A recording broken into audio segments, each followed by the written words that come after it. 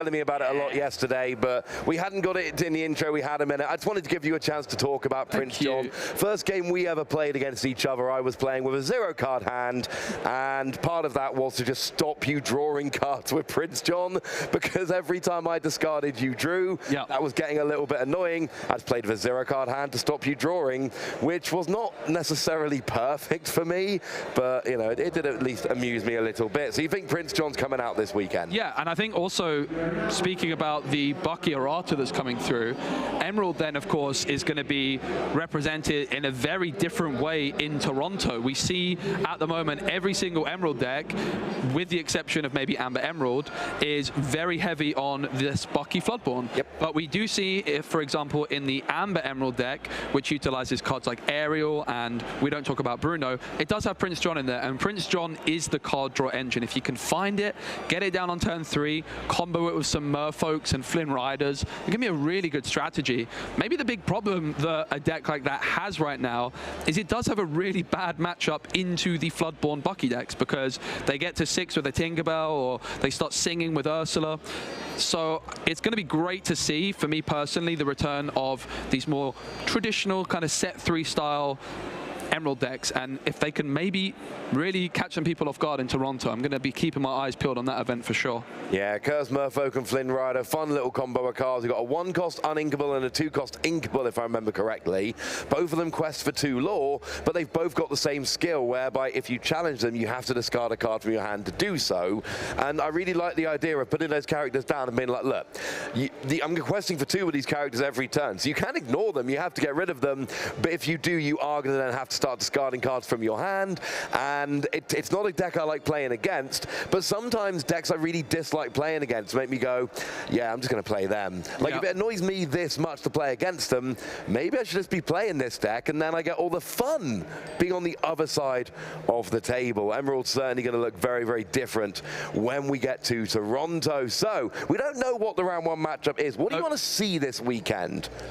Well, I would love to see the winner of the previous event. Wouldn't that be fun? Because that would be fun. I've been looking down and I see a familiar face sitting down at the table, so I think that there's going to be someone that the audience have seen before. I would just love to see something unorthodox to really, really surprise me and come out of nowhere. Something maybe like Amethyst, for example. That would be great. How about you? I want to see Hyper Aggro, honestly. Yeah. I always, like, my deck building is pretty much what is the fastest deck I can build. I think I might hold the record for most games lost to 18 lore. Okay. Because all I want to do is build aggro decks, and then they run out of steam, and I've got so many narrow losses on my ledger. It's very upsetting. But that's what I want to see. I want to see a player coming along with his hyper aggro deck, like you've said, that can take people by surprise. And I want to come along this weekend and basically show us how to build hyper aggro, because it's always a conversation I'm having with myself, whereby I really want draw.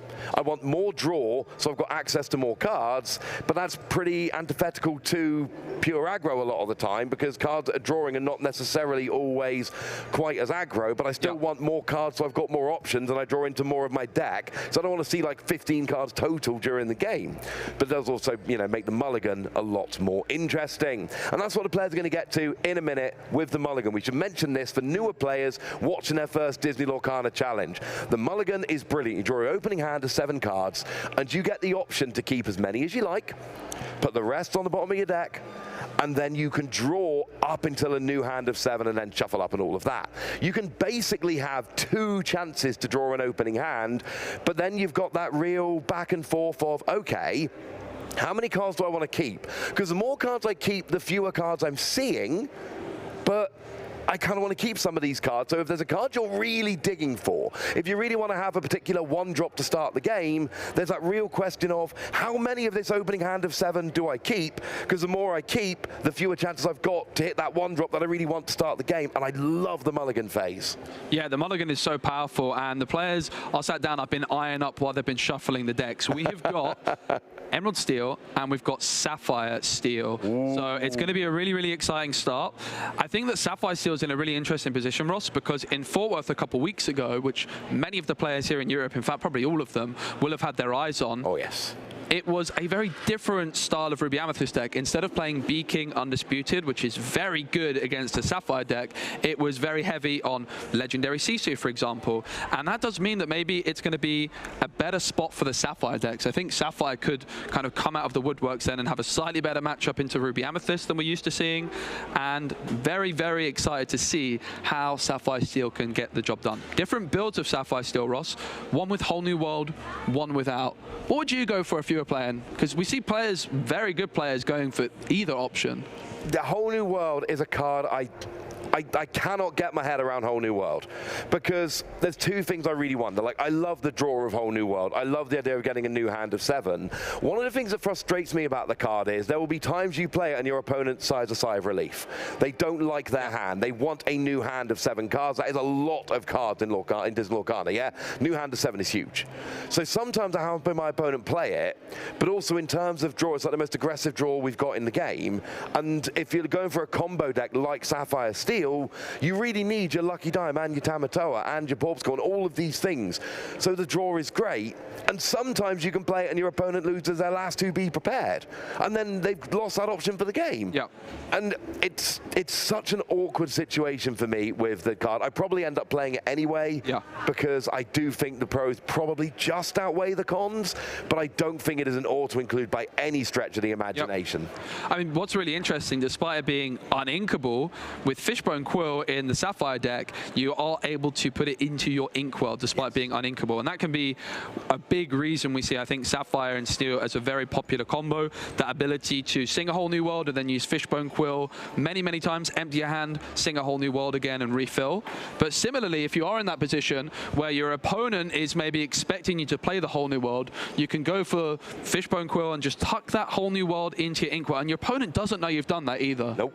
Which is a really powerful tool potentially. One of the things I do love about Whole New World is if your opponent thinks you're playing it or knows you've got access to it, they will adjust their play. Yep. They will not hold cards in their hand. They will play cards a little bit earlier than they generally would. They essentially play suboptimally because it's better than holding cards in your hand and then not having access to them because they've been discarded with Whole New World. It's very, very interesting to me. And it looks like we're going to get a lovely look over the city of Bologna here. Of course, if you are in the city this weekend, look out for the Neptune statue. That is one of the big things you need to try and find if you go into the city.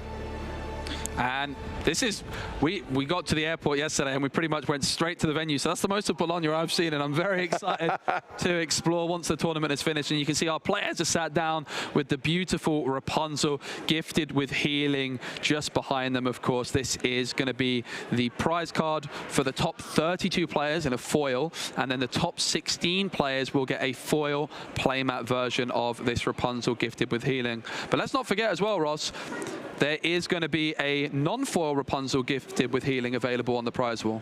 Yeah, and with the players here who aren't playing in the tournament, it is just a race to try and make sure you can get those 2 promo cards from the prize wall because they are very popular. So who have we got? We've got Julian Turpin and Feartime Basho here, and we've got ourselves quite a lot of steel. I believe that is Sapphire Steel on the right-hand side.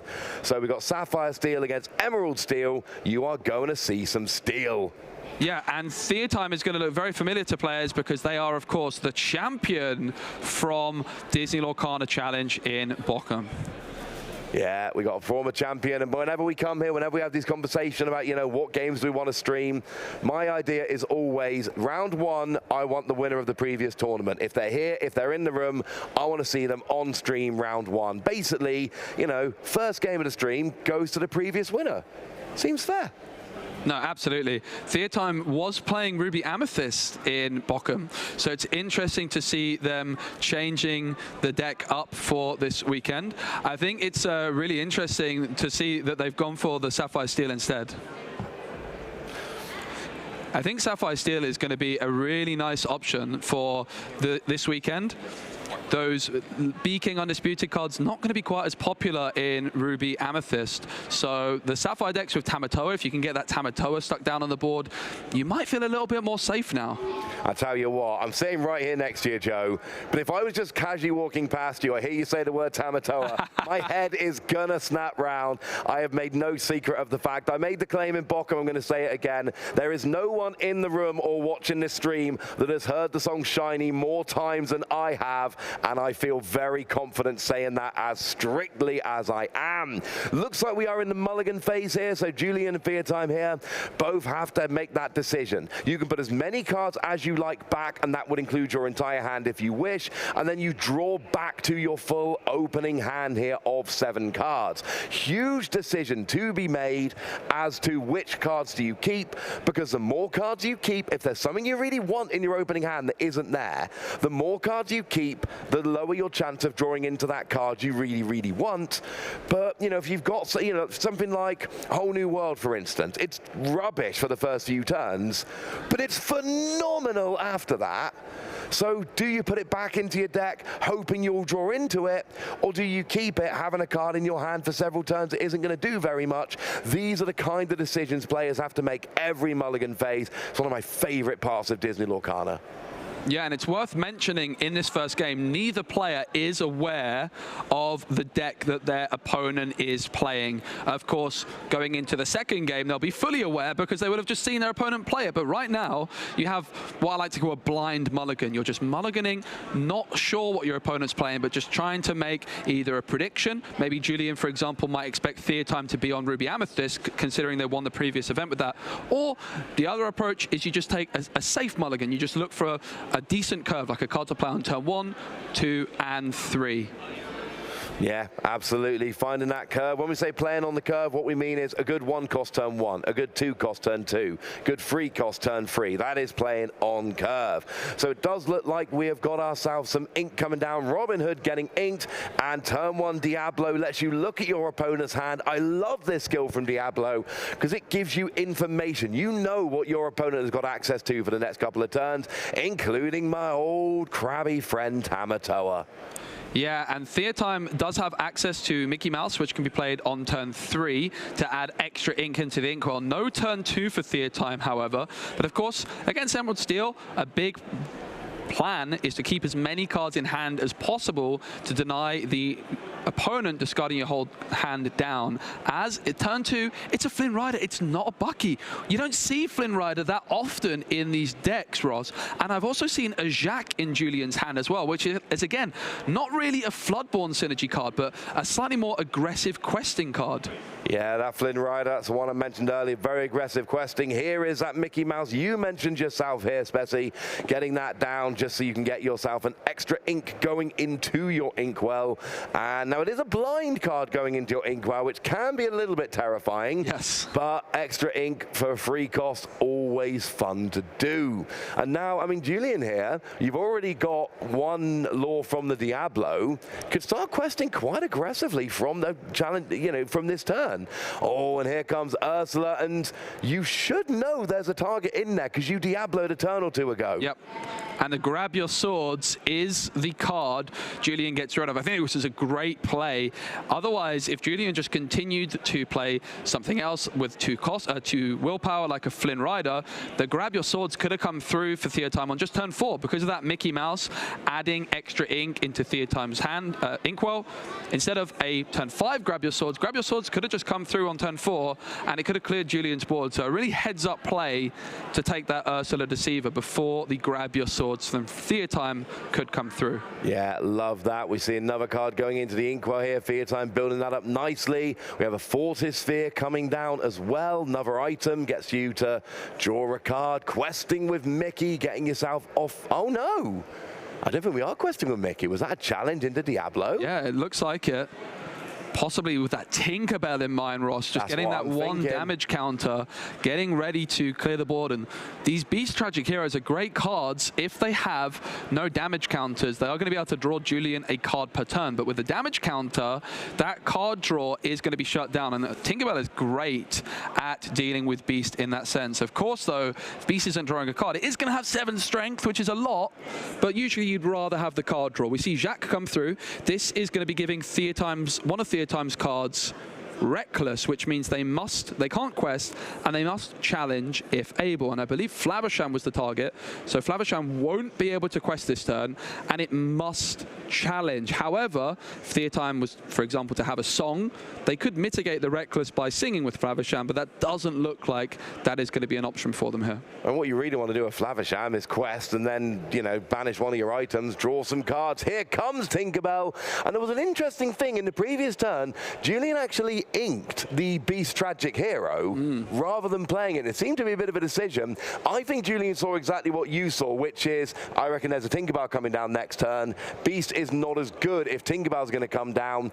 I would rather ink it and play Jack, for instance, and hurt your Flavisham. So that might have been a bit of a heads-up play from Julian there, going Beast isn't as good if Tinkerbell's coming down. And, well, Tinkerbell came down. And Julian with 4 cards in hand, only 2 inkable cards. So Flynn Rider most likely going to be the card inked here. And then the Beast Tragic Hero could come down.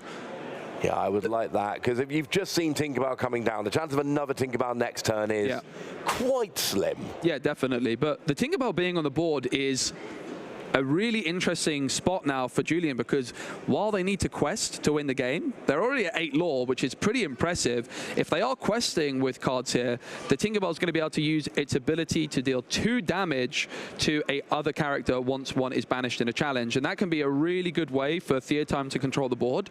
And now Julian's in this position where they have to decide, do they quest or do they just end up doing nothing at all? And this is the power that Tinkerbell has, not only causing a splash when she hits the board, but also applying pressure when she's on the board. Julian does decide to quest though, and that's 3 lore. Julian's only 9 away, making a really, really quick start to proceedings here. Yeah, and when you see cards like Flynn Rider in the deck, it does make you think this is a build which is going a bit more aggressively in terms of that early game questing. We do see here in Flavisham now questing, getting rid of the Fortisphere, drawing an extra 2 cards, which at least one of them was a Porpsicle there, which can then be played down, grab yourself an extra card, a lot of draw, a lot of extra ink in the Sapphire Steel deck, which is always fun, but you're building up to that big end game here. You're trying to use cards like Lucky Dime, Tamatoa, Bell, Ariel to have giant swing turns. You're behind by 9 lore, but you're trying to have turns where you get 10 or more lore in a turn. You're trying to have those big giant ends to the game.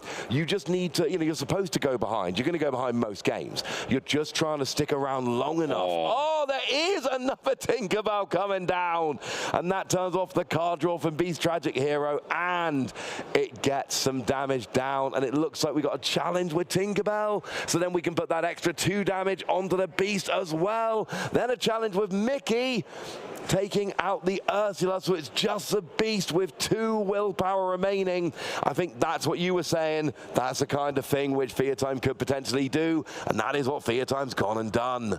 Yeah, and Emerald Steel, of course, doesn't have access to a card like Be Prepared, which can reset this board. So Theatime's feeling pretty comfortable just continuing to develop. And Julian with double uninkable Floodborn Flynn Rider in hand and Diablo. That is going to be cards which, if you want to play 2, is going to cost you a minimum of 7 ink. But Julian only has 5 available. So they're going to have to either play a Flynn Rider, which is questing for near nothing, because Theatime has a bunch of cards in hand, or a Diablo. And it is the Diablo that they decide to go for. But now the problem, Ross, if they quest with Beast, one of the Tinkerbells could challenge Beast until 2 damage to Diablo. And this is Theatime's game plan. I love their decision in the previous turn, Ross, to just even take that challenge with the Mickey. Julian's getting pretty close to 20, so just keeping them as far away from 20 as possible while they just control the board as much as they can is a really, really nice play from Theatime. Yeah, we see there's at least 7 ink down there. We know there's a Tamatoa in hand, because that was in the opening hand after the mulligan from Theatime. So get a couple more ink down, work towards those big turns, and this is where you want to be. Grind your opponent's game down to a halt, make them take a couple of turns doing very little while you build up that big end game and get that big win. We see Gaston coming down here. I notice there's a card you've been playing in some decks lately. It's not one we see too often in these Sapphire Steel decks. No, it's a new introduction, and it's one I really like. Gaston was a card in the second set, which I always just loved the look of it, but in Sapphire these days, you've got a lot of really good options. As we see, grab your swords being sung by Tinkerbell to clear the board. Oh, yeah. Ear time quests. But this Gaston is great at just keeping your hand with options available. And I think in particular, it's a really good option against Ruby Amethyst. But you do see the Aerial Treasure Collector often in this slot, so Gaston the preferred option instead. Well, it lets you, when you play, look at the top 3 cards of your deck. One goes in your hand, rest go to the bottom of your deck in any order. I like they've called it Developed Brain, little play on the Develop Your Brain action card there. But also quest for free. So when Fear Time goes into that end game, it's not the main card you're using, but it's going to be a handy bonus. Now Jack does come down, and it looks like Gaston is actually the target for that there, because, I mean, but it's still 4 strength. It's not a bad card. Yeah, absolutely. So the Gaston is not able to challenge, but it won't be able to quest. But another Gaston. But again, you're not drawing 3 here. You're only drawing 1. But what's phenomenal here is you get the best card from the top 3.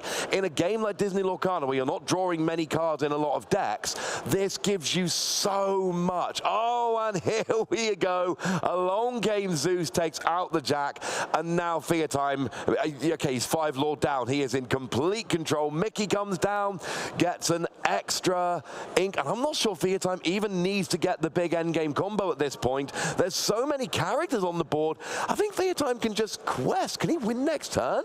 Yeah, I think they must be able to. Oh, yeah, there's 13 lore on the board. There's 13 lore, I think, just from the characters on the board. 2 for each Tinkerbell, 3 for each Gaston, plus your Mickey, plus your Havisham, plus your other Mickey.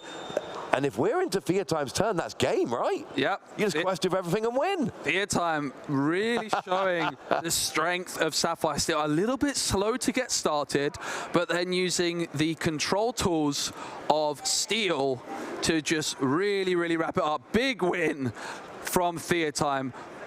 Very nice indeed, and that's not how we generally see Sapphire Steel winning. We generally see control the board, control the board, control the board, Lucky Dime, Tamatoa, Aerial, Bow, these cards I keep mentioning, having these big swing turns. Fear Time didn't do that. It just went, look, you've got no characters. I have lots of characters. It's kind of how we all played right at the beginning of set 1, when it was just, I clear your board and quest with everything and win. And that worked absolutely beautifully for Fear Time there.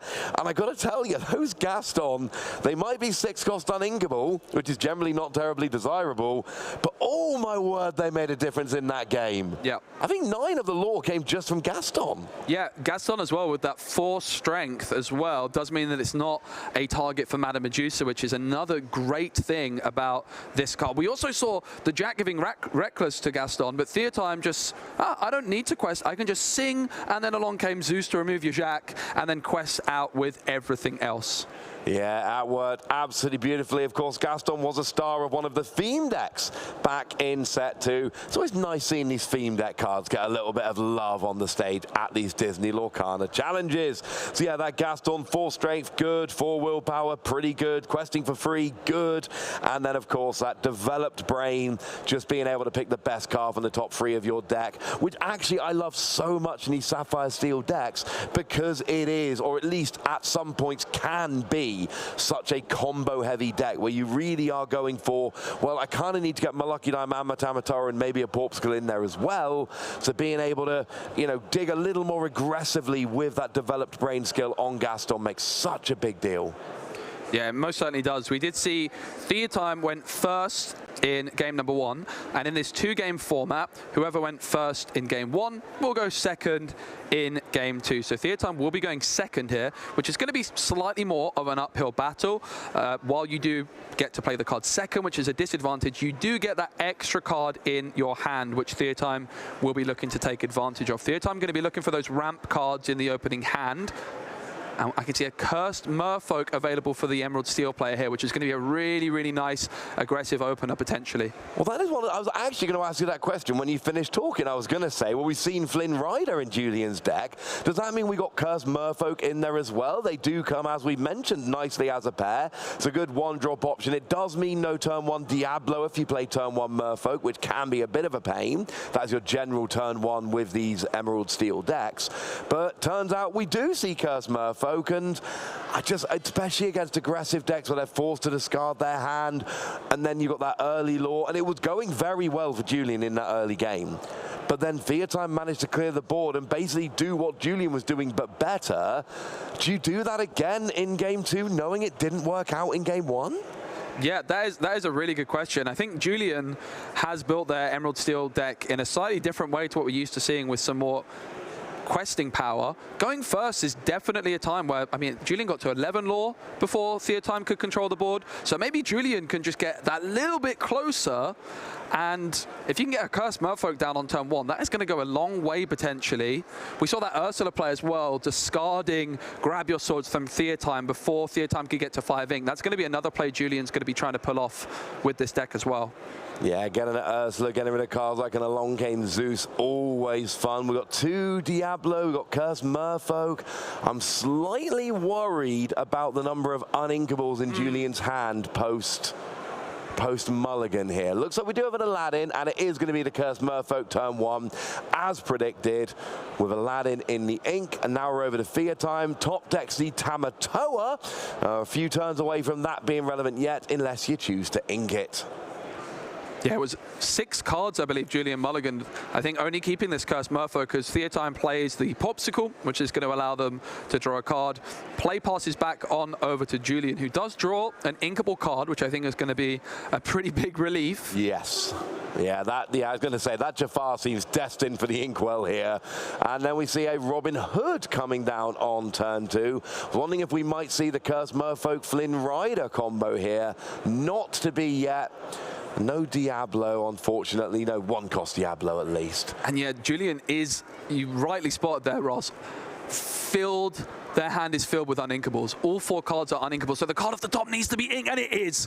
Big moment. Julian could have had a nightmare situation if there was another uninkable off the top there. Yeah, but I don't want to ink this Flynn Rider. I really want to play this Flynn Rider right now. But of course, Diablo is a free cost, also a good option.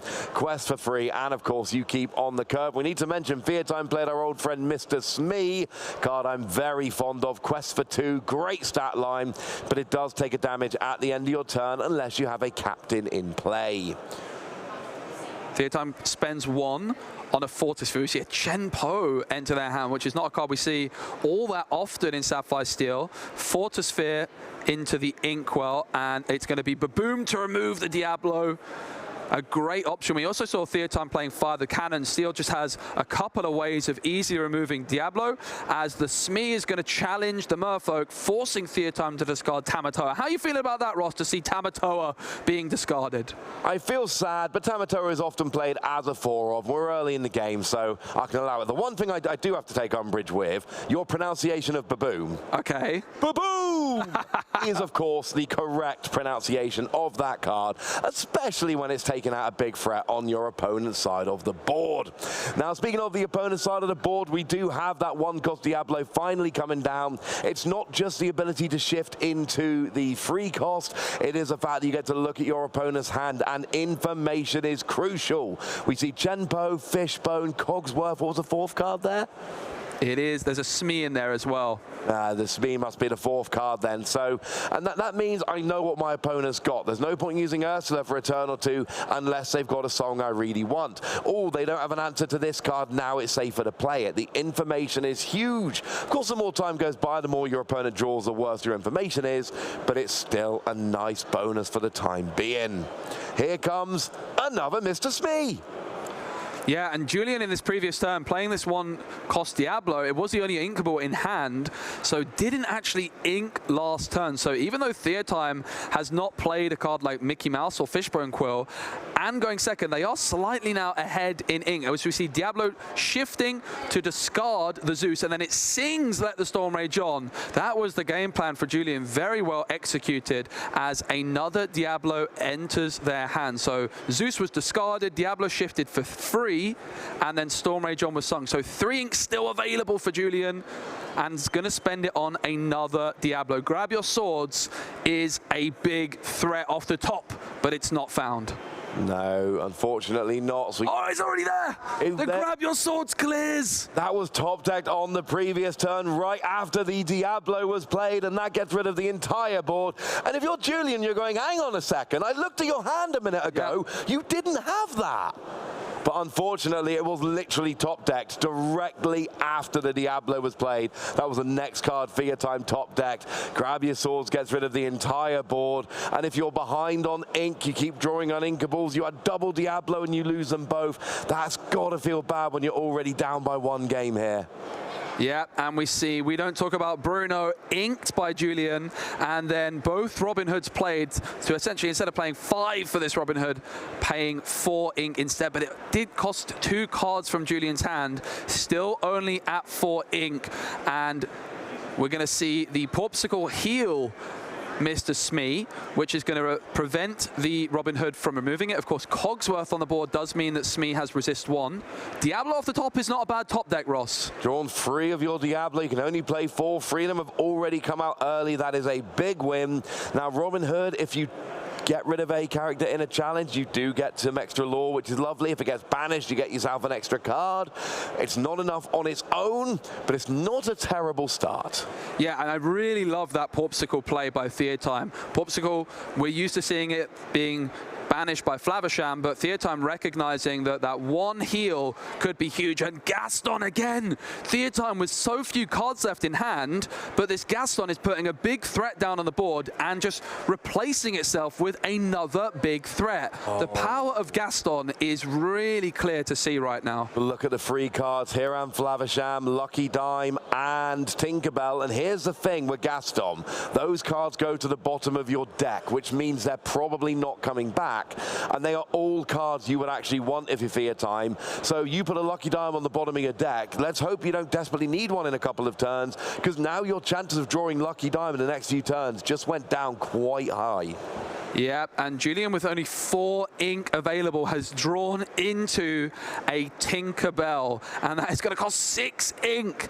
And Julian's kind of decisions earlier in the game not to ink each time. They did, of course, have a very uninkable hand, but we saw at one point them playing that 1-cost Diablo instead of inking it. It's coming back to haunt them a little bit at this moment in time. Tinkerbell is going to remain in the hand for Julian, and Diablo is going to draw them a card. Yeah, the problem is, as it stands at the moment, if these players just keep questing, Julian's got 3 lore on the board from the characters. Fear Time has got 6. So if Fear Time just keeps questing, he will catch and overtake Julian here. So at this point, the onus is on Julian. You can't just let Fear Time do his thing. What have we seen? It's Chenpo! Chenpo with Bodyguard is just a complete unit on the board.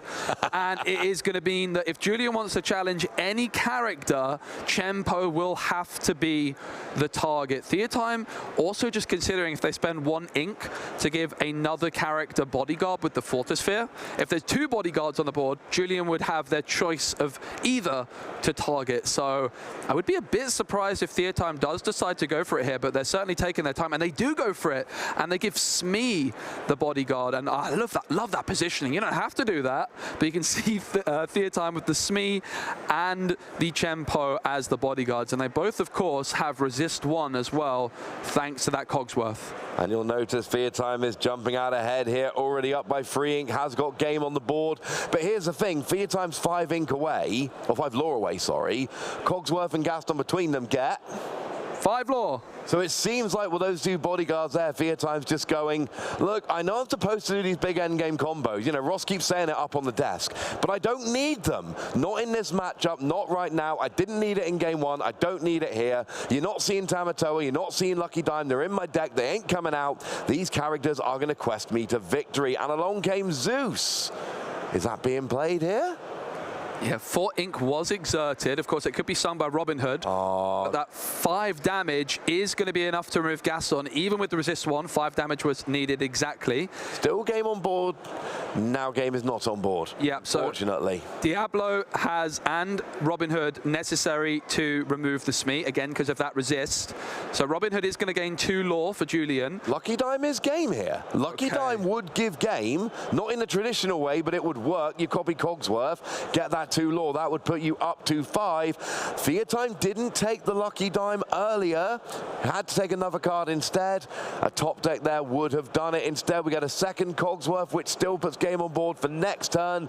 And obviously, Fear Time here only needs 2 lore. It's looking extremely good at this point. What can Julian do here? You've got to do something. Your opponent is about to win the game. Yeah, and the uninkable Curse Merfolk means that Tinkerbell can't come through either. I don't think Tinkerbell would have saved them here. The Ward of Cogsworth, so powerful. Theatime, the champion from Bochum, has started off Disney Lorcana Challenge Bologna with a 2-0 victory, getting those 3 points for each win and that precious bonus point for a total of 7 points from round 1. Yeah, we see the handshake there. Theatime is your round 1 winner with a 2-0 victory, and like you said very nicely there, Joe, 7 points in round 1, so different to 3 points, and that really makes a difference. Top 64 out of, I don't think we've got confirmation of final player numbers here yet. We'll get that to you when we can, but we think it's in the region of about 2,000. Yeah.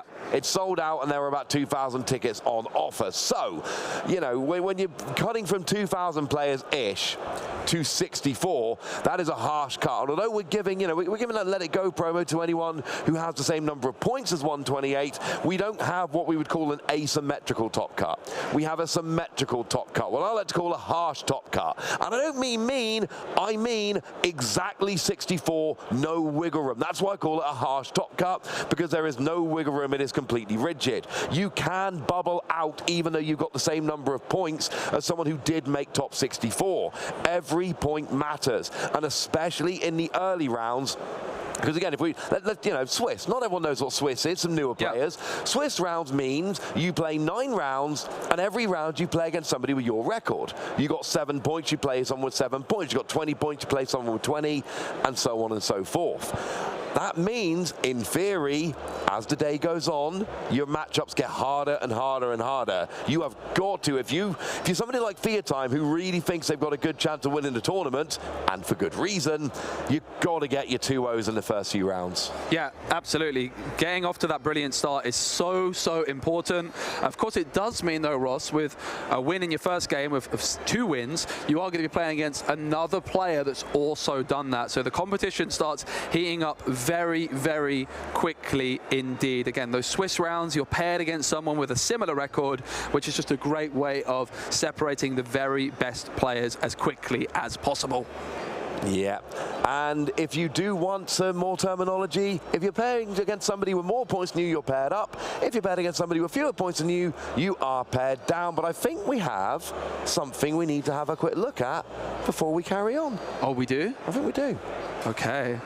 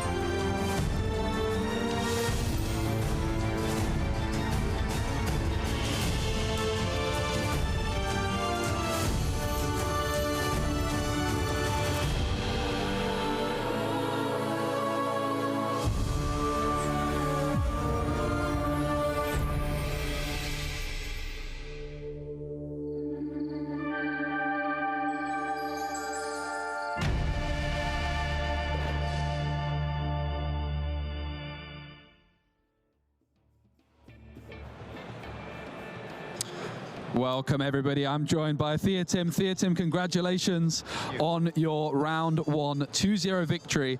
I'd love to ask you, you're the reigning champion from Bochum. You played Ruby Amethyst. Yeah. Why have you not gone for Ruby Amethyst again? What brought you to Sapphire Steel? Wanted to play something different. And I don't really think that Ruby Amethyst is a best bring today. What is it about Ruby Amethyst you're not liking the look of? I think steel songs are becoming more and more popular, and the current version is quite a difficult matchup. Bucky with the knowledge of the matchup will be very hard also, and if you play perfectly Blue Steel and Ruby Sapphire, you will have some trouble 2-0 winning your round 2-0, I think. Amazing. So you're really prioritizing getting those 2-0 victories for that bonus point? For sure. Amazing. And you decided then to go for Sapphire Steel. Was there any consideration for you yourself to go for Amber Steel songs, for example? What was it that made you pick Sapphire Steel over the other options? I think Amber Steel is my most hated deck. I really don't like the mechanic of the deck, finding Ariel in order to find the wheel, and if you don't, you just lot on the spot. That's not how I like to play the game. And it's important, isn't it? It's a long weekend. You're here for fun as well. So sure. Playing a deck you enjoy. The only objective of the weekend is to have fun. And if you are playing decks you don't like, you will not win and you will not enjoy your weekend. No, that's amazing. I'd love to ask you a little bit about your deck list. In particular, a 6-cost uninkable Gaston. We see some players maybe going for Aerial Treasure Collector in there, and the Gaston looked great. Do you think it's a really good card in the Sapphire Steel deck? I think it will help to find the important card in important matchups, and I think Ariel is quite situational, and she will not work against all decks. She will be very good against Ruby Sapphire, but I do not expect to see a lot of them today. And I think in all other matchups, Gaston will just be better. Amazing. I'd love to ask you a little bit about the 2-game format. It's not something that we've seen. Maybe people might be watching for the first time. The 2-game format a bit different. One thing I find fascinating is, do you have any strategy going into that in terms of if you win the die roll, do you prefer to go first or second in game 1, or do you really not mind? I will always go first if I win the die roll, because all decks have a game plan that will work against all decks when they are first, without knowing anything about your opponent decks. For example, in Amber Steel Song it will be Queen, Wheel. In Ruby Amethyst it will be Chernabog, Flynn, Sisu, Castle. In Red Blue it will be Pop Cycle, I Fly, Tala, and things like that. And you do not care about what your opponent is building in order to create your hand. It helps you very much. But when you are second, you need to look for specific deck cards, and you need to have the knowledge about the deck of your opponent, I think. So you like to go first in game 1 because you can just play your own game plan, and then when you go second, you know what you're up against and you can mulligan accordingly. Exactly. Amazing. Okay, is there anyone you'd like to shout out? Maybe the people over in France. I know there's a big French community for Disney Lorcana. Is there anyone you'd like to shout out while you're on the stream? Everyone, like MetaMaker teams, my local game shop where I play a lot, and everyone is amazing, and you should play Lorcana. Yeah, it's a good game. It's a very good game. You looking forward to the next set as well, Shimmering Skies?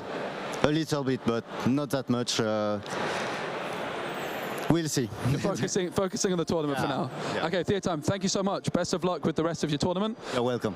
And yeah, we'll pass back on over now.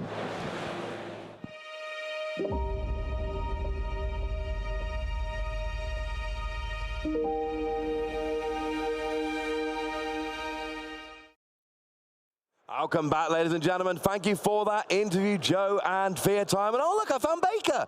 Baker's back. Hi, Baker. It is fantastic to be here. Hello, Ross. A pleasure to be here with you again. And it's a pleasure to be here in Italy, Bologna, for the next Disney Lorcana Challenge. I'm so excited for this weekend. How was that first game, Ross? Oh, I enjoyed that first game. We saw Sapphire Steel, but it wasn't necessarily doing Sapphire Steel things. We saw no Lucky Dime come down. We saw no Tamatoa, no Bell, no aerial. We didn't even see much here on Flavisham. Wow. It was lots of Gaston, lot of Gaston. Intellectual powerhouse. And it was lots of, oh, you have no characters, maybe I just quest with everything. It worked really, really well.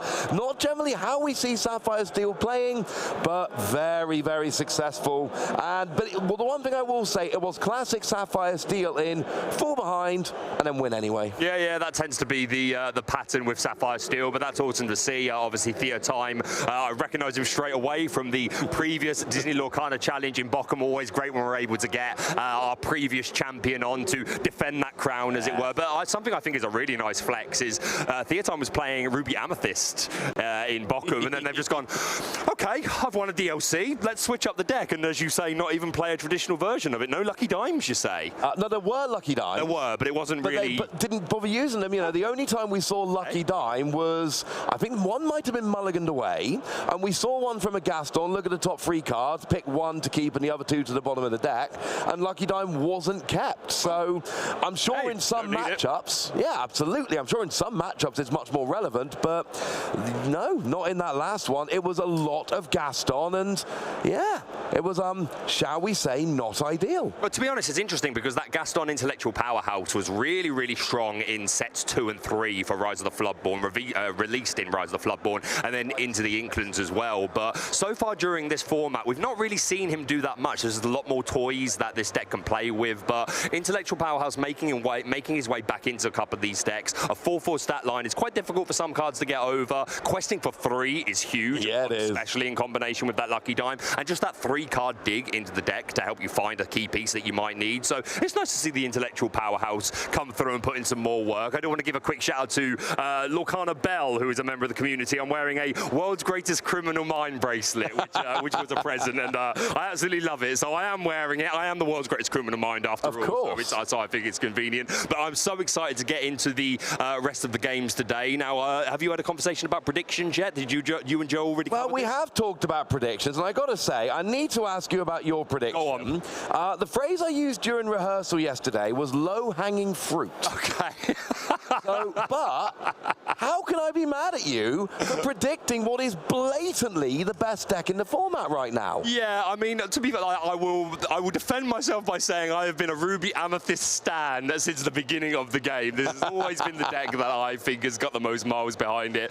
But I mean, how can you blame me, Ross? I mean, it was this deck that people thought was still good, but maybe wasn't the top king anymore. Maybe the Emerald Steel decks, the Sapphire Steel decks, the Ruby Sapphire decks were going to keep it in check ever so slightly. And I think that's true to a degree. These decks have done really well, but Ruby Amethyst still consistently just saying, nope, I am the main character. Oh yes, it's won the last 2 DLCs in a row, and it's got to be the favorite coming in here. It's a deck, it does so much so well. It can go aggressive, it can clear the board, it's got some really good late game power. Yep. It's got a lot of stuff you need to play around. Things like Sisu taking advantage of your large hand. Things like Flynn Rider saying if I've got the most powerful character, then I'm getting free lore at the start of every turn. It forces you to do lots of things. You've got to prepare, ironically, for be prepared to come down. As soon as you see your opponent on 6 lore, you know next turn be prepared could be an option. So you're holding characters in hand. It makes you play in a different way. So, and you know, I keep hearing people talk about the top 4, top 5 Lorcana decks.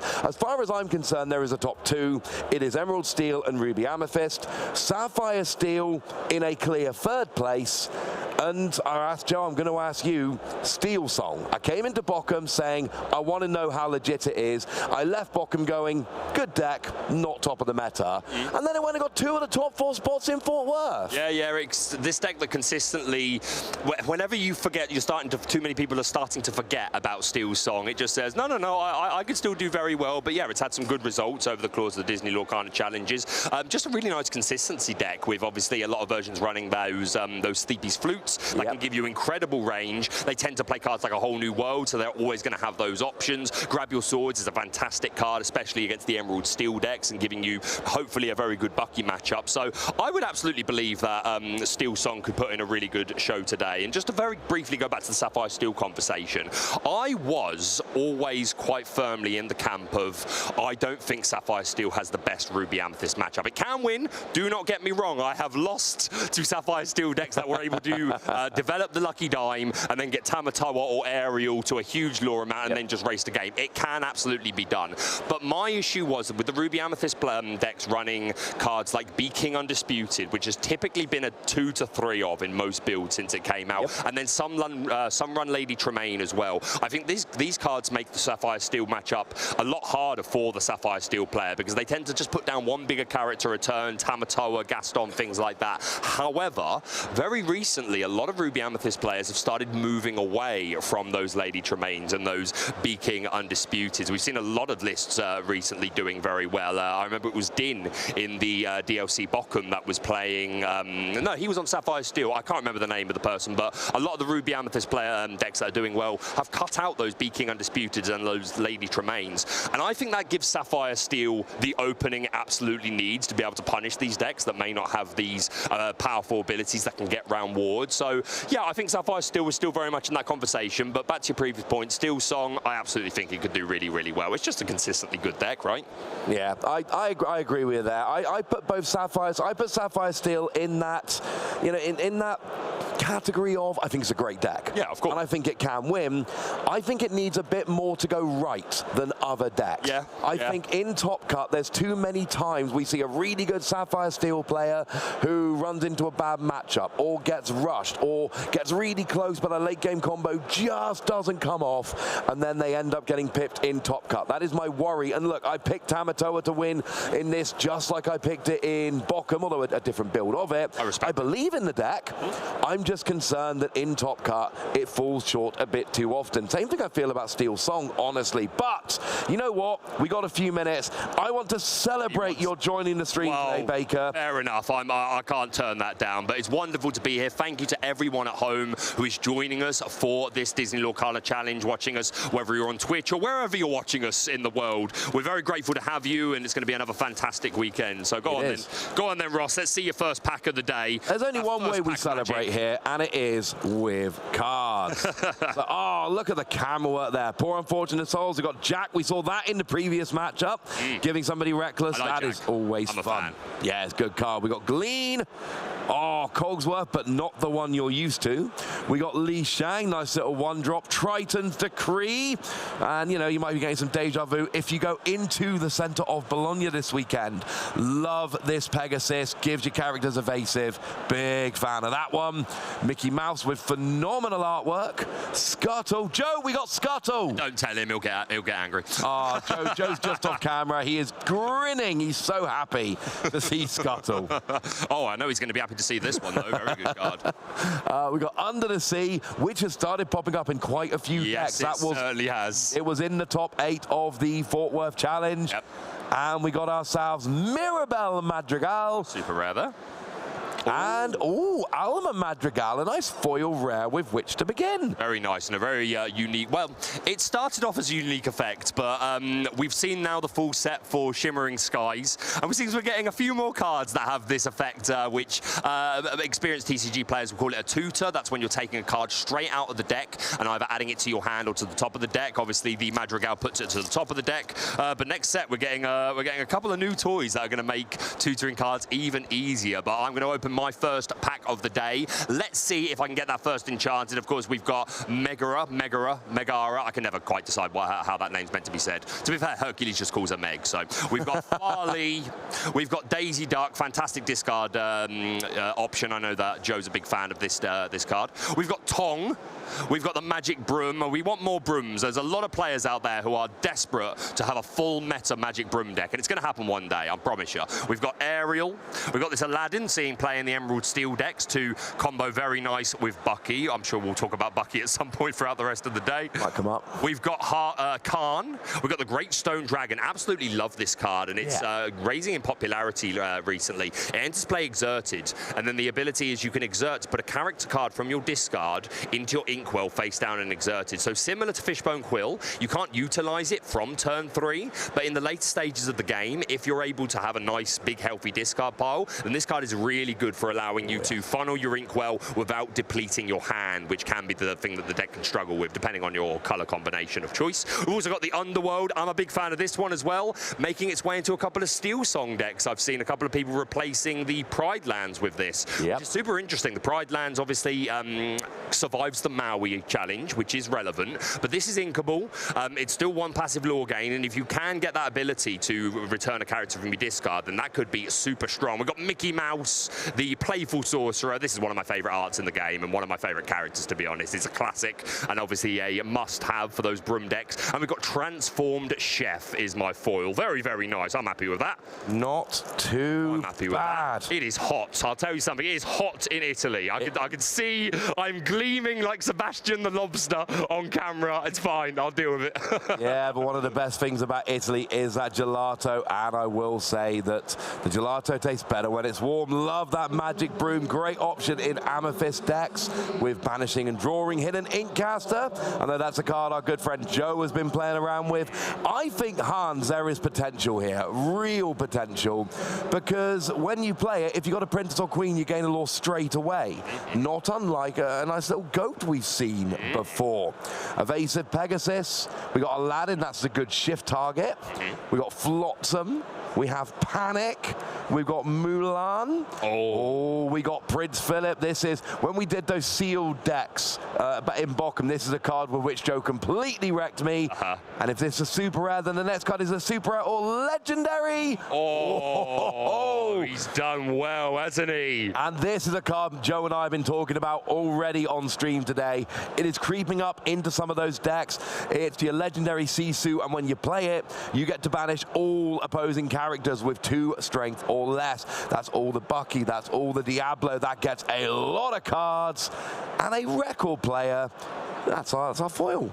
To be fair, that was a nice pack, man. That was a very nice package. Do you need Sisus? Are you tempted to run a Ruby deck with some Sisus at any point in the future, Ross? Oh, I like me some Ruby decks. He loves some Ruby. I'm a bit nervous about that one being an 8-cost uninkable, but I think there's a lot of people out there showing me maybe I should be taking it more seriously. Yeah, he is to be respected for sure. Let's jump on to another one here. I think first off we've got the Hidden Inkcaster, you were just talking about. I know Joe's a fan of this card. Not one of my favorites personally, but I'm sure Joe's going to show me why I'm wrong. We've got Anna, who can complement heroes. You were just talking about the, was it Hans that adds lore? Yes. Yeah, Hans. So this could be a nice little combo you get going. Max, when we get a 1-drop Prince Eric, I will be super interested in this card. You pay 1 less ink if you have an Eric in play. So if we ever get a turn 1 Eric, then we can play this on 2, and that could be a lot of gas. We've got the Pegasus with Evasive, who is popping up from time to time to be a Diablo answer.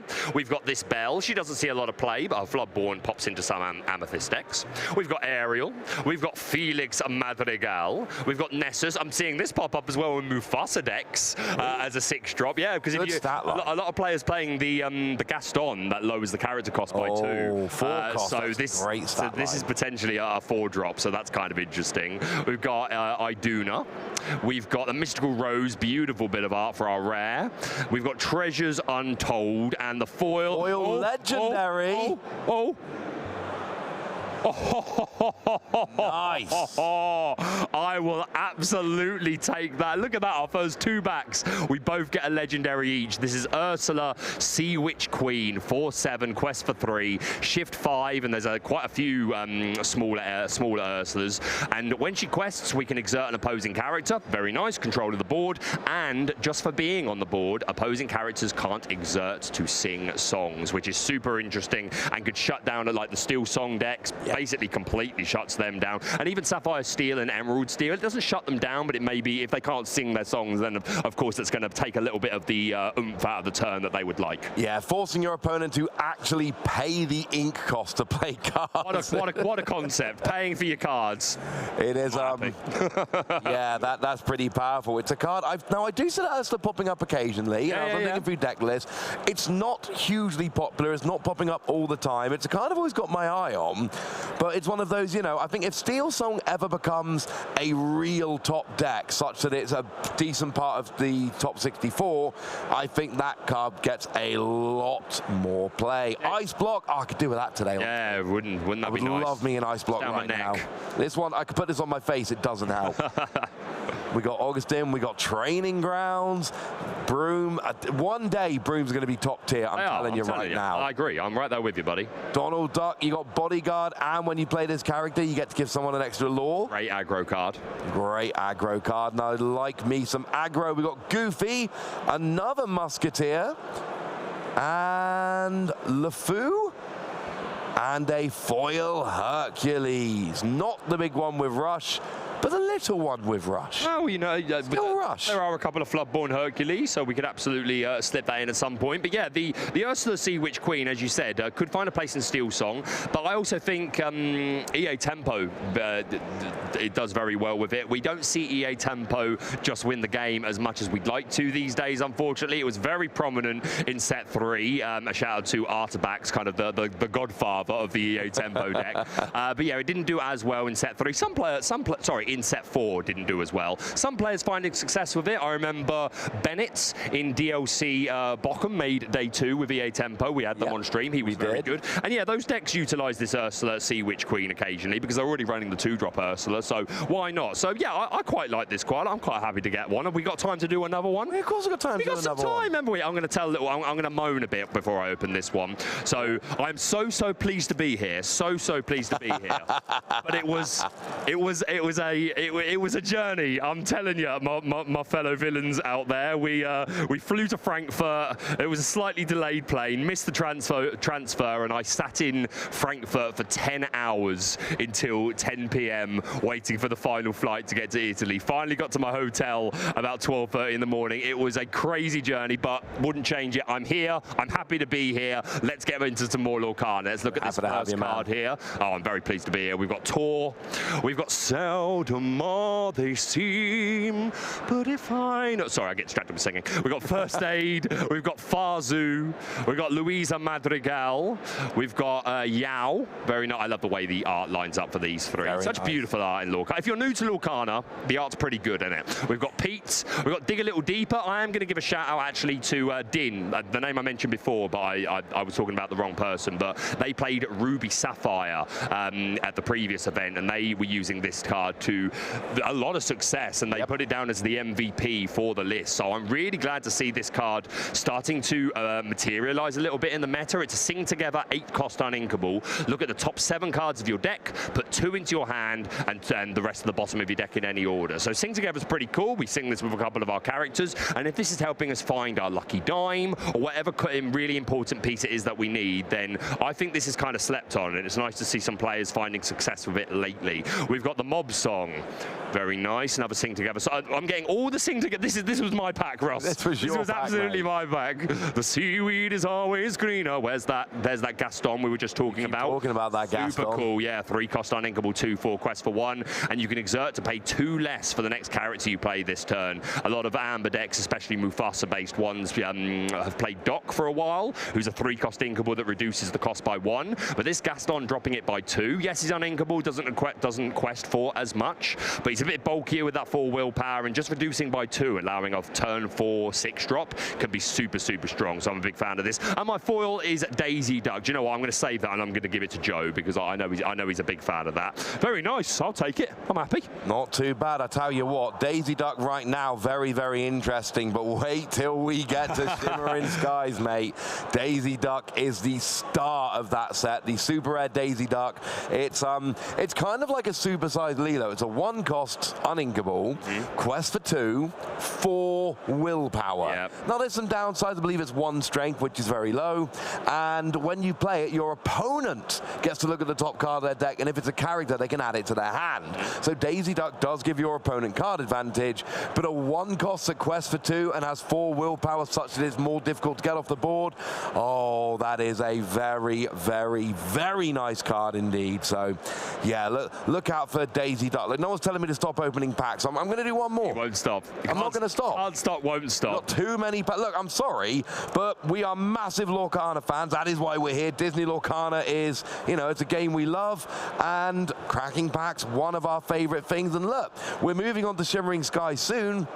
This is, I believe, maybe even our last chance on one of these challenge streams to really dig into Ursula's return, give some love to cards that, you know, are maybe not getting to the top tiers, you know, and getting to the table in every game. Yeah, and for newer players as well that might not be as familiar with the entire set, nice to see what is available.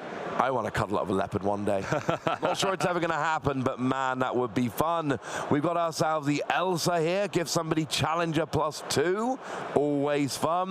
We've got the super rare Bruno Madrigal. Now look, this is a card. One day this card is going to be busted good. It's got evasive, and you get to tap it, name a card, you get to exert it, I should say, name a card, reveal the top card of your deck. If you got the right name, game free lore. That's ridiculously good. Another card that's coming out in Shimmering Skies that will help that. Merlin's Cottage. Yep. A top card of your deck is always face up. Very cool. And so if you've got the top card of your deck always face up like Merlin's Cottage allows you to do, well, that means that Bruno is going to be very, very good. I'm not saying Merlin's Cottage is going to be enough, but I absolutely... It's a fun card. It's going to enable some strategies. It might. A shout out as well on the back of Bruno to Disney Lorcana Challenge Fort Worth. You must forgive me, I don't know the name of the player, but I think it was round 2.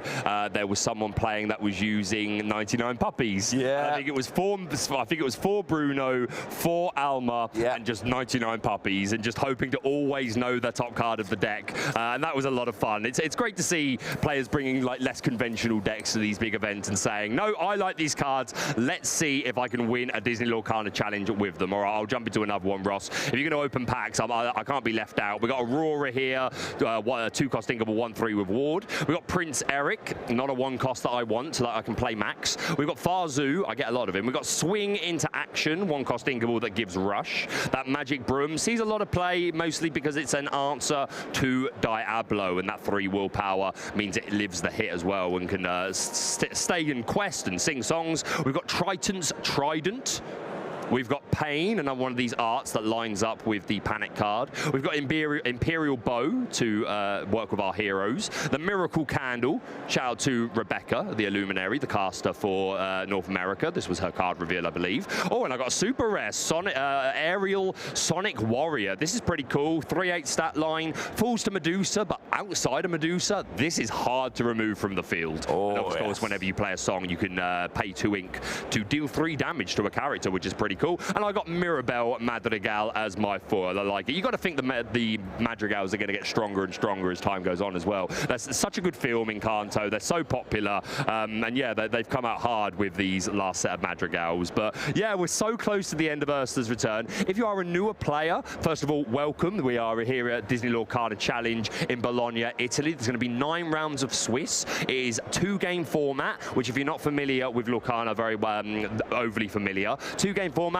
Basically what it says on their tin. Each round they're only going to be playing 2 games against each other. They're trying to rack up as many wins as they can across the course of the tournament. There are no draws in day 1 here. There are no draws. A 1-1 is not a draw. It's no, you've got a game each and you're adding that to your score to hopefully have enough by the end of the day to make it into that top 64 cut tomorrow. So if you're new and you're looking, you're thinking this looks a lot of fun, what's stopping you? Pick up the game, come and join us for a Disney Lorcana Challenge. There's so much to play for. Can you tell us about some of these incredible prizes, maybe, Ross? Oh, mate, the prizes, I am loving it. It's promo cards. Like, we all know, TCG players, we like cards. We like playing cards, like looking at cards, like buying the cards. It's all about the cards. And one of the things I love about Disney Lorcana is they go, right, the better you do, the fancier cards you get.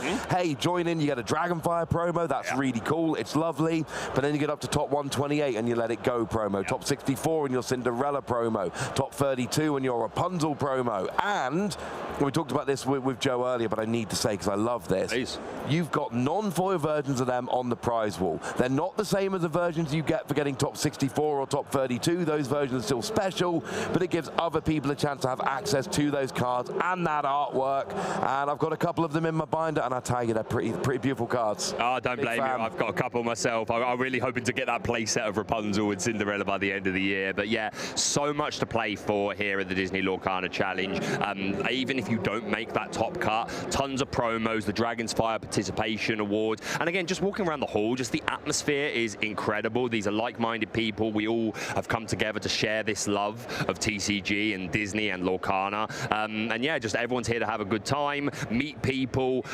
We've got vendors that are selling cards, helping people pick up those last few staples that they might need for their deck, and it's just such a pleasure to be here at a DLC. I need to find a vendor that's got an Italian Tamatoa, because look, I enjoyed our time with the German casters in Bochum. They were lovely people. It was brilliant, but they did tell me they would help me get a German Tamatoa before the end of the weekend, and I'm just saying, my binder's missing a German. So if the German casters are watching, and I know you guys are, don't think I've forgotten about this. I have not forgotten. But I will be hitting up those vendors later to try and get an Italian Tamatoa. I think having a Tamatoa of the language of every country in which I've casted, that just seems like an appropriate thing to do now, doesn't it? And of course, we do know Lorcana is branching out into other languages. That was revealed recently, and all I'm saying is there is another language I am learning, so feels like my collection might be broadening out. So you might be on the Italian casting team if we're lucky enough to come back. Oh, Italian, no, but you know, in my spare time, I'm partial to learning a little bit of Japanese. So I'm just saying,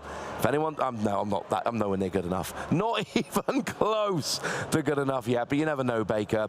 Maybe one day. So, what do you want to see? I asked Joe what he wanted to see. What do you want to see? Not your prediction. Coming up this game, you have your choice. What do you want to see sitting down at that table? Other than Lorcana players. Yes, I want to see Amber Ruby without Mufasa. Oh, what even is that? It's actually a very good deck, is what it is, Ross. I am a huge fan of Mufasa. If I see Mufasa, I'm not going to be displeased whatsoever. But I think Amber Ruby in general has such a strong package these days. From a draw perspective, there's of course Rapunzel in Amber, which is one of the most powerful cards in the game, came in Chapter 1. When you play her, you remove up to 3 damage counters from a chosen character, one of yours, and you draw a card for each of those. So that is just a super strong card in and of itself if you do damage through challenging and things like that. But the deck also has, from Ruby, we have Mother Gothel. Yes. Or for the 2-drop, we have the, the 1-drop is the Mulan, the 2-drop is the Mother Gothel, yes, and potentially even the Beast Wounded. So there are lots of cards to do this self-damage. So that's our draw engine. And of course, if you're playing Mufasa, you don't want to play a lot of non-character cards, because that's the point of Mufasa. When he's banished, you look at the top card of the deck. If it is a character card, you can play it for free exerted. So generally, you want to lower those non-character cards. But I think there are so many good non-character cards in that deck anyway, that I think you could maybe get away with not playing it, because of course in Ruby, you've already got access to something like Be Prepared. People tend to like to play Brawls because they're good answers to Diablos and to Flavishams as well. One of the only good answers to Flavisham is a super hard card to deal with, unless you have Brawl, or Madame Medusa, of course. But yeah, so things like that are really strong. So I think Ruby Amber could do pretty well outside of that. But another one that's just come to mind that I would love to see, I want to see some of that Emerald Amber Under the Sea. Oh, yeah. See, I'm seeing a list of the Sing Together in some places. I'm like, the only Sing Together card it plays is Under the Sea. However, yeah, Under the Sea is a little bit good. Getting rid of all those 2-strength characters, just all in one go, all gone. Not unlike the Sisu we see, though. You know, people have realized there are a lot of 2-strength or 1-strength characters running around that are very, very good. Cards like Under the Sea and Sisu that can get rid of all of them at one go, apparently quite useful.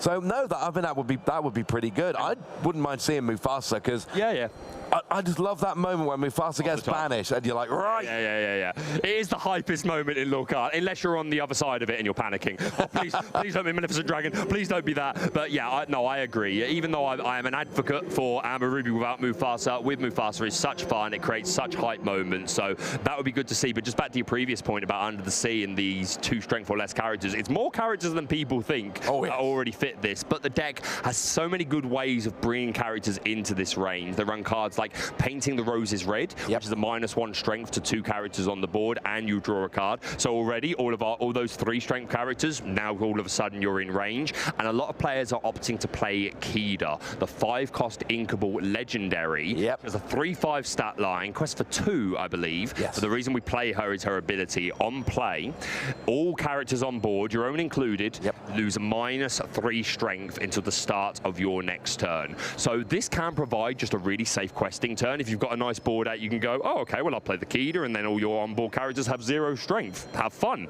But in combination with Under the Sea, quite often this just results in a completely one-sided board wipe, and the deck combines with things like the Muses. Whenever you play a song, a character with 2 strength or less gets bounced to the hand. So this deck just does not let aggro have its way. No, gets rid of all of those. You know, when it's a 5 cost or less that are all getting removed from the board rather than a 2 cost or less because your killer there is such a huge advantage. And just basically saying, look, I can get rid of all of your characters. And, you know, we saw back in game 1, if you can clear your opponent's board, most of the time you're going to win the game.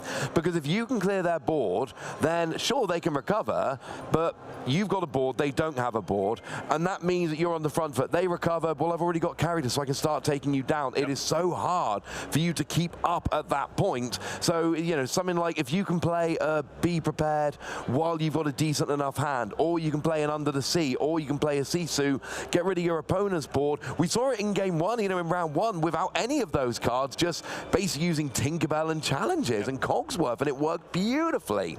And yeah, it's a good way to win. If it's not Baroque, don't fix it. That's tends to be the way I look at it. I want to go back very briefly just to our tournament structure and layout for the sake of potentially new players. As I mentioned, today is 9 rounds of Swiss in 2-game format, and the top 64 players will qualify for tomorrow's day 2. When we go into day 2, this does become 2 out of 3. We need a definitive winner, Ross. We can't have 1-1 games. We need to know who is progressing to potentially go home as the Disney Lorcana Challenge, as you said, playing for those incredible promos, the Rapunzel, the Cinderella Stout-Hearted, the Rapunzel playmat, foil, absolutely gorgeous. And you get even further to the point where you're picking up the big one, that one that everyone's here for, the Mickey Mouse Brave Little Tailor, gold-plated, an absolutely stunning card. You can see the visual behind us of the art. I'm glad we've still got Mickey, by the way. It feels like our thing now. My first question when I got here yesterday, I'm like, what backdrop do we get? Do we have them? And there it is. There we go. Thank you to our incredible production team. I do also want to give a very quick shout out to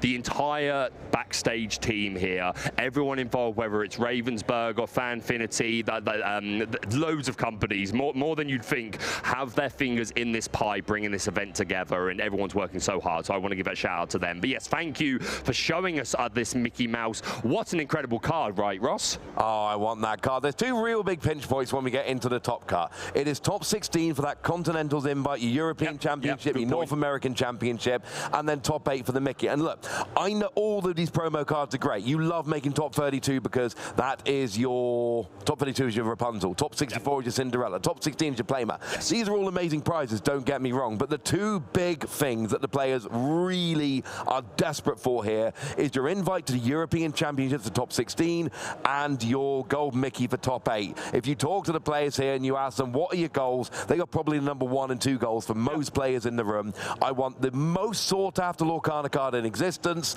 and I like playing Lorcana. I'd like to come back and play the European Championship if that's all right with you. Yep, that sounds brilliant. And of course, also the Absolute Fire, the first place on top of all that, gets that incredibly beautiful binder. Oh, I want that binder. Yeah, me too. With the Lorcana card backdrop on it, and it has an entire foil set of Ursa's Return, including the Enchanted. So every single card that's available in the set, you're going to get a full version. You're going to get all the Enchanted, which includes the likes of Diablo and Super Goof, which I believe someone was lucky enough to find. Oh no, did you not? The German casters pulled. The Germans found it. I did pull the Enchanted Queen and the Enchanted Snuggly. Yeah, I knew you got an Enchanted at least. Me and Joe, nothing in Lille, nothing in Bockham. His first day on the job, Enchanted. Hey, call it a welcome present. Yeah, but, mate, I have opened on bonus. Mate, I've opened a lot of packs at home and drawn and pulled no Enchanted. Right. I get on the stream and I'm just like 2 Enchanted. Doing it, mate. This is an Enchanted chat. Be quick, so we're about to go to the table. The game is going to start. Super quick. You won't get a zoom in here, but we've got Diablo, we've got Anna, we've got Pluto, we've got Hercules, we've got Poor Unfortunate Souls, we've got Thebes, we've got Jetsam. Flotsam. I was wrong. We've got Shangli. We're going to the table. We need to hurry up. Come on. Very quickly, Pirates. Pull that Enchanted. It actually was.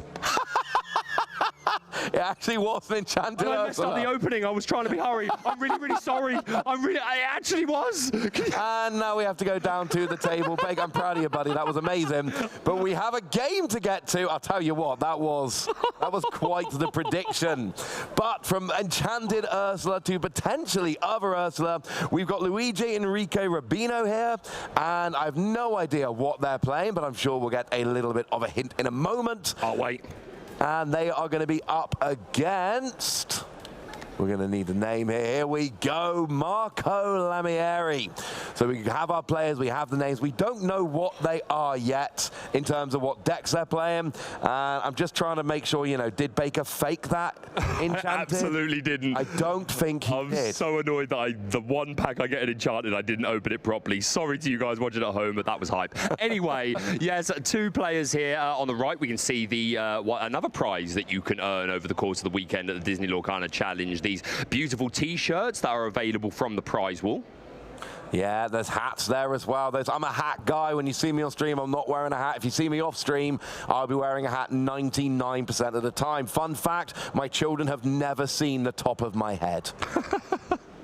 Right, we are in that mulligan phase here, so the players are deciding, right, I've got an opening hand of 7 cards, I can keep whatever I want, I can put the rest back and then draw up to a 7-card hand. Ross, on the left-hand side, I am seeing Amber Amethyst. Ooh. Super rare card ink pairing. I imagine that's going to imply that this is a hyper aggro deck. Typically, that's how these decks go. A shout out, though, to a previous DLC in North America. I can't remember which one, but the winner was Amber Amethyst Mufasa, which was super cool. But yeah, from what I've seen in Luigi's hand here, I do believe this is going to be hyper aggro, which I actually think there is a space for hyper aggro in the meta at the moment, because so many decks are super slow these days, and I think hyper aggro could absolutely do the business here today. Yeah, and look, I said I wanted hyper aggro, all right? I said I wanted hyper aggro, and if we're getting it, that's good for me. Looks like we are inking a Robin Hood and playing a Robin Hood. He is apparently on the march. I see Piglet, I see Baloo, and I tell you what, as a player who loves hyper aggro, they are cards I love. Chernabog's followers, it is confirmed. It is Amethyst Amber from Luigi here, and we do see a Lilo coming down. That's a perfect turn 1 card for hyper aggro. Yeah, 100%. That's it is Emerald Steel on the right. Sorry to interrupt you. No, of course. No, Lilo, a fantastic opening. 1-drop uninkable. 1/1 stat line, questing for 2. So not there to be really a board presence. It's not going to do much in terms of challenging or even being challenged, but just that aggro strategy, just get to 20 as quick as possible. We see Marco throwing down the 2-drop Ursula Deceiver, and Luigi is going to throw down their hand and reveal it. No songs, which can't feel good for Marco. Although we did see that location near the 1/4, 1 passive lore gain. It's from Peter Pan, I believe. I can't remember the name of it off the top of my head. I'll get that information. But a generic location just to get some passive lore gain. Yeah, always nice to get a bit of passive lore gain from those locations, because, you know, why quest for lore when you can just get it naturally? You know what? That sounds all right by me. Got that Arthur there. Yeah, we got Arthur, we got Piglet, we got Chernabog's followers going and getting inked. We've got a lot of cards that we would generally expect to have as... you know, in these hyper aggro decks, Piglet comes down. As soon as you have 2 other characters down, Piglet becomes great at questing. For sure. And anyone at home that may be a newer player thinking, oh, why did Luigi quest with the Lilo? Because then it would immediately be taken out, and then this Piglet very unlikely to be questing for 3 on the next turn. And maybe Luigi wants to find a way to get a safer questing turn off with this Lilo, but makes sense to absolutely at least wait until turn 3 so that you can get the full business with Piglet. Marco is going to shift that Robin Hood, champion of Sherwood, a staple of the format. Super strong card, good singer, good stat line, questing for 2, and he's going to do just that and quest up to 2. Yeah, not bad, but Luigi, if Luigi's got a decent character here, then we're going to be seeing questing for 5 on Luigi's turn, and then basically forcing Marco to have to answer some of these aggro cards. Piglet turn 2 after a Lilo turn 1 is very nice. That is pretty much what you're looking for here. What does turn 3 hold for Luigi? I want to say, and we do see that, I believe that is Neverland. Neverland, that is not an one. English version of the card. There you go. I kept wanting to say Peter Pan, but I couldn't couldn't get to the name. But yes, Neverland, just a really cheap location to be another threat that the opponent cannot ignore and is going to gain lore. We're going to get the blue down. Oh, I love blue. Yeah, so this is it. This is another reason why it was super good for Luigi to not quest with the Lilo. On top of the fact that this Piglet has now just quested for 3, a total of 5 lore on the board now for Luigi. This Bodyguard Baloo is going to protect that Lilo. Of course, not completely. The Robin Hood can take out the Baloo. Luigi will gain 2 lore, courtesy of the effect of Baloo, but then this Ursa Deceiver will be able to take out the Lilo. But at the end of the day, you're hyper aggro. You just want to get to 20 as quick as possible, and this is a really nice start from Luigi. However, Marco, this Emerald Steel deck has access to a lot of cards just like that. Let the Storm rage on, and you got to imagine there's probably, not necessarily always, but most Emerald Steel players will be playing a copy or 2 of Grab Your Swords. Yeah, and Grab Your Swords can be devastating against these hyper aggro decks. So Let the Storm rage on takes out Piglet. Of course, Baloo there with Bodyguard. Any challenge has to go into Baloo first. But if Baloo gets banished, that's an extra 2 lore for you, which is, it's my favorite. It's uninkable, but that is not the only downside of Baloo. It is a phenomenal card. Here comes Diablo. That's going to be a draw engine. Yeah, this Baloo raising in popularity since the Disney Lorcana Challenge in Fort Worth, where the 2nd place finish was running Steel Song and really utilizing these Baloos. And I think they won their top 4 game by using a Long Came Zeus on their own Baloo. So yeah, nice card. And again, synergizes with the aggro theme of our deck. We also see that Donald Duck in the hand that we mentioned earlier while we were putting some cards. That gives extra lore to a character. I think that's a Donald Duck. There's probably one in there at the very least. We're going to ink that Neverland. Don't need it yet.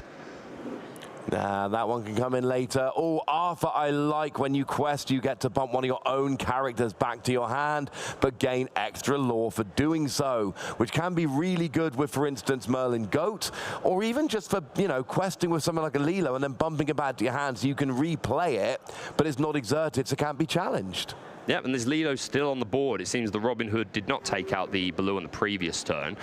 So yeah, still a lot of pressure on Luigi's side of the board. Of course, the Lilo quest for 2, the Baloo quest for 1, but it also represents another 2 lore when it's banished. But yeah, this Arthur, good at protecting characters and really nice boosts to our lore.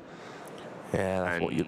I think this is the moment where we're going to see the Lilo gone. Yeah, Ursula is exerting here. Looks like we are going to challenge into the Lilo. Lilo goes away, but you know what? You've gained a bunch of lore nice and early. That is a very good start. It's not a card you expect to stay on the board. If you can quest once with it, it's great. 2 is phenomenal. Arthur, I love Arthur. I played it in a bunch of decks, but Strength of a Raging Fire took it straight out, and this is my problem with playing Arthur. So many times it never ends up doing anything because it is such a good card. It becomes an immediate target. Just a quick mention, Marco drawing there at the same time as Luigi because he has the Diablo down, which allows him to draw during the opponent's turn whenever they draw. So just clearing up why Marco drew there. But yeah, Luigi with this really heavy, nice heavy quick start, already at 11 lore.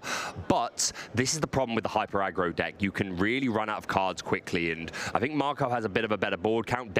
Card count definitely has the more oppressive board. We do see a goat on the board, but it's not going to stick around for Along Came Zeus. He hurled his Thunderbolt and sent that goat straight to the discard, although that is another lore for Luigi, but he's at 12. Does he have the resources to get the rest of the way? And this is the problem. I'm nervous if I'm Luigi at this point. 12 lore is nice, but with nothing on the board, questing, you're in a part of the game where questing is going to be awkward because your opponent is going to be trying to answer the characters as they come down. You need to really be playing 2, 3, 4 characters at once, but you don't really have the hand for that. Or you need to take advantage of things like Merlin Goat or, you know, your locations which can get you passive lore. But the problem is that you're not necessarily close enough to goat to the finish, which is a verb I'm just coining right now.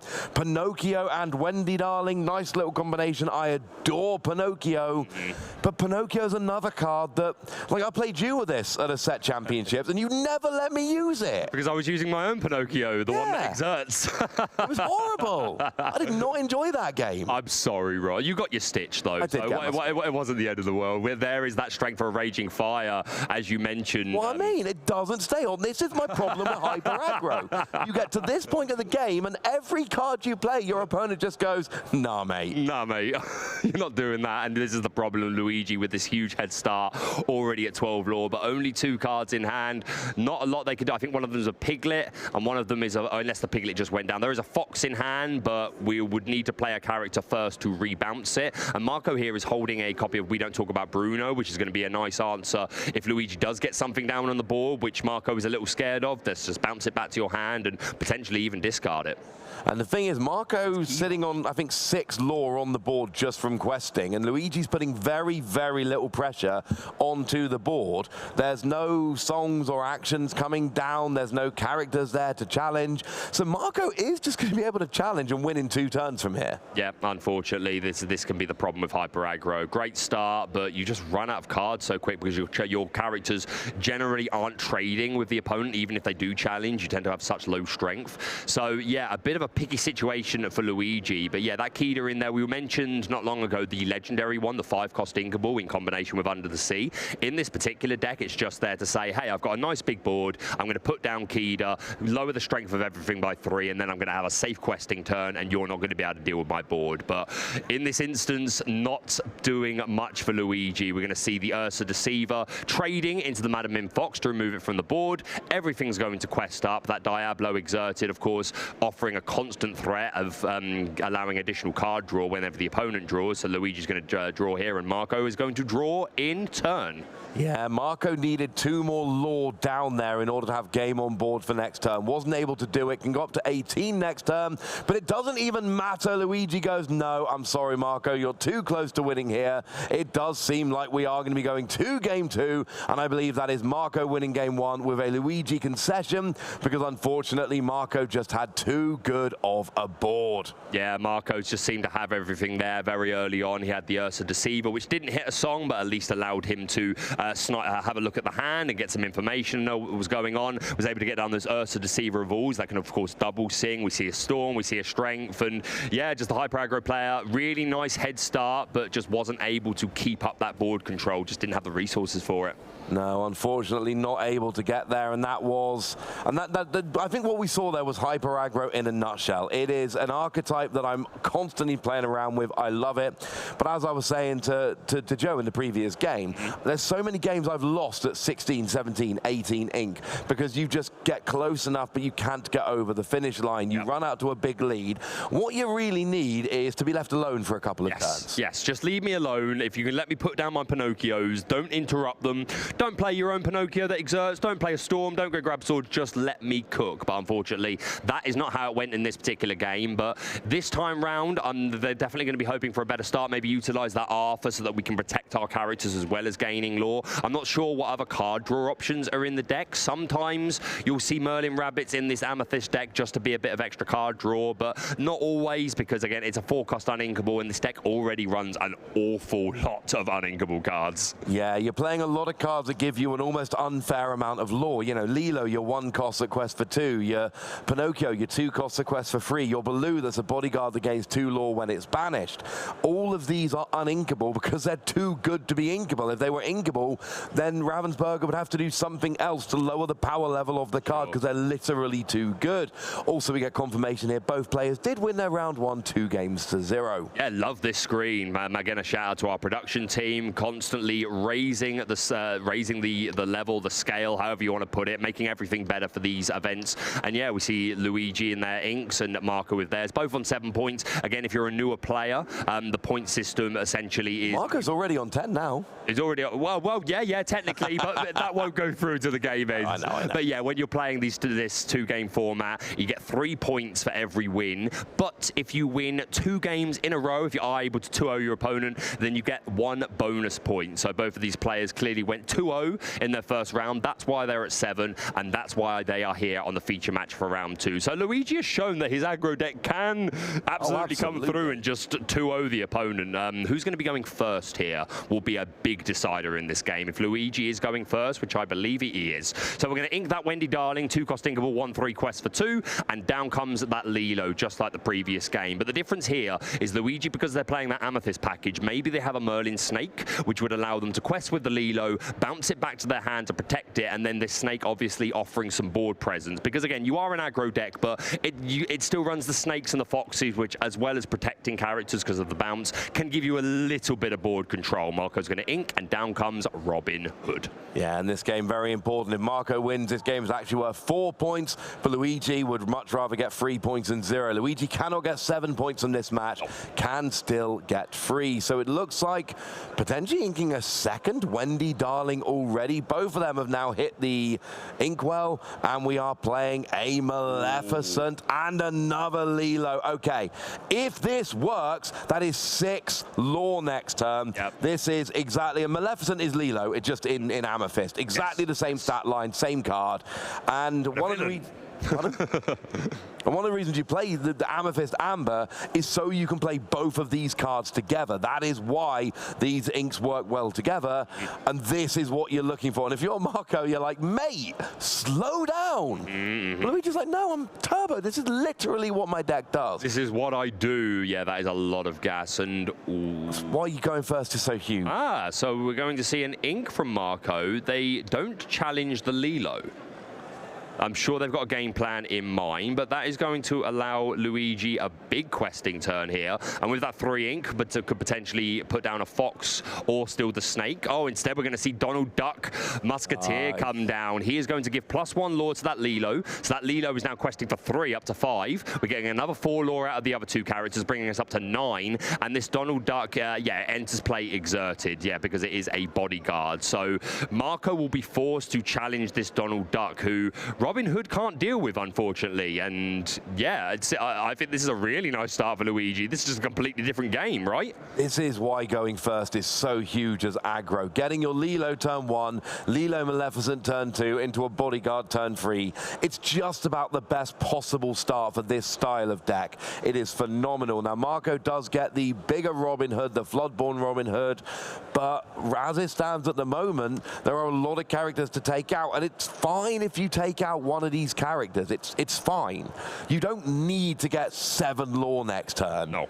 Just get 5, and then you're 6 lore away from winning. Just 5 will do, that's fine. Oh, Strength of a Raging Fire has just come down and taken out the Donald Duck, which is very, very important. Although, I'll tell you what, that is a card which, it ramps up in terms of how many characters you've got on the board. Not the most efficient use of it. Did get rid of the Donald Duck, but didn't get rid of any of the questers. Luigi's going to 15 lore this turn. It's only turn 4. And Baloo as a body. I'm getting excited, Baker. I'm right there with you, buddy. This is incredible gas. Yeah, Marco wanted to challenge the Lilo, but couldn't because of the bodyguard Donald. So playing the Strength of a Raging Fire, super interesting. And passing back to Luigi, who, as you said, big aggro questing turn, and that Baloo is representing another 2 lore. Marco's got to do a lot now to catch up. We do see a Let the Storm Rage on, so that is going to hopefully, that will help a little bit with taking some of the pressure off the board, but I'm not sure if it's going to be enough at this point. We can probably remove 2 of these small characters, but then we're questing for 3 next turn with Lilo and Baloo, taking us up to 18. And then the Baloo would be it. That's it. Marco can't do it. It shakes the hand. You don't even quest with Baloo. You use Baloo to challenge Robin Hood, and then it goes away, and you gain 2 lore rather than 1. So quick there, we see Turbo Aggro and Luigi winning game 2, and that is your classic. 1 win each, 3 points each. Both of these players finished with 10 points after 2 rounds. Not a bad result. And look, if you're interested in playing hyper aggro, Luigi just showed you the highs and the lows. Yep. Game 1, I'm into a big lead, and I'm board locked, and I've got not much ink, and I'm not drawing much, and I've lost. And then game 2, it's turn 4, and by the way, I just won. Yeah, just hyper aggro, exactly what it says on the tin. When it works super quickly. And I would also make a point to newer players that if you're newer to TCGs and you're maybe a bit daunted by the idea of such a long day of Lorcana, play aggro. Yeah, you're going to get some nice short games when you play aggro, and it is going to give you some break time between rounds. And look, I said I wanted to see a hyper aggro on stream this weekend. I've already seen one, and we saw the highs and lows. And the thing is, in game 1, it wasn't that the deck didn't work. The deck worked fine. Yeah. You have a lot of games like that when you play hyper aggro, where you have a decent start, you get off to a decent lead, and then your opponent has answers and runs out of steam. But the difference in those 2 two games was very simply Emerald Steel in game one, you were seeing these song cards and these actions that are taking out these characters, and then you end up with no board. And when you're playing one character return, they're easy to take care of. Yeah, well, that time wasn't even able to play a 2-drop on that second game, so that makes all the difference. Exactly. Whereas in game two, you know, we had 3 characters questing for 2 on the board by turn 2. When you can get that level of start, it's absurd. Yeah, for sure. And I think there are other decks that are so much slower, something like Sapphire Steel, and normally for a long time Ruby Amethyst has been a very slow deck, and it still is, but it now has that Flynn Rider, which can really change things and give it a really aggressive early game. But Hyper Aggro is still very well situated at the moment. You are going to catch people off guard, and if they don't have those immediate answers, we're going to see games just like that where you're just going to absolutely run away with the game. Yeah, and that is what you're trying to do, get it rolling nice and quickly, and that was... yeah, that was exactly what we're looking for with that kind of deck.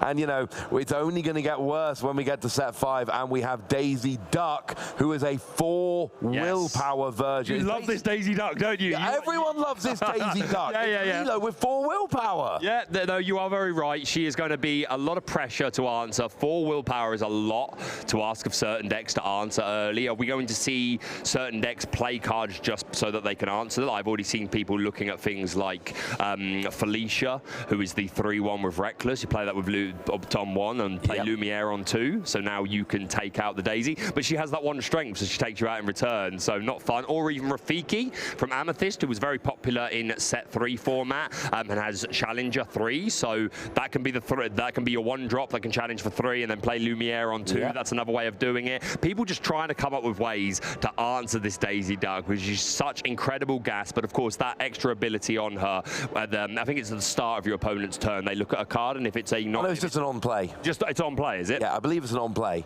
Okay, well... your opponent gets to look at the top card of their deck, and if it is a character, then it goes to their hand, and then they just kind of get an extra character, which is... yeah, pretty good. Yeah, not bad at all, really, is it? Good going. I want to show off this. Yeah, show it off. We didn't get a chance. Like, I was doing a rushed pack opening, and I got my first enchanted at DLC. Absolutely incredible. Look at that. Look at that. I'm going to give you credit here because you just said, right, I'm going to open 1 pack and it's going to be an enchanted. And I'm sitting here just being like, no. I always speak the truth, Ross. I always speak the truth. I was right about the Ruby Amethyst last time, and I think I'm going to be right this time as well. I'm just going to say it. I think I'm going to be right. So, yeah, what else are you looking forward to in Shimmering Skies? I know we're going to talk about it in more detail throughout the day, but other than Daisy, anything else got your eye? Right, and I might be the only person that's on this, and I've seen a lot of Shimmering Skies opinions from the community. Mm-hmm. No one else is talking about Taffeta Mutton Fudge.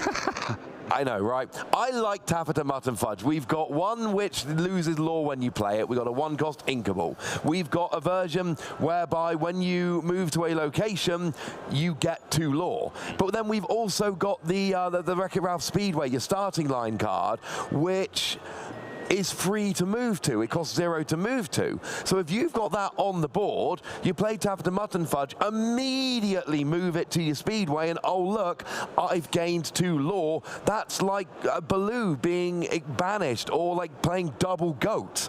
Except I've just played Taffeta Mutton Fudge and moved it over, but I haven't paid any to move it over. And fine, people try and get rid of Speedway. I don't mind, because if you're going after my nice cheap location, you're not going after my questing card. I could be wrong here. I absolutely could be wrong, and I will own it if I am. But I love Taffeta. Like, as a character, Taffeta Mutton Fudge in Wreck-It Ralph, I'm sure you've all seen the film. If you haven't, watch it. It's great. Taffeta Mutton Fudge is not a very nice character. But I love, there's like 3 different cards in Shimmering Skies, and we also have this Speedway, and I just love it. I am all over it, ladies and gentlemen.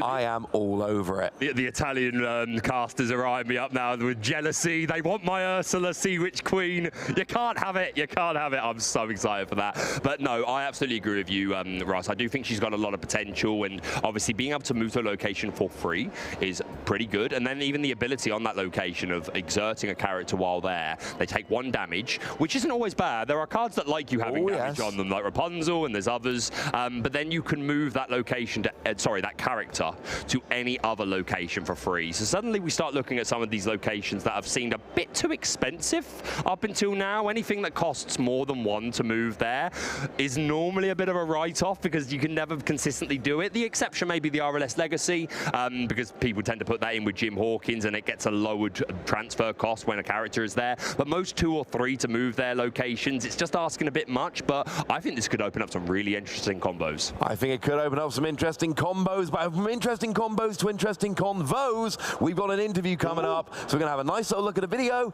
and then we're going to chat to our round 2 winner.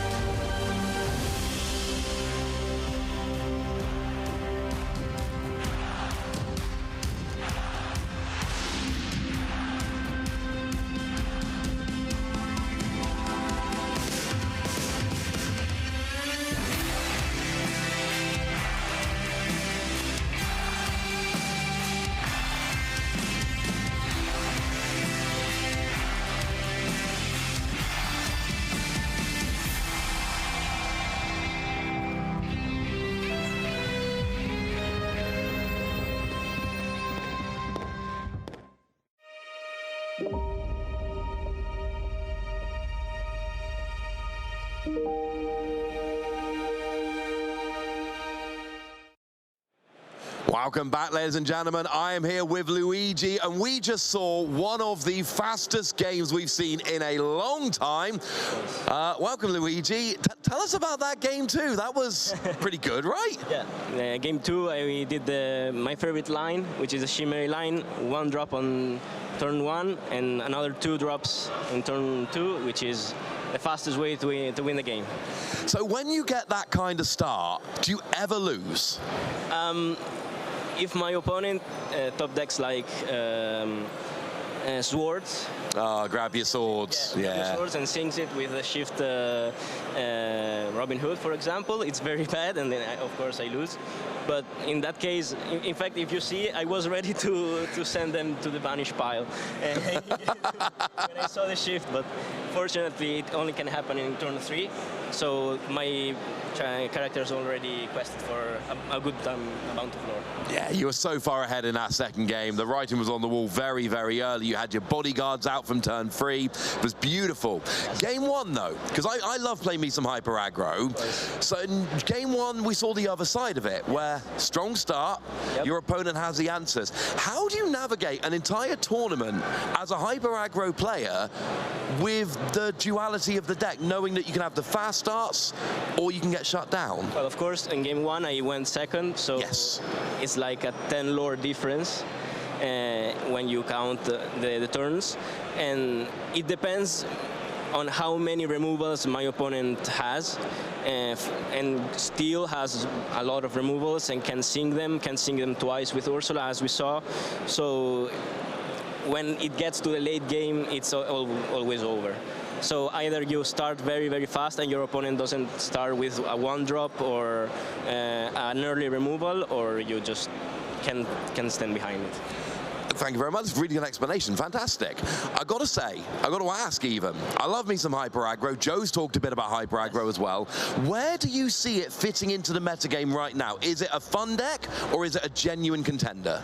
It is a fun surprise deck, because if the meta is slowing down and there are not so many 1-drops from the other decks, then it becomes a challenger, a surprise one. But in the 2-game tournament, maybe it struggles a bit.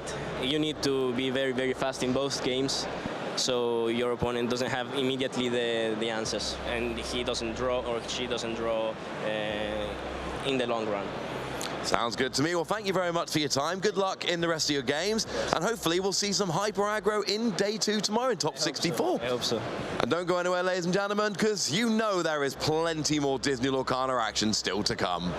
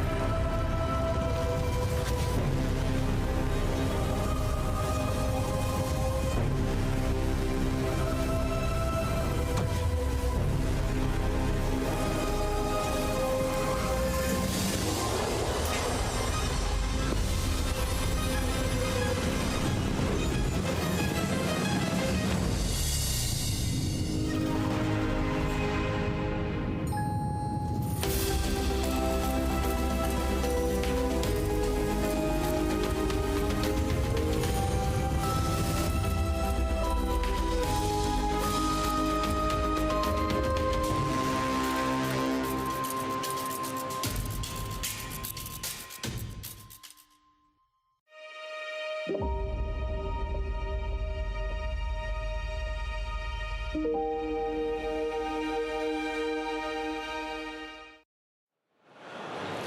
said we have more lovely Lorcana action. We do. I am back with our other round 2 winner and one of our Italian casters. How you doing? Hi Luminaires, I'm doing fine. Super exciting. Hi all, and thank you for having me. And we are here with Marco, of course, who just won the first game of that final round. What was it like playing against such a fast deck? Il tuo primo, cioè il tuo secondo round, com'è stato giocare contro un mazzo così rapido? È stato non facile perché all'inizio è andato molto forte e non sono riuscito a trovare la risposta giusta per contrastarlo, insomma. Not easy because he was very fast and he doesn't have the right answer to he's too much fast. But you did have the answer in game 1. Rispondere nel game 1. How do you feel about Emerald Steel having the answers to everything? Come ti senti a sapere che l'Emerald Steel è in grado di avere risposte un po' a tutto? È un mazzo, direi, che non ti aspetti di trovarti contro, è molto rapido e quindi non si... Del tuo, come ti senti ad avere comunque la potenzialità di avere delle risposte? Ovviamente se bisogna incastrare bene l'una con l'altra e se non pensi in modo corretto fai fatica anche se il mazzo è molto forte. You need to build your answer with Emerald Steel, Marco says. So you need to top deck sometimes the right answer, and he wants this answer that won't arrive in game second. So he is happy to win the first game, but so sad about the second game. And Marco is there with his mind. So 10 points after 2 rounds. Do you believe that Emerald Steel is the best choice for this tournament? Pensi che Smeraldo Acciaio sia la scelta migliore per questo torneo? Beh, il mazzo è molto forte, però ci sono molti mirror e spuntarla non è semplice, però diciamo che diamo un saluto a Baki che fra poco se ne andrà e verrà rimpiazzata con una nuova coppia che insomma non è... Esatto. So he believes that is a strong and solid deck. He's happy to play this deck in this tournament, but he says also that he wants to say goodbye to Baki as the first thing. So he's happy, he's solid, he wants to. Giocherai ancora discard? Vedrò nella prossima espansione. He will see if continuing to play discard, but he wants to do a sort of farewell tournament for Baki. Oh, well, that sounds like fun. We are in our final tournament with Bucky. Well, congratulations on your fast start to the tournament and good luck for the rest of your games. Quindi congratulazioni e bocca al lupo per il resto. Grazie mille. Thank you so much. Thank you so much. Well, we've interviewed both of our players from round 2. Thank you to Sylvia, who's been helping us out with the interview here. And do remember there is an Italian language stream, so if you'd rather have all your Lorcana brought to you this weekend in Italian, we have got you covered. But don't go anywhere. Grab some nice cold beverage. We're going to be back because Lorcana carries on all day long here in Bologna.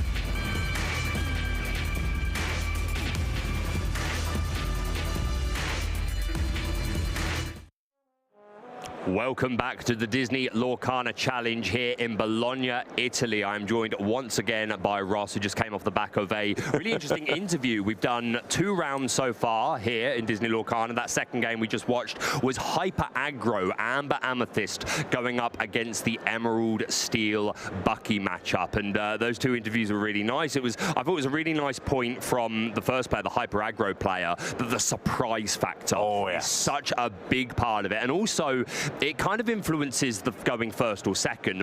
Vast majority of decks in the game want to go first, and even Hyper Aggro does, but there is absolutely something to be said for this particular format, this 2-game format, of letting your opponent go first game 1, where they're not knowing what you're playing, and then hopefully you can surprise them with the aggro and just steal the victory like through that surprise, but then game 2 you get to go first. And I think that's a really nice strategy to help these Hyper Aggro decks 2-0 as consistently as possible. But again, in game 2, the Emerald Steel, in game 1, the Emerald Steel deck was good enough to get the job done. Yeah, it absolutely was good enough in game 1. It had all of the answers, and I think speaking to the players, it was really kind of nice because we heard the two sides to it. And Marco just said, "Look, I didn't have the answers in one game. I did have the answer in the other, but that I have to top deck the answer." I think it was really interesting when Marco said that. It's not, "Oh, I've got the answer. If I draw, it's going to be fine." It's, I have to find the answer, and some games I will and some games I won't. And that gives me a little bit of hope as a Hyper Aggro player.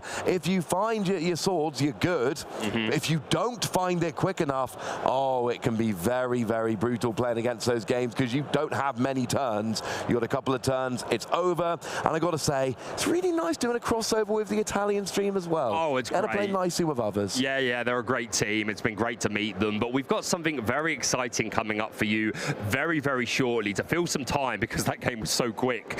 We're going to be showing you a showcase game. We've done these a couple of times in the past, and I know people at home are going to be excited for this one. As you see the 2 players, we have our broadcast partner, Joe Curley, a real specimen of the Lorcana game. On the right-hand side there, one of our casters, and on the left side, we have Tim, who is one of the core game designers of Lorcana, works with Steve Warner, one of the main makers of the game, in designing the game, and also helps with the translation into different languages. He's really got his fingers in a lot of different Lorcana pies. So yes, Tim, great to have him here. He's such an awesome guy. He always wants to play Lorcana. That's all he ever wants to do. Like whenever we're in the hotels in the evening after a long day of Lorcana, he's like, "Does anyone want to play?" And he has a deck, but he has a box with tons of decks that he builds, and he likes a fun deck, does Tim? Oh yeah. So I'm very interested to see which of these decks he's going to have picked out. But of course, here we have Joe Curley, who is an incredible player. Don't tell him this, but I'm going to hype him up a little bit. Joe is a very, very, very talented player. He's had a wonderful Lorcana career so far. Went to a big event over in Poland where he made top 4. The first ever Mediaset Championships, he came second. I came first, but I didn't actually even face him, so I was able to... No, I had to play both of you. Yeah, you had to play as both. I got top 4, playing both of you. I'm the only one that had to play the pair of you at that tournament, and I do feel a little bit aggrieved. But we are off now, and hey, it's that Rafiki you mentioned before gets inked, and it's a broom coming down. And if you get a minute, try and spot the ink, there we go, on Tim's left arm. Very interesting. So we see definitely Amethyst from Tim, and yes, Spessy is playing this Emerald Sapphire deck, which I have seen. I'm not going to give you a full card count list. Let's leave some surprises, but we did already see he had the Cheshire Cat, I believe it's Lost in Shadows, who is an 8-cost inkable Floodborn, can shift for 5, and when it exerts, you banish a damaged character. So Spessy running some spice here. Tim's going to play 1 jump ahead to get some additional ramp and passes back over. Yeah, always nice. That Cheshire Cat there is already going into the ink. He's not got a lot going on, Ross, unfortunately. He does not. He's got 2 ink down, but nothing else. Tim gets his 3rd ink there, and we are questing with Broom, and we are playing a Maleficent as well, which of course draws Tim a card on play. It's a card I never liked as much as you, but I'm starting to come round on that one. Yeah, no, I've been kind of fighting Maleficent's corner for a while now. I'm a big fan. She's a great consistency card. But yeah, now fully revealed revealed after that one jump ahead that Tim is playing Sapphire Amethyst, or Blurple, as it tends to be known amongst the community. Super strong ink pairing, lots of draw, lots of ramp. Joe is going to ink a Flavisham, which can never feel great because it's such a powerful piece, but he needs to get ramped up and get some of these big characters in his hand online. You see Gaston, 2 copies of the intellectual powerhouse, and we see Milo Thatch in Spessie's hand. What an absolute legend. This Milo Thatch, a Floodborn from Into the Inklands, and when it's banished, all opposing characters are returned to their owner's hand. Yeah, that's kind of annoying, honestly, but it quests for free, so you don't really want to leave it sitting on the board doing its thing all the time. That is absolutely right. But yeah, 2 really strong decks here. We're going to see... Oh, down comes the Maleficent 5-drop. Yeah. This is the one that draws a card on quest, and you can remove damage counters from your own side of the field to the opposing side of the field. So I absolutely love this. Both players bringing very untraditional decks, trying to make some spice work. And yeah, just to finish my point off about Joe Spessie, he's a fantastic player. He knows this game inside and out. He's had great success at the latest Set Media Championships. He was the overall winner. He beat me in the finals, absolutely destroyed me, Ross, 2-0 with his Amethyst Steel deck, and very well deserved. A really strong player, and here he is now on the showcase stage, which I'm sure he'll be glad for. And down comes the Beast with Rush. Super good, 4-4, and can immediately challenge that Broom. Yeah, it takes out the Broom straight away, but there's still a lot there. That Maleficent lets you draw a card when you quest, but every time you draw a card, whether with Maleficent or otherwise, you get to move a damage counter from chosen character to chosen opposing character. So you can move damage around your opponent's side or from your side to your opponent's side.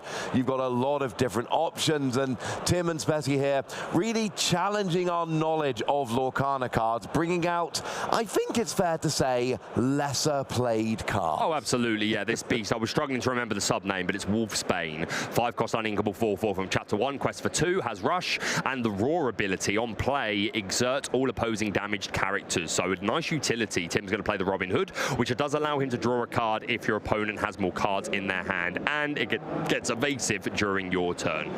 Yeah, it means it can challenge evasive characters, but it doesn't evade your opponent. So it looks like we are questing with Maleficent here, which of course will allow Tim to draw a card, which unfortunately doesn't do the moving damage ability, but maybe later.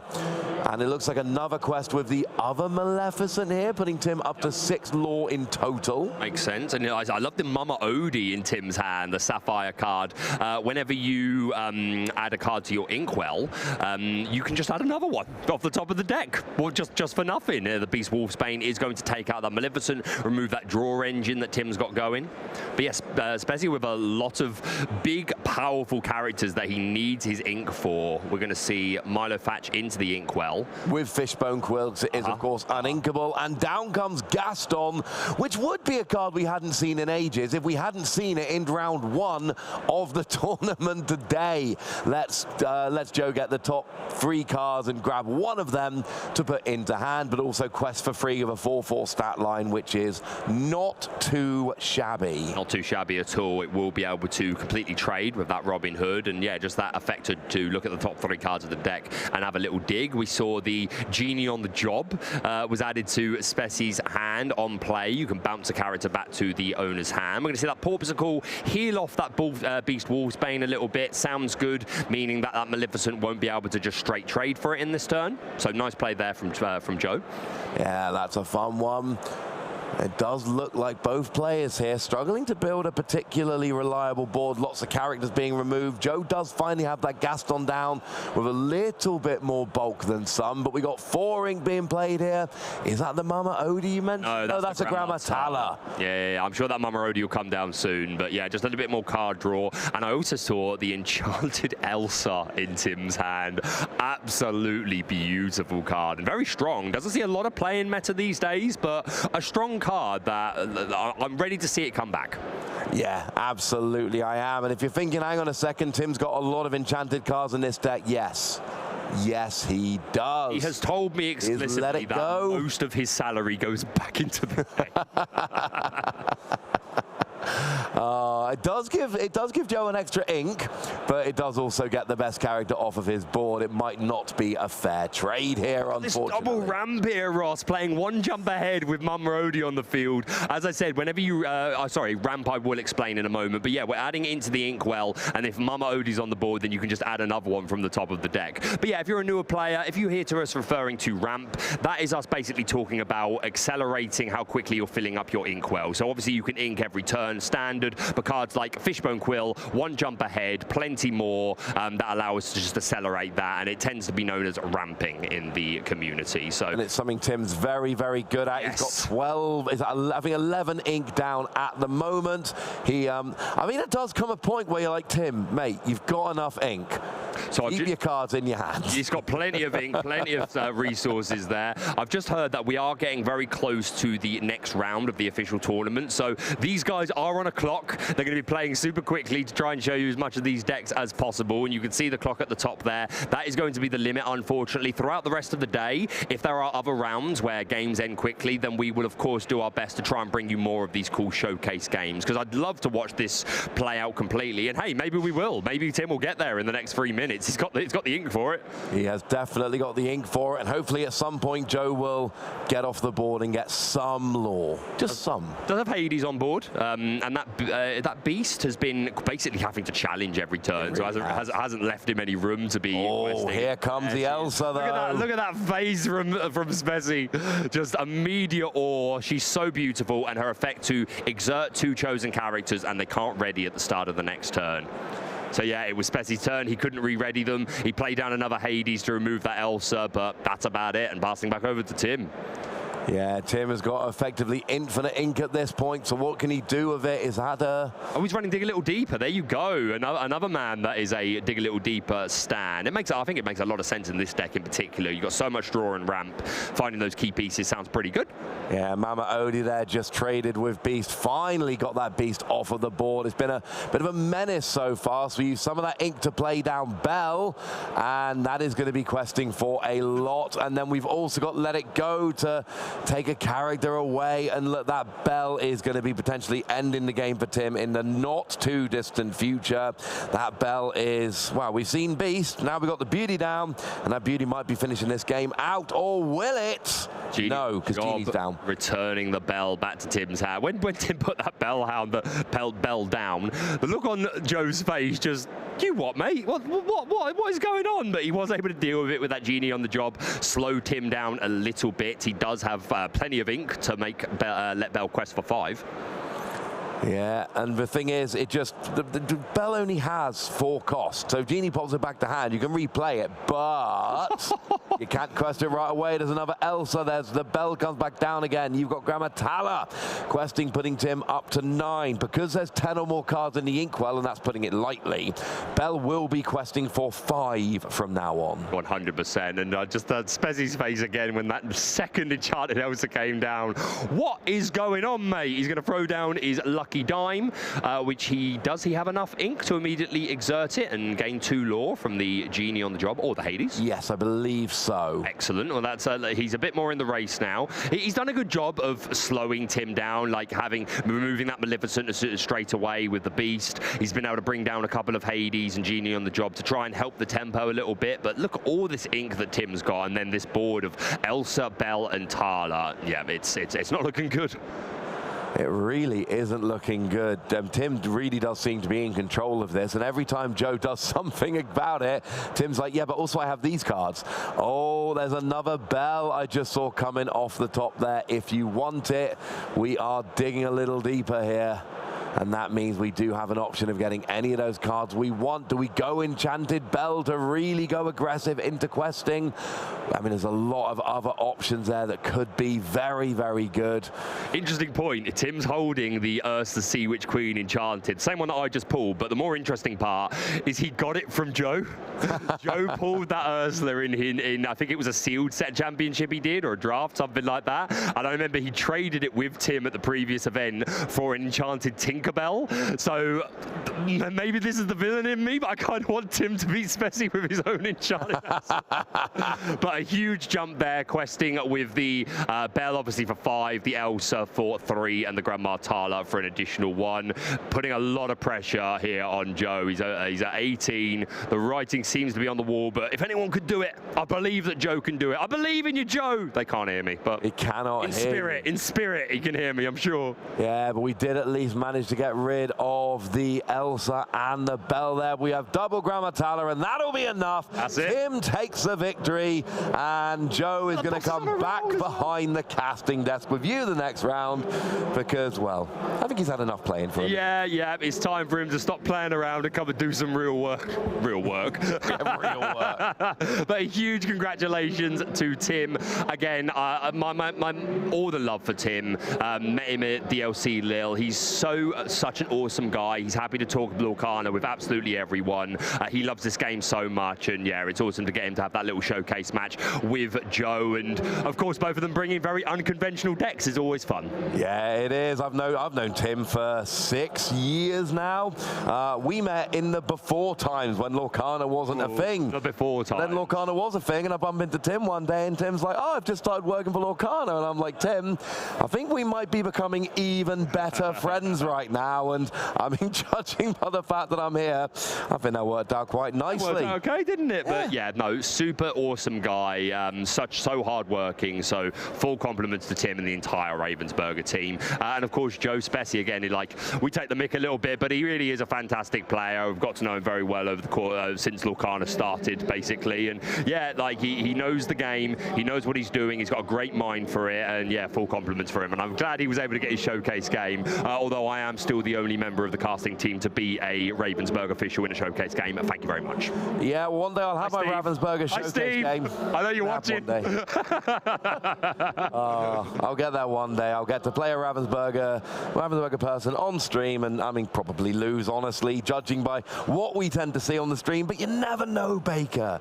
You never know. You never know. All I need to do is get, all of my 1-drop quest for 2 characters down right at the beginning of the game. It's what happened in the last round, and that went pretty well, frankly. Well, I wish you the very best of luck with it, Ross, but I think it's time for you to go and have a little walk around the hall. Let us know what top decks are at the top tables. Grab yourself a drink of water, mate. It is very, very hot, but we'll look forward to having you back in the future. But after a very short break, I'll be rejoined by Joe, Curley, or Spessy as we move into the next round of the Disney Lorcana Challenge. Thank you so much for watching. We'll be back very, very soon.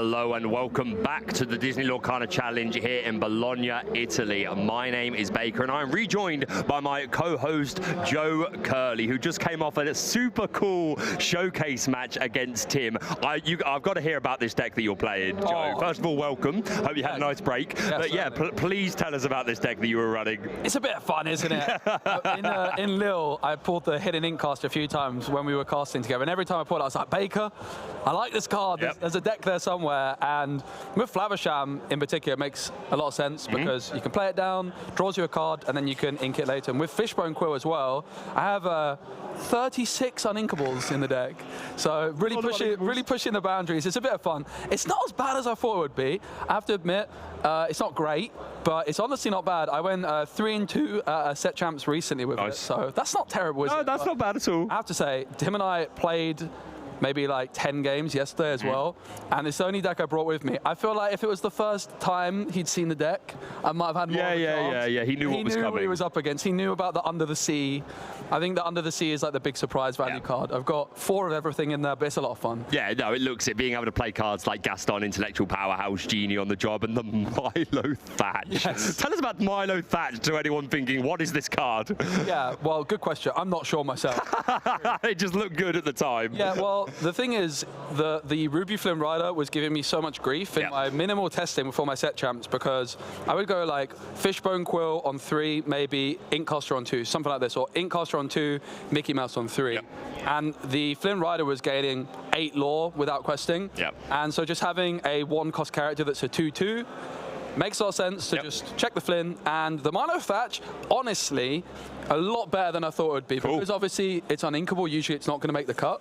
But when you can play 36 uninkables, and you could actually play more, it's just that cards like Fishbone Quill, Popsicle, Flavisham, they're all very good. And yeah, the Milo actually came in clutch quite a lot for me, because you can shift it in on a morph or onto the Milo itself, so it's good fun. The Cheshire Cat, it might have to go. Because again, I played against Tim quite a lot yesterday, and when I inked it on turn 1, he goes, do you even never play that card, or you just ink it? But the idea of it is, with the morph, you can play morph on 2, maybe Mickey Mouse or Fishbone on 3, and then you can shift in Cheshire Cat, which is shift 5, but it is 8 cost, so it can sing Under the Sea on its own, which is pretty. It sounds appealing. It sounds appealing, and yeah, if you get that off, I imagine you're going to see some jaw drops from the opponent. But let's also talk a little bit about what Tim was running. Amethyst Sapphire, a bit more conventional than what you were running, but definitely with some spice in there. That Mama Odie, what did you think of that? Whenever you put a card into your Inkwell with Mama Odie on the board, just put another card from the, basically a free 1 jump ahead, 1 card from the top of the deck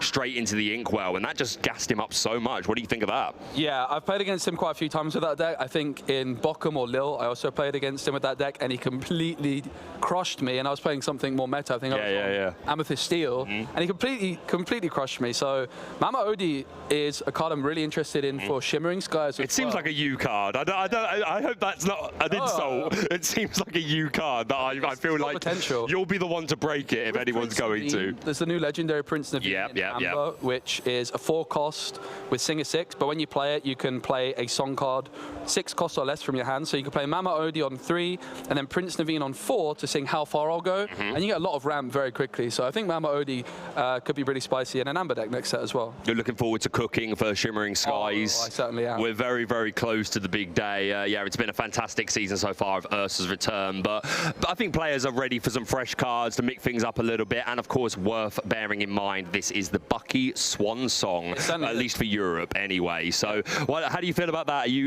How do you feel about the Squirrel problem? Just to be clear, he's not being banned. Bucky is not banned, but it is officially being errated. It has new text on it. It is now a 3-cost. It no longer has that ward keyword, and the effect only triggers if you actually shift a Floodborn character. So we can't just go 3-drop Aladdin without shifting or anything like that. So that really changes Bucky as a whole. And yeah, what do you think about seeing the back of him? I'm pretty excited for it personally. I think that it's can't have been an easy decision for developers. For sure.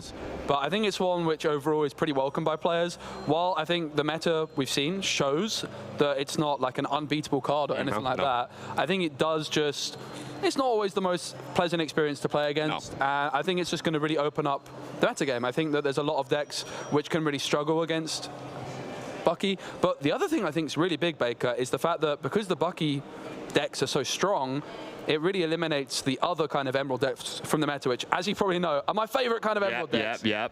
No, I think you're probably looking forward to going to some old-fashioned Emerald Steel with Prince John and things like that. Well. But we move over to our player tables. On the left-hand side, we have Valerio, who hopefully will be able to see their scores very quickly and get an idea of what sort of run these players have had up till now. And we have Jake Quincy. This is a name I'm actually familiar with. Didn't even know they were there. But yeah, very experienced in the TCG world. Yeah, a very good player from my memory of them in the past. So yeah, it'd be super interesting to see what these guys are playing. I can see an Emerald Steel for one player, and it looks like Amber Steel Song as well. So going to be really, really exciting. I think that Valerio there is on Emerald Steel to the left, and Jake is actually on Amber Steel Songs, not Emerald Steel. So I'm looking at their hand right now. I can see an Ariel in there. There's a Cinderella Stout-Hearted as well. Looks like a pretty aggressive mulligan. That's not 7 cards, is it, Baker? Is it a full 7? It looks like the full 7. The way he's moving looks at the moment, hey, if you haven't found the pieces that you need, then be aggressive, find what you need. But yeah, super excited to move into round 3 again. If you're just joining us, welcome to Disney Lorcana Challenge in Bologna, Italy. We've got 9 rounds today, 2-game format, and tomorrow our top 64 players will move into Top Cut, where it will become a best of 3 tournament, and so many great prizes to play for. I'm happy to be here. Oh, absolutely. And of course, being in Italy, good opportunity to sample the local food. I'm going to be looking to get some lasagna at lunch. Can't wait, mate.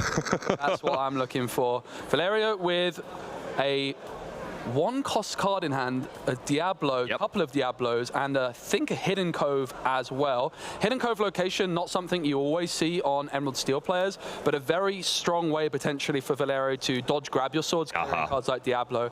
Rapunzel into the Inkwell, Cinderella on turn 1. What an opener, Baker. Yeah, great opener. The Cinderella Ballroom Sensation has Singer 3, meaning it will be able to very easily sing a lot of very powerful songs that I imagine Jake is running, the likes of Let the Storm Rage On, Strength for a Raging Fire, maybe playing something like the Bare Necessities in there. So yeah, a really nice opening from Steel Song. And we see him eyeing up this Diablo. He's got 2 in hand, but no shift target for it yet, unfortunately. Yeah, and Valerio is going to be interested in the option of not even playing anything here. Goes for the Hidden Cove. Yeah, that makes sense. I like this. If you play the 1-cost Diablo, you're really just giving Jake a free opportunity to sing, for example, Let the Storm Rage On. Absolutely. Move your Diablo, and Jake would get to draw a card. That's the power of Cinderella when going first. Robin Hood into the Inkwell, and 2 ink is going to be spent on a Ursula Vanessa, a pretty similar card to Cinderella. Another great singer with the Singer 4 keyword, and she can very easily, again, everything that Cinderella can sing, she can sing it too, but she can also sing very powerful cards like And Then Along Came Zeus. So really nice singer character to have down.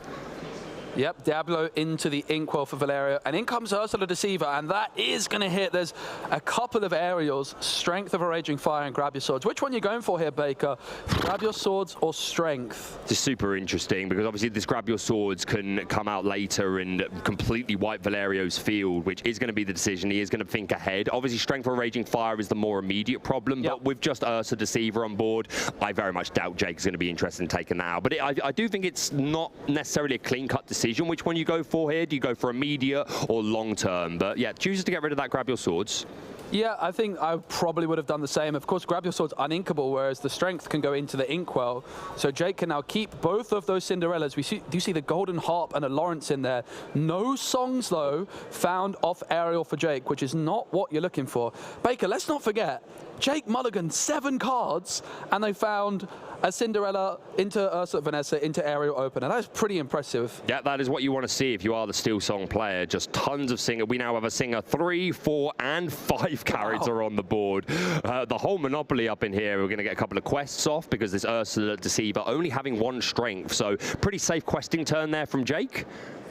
Yeah, the third Diablo into the Inkwell. That Inkwell is filled with Diablos as Ursula, Deceiver of All. We've got Ursula Vanessa on one side for Amber and the legendary Ursula, Deceiver of All for Valerio on Emerald Steel. Yep, 2 Ursulas on board just pointing at each other, but this Deceiver of All... And there's the Deceiver as well. 3 different Ursulas on the board right now. It is an Ursula party, but that Deceiver of All threatening to potentially double sing a song on a next turn, as that is the ability. If she sings a song, then you just get the exact same effect for free, and then it goes to the bottom of your deck. But another aerial coming down for Jake. Did he get a hit this time? It's a Whole New World. Ah, okay. Well, that's... Whole New World is definitely a key card for Amber Steel songs in this matchup because it's going to allow Jake to replenish their hand very quickly. And there is the Zeus. Yep. Ursula Vanessa singing it, as you mentioned. Cinderella into the Inkwell. Ariel going to sing a Whole New World. And that means 7 new cards for each player, which, if you're Emerald Steel, you do not want to see your opponent draw 7 brand new cards. No, that's absolutely right. Even though we haven't seen the Bucky come down at all, but no, that Valerio definitely would rather. Jake had a less impressive hand size, but a Whole New World is going to completely refresh both players to 7 new cards. And Jake's got this fantastic field. He can quest potentially because this Ursula only challenges for 1, and he's just always going to have singers. So this is a really nice place for Jake to be in. That Hidden Cove still on the board, but doesn't have any passive lore. Yeah, and Jake has, if I'm not mistaken, drawn into another copy of a Whole New World as well. So this is really the game plan for Amber Steel in this matchup. If you're Emerald Steel, after a Whole New World, the card you're really hoping to have access to is another copy of Ursula Deceiver, because you can just check what Jake's got in hand. Very likely you're going to hit a song. I'm not sure if they've quite got access to it just now, though. It doesn't seem like they do. No, and they threw away a lot of pretty good cards as well. I think double strength for a Raging Fire and 1 copy of that Robin Hood. So a pretty nice hit from the Whole New World. Valerio weighing up his options here. And what's the strategy if you're Emerald Steel? What are the odds do we think the Emerald Steel player is playing Grab Your Swords of their own? Good question. If they are, probably only a copy or 2. Yep. We do see Ursula Deceiver of All come down, and this makes sense to me. You've got to try and start controlling the board. If this Ursula can stick around and sing something, that's going to be able to clear multiple threats at once, potentially. Double strength with 3 characters on board would be nice. Absolutely. There is another Diablo in hand for Valerio, the 1 cost. They could play it. I personally am quite excited at the potential of seeing 4 cards in the Inkwell and them all being Diablo. Are we going to see it? 4 1-drop Diablos in Inkwell. Oh my goodness, I've never seen that in my life. It has happened. Ursula Deceiver always going to move into that Hidden Cove, which is super good, giving an extra 1 strength and 1 willpower to any character there. And that does change maths quite a lot, meaning that certain cards won't be able to take out this Ursula. Strength for Raging Fire is doing the business just enough, but still, we might as well put her in the Cove. There will be times where that maths will absolutely matter. Yeah, Ursula Deceiver of All now with essentially 3 strength and 4 willpower while that Hidden Cove is on the board. But of course, if it's removed, then Ursula will go back to her normal stats of 2 strength and 3 willpower. Play is on Jake, currently at 4 Ink Baker, and quite a lot of 5-cost cards usually you could see in these decks, things like the Queen. Could also see a Cinderella Shift Stout-Hearted potentially on turn 5 as well. We know that Jake is playing that Golden Harp because we saw it off the aerial top not too long ago. Do we think flutes are going to be in this deck? That's a good question. Flutes we did see a lot at the start of the meta when Ruby Sapphire was around. Sometimes with these Steel songs based off of Fort Worth, you do see flutes, but not necessarily 4 copies, maybe just 2 or 3. Yeah, no. It's possible Jake could have removed them entirely. I don't think we've seen any yet. It looks like Let the Storm Rage On is what Jake is leaning towards. Of course, could sing that with any of their characters, and that is also going to draw them a card baker. And this is a play that I like to see. Jake is not quite sure what to do, but decides to start off the turn by drawing a card, sinking 2 damage counters into Ursula Deceiver of All. And by drawing a card, this just means that Jake now has that 1 extra card in hand and a little bit more knowledge on the options available to them. Yeah, especially if your only alternative is quite a passive turn and you want to put on the gas and start racing to game. So yeah, I can absolutely respect it. Are we going to see some questing here? No, we're going to see the Ursula Vanessa singing the bare necessities, and there are a lot of songs, or a lot of non-character cards, should I say. I do think that is the Bucky on the far left. Bucky and Jafar Dreadnought, 3 copies of Let the Storm Rage On and a single strength of the the Raging Fire, which is... I think that's his third copy. I think that's his third copy gone as well, because discarded 2 off of the Whole New World. So we've lost 3 Storm Rage. Well, no, not lost, but he's holding 3 Storm Rage on, but the strengths are starting to run out. But just that information is really key for Jake to decide how he wants to make this play. Gonna ink Ursula Vanessa. Yeah, so 5 inks still available. There's a couple of Smees. There's a Lawrence in there. There is a Robin Hood. And one thing that, yeah, there it is, the Lawrence and the Smee hitting the board. This is something that Amber Steel can do so well, is after singing Whole New World, you've got a full hand, and you can put down cards with big stats and questing power like Smee and Lawrence. Very, very difficult to remove. Jake's questing power now is really, really high. For sure. Yeah, no, this is exactly what Steel Song wants to do, really. Just get out these singers so that you constantly have easy ways to remove the opposing characters and control the board, and just be able to keep questing, playing a Whole New World to refresh your hand, and just keep having the questions and see how long it takes your opponent to run out of answers. Yeah, that Ursula Deceiver of All is still remaining on the board, so it is going to potentially be able to sing next turn, but it is that strength of a Raging Fire you mentioned, Baker. Being able to deal more than 2 damage in a single swoop could have been really, really big for Valerio, but just 2 damage from the Let the Storm Rage On. It's going to be able to remove Cinderella. Yep. It's going to be able to damage some other things, but it's not going to be able to remove anything else, just 1 character.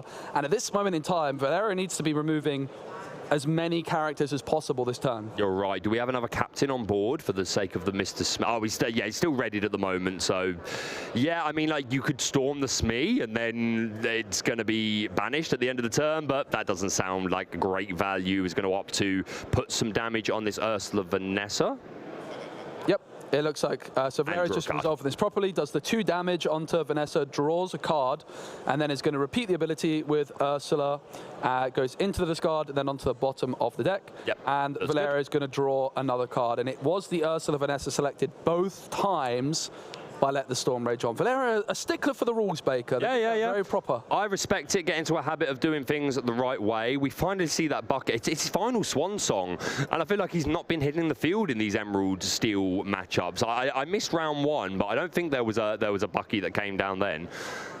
So it's his final swan song, but he may not even make much of a difference at this point. We'll see. Valerio is going to challenge into that Cinderella Ballroom Sensation, doing 1 damage to Ursula Deceiver. I think he's also moved it into the Cove, I believe. Yes, that one ink. The Ursula Deceiver into the Cove, which turns its stats into a 2 strength character with 4 willpower, which allowed Valerio to remove that Cinderella. Really like the decision making to then prioritize the Ursula Vanessa and then use the Ursula Deceiver to remove the Cinderella. At this point, Valerio is pretty worried about the board state Jake is developing and all that questing power. They just need to remove as much questing power as possible. Yeah, for sure. And like, you notice Jake didn't extend with that Smee and Lawrence until he'd looked at his opponent's hand, courtesy of Bare Necessities, to check for things like grab swords or any sort of like big combo that Valerio could punish an extension like this. But no, Jake feeling quite happy to do so. He's going to ink that Bucky and play down the Aladdin Heroic Outlaw, which is a bit of stats on the board, but he's got some catching up to do. But Jake only at 6,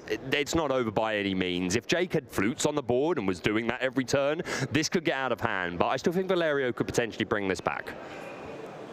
Yeah, Jake still with that Whole New World available. Might be wanting to just empty the hand as much as possible. Rapunzel could be an interesting card draw option as well. Can really see the power of Amber Steel songs here. So much card draw potential, but then being able to replenish your hand and go really wide with the Smee and Lawrence is something that we saw Frank Carlson do really well in Lille with the Piglet Blue Pirate Captain in the Smees. Yeah, good point. This Lawrence has been sat in people's... There's loads of Lawrences. I think they've been sat in shelves for a while or in people's bulk boxes, but suddenly they've gotten very...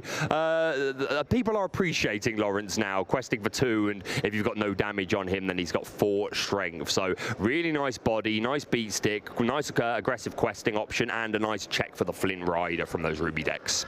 This is how to play Amber Steel songs. Jake really showing us how it's done, utilizing Whole New World perfectly. Again, does come down to Valerio after that Whole New World. The main card as an Emerald Steel play you're hoping to find, in my experience, is that Ursula Deceiver. Because Valerio then could look at Jake's hand, discard that Whole New World, and then Jake would have to take a slightly different game plan, which is where cards like Rapunzel can come through. Ariel going to sing Let the Storm Rage On. Ursula Deceiver of All removed from the board. Yeah, no, really nice play there. And as you say, Jake just has such a big, wide field that Valerio can't spend time questing or anything else. He needs to answer these characters. So, yeah, it's a shame because Valerio got that 2-drop Ursa Deceiver that you were just talking about down on turn 2. Did get a hit, but has never been able to snipe away these copies of A Whole New World, which really is what is allowing Jake to extend this munch. He sings the bare necessities. Oh, there is a non-character card. I thought it was all characters for a moment, but we're going to remove the smash. And Jake's just going to take a quick look at the hand. We see a Bucky and Ursa Deceiver of all, a Diablo, a Robin Hood, and 2 copies of that Cricky, who I'm a big fan of with that 3 lore. The ability is very good, giving +3 to all your characters, but it's just a nice bit of reach that the Emeralds decks, in my opinion, kind of lack. They don't have many high-questing characters, so I really like this addition. Yeah, I think it's the kind of card which we can expect to see more of in Shimmering Skies once Bucky's gone, because it doesn't have the Floodborn tag, which is maybe why we don't see it as much. Lawrence is going to remove Ursula Deceiver from the board instead of questing. Pretty interesting decision there. And Jake just still at 6 lore. Really, really interesting turn there. Yeah, no, he's being quite reserved. Yeah, just going up 1 bit at a time. Again, he extended with an extra Smee and Lawrence previous turn. But yeah, just small gains here. The Aladdin Heroic Outlaw is challenging into the Aerial. It's obviously at that hidden cove, so it has 4 strength and 4 willpower. I think removing these singers is absolutely what Valerio needs to do. He can't allow Jake to keep playing 3 Whole New World and then extend even more. He needs to say, if you're going to sing these songs, I want it to cost you ink. Yeah, currently Jake on 6 lore, Valerio on 0. Robin Hood. Running through the forest. That Hidden Cove still remaining on the board for Valerio as an option. Of course, Jake could start challenging into it. Yeah, he's ignored it up till now. But also might just want to quest. But all 3 characters into the Cove now. That is going to protect them from Grab Your Swords, which is, of course, a pretty big threat for sure in an Amber Steel Songs deck. Yeah, no, Grab Your Swords at this point, removing these Robin Hoods, I think might just be a bit too much, especially since a Bucky Squirrel Squeak Tutor is finally making his way onto the board. For now, 2-cost Inkable, 1/1, quest for 1, ward, and whenever you play a Floodborn, your opponent discards a card. If you're newer to Lorcana, don't get used to Bucky. He is changing very, very soon. This will be the last European tournament where he is legal in his current unerrated state. But this is the swan song. A lot of players wanting to send Bucky off with a big farewell, but is it too late? Has this come down too late in the game for it to really make a difference at this point, Joe? Yeah, I think the main thing Emerald Steel needs to try and do is stop that initial Whole New World, because Jake's now in a position where they've got so many cards on the board, so much questing power, but Valerio is definitely still trying to control this board. The longer it goes on, the more, you know, the Emerald Steel player might be able to get their way back into it, but it does look like a scary board to deal with that Jake has developed here. Yeah, for sure. No. Also, the ink advantage, I think, is in Jake's favor as well. They've been able to ink each turn, knowing they can sing Whole New World. Valerio hasn't had such a luxury. Another Let the Storm Rage On sung by Ariel, removing the Aladdin, and Jake draws a card. Yeah, this Let the Storm Rage On is one of the best cards in the game since it's released. 3-cost uninkable, deal 2 damage, and draw a card. And of course, because as it's a song, we can absolutely take advantage of things like Ariel, Ballroom Sensation Cinderella. So yeah, this Steel Song kind of putting in the business. I was talking with Ross before you came back to join us, Joe, and he was saying he wants to see Steel Song do very well today. So maybe Jake Quincy is the one to do it. He inks that Piglet, Pooh Pirate Captain, who I know Frank Carsten is a big fan of and played that to success in DLC Lil. Yeah, really nice bit of synergy. The fact that it is a captain, of course, gives your Mr. Smee a chance to not damage himself at the end of the turn, which can be great. Smee also with synergy with Rapunzel in this deck, which is a really nice little combo. You can use Rapunzel to heal the Smee and draw a couple of cards for good measure. I think Smee may be one of the best 2-drops in the game. Yeah. I mean, I would say maybe the best. Yeah, I think Ursa Deceiver Smee. Yep. Like, I think Bucky's in the conversation as well. But and it's just the raw stats of Mr. Smee, while its ability is a downside, the fact it's a 3/3 which quests for 2, it's really difficult to leave out of any steel deck. Yeah, I mean, but the downside isn't even that bad. Like you say, there's sometimes synergy. You utilized the Bell from Amethyst to remove that damage, as you just mentioned. Big quest. Rapunzel can do that. So yes, Smee a super strong card, and yeah, we're up to 14 now. This is it. This is the gas. Valerio needs to answer this board right now. Yeah, Jake has just been biding their time, waiting patiently for the right moment. And it's something we often see. When you start questing with one character, you quest with everything. Because now, as we see a Perdita in the deck for Jake as well, that is something I'm really excited to see. I would imagine there's only 1 or 2 copies. Bare Necessities is going to allow Jake to see the hand of Valerio. While it can't discard, it's still nice information. A Piglet comes through for even more questing potential. That's what I mean, just this information just tells you, can I extend this much and just go for it? He's doing it. What a board from Jake. And I don't think there's much that Valerio can do to answer this. Again, maybe if he is running the grab swords, can we get it off the top? I don't know how much it changes things, but it would change a little. An enchanted Diablo. Not what you want to see at this moment in time. You wouldn't mind it in your booster. Yep. Probably not off the top of the deck, staring down the board that Jake has developed here. Now, interesting for Valerio, how do they play it from here? Because let's be honest, they can't stop Jake getting there. Is there any extra information they can gain? Do they give up any more information at this point? Like, if they were to ink the Cricky, that gives Jake some extra information going into the second game. They decide to call it there. Jake putting on a fantastic show of the potential that Amber Steel Songs has. Yeah, for sure. And I actually think you just made a really fantastic point that I want to highlight just there is, do you keep playing and give away these surprise factors? Because the less information your opponent has about what you're running, that is better for you absolutely going into the next game. So just the fact that he held off there, didn't bother extending or anything, then maybe this Cricky comes down in the next game and surprises Jake, or whatever other surprises are in the deck. But yeah, a nice, pretty convincing win from Jake there. Just these singers putting in so much work, easy access to let the storm rage on, easy access to a whole new world. And yeah, the Emerald Steel player just wasn't able to do what they want to do, which is just take your hand away and then start questing. So yeah, I think Steel Song has a really good matchup into this Emerald Steel deck. But I believe Jake went first in the previous game. In this one, they open with that Cinderella. So how much can that change, Joe? What do you, if you're Emerald Steel, what do you want here? Yeah, great question. I think that if you can shift that Diablo in nice and early, it could be pretty difficult for Jake to answer. Also, if you can use Ursula Deceiver to discard a whole new world and really shut down that whole new world game plan. I think that Cinderella on turn 1, when going first, is just asserting so much board pressure. We saw Valerio, despite having an abundance of 1-cost Diablos, preferring to just ink it and play nothing. Yep, they were all in the ink well, and I love this new graphic that we've got for Bologna, just showing the ink pairings and also the points for our players. We are in round 3, both players with 14 points, which means that they both 2-0'd in their first 2 rounds, because it is in 2-game format. It's 3 points for every game you win, but if you win 2 games in a row in 1 round, you get a bonus point. So both of these players have done really well so far. You've got to think they want to keep up that winning streak, but a loss doesn't take them out of the tournament by any means. No, certainly. And we saw Jake take a very, very aggressive mulligan in game 1 with 7 cards. And I want to point out what Jake is doing here. They are waiting to see how many cards Valerio is going to mulligan. At the highest level, you need to take every advantage you can. The player going first, mulligans first, and now Jake sees that little bit of extra information and now starts to reveal they don't want to put any cards down on the table to give Valerio any information, and they wait.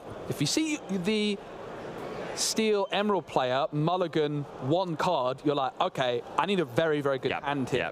Whereas Valerio mulliganing 6, Jake's gonna know, okay, they didn't find maybe the Bucky in the opening hand, they certainly didn't find Bucky Diablo Shift perfect line, so maybe I can be a little bit more conservative. Maybe it doesn't change anything, Baker, but it's absolutely worth taking every advantage you're entitled to do so. No, I absolutely rate you for emphasizing this, to be honest, because it is something that, myself included, a lot of Lorcana players don't take advantage of, and you are absolutely right, just knowing that that was, because that was a 6-card mulligan, I believe, from Valerio's. That says to Jake, okay, maybe I can be greedier here, but exactly as you just said, if it had just been 1, maybe you then need to think, okay, you probably have everything you need. So, no, I really rate you for bringing that up, Joe, and players at home, I think you should absolutely take that advice and start getting used to, hey, if you're going second, you can wait for them to mulligan first. Use it. Use the powers at your disposal.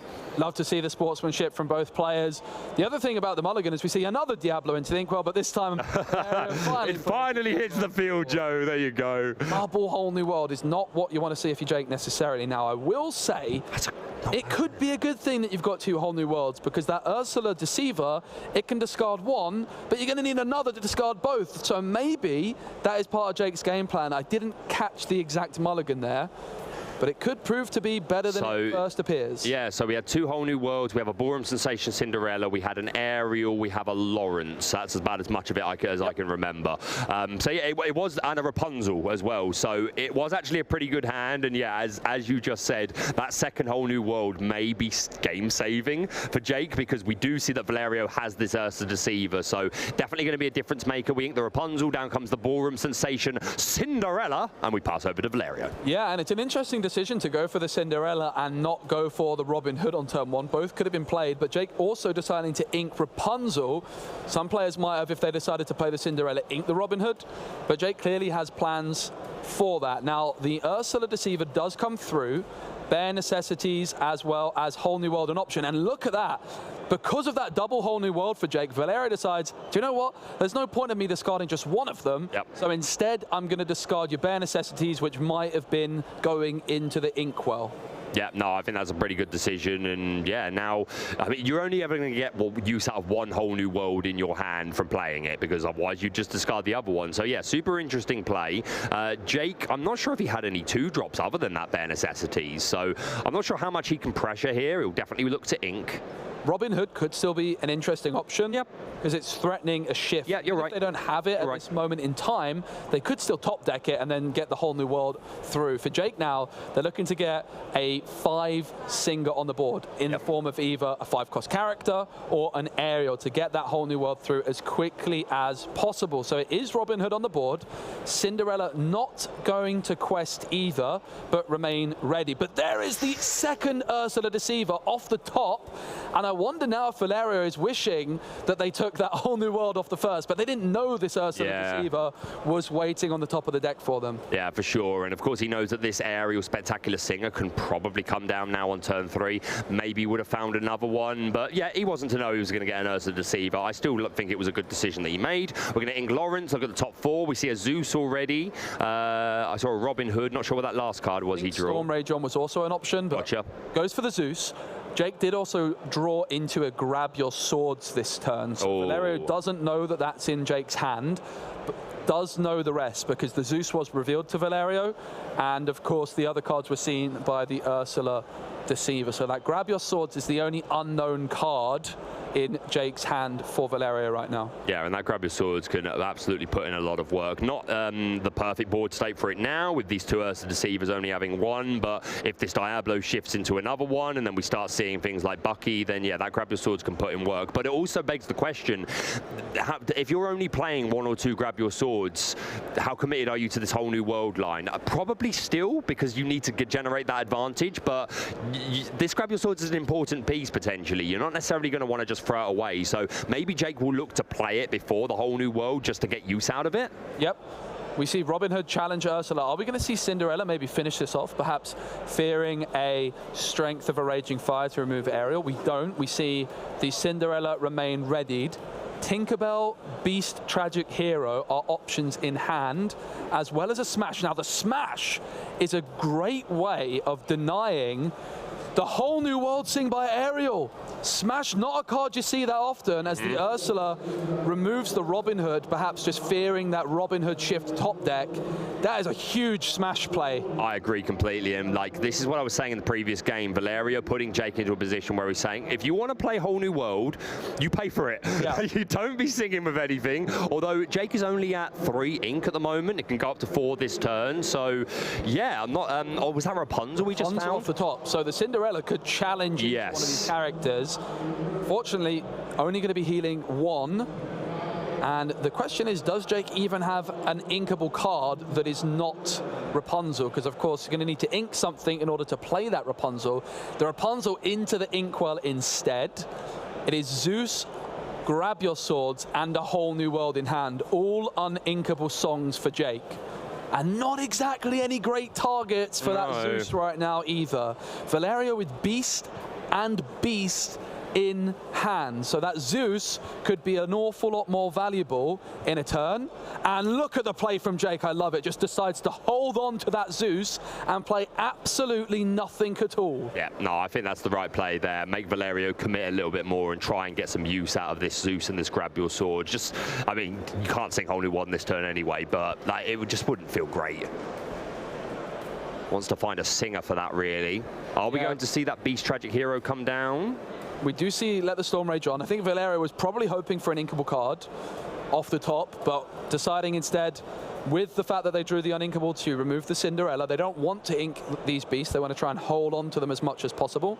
Valerio is going to quest for 2, which puts them up to 6. And the final decision is, do they ink the Strength of Rage? They actually do ink the beast after all, and hold on to that Strength of a Raging Fire. Probably just wanting to remove an aerial if it comes down again, Baker. Yeah, that's one option. Plus, Valerio knows that Jake is holding the whole new world, so Beast might not be the best early play right here, because Jake's got to play it at some point or another. The only real question is, can Jake find a singer so that he can sing it and then still develop more cards on his turn? But you tell from the look on the face, he's not too happy with what he's holding on to here. We've got... It's still that Zeus, whole new world, and Grab Your Swords. The Robin Hood, actually a great top deck at this moment for Jake, just because it can go into the ink. Well, any ink will do at this moment. But pass again, really, really fascinating. This is what I mean. He wants to find a singer off of this. And how many cards is Valerio holding? Is it 2 or 3? We see the Beast Tragic Hero hit the board. I think 2 more cards in hand, Baker. It's a Zeus and a Strength. Yeah, so I think at that point in the game, Whole New World just paid the hard way, would have just helped Valerio way too much. It would help Jake maybe catch up on a later turn, but he wants to find a singer. He wants to do it his way. There is the Zeus that Jake's been waiting for. And now an interesting decision for Jake. They can play the Golden Harp, which is going to banish itself at the end of the turn if you did not play a song this turn. But Jake has just played a song, so this Golden Harp could stick around on the board and quest for 2 next turn. The Golden Harp is on the board for Jake. What a fascinating card. Yeah, not seen a lot of play in the past, but the last few weeks, she's been kind of coming out of the cupboard a little bit. And yeah, I mean, she's a 1-drop inkable that quests for 2 with 4 willpower. That is a great stat line. It's just this ability to self-banish if you don't play a song that had most players, myself included, not really believing. But hey, if you are a Steel Song deck and you're expecting to be playing a song every turn, she can be gas. But yeah, I really like the way Jake is playing this. A lot of players would have just played the Whole New World at this point and would have just refreshed the hand, and maybe that would work out for Jake, but he's a game up.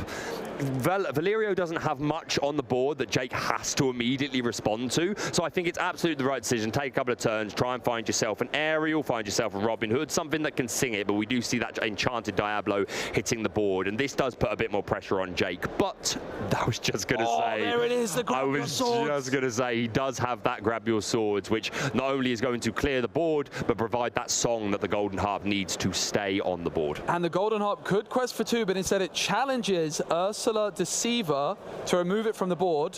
What a turn by Jake, clearing that Enchanted Diablo. And Valerio now in a pretty interesting spot with the Ursula Deceiver. Jake's probably still hoping to sing the Whole New World, taking a whole turn off for a Whole New World, and then your opponent gets to play cards from the new hand first is not ideal. No. They've drawn Rapunzel, and that's not bad either, Baker. A little bit of card draw potential. And as well as the card draw, just putting a quite big body onto the board with that 5 willpower and questing for 2 does take that 1 draw from the Golden Harp. Zeus has been drawn, but there isn't going to be enough ink to play it right now. Of course, Rapunzel's just entered the board, and the ink is drying on Rapunzel. She is not ready to exert to either quest, challenge, or sing. Nope. And that does mean that the Golden Harp is going to be banished for Jake at the end of the turn. But job done for the Golden Harp. We've got a couple lore, and also remove that Ursula Deceiver. Yeah, that 1 strength was important to manage that board clear. So yeah, it's certainly done its job. We're going to see along came Zeus, hurling that Thunderbolt at Rapunzel and removing her. Diablo coming down to take a look at Jake's hand, and then just a little quest with Ursula Deceiver of all. So yeah, not a bit of a stalemate between the players. Not a whole lot going on. I think it's kind of on Jake to decide to set the tempo of this game, of the Whole New World, because as soon as Valerio shows Bucky or something like that, then Jake will just play it because he'll have no choice. But he wants to find a singer before then. Zeus going to get rid of this Ursula Deceiver of all. Jake has to respect that Valerio might be playing something like Sudden Chill. We haven't seen it so far in the game, I don't believe, but it is something that could absolutely be there, and if Ursula Deceiver of all double sings it, then that could really hurt Jake if he loses his ability to refresh his hand. So yeah, good, interesting game here. These players both clearly know what they're doing. Jake is really taking their time there. They were about to ink the Lawrence they have in hand. It's Lawrence in a Whole New World. And then they just took the time to look through the discard maybe of Valerio Valerio. Maybe just exactly thinking about, do they have Sudden Chill, for example, and deciding instead to hold on to it. It's Cinderella now found, and Jake just hasn't found a 5-singer since that aerial got removed. The smash from Valerio, it cannot be overstated how important that was to disrupt Jake's game plan. Yeah, that was an absolutely humongous move. Jake wants to utilize either aerial, Spectacular Singer, or Robin Hood, maybe something else in there, but yeah, wants to be singing this whole new world. Is going to extend the Ballroom Sensation, Cinderella, and the Lawrence. But yeah, agree with you completely. That smash has completely changed this game. A far sight different from game one when Jake had double aerial, Vanessa, Cinderella, had all the singers he could possibly need. And Valerio now drawing that extra card at the start of the turn thanks to Beast Tragic Hero. Robin Hood, Ursula Deceiver of all were the options, and Robin Hood enters the board and Ursula Deceiver of all into the Inkwell. Double quest for 3 lore. Valerio is just 5 lore away, and they have 5 lore on the board. Jake needs to remove at least one of Valerio's characters here. Yeah, no, the pressure is absolutely on, and if Jake doesn't find that Singer 5 character, is it too late now to play a whole new world and replenish your hand if you're not singing it? Because surely that Valerio just has a huge hand and just develops enough, to, especially with that hidden cove where you could protect against the grab swords or things like that. So that's my question, Joe. Do you think it's a bit late in the game now for a whole new world to make a big difference with Valerio at 15? Yeah, I think Jake's whole plan this whole time has been hoping to draw into something which can sing it. As soon as you're spending a whole turn, your opponent's able to then develop the board. It is just a really, really slow play, which often is not going to work out in your favor, which is why we've seen Jake hold on to that whole new world the whole time. It's already 1 game up, is Jake. Game 1, he was able to win quite decisively with a board of plenty of singers. Our Emerald Steel player wasn't able to get anything going. Very different game this time, but not the most, nothing too dramatic happening. Just Valerio's been sitting here with Ursa Deceiver and a couple of characters just slowly trickling up while Jake desperately tries to find these singers. Does do a good job of clearing up the board a little bit, just remaining at that Robin Hood champion of Sherwood. Finally been discarded. Was that the Lawrence removed by Robin Hood? Lawrence with damage counters is going to have 0 strength, and Robin Hood is going to gain 2 lore for Valerio. Wow. And it's top deck mode for Jake. They need a miracle, and it's a Cinderella, which is not what they need right now. And both players get a win each and 3 points on the board. Heartbreaking for Jake, who had such a dominant game 1, but that second game, after that smash came down to remove his aerial, he just was not able to develop another one or a Floodborn character that could sing this whole new world. I actually want, but full compliments to Jake. I think he played to his outs right. I think he was right to not just play the whole new world on 5 and refresh. I think it was the right decision to look for a Floodborn. Unfortunately, didn't go the way he wanted this particular game, but it's still they took 1 game each. Both players are going to get 3 points as they progress into the next round of the Disney Lorcana Challenge. Yeah, and again, I want to go back to the key moment in that game, Baker, which was without doubt the simple smash to remove the aerial from the board, which just stopped Jake being able to sing a whole new world. That whole new world just was stuck in Jake's hand for the rest of the game. If that whole new world is sung by aerial, it could have been a completely different game. And it's not a card you see that often in Emerald Steel. It can be pretty good in the mirror potentially to remove your opponent's Ursula Deceiver of all, but here it was great to deal with that aerial as well. It was a huge moment. Yeah, I think Smash, I think it's going to raise in popularity. There's a lot of characters with that 3 willpower, which really makes a difference. And yeah, huge game there. And it's super interesting that Bucky didn't rear his head. He hit the board once, but just hasn't been able to do the basic Bucky things that we come to expect of that deck. Turn 1 Diablo, turn 2 Bucky, turn 2 Diablo, turn 3 Aladdin, and then onwards and onwards. So didn't go that way this time, but again, both players able to take that 1-1. Interesting looking at like Jake's play there as well. Didn't see a Sleepy's Flute. There might be some in the deck, but we just didn't get there. But yeah, I think Steel Song's looking pretty good, especially if you're expecting a lot of Bucky. That is one of its better matchups. It was obviously the grab your swords access. So if you're expecting a lot of people to come to this tournament saying, it's Bucky's last chance, I'm going to play it just for some fun, you can absolutely punish that with some Steel Song. Yeah, and we're going to have very shortly an interview with both players. So it's going to be really exciting to see both players' perspective on how that game went. So we are going to go on over to an interview shortly, so don't go anywhere. We're going to go to an interview soon.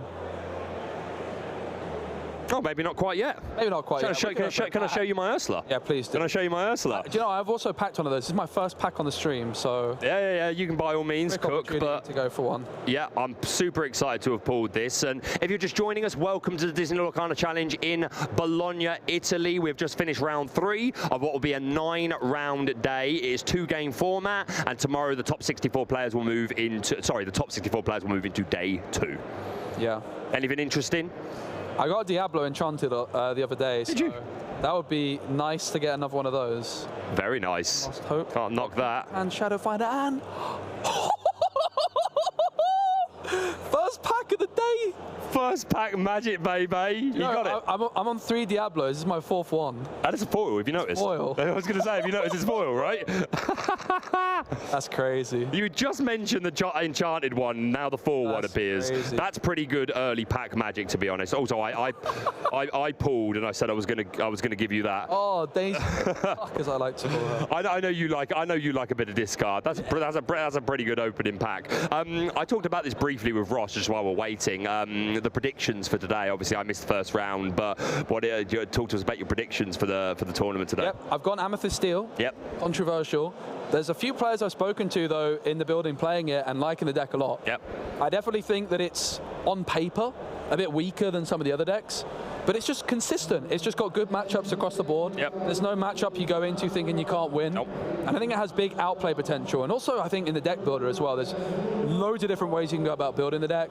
And I think it could be a really exciting one to see. I know of at least 4 or 5 very, very strong players using it this weekend. So. Yeah. I mean, like you yourself have proven how good that deck can be. And yeah, I wouldn't surprise me at all. Has a pretty good Ruby Amethyst matchup most of the time, which is another deck that we're expecting to be extremely popular. Like Ruby Amethyst, it's good again. Who knew? We're going to a video now, but then we've got an interview.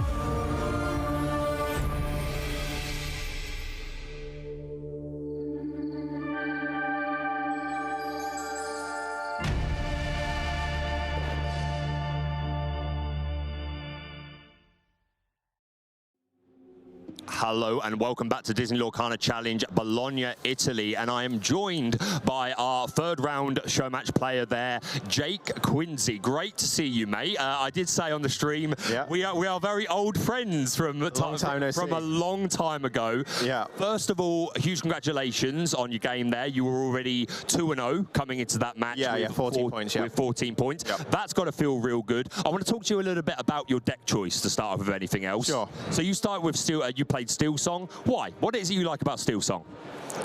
I think it's definitely one of the best decks for this event. The reason why Steel is such a strong color by its mass removal. I really wanted to play green Steel. Okay. But the reason why I felt like I didn't want to play that is I'm a numbers guy, so what I did is I figured if I play that deck 100 times at this event, I might top 20 times. But I reckon if I took Steel Song, a much more consistent deck, it's not 50-50 in the mirror match. I feel like I'd probably, if I play this event 100 times, maybe I'd probably top 30 times, for example. So I just wanted to give myself every edge possible. And the deck's really good, like really, really good. A lot of players haven't adapted to it yet correctly, like they have with Green Steel, because that deck's been dominating. So everyone right now in the tournament is very aware of Red Purple and Steel Green, but Steel Song prep for you, basically. Yeah, basically not prep for me. So the more mistakes my opponent can make, the better. The less experience they have against the deck, the better, which gives me a higher win percentage to make top cut.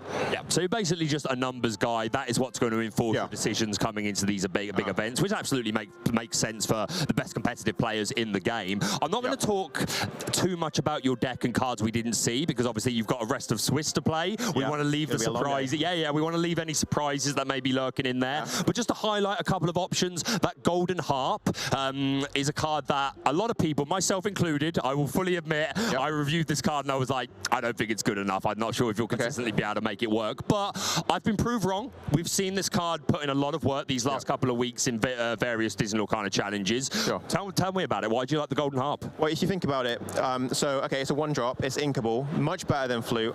Flute, cool. It's a recurring effect where you get a 1 lure per turn.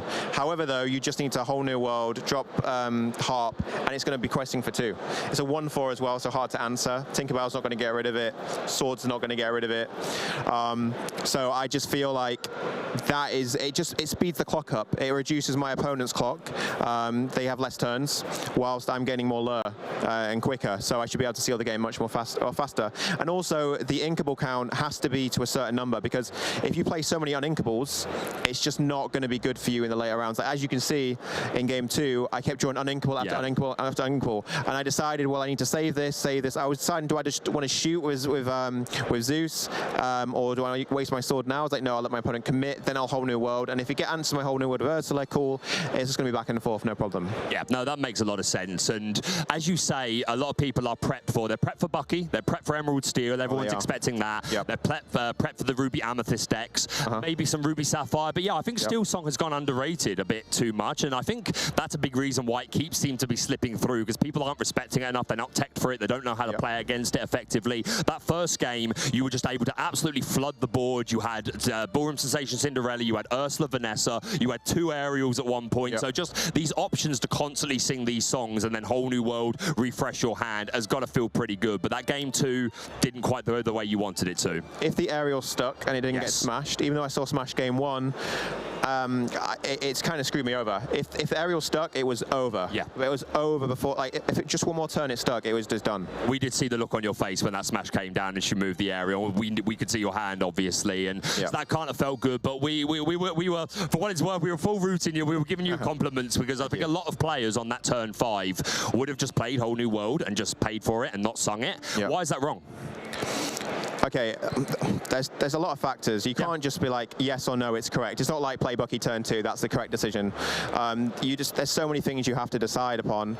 I held it because if I play it, my opponent then has already got an established board, and he's gonna draw to 8 and just drop everything he needs, and he's just gonna outlure me. Whilst then I'm removing my swords from my hand and my Zeus. So I figured, cool, let him gain 1 lure or 2 lure. add extra turns on, because if I give him 7 cards and he draws to 8, he's then going to finish me in like 2 or 3 more turns. Whereas me holding it at that specific point, I would have given myself probably an extra 2 to 3 more turns. So I'm on a 5-turn clock compared. So I figured that makes more sense. And also, if my opponent starts playing everything, I can swords. That's why I used Robin Hood incorrectly, actually, to attack into his Ursula to deal to do damage. So next time my swords would have done the damage needed. Yeah. What I should have done is just left it. That was I got your thought trail. Get the most use out of all your cards before you would just have to throw them away anyway. So no, I really respected that. I think that was the right call. You wanted to just find an aerial or something that could sing it. Didn't happen for you this time, but nonetheless, you're a fantastic player. You've had a fantastic score so far. I wish you the best of luck with the rest of the tournament. My last question for you: what's your best matchup and what's your worst matchup?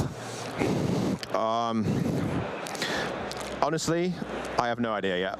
I'm just taking the game as it goes. So as long as I really don't want to play against like any blue decks, ramp, just because they're not going to be applying many guys on the board. So that means then they're just going to ramp up. And then if I do whole new world, then they've got so much lure to use. So blue is probably the worst. I don't really mind red, purple, or green, steel. I think that's fantastic. Jake, it's been a pleasure to speak to you. Pleasure to see you again. I wish you the best of luck with the rest of the tournament. And all being well, we'll see you up on the main stage again at some point. Hopefully. All right. But that's it from us for now. We're going to go over to a little break, and we'll see you very soon.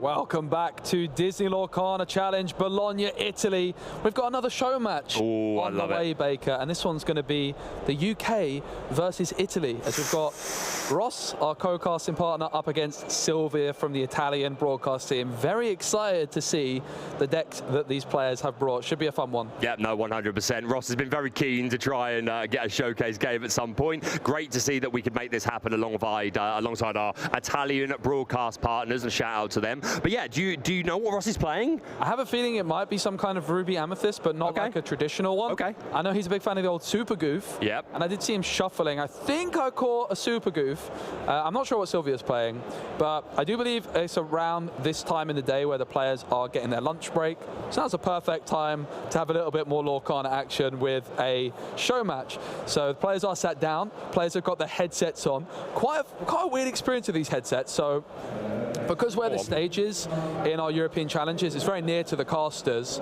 And when you've got loud voices like, I mean, I have a loud voice, but Baker certainly has a loud voice. So these are blasting out white noise. You can hear your opponent through it as well. But when I took the headset off, it's like suddenly you can hear the whole hall. Yeah, it's like coming out of water. All of a sudden, just all the senses return to your ears. But here's Silver. Trying to get a little sneak of the hands. Yes, it does appear to be, as you say, Amethyst, and I haven't haven't seen any ruby cards there. Is there a ruby card there? Is that whole amethyst hand? So I don't have a great view. Oh, no, yeah, it is ruby amethyst. Okay, it's an aggro version. I see the Simba, the one that quests for 3, 2-drop. So we've got an aggro version, and what is going to be on the other side of the board? Ross does love a little bit of aggro. He does like his aggro. I have to say, so I played against Ross at the first Content Creator Set Championships. It was the first round. I was feeling pretty confident.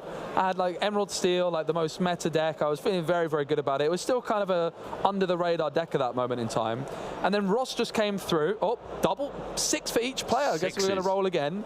Okay, another one. Okay. Oh, I was hoping for another one there. Ross wins it, but yeah, so Ross hit me with the Maleficent on turn 1, turn 2 another Maleficent and befuddled me, and he beat me very badly. And so Ross is definitely a strong player, and Sylvia, I didn't see her play yesterday, but we did see one of the other Italians play against him yesterday, and they were victorious. So pretty excited to see the action here. Maleficent gets inked, and in comes a Magic Broom. One of my favorite cards, Baker, as I'm sure you know. Well, it's kind of both of one of our favorite cards there, but mine went into the inkwell. Yours actually hit the board. All right. Oh, my goodness. After your own heart, Smezzy. Ross is not ready for what is in Sylvia's hand. Look at this. An enchanted morph as well. Everything in the hand that can be enchanted is enchanted. Incredible. So Sylvia's going to go for the Robin Hood on turn 1. Ross only knows that it's steel for now, and Sylvia only knows that it's amethyst. Pretty interesting on that turn 1. It's kind of worth trying to play a card from the same ink color, like ink a card and play a card of the same ink color to just disguise what you're playing for as long as you can. We do see the Magic Broom quest for 1, so Ross up to 1 lore, and the frenzy on the other side was inked. So I'm expecting a 2-drop here to probably banish the Broom. Oh, it's the Simba. Hello. Wow, that is some gas. This Simba is a quite simple 2-cost uninkable 1/1 quests for 3. It is 1/1, right? Yes, it's the same stat line as Pinocchio. Yeah. But it's in Ruby. There you go. But yeah, lots of gas here from Ross. He does like his aggro, as you said, managed to sneak up on you at the first set championships. But to be fair, then at the last ones, you kind of did the same for me with Maleficent. So I'm just saying, mate, I'm just saying. You can see Sylvia going to ink enchanted morph, and Ross just doesn't even blink. I don't think he thought that it was an enchanted, if I'm honest. Unfazed. Oh, the Triton's Decree comes through. What? This is going to deal 2 damage to a character of Ross's choice, and of course Simba is the only option. Bye-bye, Simba. So punished for removing the Broom. It was still the right move. Otherwise, Robin Hood would have taken it out for nothing, and he wouldn't have drawn a card. But still, because who's expecting Triton's Decree? Another one. And Sylvia can't believe it. Has she got something else that can immediately answer it? Do we see a strength? Do we see a storm? There is. Let the storm rage on in there. You got to think she is kind of interested in playing this Ursa Deceiver of all those, so she can get these songs online. Yeah, and Ross is at 1 lore as well. Let's not forget the graphic there, just not quite updated. As we see the Sudden Chill getting inked, and the Storm Rage on is hardcast, and Ross just takes a big heavy sigh. Not what he wanted to see. Yeah, I think I think that's fair. Again, I think there is an argument to getting the Ursa Deceiver all, so you could do that next turn and double, but you are denying Ross 3 lore now, which against aggro decks is very important. So, yep, I respect it for sure. Ross is going to ink, and down comes a Queen's Castle. Has the second colour been revealed for Silver? Sylvia has... She inked morph. Yeah, she inked morph. I was the only thing I was going to say is, like, if you didn't know the other colour, potentially something could come down and answer this Queen's Castle. I don't think much, but yeah, this should sit there for a turn or 2. Yeah, so Queen's Castle is down for Ross, and it can definitely be a problematic card for Sylvia and her... Oh, look at that going into the inkwell. Ross is like, yeah, okay. And in comes a 1-cost Diablo. It's going to show Sylvia Ross's hand, which hasn't seemed to have happened just yet. No. I think they're just deciding the lore. So there's like a pretty cool iPad. It was my first time using it, where you can kind of update your lore on the go, which is a really nice addition to these. But I think they're just trying to work it out. And Ross, oh, look at that. Okay. He's enjoying the toys. But yeah, it's a pretty nice little area to sit at, Baker, I have to say. Pretty comfortable. Nice. And the lights are quite bright, though, and it is rather hot this weekend. It is. And you're on the big stage as well. The eyes of the Lorcana community are upon you. The pressure is on. Have we seen the hand? Has he revealed his hand to her? I think he's just decided not to. Like, no, he's just gone, no, I'm not showing you. To be fair, he might have, and we might have just missed it. So now we go. There you go. Yeah, show her the hand, Ross. By the law. A full bounce package in hand there. We've got the fox, the goat, and the snake, I believe. And the fox, the goat, and the rabbit. There you go. The Robin Hood Enchanted shifts in as well for Sylvia. And of course, it is able to either challenge or quite sensibly, but instead, it's going to sing Sudden Chill. Ross discards the Madam Mim Fox, and the Diablo is still drying, so nothing doing there. Ross is going to draw, gain 2 lore for the Queen's Castle, putting them up to 3, 17 away. Yeah, better than nothing for sure. I think that is that super goof there it is talking about. He loves it. Boom! The super goof. And that 4-ball power is nice, meaning he survives this challenge into the Robin Hood, so that's pretty cool. I'm sure he'll exert it in a moment, but yeah, just an immediate +2 for the super peanut powers. Yeah, you gain 2 lore for whenever Super Goof is going to challenge a character. Doesn't work on locations, worth noting. It is only on other characters. Yep. And that was 4 ink spent by Ross, so didn't ink yet this turn, I don't believe. There was a rabbit in hand, and there is also a goat in hand. I'm going to opt to pass back over. But yeah, I know he's a big fan of the Super Goof, but this is obviously just a very aggro version of Ruby Amethyst with those Simbas and this Super Goof, obviously. But yeah, that Queen's Castle still sitting there. Nice to have on the board, so you're at least getting some passive lore gain as the game goes on, as long as Sylvia continues to ignore it. Look at that. That's not a bad hand, is it? Look at that hand. That is amazing. No Bucky. Is she playing Bucky? Probably.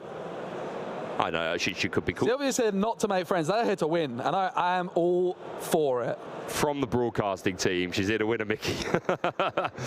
Sylvia's going to challenge Ross's Super Goof with Robin Hood. Yep. She's going to remove it, and Robin Hood's going to gain 2 lore for its trouble. Yep, going to take another 2 damage from the 2 strength that Super Goof has, but that's fine. Ross has nothing on his board. Of course, could develop something and then immediately play a fox, although that would trade. But if you can keep the castle on board, that's pretty good. Yep, it's definitely ticking away nicely, especially with goats available. Going to be an ink of the Ursula Deceiver Revolt in for Robin Hood. Another enchanted Robin Hood onto the board. Diablo's going to quest for 1, putting Sylvia up to 3. Yep. Ross draws. And now Sylvia has the damage on board to be able to answer this castle next turn if she so chooses. Yep. These Robin Hoods having 3 strength each and the Diablo having 1. We are going to see that rabbit coming down, drawing card. Finds a Maui. That's going to be really important to remove one of these Robin Hoods. Yep, and goat is going to be inked. There is still 1 ink available for us. Will they move the rabbit into the castle? They don't. Fairness, the castle's probably getting removed, but should have definitely used that last ink to move it. There was no reason not to, was there? Yep, no, you are right. I'm going to be fair. You should about this afterwards. You should. I've made that mistake before, though. But no, you should. No, let's put it this way: say it, and then he won't do it again. Yeah. But again, just a casual game here. You can see the special match. See, that's why this changes every time. We've had showcase match, show match, special match. Love it. But yeah, if you're just joining us, we have finished 3 rounds of the Disney Lorcana Challenge in Bologna. The players are currently on their lunch break, getting themselves a little something to eat, stepping outside, well, even in this heat. But yeah, so to fill the time, we've got Ross, who is obviously our broadcast partner, throwing down that Maui that's definitely going to be removed. Not that one, Ross, please. Yeah, there you go, yeah. And then you can immediately remove the other Robin Hood if you so choose. But yeah, Ross up against Sylvia, both from the broadcasting teams. Ross part of the English-speaking team, and Sylvia the Italians. And yeah, it's really nice for us to have these showcase matches, not only because we get to play, which I quite like playing, but it just fills the time between these games. The people at home, I'm sure, will enjoy watching these matches. And if you're watching on Twitch or whatever it might be, hi, thanks for being here. Yeah, absolutely. And of course, if you do want to watch the Italian broadcast, and who could blame you, that is available on the Disney Lorcana EU Twitch channel.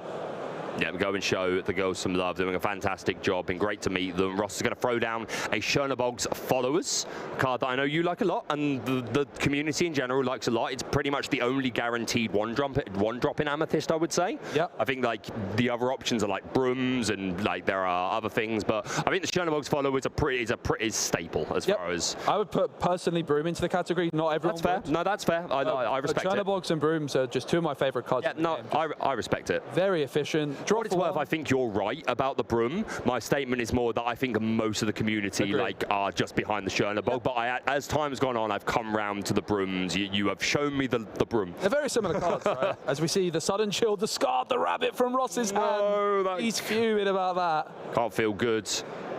Haven't seen a Bucky though, Ross, so it could be, at least she's discarded your hand like the kind of the old-fashioned way. Another Diablo, 3 Diablos on the board, one of the one cost, one of the Enchanteds, and one of Look at that, it's like art, isn't it? Look at Ross's face, he looks disgusted. No cards in hand, does have the Chernobog's Followers, so in a pinch we'll be able to quest and immediately draw. He's reminding Sylvia that she can draw because of the Exerted Diablo. Well done, Ross, appreciate that. Arthur, not a terrible top. You can quest here. If you draw a character card here that you can play, great. If not, then this may be a bit preemptive because the Chernobog will just be like you might not get use out the Arthur. I'm not sure. We want to see a character here is my point. Yeah, so Ross does draw, and the Magic Broom found, which is pretty good, but Sylvia also with that Exerted Diablo able to draw themselves as well. Currently Ross is at 8 lore.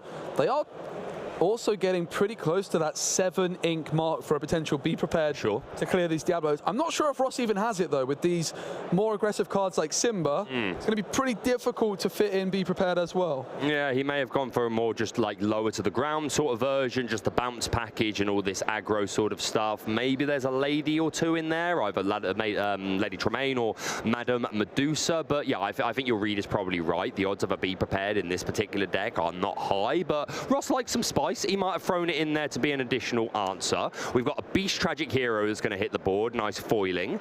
I'm sure she'd love an Enchanted of that. Enchanted Beast Tragic Hero would be cool. She's going to quest up with everything for 3. Again, this Diablo's very strong cards. Don't quest for a whole lot, but that's not really why you play them. So she's going to exert them all. So she will be drawing 2 cards when Ross draws, and then she'll be drawing 2 cards to start her turn because of Beast Tragic Hero, if it's still there.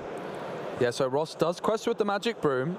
The card off the top was a Madam in Fox. Not bad at all. So Ross is going to bounce the Broom back into their hand. That was 3 ink spent. And still have 3 remaining. Of course, does have Rush as well. Not going to be able to target that evasive Diablo, unfortunately, Ross. Unlucky. It reminds me when I tried to brawl a Sisu against Steve Warner while I had 4/5 strength. I mean, you cut about 6 times. Yeah. All right, you're right. You are absolutely right. But yeah, not a terrible turn. Other than that, was able to bounce back and then bounce his Fox back to hand, and could now then play this Fox again. Yep. So Arthur gaining quite a lot of lore. Like Ross's more aggressive build is starting to come into its own a little bit here as the Fox is back on the board. Is going to bounce back the Arthur into Ross's hand.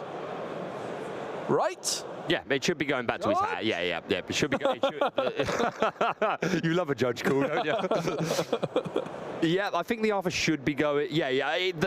They're obviously discussing this. Yeah.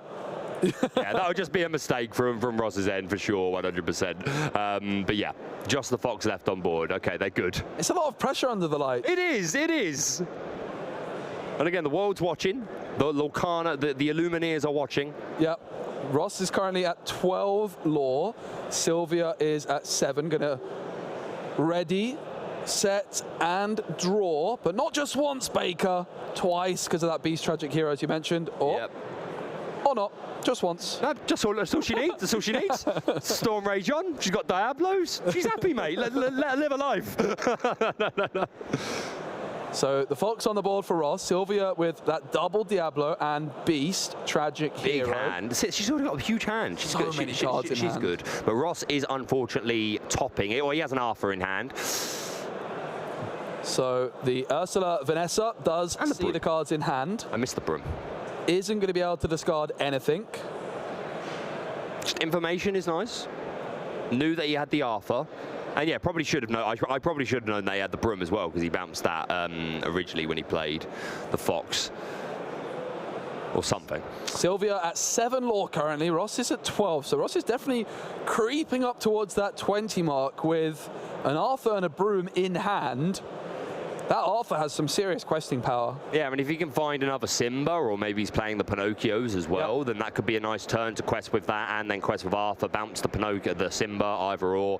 Yeah, this isn't over, but Sylvia does have at least one copy of that Storm Rage on in hand. Also, the Muses, Joe. I know you're a fan. I know you're a fan of the Muses, buddy. Yeah, Muses is a really cool card. As we see, Diablo sing Storm Rage on, 2 damage counters into Mim. Sylvia's also going to draw a card. I think they were looking for some more damage, doesn't find it. But yeah, the Muses is a really fascinating one. Not something you see every day in Emerald Steel, but in a Emerald Amber deck in particular, can really, really pop off. I think it's a card we might see more of once Bucky is errated as well. Morph into the building, another Diablo, and it's on over. Well, might just do some questing Sylvia here as well. Yep, it makes sense to me. Again, like, she has strong board control and card count in general, but Ross at that 12 lore, and we know he's got the Arthur. She knows that he's got the Simbas, so she needs to respect that Ross could just win this game out of nowhere.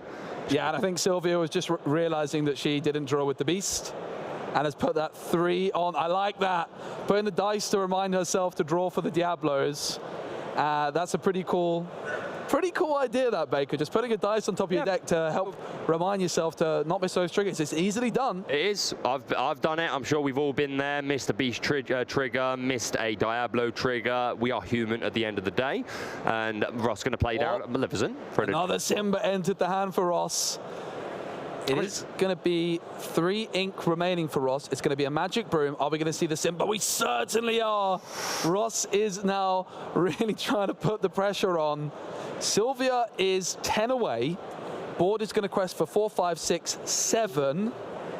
But of course, could shift in theory onto the Morph to increase that slightly. I don't think there's going to be anything that would allow Sylvia to get to 20 just yet, which means Ross has probably got the option to quest rather than being forced to try and remove one of Sylvia's cards.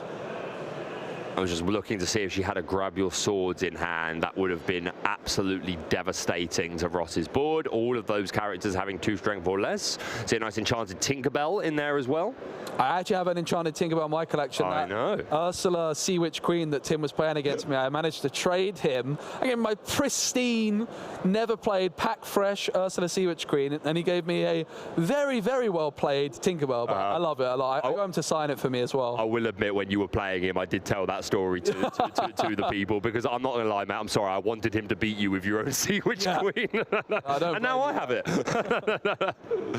So it's Sylvia going to be readying all of her cards, which is an awful lot of them.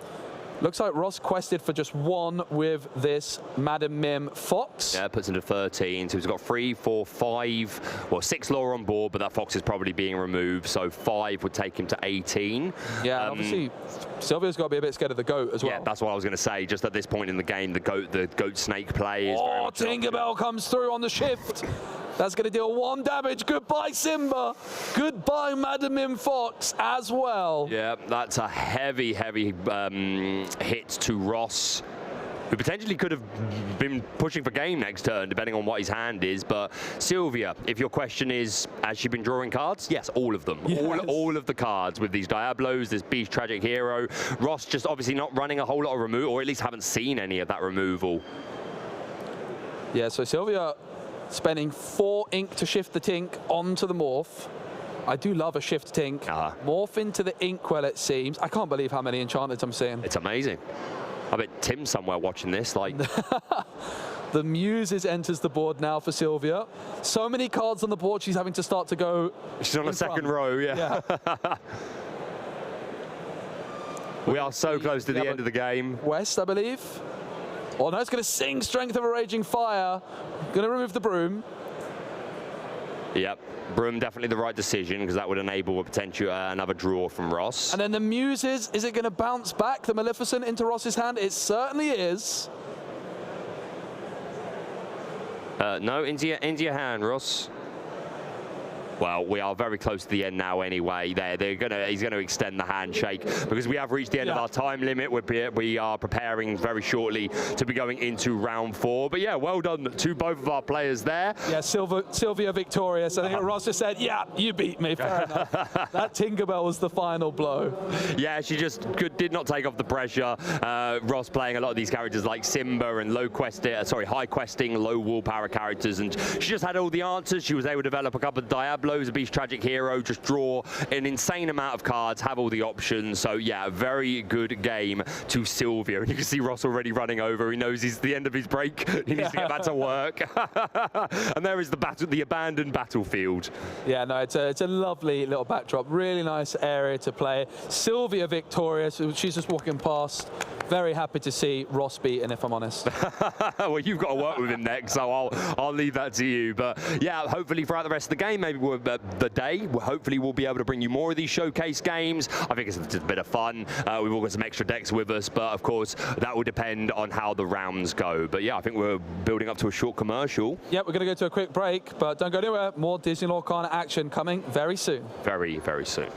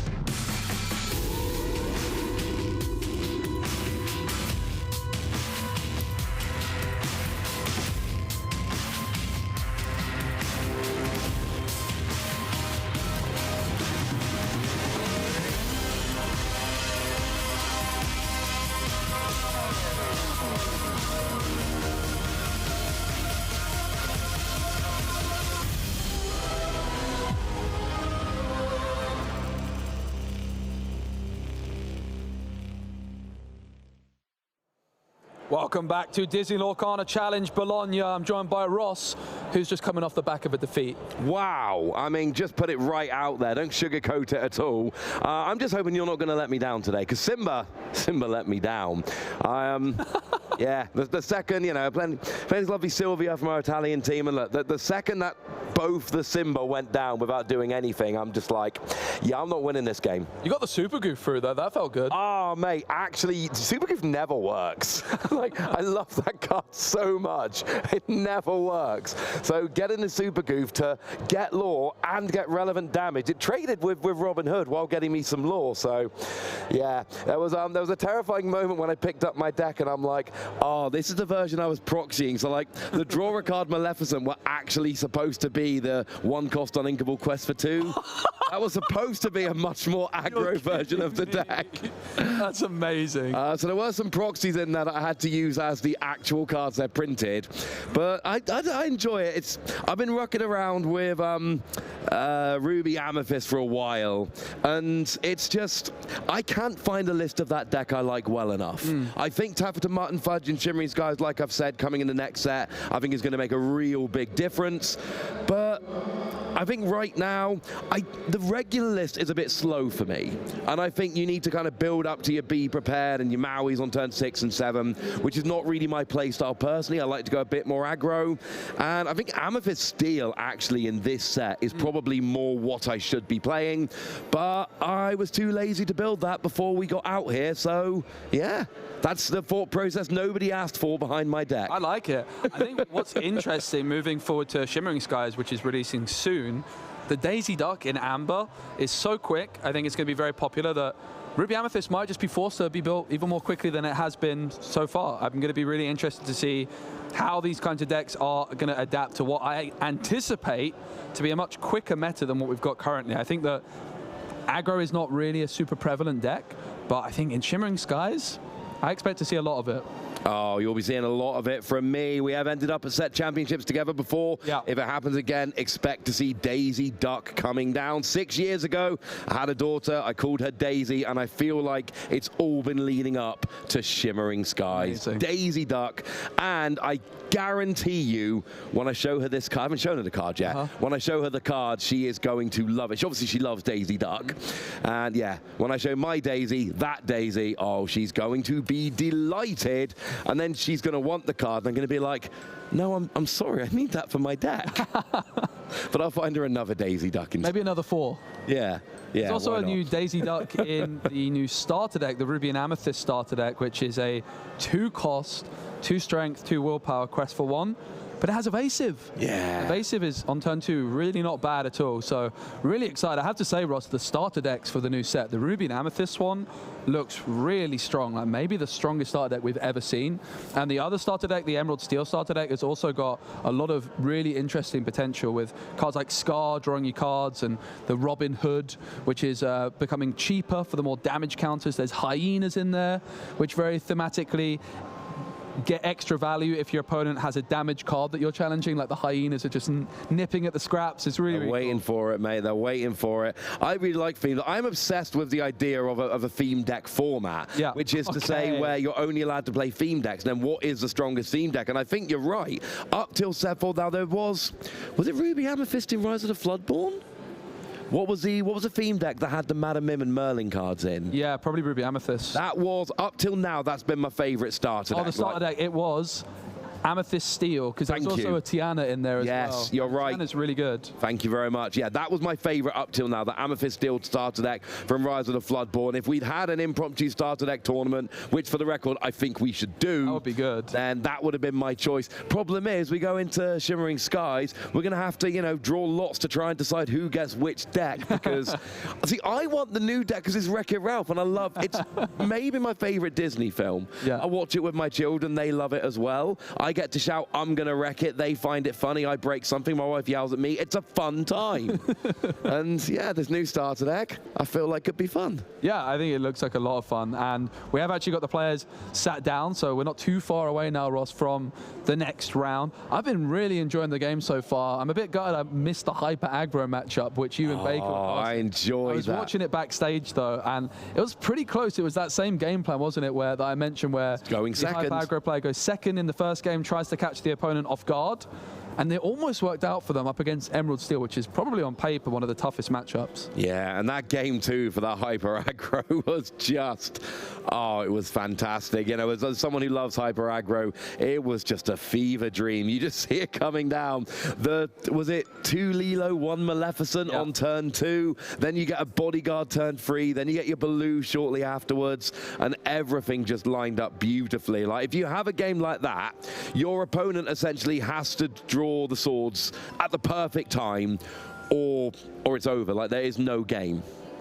Yeah, I think it's like such a cool line. Funnily enough, the player, as they finished, they said to me, I did that line for you, like where you play the 1-drop on turn 1. Oh, I was in the interview. He said that in the interview. It was like, I did that line for Joe. I didn't catch the interview. That's so cool. Oh, no, he gave you a shout out in the interview, saying he gave that line for you. I will say, and I love you, Joe. I'm sure he does, but let's face it, I think that line might have just been a phenomenal play. Yeah. It might not just have been for you. I don't want to break your heart telling you here, Joe. It's a very good line.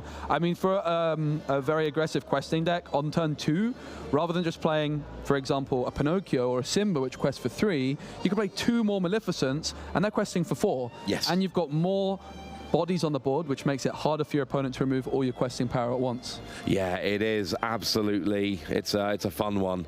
What's not fun is when there's double exerted Diablo against you, and every time you draw 1 card, your opponent draws 2. Never mind. I will try and get rid of those memories. As we make some new memories, we're going to head down to the table. We have got, I believe we're on to round 4 already of the Disney Lorcana Challenge in Bologna. And I'll tell you what, part of me kind of wants this to be a quick game because the catering came out. They've got meatballs, and I got a little bit of a taste, Joe. Oh, I was going to ask you what the food, like, very cruelly, they've placed the catering table right in front of us this time. Directly in front of our desk. We have Mikhail here to our left, and then onto the right player we have Matteo. We got Matthew Damstoy. I'm going to go for the Matthew pronunciation. Yeah, if I'm correct. If I'm incorrect, I'm sure someone from our lovely production team will tell me the correct way to say it. We do our best here. We're not perfect. So I can see Ruby Amethyst, and it's going to be, it looks like we might be Ruby Amethyst versus Ruby Amethyst, which I have to say is a matchup I find so fascinating. I think it's one of the highest skill matchups in Disney Lorcana.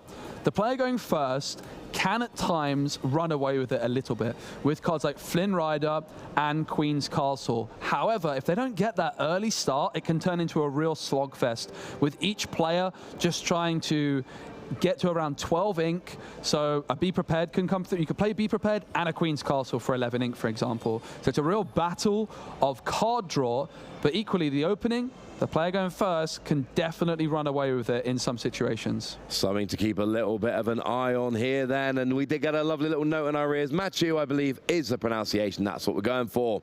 So we've got Michael and Matthew here. Yeah. And are we rolling? I'm excited. It looks like we've got...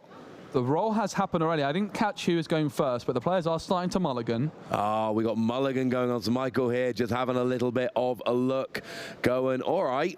I think that 5. Oh, I thought the 2 were being mulliganed, 2 being kept, 5 being mulliganed here. Aggressive mulligan. And is that 5 from Matthew or 4? 6. Oh, 6. No, it's no more than 5 because there's definitely 2 cards. Oh, there is 2 there. Okay. There must be 5 from each black player. Black sleeves are harder to see with the amount of cards. What's your favorite sleeve color? Are you always going for the red sleeves, or is it just because it's a Ruby deck? I did actually theme it. I'm a big fan of orange sleeves, personally. Okay. This is my favorite color. I'm also colorblind, so... Are you really? Yeah, I have to be very careful with sleeves sometimes. I'll buy 2 packs that I think are the same color, and it turns out they're not. I have gotten warnings in tournaments before. Wow. Yeah. It's not my fault. I don't blame me. Not Lorcana tournaments, I should add. Yeah, so going to be Michael just getting ready with those dice. Based off the mulligan, it seems like Michael's going to be going first because Matteo just waited for Michael to mulligan.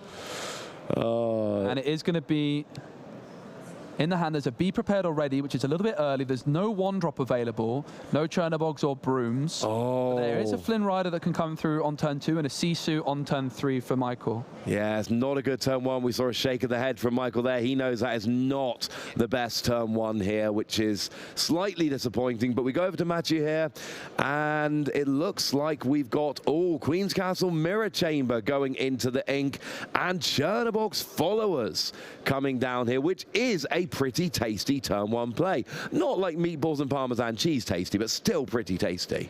And the great thing about it is with that Flynn Rider ready to come down, suddenly the Chernobogs is just going to stop that Flynn Rider gaining any lore without any other card needed on the board. So pretty impactful. Of course, Chernobog's Followers is also going to be able to quest and draw a card at some point as well. It's a really, really nice 1-drop. Very, very efficient. It can gain 1 lore and then add a card back to your hand, replace itself. And of course, each time you're drawing a card, the closer you are getting to your best cards in the deck. So things like goats and all that, it's just, you're improving the odds of finding the cards you're looking for, the more cards you draw. Yeah, absolutely here. So Michael is eyeing up something. We see Maui getting put into the ink, hero to all, and here comes a Flynn Rider. But like you've said, Flynn gives you free lore at the start of your turn if you have the most powerful character. Unfortunately, Flynn Rider has 2 strength, as does Chernobog's followers. One important thing to know, if Matthew is going to go for the quest and banish to draw a card, we'll have to play at least a 2 strength character to then stop Flynn getting free lore on the following turn. If you can't, you cannot banish it and draw a card. Yep, 1 lore for Chernobog's followers. The first lore in this game.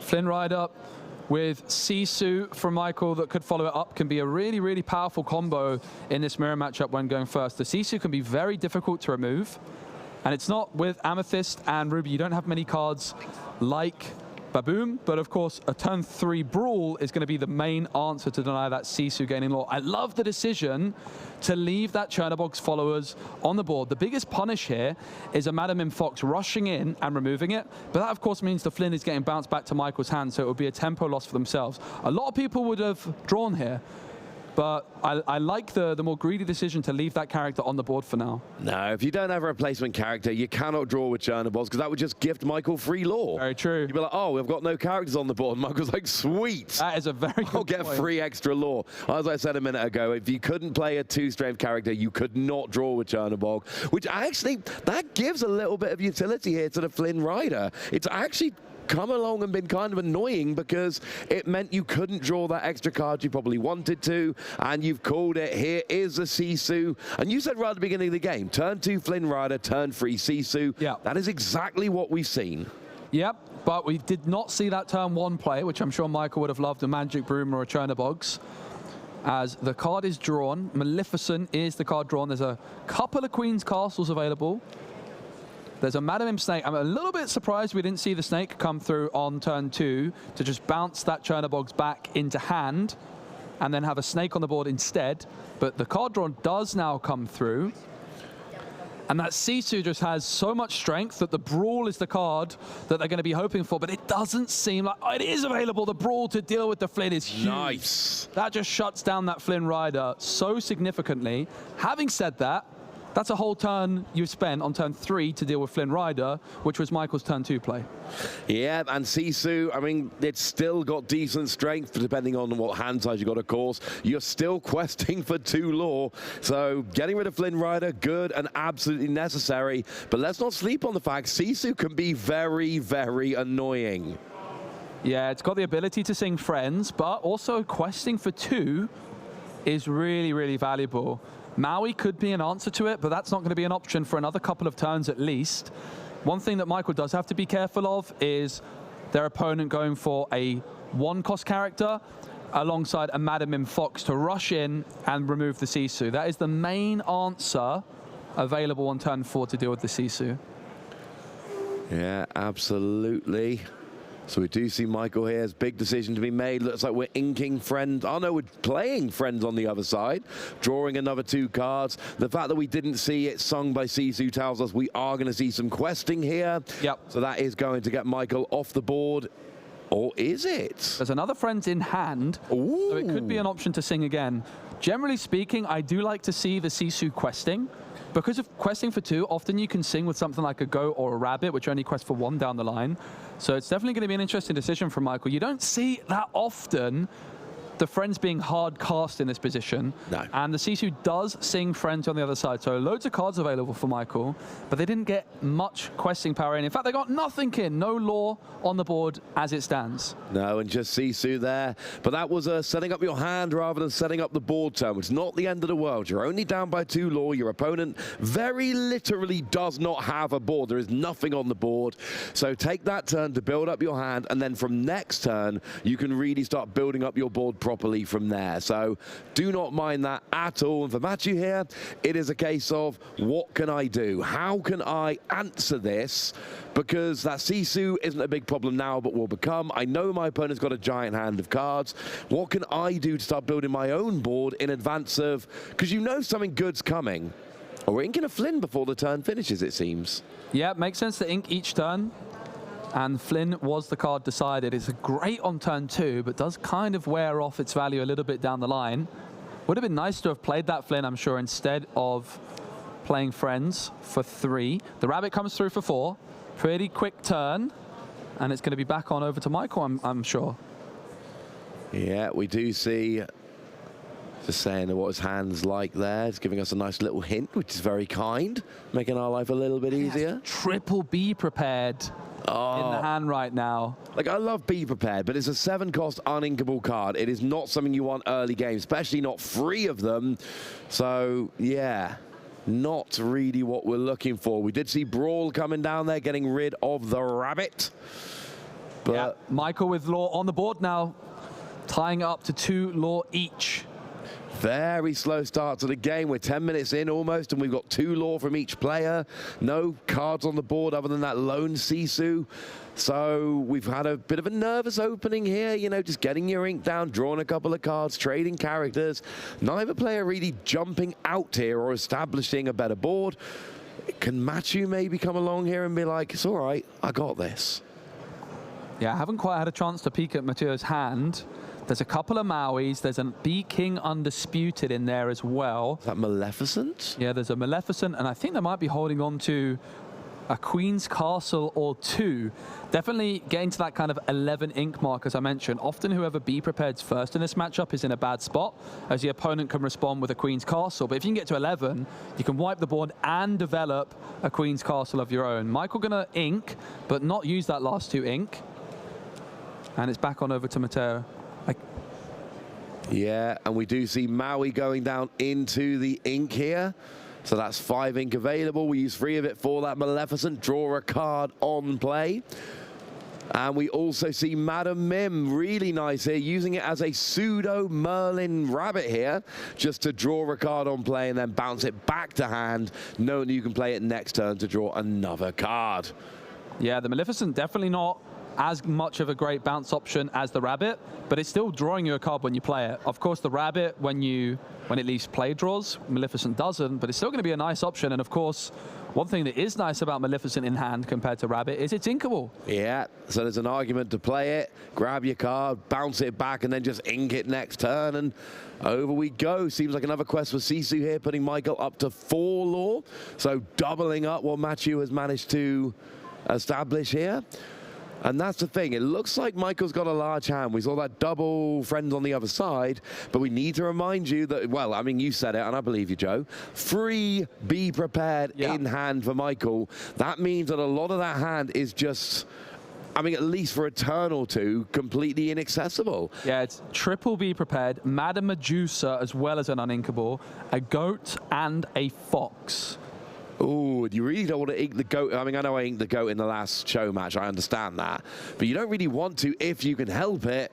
So here comes Madame Medusa getting rid of the Madame Mim here. Yeah, and I spoke about at the start of the game how the player going first can sometimes really run away with it in terms of Law, but that hasn't happened here. So it is going to be a longer game. And I think for the player going second, you're pretty happy with that. You don't want Michael to just run away with Law early on. And they're just going to be looking to control the board, but it's also really a battle of card advantage. Trying to have more cards in your hand than your opponent for a long, long game can be a great strategy.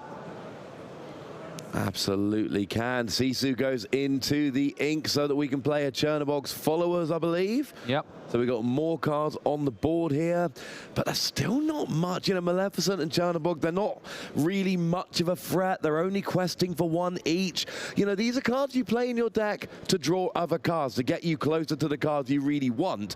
They're decent early game cards to help you get to the mid to late game with a better hand.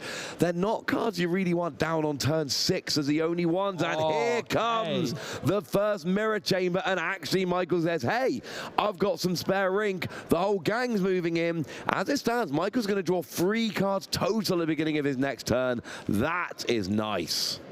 Yeah, it's a really interesting moment. Perhaps Michael making the read that there's no Maui available, but I think it's a trap because there's a couple of Mauis, and this Queen's Castle can be removed before it gains a single Law. Usually in these mirror matchups, you see the Queen's Castle coming through on turn 4 or much later, but here it comes through on around turn 7. Chernobog's is going to quest and draw. And we can just challenge here with Maleficent and Maui, who's got Rush, of course. It's Maui time! And that is exactly what we see. Maleficent and Maui teaming up to destroy the castle here. And that means that, Michael, it's not just the law. Remember, there were 2 characters in the castle, so it was going to be 2 law and 2 cards. There was absolutely no way Matthew was going to allow that Queen's Castle to remain if he had any say in this whatsoever. 6 ink was spent on the Queen's Castle, 4 for playing it, and then 2 to move characters in, and it did absolutely nothing. Yeah, and you played 5 ink for Maui, and now you've got a big 6 strength, 5 willpower body on the board. I don't mind that. So we got those 3 Be Prepared, Friends on the other side, and a Madam Mim Fox. That is it. I mean, it's not even really worth trying to be prepared here, honestly. Yeah, the big problem is if you go Be Prepared, the opponent can often respond with a Queen's Castle, and I think they've held on to at least 1 Queen's Castle, maybe 2, for that exact reason. And I have to say, like, the 3 Be Prepared in hand this early is really unlucky from Michael. It's not what you're looking for. Medusa going to sing Friends. Could have been with Sisu. Of course, Sisu costs 3, but it does quest for 2. Medusa only quests for 1. Yeah, absolutely.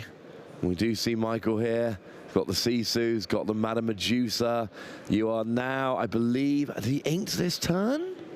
Not sure. I don't think he's inked this turn. Sisu quests up to 9 now, so Michael is definitely getting there.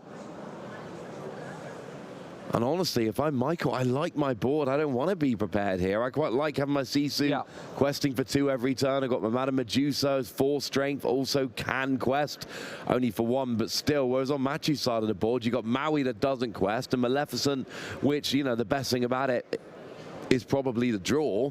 So I'm ahead by 6 lore. I've got the better board. I mean, Michael's hand is not playing along nicely this game, and yet he's ahead by 6 lore, and it's going okay. He doesn't look chuffed with his hand, and I wouldn't be in his position either, but it's kind of working. Yeah, the hand is those 3 Be Prepareds. There's a couple of foxes in there as well as 1 other card. But there's no rabbits, which would be the main bounce target. I think it's a Chernobog's followers. It is. So 2 foxes are Chernobog's followers. And that triple Be Prepared, which is just stuck in Michael's hand as an uninkable card. Wouldn't mind a hidden ink caster right now. Of course, it's an emerald card, which I was playing in our show match. Yeah. But that is the problem with Be Prepared. As strong as it is uninkable, and it can just end up in situations like this where you have a bunch of uninkable cards which you don't want to play. No, and that's the thing. High-cost uninkables are the riskiest cards in the whole of Lorcana, because you can't ink them, you can't play them early. They will just sit in your hand turn after turn, giving you nothing. And if you draw them after the mulligan, there's nothing that can be done. They are just sitting there. So it looks like we're going to pay not very much ink here for that Chernobog's followers that you spied a second ago. Yeah, 2 foxes still in Michael's hand. Could be an interesting option to maybe bounce back the Madame Medusa into hand to replay her later on. Yeah, get rid of a character that's causing you problems right now. It looks like that was the turn. We're over to Matthew here, who is eyeing up something to go into the ink. It looks like we are going to Maui, taking out that Madame Medusa, and double B King Undisputed, which will take out the other 2 characters. Who needs Be Prepared when you can get rid of all of your opponent's characters while keeping all your own? You ripped the words right out of my mouth. I was going to say the exact same thing. It's a Be Prepared, but it allows you to keep your characters on the board. So it's much better than Be Prepared in this situation. And Michael now with that hand with triple Be Prepared and triple Fox as well. It's a disaster. So yeah, you can't even do anything with that. You need to have a character on the board. If you don't have a character on the board, you play Fox and it just immediately gets banished. You literally cannot, well, you can play it into the discard pile. That's the best you can do. So is that literally his entire hand, no other cards? Yes. Oh, mate. Be Prepared, triple Fox. I mean, we've been talking about Michael's hand being pretty poor for most of this game, but I think it might have just leveled up. It shifted into an even worse hand. Yeah, and this is the situation. Michael's probably going to be forced to Be Prepared. And on the other side, there's a rabbit, there's a Queen's Castle, so might even be double Queen's Castle available. I would definitely double Queen's Castle after a Be Prepared here. I think there's certainly an argument to ink one of the foxes just to give yourself extra ink available. There we go. And oh, Be Prepared. You are getting value out of it. You are slowing down your opponent. But yeah, we do see the Be Prepared. Away goes Maui, away goes Maleficent. First Be Prepared on the stream today, and Baker's not even here. We do see the rabbit from Mateo, and that is going to cost 4. 4 more available. It's going to be the Queen's Castle. Of course it is. This is what tends to happen in these Ruby Amethyst mirrors. Whoever Be Prepared's first then allows the opponent to reset the board in a similar way to how the player going first in a game of Lorcana gets a bit of an edge. It's kind of a similar thing. The Be Prepared resets the board, and then your opponent gets to develop the board first, which can put them in a really good spot. But Michael's still ahead in lore. Flynn Rider found that is going to allow them to Fox. And could we see the Flynn inked and the double Fox to clean up the Queen's Castle? I love that play. Fox has rush and has 4 strength. So you play the Flynn, play a Fox to bounce the Flynn to deal 4 to the Queen's Castle, and then play another Fox to bounce the first Fox with rush to deal another 4. It's a lot of effort, but it got rid of the castle. Yep, and we see a Fox of Mateo's own, and it's going to put that rabbit back into the hand, allowing them to draw a card. We appear to have reached the Fox portion of our feature matchup here. But let's just talk about the card disparity in hand. Michael has double Be Prepared and Fox in hand. And on the other side, there is just an abundance of cards. And a rabbit entering the board adds another one into the hand. And it looks like we're eyeing up one more card here. Was that a last Churnabox followers? It is. Just get a body on the board, and then next turn. Look, if you pay 1 ink to quest for 1 and draw a card, that is a very, very good trade-off. Okay, off the top, it's a Maui that Michael finds. Would you say it's Maui time? I would say it's probably Be Prepared time. It is most certainly Be Prepared time. And this is something you can do. If you can chain Be Prepared, you can whittle down your opponent's resources. You play the first one and they go, that's fine, I'll play all these. The problem is, look at Machu's hand. Yeah. I don't think the Be Prepared twice in a row to whittle down your opponent's resources is going to work. If you can play one and they empty out their hand and then you play a second, you can often win the game with that play. Machu's hand is too good. We see a mirror chamber coming down, and another character there as well. Go into the castle as well. I would not take a goat into a castle. That is how you make a mess, but it's also how you get an extra card at the beginning of your turn. Now it's Maui time, into the castle. But only does 6 strength on Maui. There's the Fox. Mateo knew it was coming before it even happened. So Maui back into Michael's hand, saving it for a rainy day. I will say, Michael has done a fantastic job here of countering those castles. The second, actually both players to be fair, have done a fantastic job of countering those castles. Castle comes down and it does not last. Yep, Goat is going to sing Friends on the other side. Goat only questing for 1, so a really great card to be singing with. If you sing with something like a Sisu, you're missing out on 2 lore. With a Goat, you're just missing out on 1, so it's a very efficient singer. Yeah, I like that. It's always nice to get some nice, efficient use of your cards. Here comes a Madam Mim Snake to pick the Goat up and then put the Goat back down. And would you believe it? That's 2 extra lore for Machu here. The Goat really is a phenomenal card. It's an inkable, and when you play it, you get a lore. And when it leaves play, however that happens, you gain a lore. Even if you don't bounce it and your opponent gets rid of it straight away, you still gain 2 lore. Michael's played 2 Be Prepared, still has that 3rd available in hand. There's a Sisu, there is a Goat, and that Maui, which was bounced back earlier on as well. Not too shabby. But on the other side, I think Mateo with an abundance of cards available currently. Just looking through the discard pile, definitely a good thing to do. Just check what cards you've played yourself. Of course, you can't look through the inkwell, so that's a real part of the skill in Lorcana, trying to remember exactly which cards have been inked. That's something I am really not very good at, Ross. No, someone I got in trouble for at a pretty casual tournament we were at. When I tried showing you that all 6 of my ink were bodyguard. Yeah, we were playing a game. I showed you all 6 of my ink were bodyguard, and you reminded me that I was very much not allowed to do that. I didn't call the judge on you, at least. That would have been very rude. Yeah, that's the only time I've done. I'm sorry, I had 6 bodyguards out of 6 ink. That was relevant. What also is relevant is how much ink these players have got. They have both got a lot of options, and that means the difference comes down to your hand. We're similar on ink, we're similar on lore. It is a hand right now which is making a difference, and Matthew seems to have the better hand. Here comes Flynn Rider with Maui. That is a wonderful combination, because Michael is going to need something more powerful than a Maui, or to remove the Flynn Rider, or Matthew gets free lore for nothing. Yep, Brawl goes into the Inkwell. Michael's going to draw. Currently Michael at 10 lore. Mateo at 7. Magic Broom for 1. That's a lot of ink coming down for a Maui of their own, but that's not going to actually get rid of Flynn Rider. It will, however, match up Maui and stop Flynn Rider getting that extra lore. Michael just drawing a really interesting card, a 2-cost Pegasus, which is a 3-1 that quests for 1 with evasive. Maybe a tech more for the Diablo matchup rather than this particular one. So it might just be a nice card to ink, but with 2 ink available, could help protect the Maui from something like a Bee King Undisputed. Yeah, which would help very nicely indeed. It's one of the things we see. If you think your opponent is playing Lady Tremaine or Bee King Undisputed, you know that leaving one character out means they will go down. So you put a second character just to give a little bit of protection, an option, if you will. This, however, is Madame Medusa. You get the choice, except it's not a choice. Maui's out of range. You get Pegasus. And I was trying to eye out what that enchanted card is, and I finally worked out it's Lady Tremaine. Not something you see every day in these Ruby Amethyst decks. Definitely a card I'm a big fan of. I mean, even just including 1 copy, you can bounce it back with the Madam Mims and utilize it multiple times. Could be a really big surprise factor in this tournament. Of course, day 1 it's closed deck lists. Day 2 it would be open deck lists. But even then, it's still a great card which can quest for 2.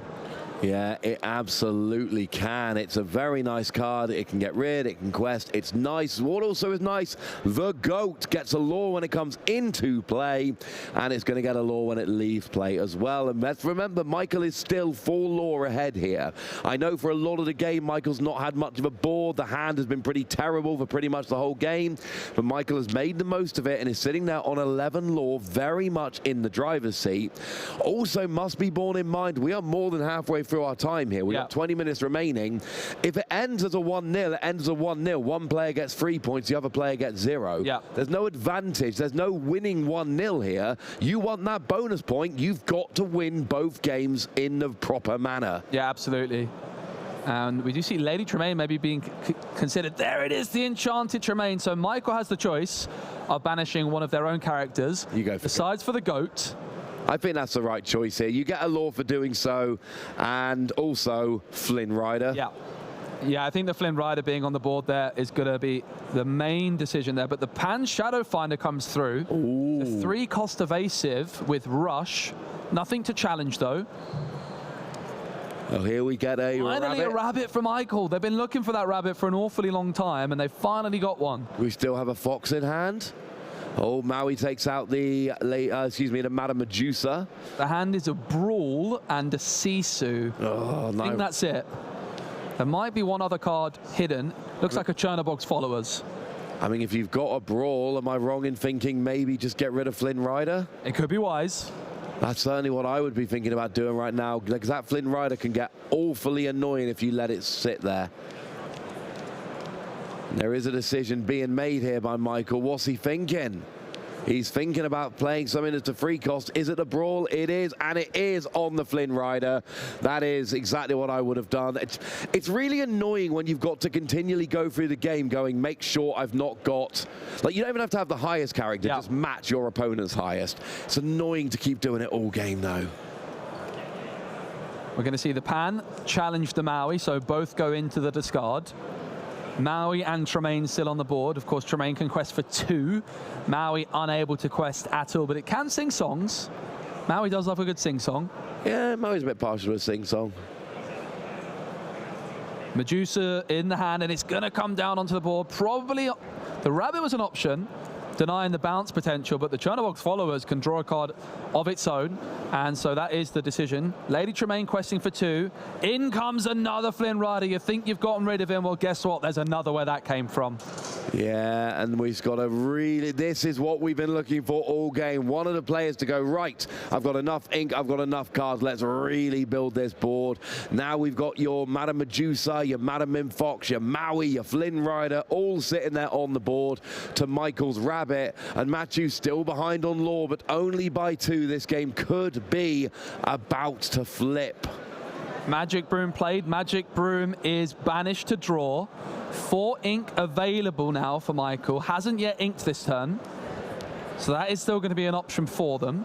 Questing with the Rabbit. Could we see any kind of bounce potential here? Not sure what. Is there only 1 card left in hand? It is 1 in hand, and I'm not quite sure what it is. Did we ever see the 3rd Be Prepared? Yeah, I do believe the 3rd Be Prepared has already come through. I also don't remember what it was, but it's not in the hand, so it must have.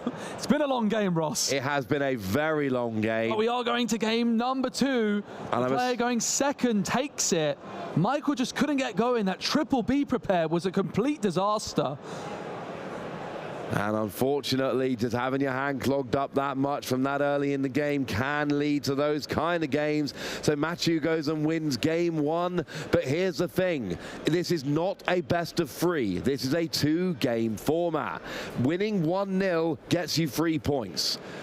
Each player winning 1 game gets you 3 points. Winning 2 games gets you 7. So we got 1 player here, Michael, who is just trying to cling on and get 3 points out of nothing.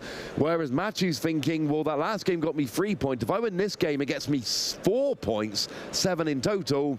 So you are at that stage now where I think we're going to see some fast play. In a best of 3 format, if you win game 1, game 2 doesn't finish, oh no. Yeah. That's not where we are here. It is in both players' best interest that this game finishes, so... Which I'm a huge fan of. Yeah, love it. It's my favorite thing about the 2-game format. Doesn't matter how much time's left, every game, both players are incentivized to try and win. Even if there's 5 minutes remaining, there is a huge amount to gain.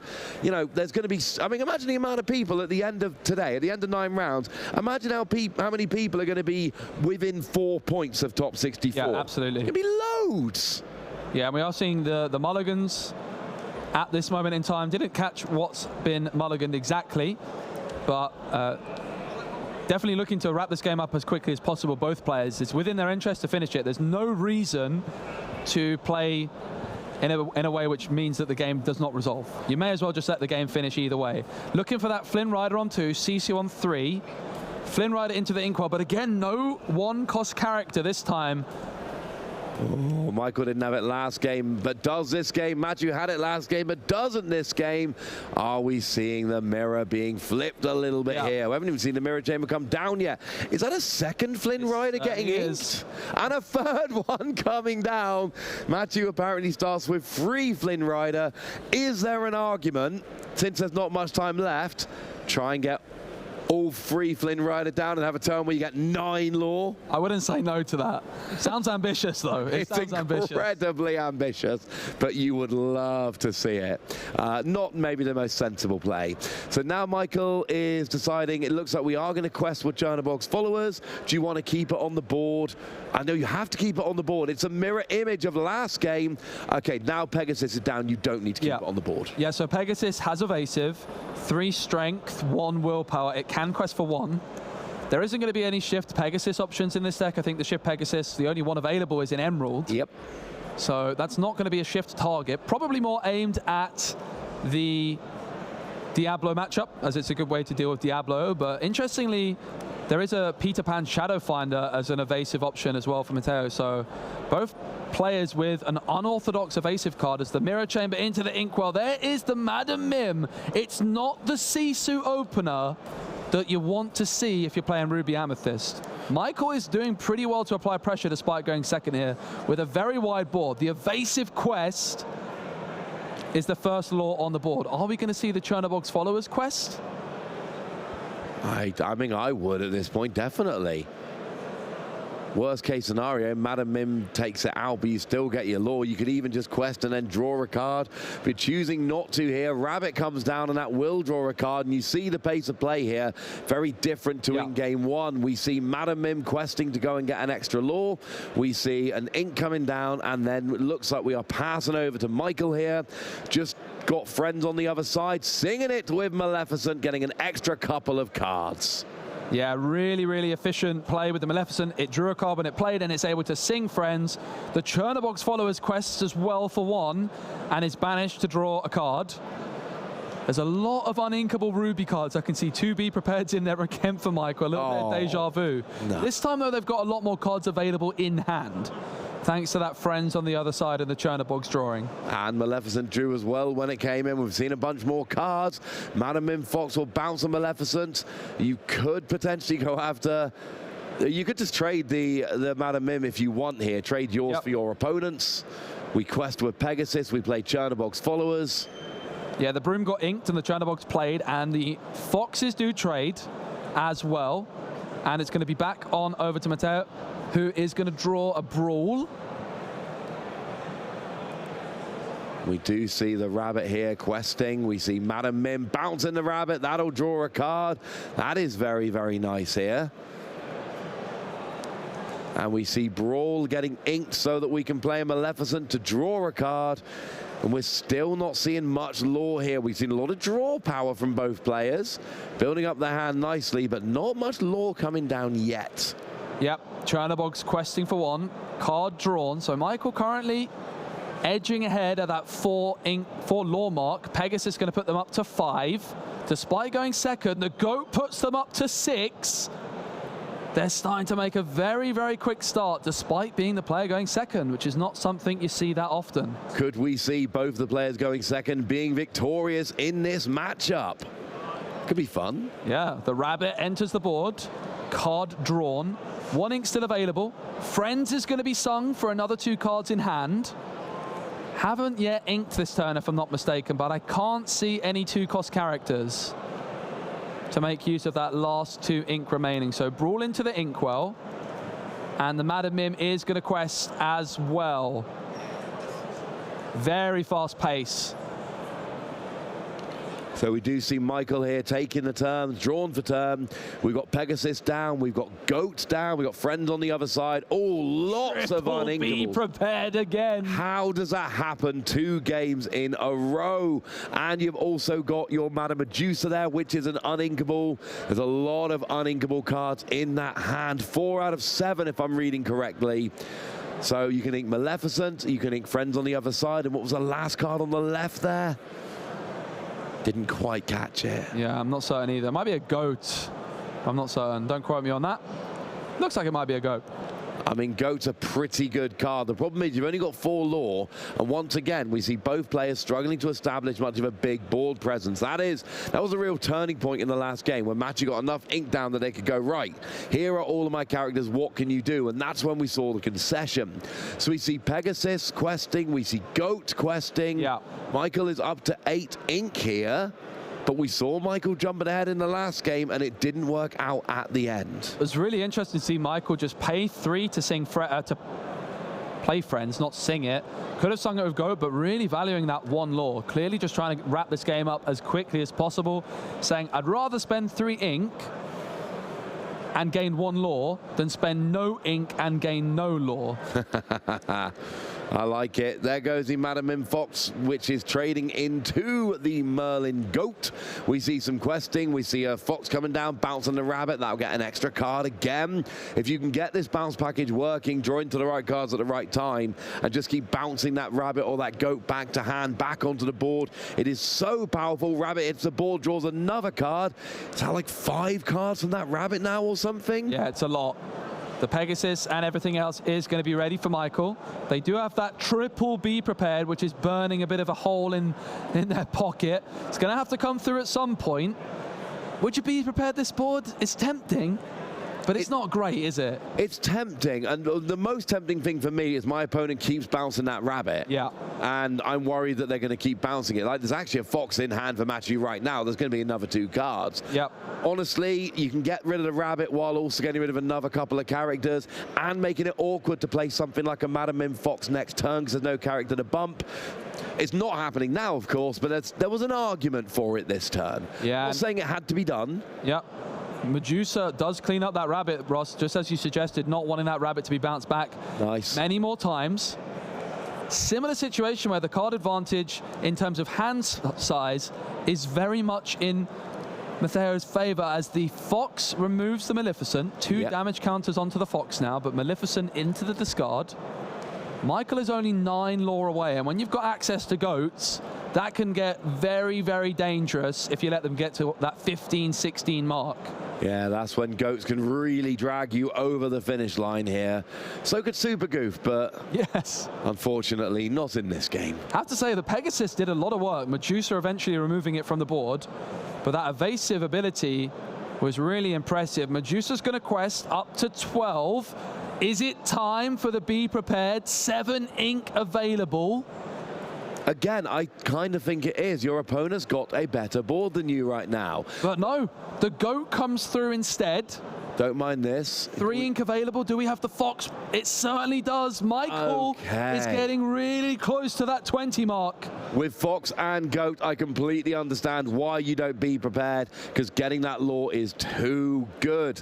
You don't have enough ink, I believe, to replay the Goat immediately, but the Goat can come down next turn. Yeah. And this seems like it might end up working out pretty nicely in the end. Michael putting himself in a great, great position here. 6 lore away from winning the game. Bee King Undisputed, the card found off the top. It is going to be Fox removing Medusa. At this moment, every lore has to be gotten rid of, and that Bee King being sung by Medusa removes the Fox, and that is just an island. And the Queen's Castle is a big moment, because that is the best way to play around a potential Be Prepared. The location will not be removed by a Be Prepared. And there's a Goat coming down as well, so Be Prepared would give Matthew 1 lore. I still think you probably have to Be Prepared. If not this turn, then soon, because your opponent is building up a decent board. They've got a bunch of cards in hand, and crucially, you're on 14 lore. Now, the problem is you don't really have enough ink to Be Prepared and play a bunch of characters as well. That's what you really need to try and do here. But I just worry that if you try building up your board, what if your opponent goes quest, quest, quest, Be Prepared? So here we go. Through. Now, there is in hand a Magic Broom and double Goat as the inkable options. The Magic Broom would be great to develop, but you're never inking a Goat, are you, when you're at 14? 2 Goats in hand for Michael, but look at that. A Goat on the other side as well in a very tight game, and it's the Fox to bounce it back for even more lore gain. And moves into the Queen's Castle as well, and this is where it gets awkward. Michael really wants to get over the finish line, but Matthew is so close, you're now thinking, well, hang on a second. Now I need to probably take care of that castle as well, but what I really want to do is set up and get lore, and yeah, that's the basic tenet of Lorcana. Are you going to try and go after your opponent's characters and locations, or are you just going to quest? Well, Disney Lorcana says, yeah, that's the whole point. Make that choice. That's where the challenge comes in. Maui was drawn by Michael, which is an interesting option. Imagine that Magic Broom was on the board for Michael. If they inked a Goat the previous turn, they could have gone for the Magic Broom alongside the Be Prepared, because they would have had 8 ink. And then the Maui plus the Broom could challenge the Queen's Castle removing. Of course, it would have been crazy to ink a Goat, but there was definitely an argument to do so in that position. But of course, those Goats are going to be so valuable for Michael, so it was a really tricky decision, and I'm still not certain which was the right call, but we're going to find out soon enough. And right now, Matthew's basically got 4 lore on the board for next turn, because we know we got the Goat in hand. We just bounced it back. So that's going to be 4 lore going up to 17 pretty easily. Michael just needs 6 to crawl over the line. Salvage 3 points. We are putting a Broom into the ink. Oh, hello. Double Goat. And wait, that is not a win. That's not 20. I was going to say. That was a misclick. Yeah, that's up to 16. That's basically 2 law for Michael here. Yeah. Because the goat, when they go away, then that's an extra 2 law. You need to find a way to get 2 more law. That's all you really need. But Magic goes up to 15 with the Queen's Castle. There's at least 1 goat in hand. There is a fox that can quest. Speaking of which. Yeah. And now we're in a position where both players are on 16. We are. Be prepared comes through. Doesn't remove the castle, but the double goat. You had to do 2 that. more law. And you had to get rid of the goat before they quested. Because if they quest, then they go away and the game is lost. So you had to do that right then. You had to get rid of double goat, even though you put your opponent on 18, because your theory is you'll get there faster. But there's only 2 law available. Does Matthew have goat and bounce option? Michael doesn't, and neither does their opponent. But you know what they do have? Goat. And something else. I'm gonna, we'll see. There it is, double goat. Double goat. Who needs a bounce when you just have 2 goats? You don't need a bounce when you've just got 2 goats, and that is going to be the victory. Wow, what a game it was. 2 wins in the end. It was very tight. It didn't look like it was going to happen, did it? No, it really did not. I was thinking, does he have goat bounce? Goat bounce, there we go. Who needs goat bounce when you've got double goat? And that's one of the things, that's why goat is such a ridiculous card. When you play it, you get a law. When it leaves the board, you get a law. So if you're on 16 law, you play 2 goats, you go up to 18, and you're like, look, I might only have 18, but if these goat ever leave the board, I go up to 20. If they don't leave the board, I quest and go up to 20. Goat can put your opponent in an impossible position. Yeah. When you're at 16 law, they are about the best cards in the game. Yeah. Other than Super Goof. I do want to highlight one moment which I mentioned already. There was a turn where there was the only inkable cards in hand for Michael with double goat and magic broom, as well as a Maui. Now, they decided not to ink a goat and play a magic broom, instead just spending all 7 on the Be Prepared. It could have been great to have that magic broom and the Maui to clean up the castle in one swoop. It could have been, but it wasn't to be. But we did see a 2-0 victory, and if we saw a 2-0 victory, what we're going to do? Not interview them? No, that would be rude. So I think Joe's going to go and have a chat with our winner in just a short moment.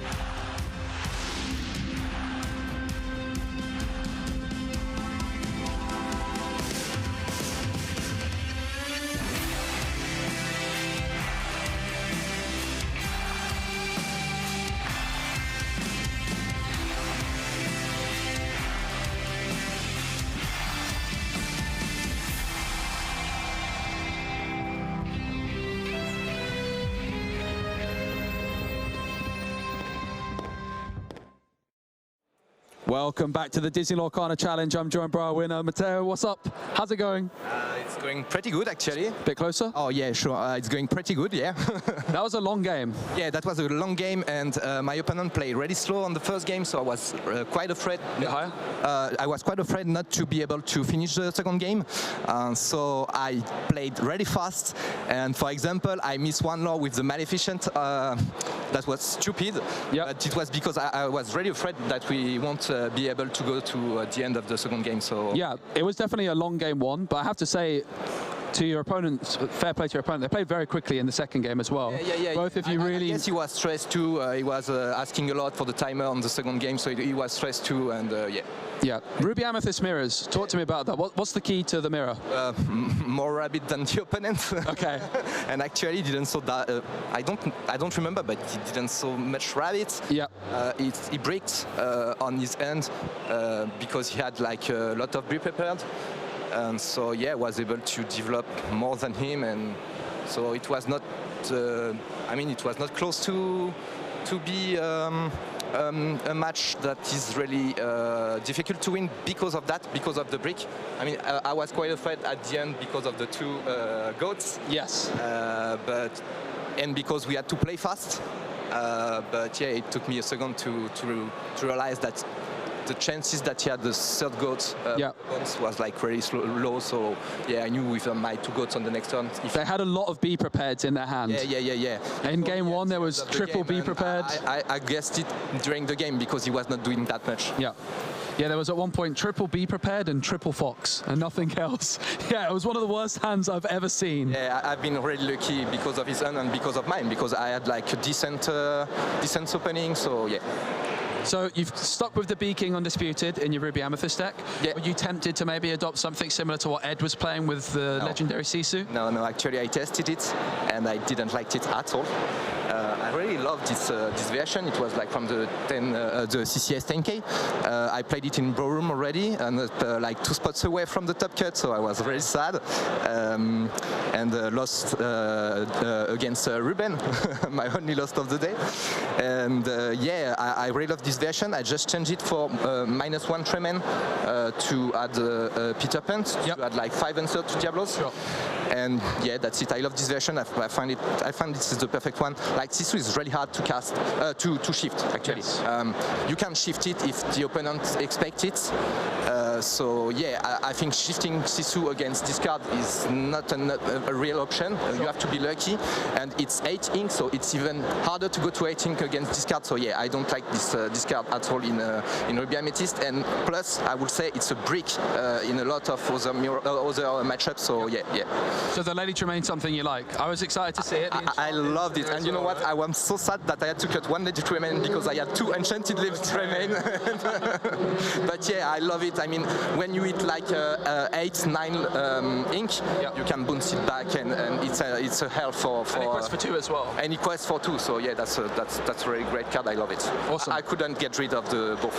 How are you enjoying your time in Bologna so far? You're winning lots, which is nice, but what about the rest of the event? Are you enjoying it? Yeah, really cool. There is air conditioning, and that's awesome. That is much needed. Yeah, but I love all the other one. I did Lille and Bochum too, and yeah, it's all the time like exciting moments, super cool moment, meeting a lot of people and playing great game. And since I've been lucky so far, yeah, I enjoy it even more.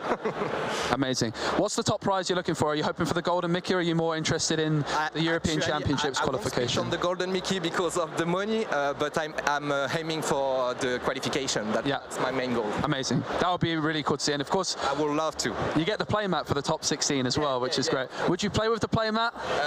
No, I didn't get the playmat. You mean like the foil? Yeah. If you got it, would you play with it? Oh yeah, I guess. Okay, nice. I've seen a few players out there with their Rapunzel playmat, and it's quite intimidating to sit across from someone with such a thing. Anything you're looking to do for the rest of, like, what matchups are you looking to avoid? Is there any matchups you're particularly worried about? I do love mirrors because I tested it a lot. I'm playing red purple for a long time, so I switched back to red blue during set 3. But yeah, I'm mainly played Ruby Amethyst, and so I do love the mirror match. I want to avoid Buckies, of course. Yep. Even if you can't manage to do it, but you can't do anything against like the huge sortie of Bucky. So I would love, I would prefer not to meet Buckies. And yeah, I do love all of the matchups. It's fine. I mean, Sting Song can be tricky. Red Blue can be tricky with the Pegasus, with the ad of the Pegasus. But yeah, I'm feeling confident when Well, thank you so much for joining us. Congratulations on the win. Best of luck for the rest of the tournament. We're going to be going to a short break, but then when we're back, it's going to be the next round of the Disney Lorcana Challenge here in Bologna. Cheers.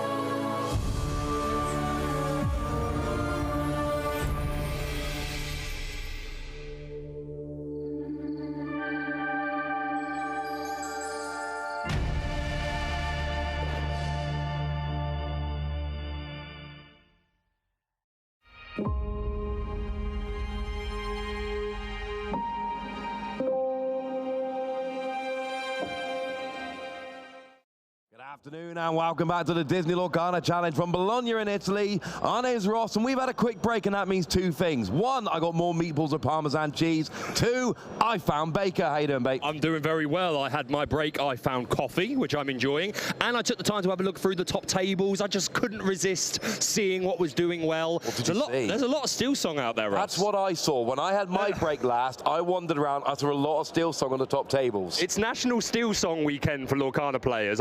Did you know this? I didn't know this. No one told me. Apparently it's National Steel Song weekend, but yeah, through the top tables, the long one is sort of like tables 1 to 25, and I think a good third of that was Steel Song. Nowhere near as much Ruby Amethyst as I expect. There is some there, don't get me wrong, but nowhere near as much as I was expecting. Steel Song definitely the most represented. A little bit of Sapphire Steel, didn't see any Ruby Sapphire. Again, I could have just missed it, you know, where players are playing, we don't want to get too close and interrupt them, but yeah, the moral of the story, Steel Song is what I'm seeing the most, and then 2 or 3 Emerald Amber Under the Sea decks, which I'm pushing to show one of them. I don't know if we'll get to.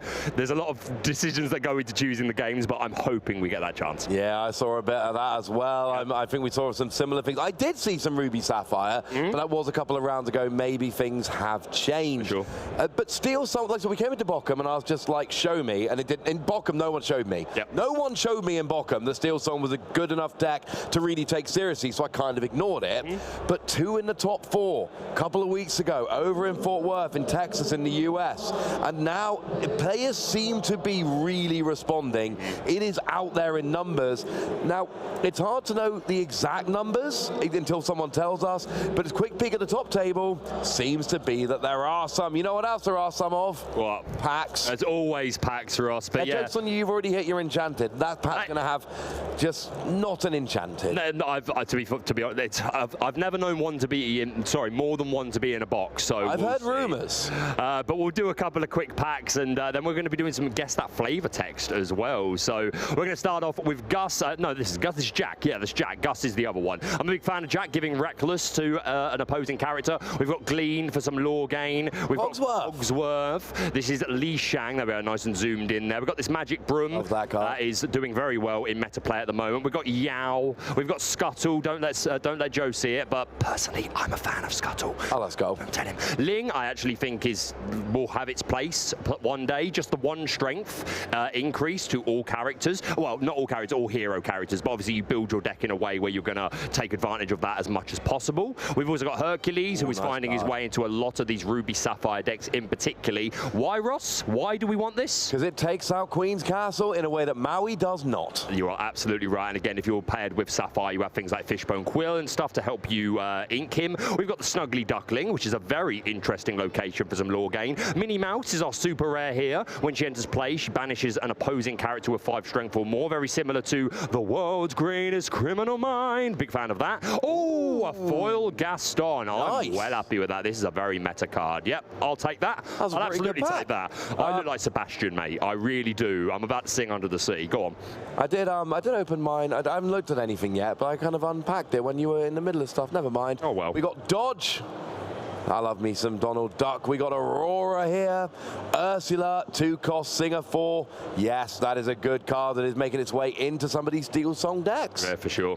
Brawl, we've seen a bunch on stream already. 3 cost, gets rid of a character of strength 2 or less. Phoebes, my niece, and also a place in ancient Greece. We've got Signed Contract.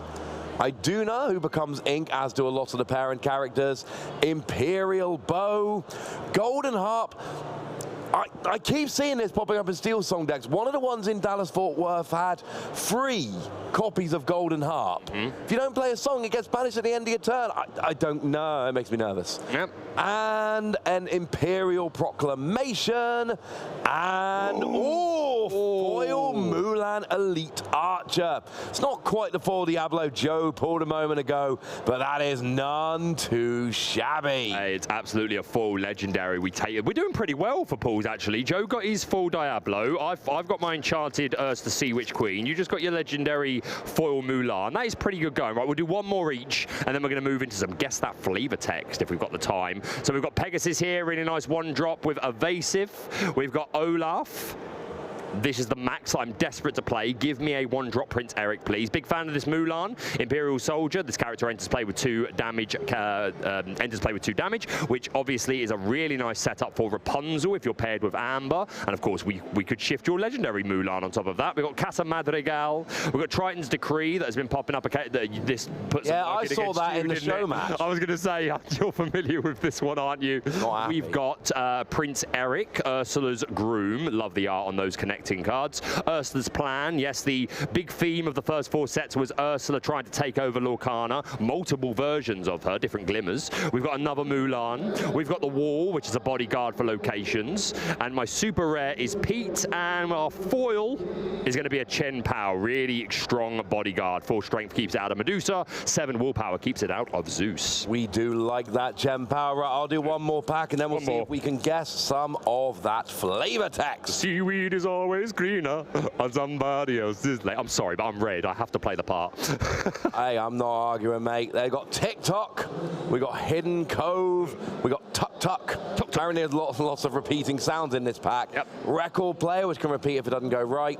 We got Benja, we got Ariel, Julieta Madrigal. Pretty good card.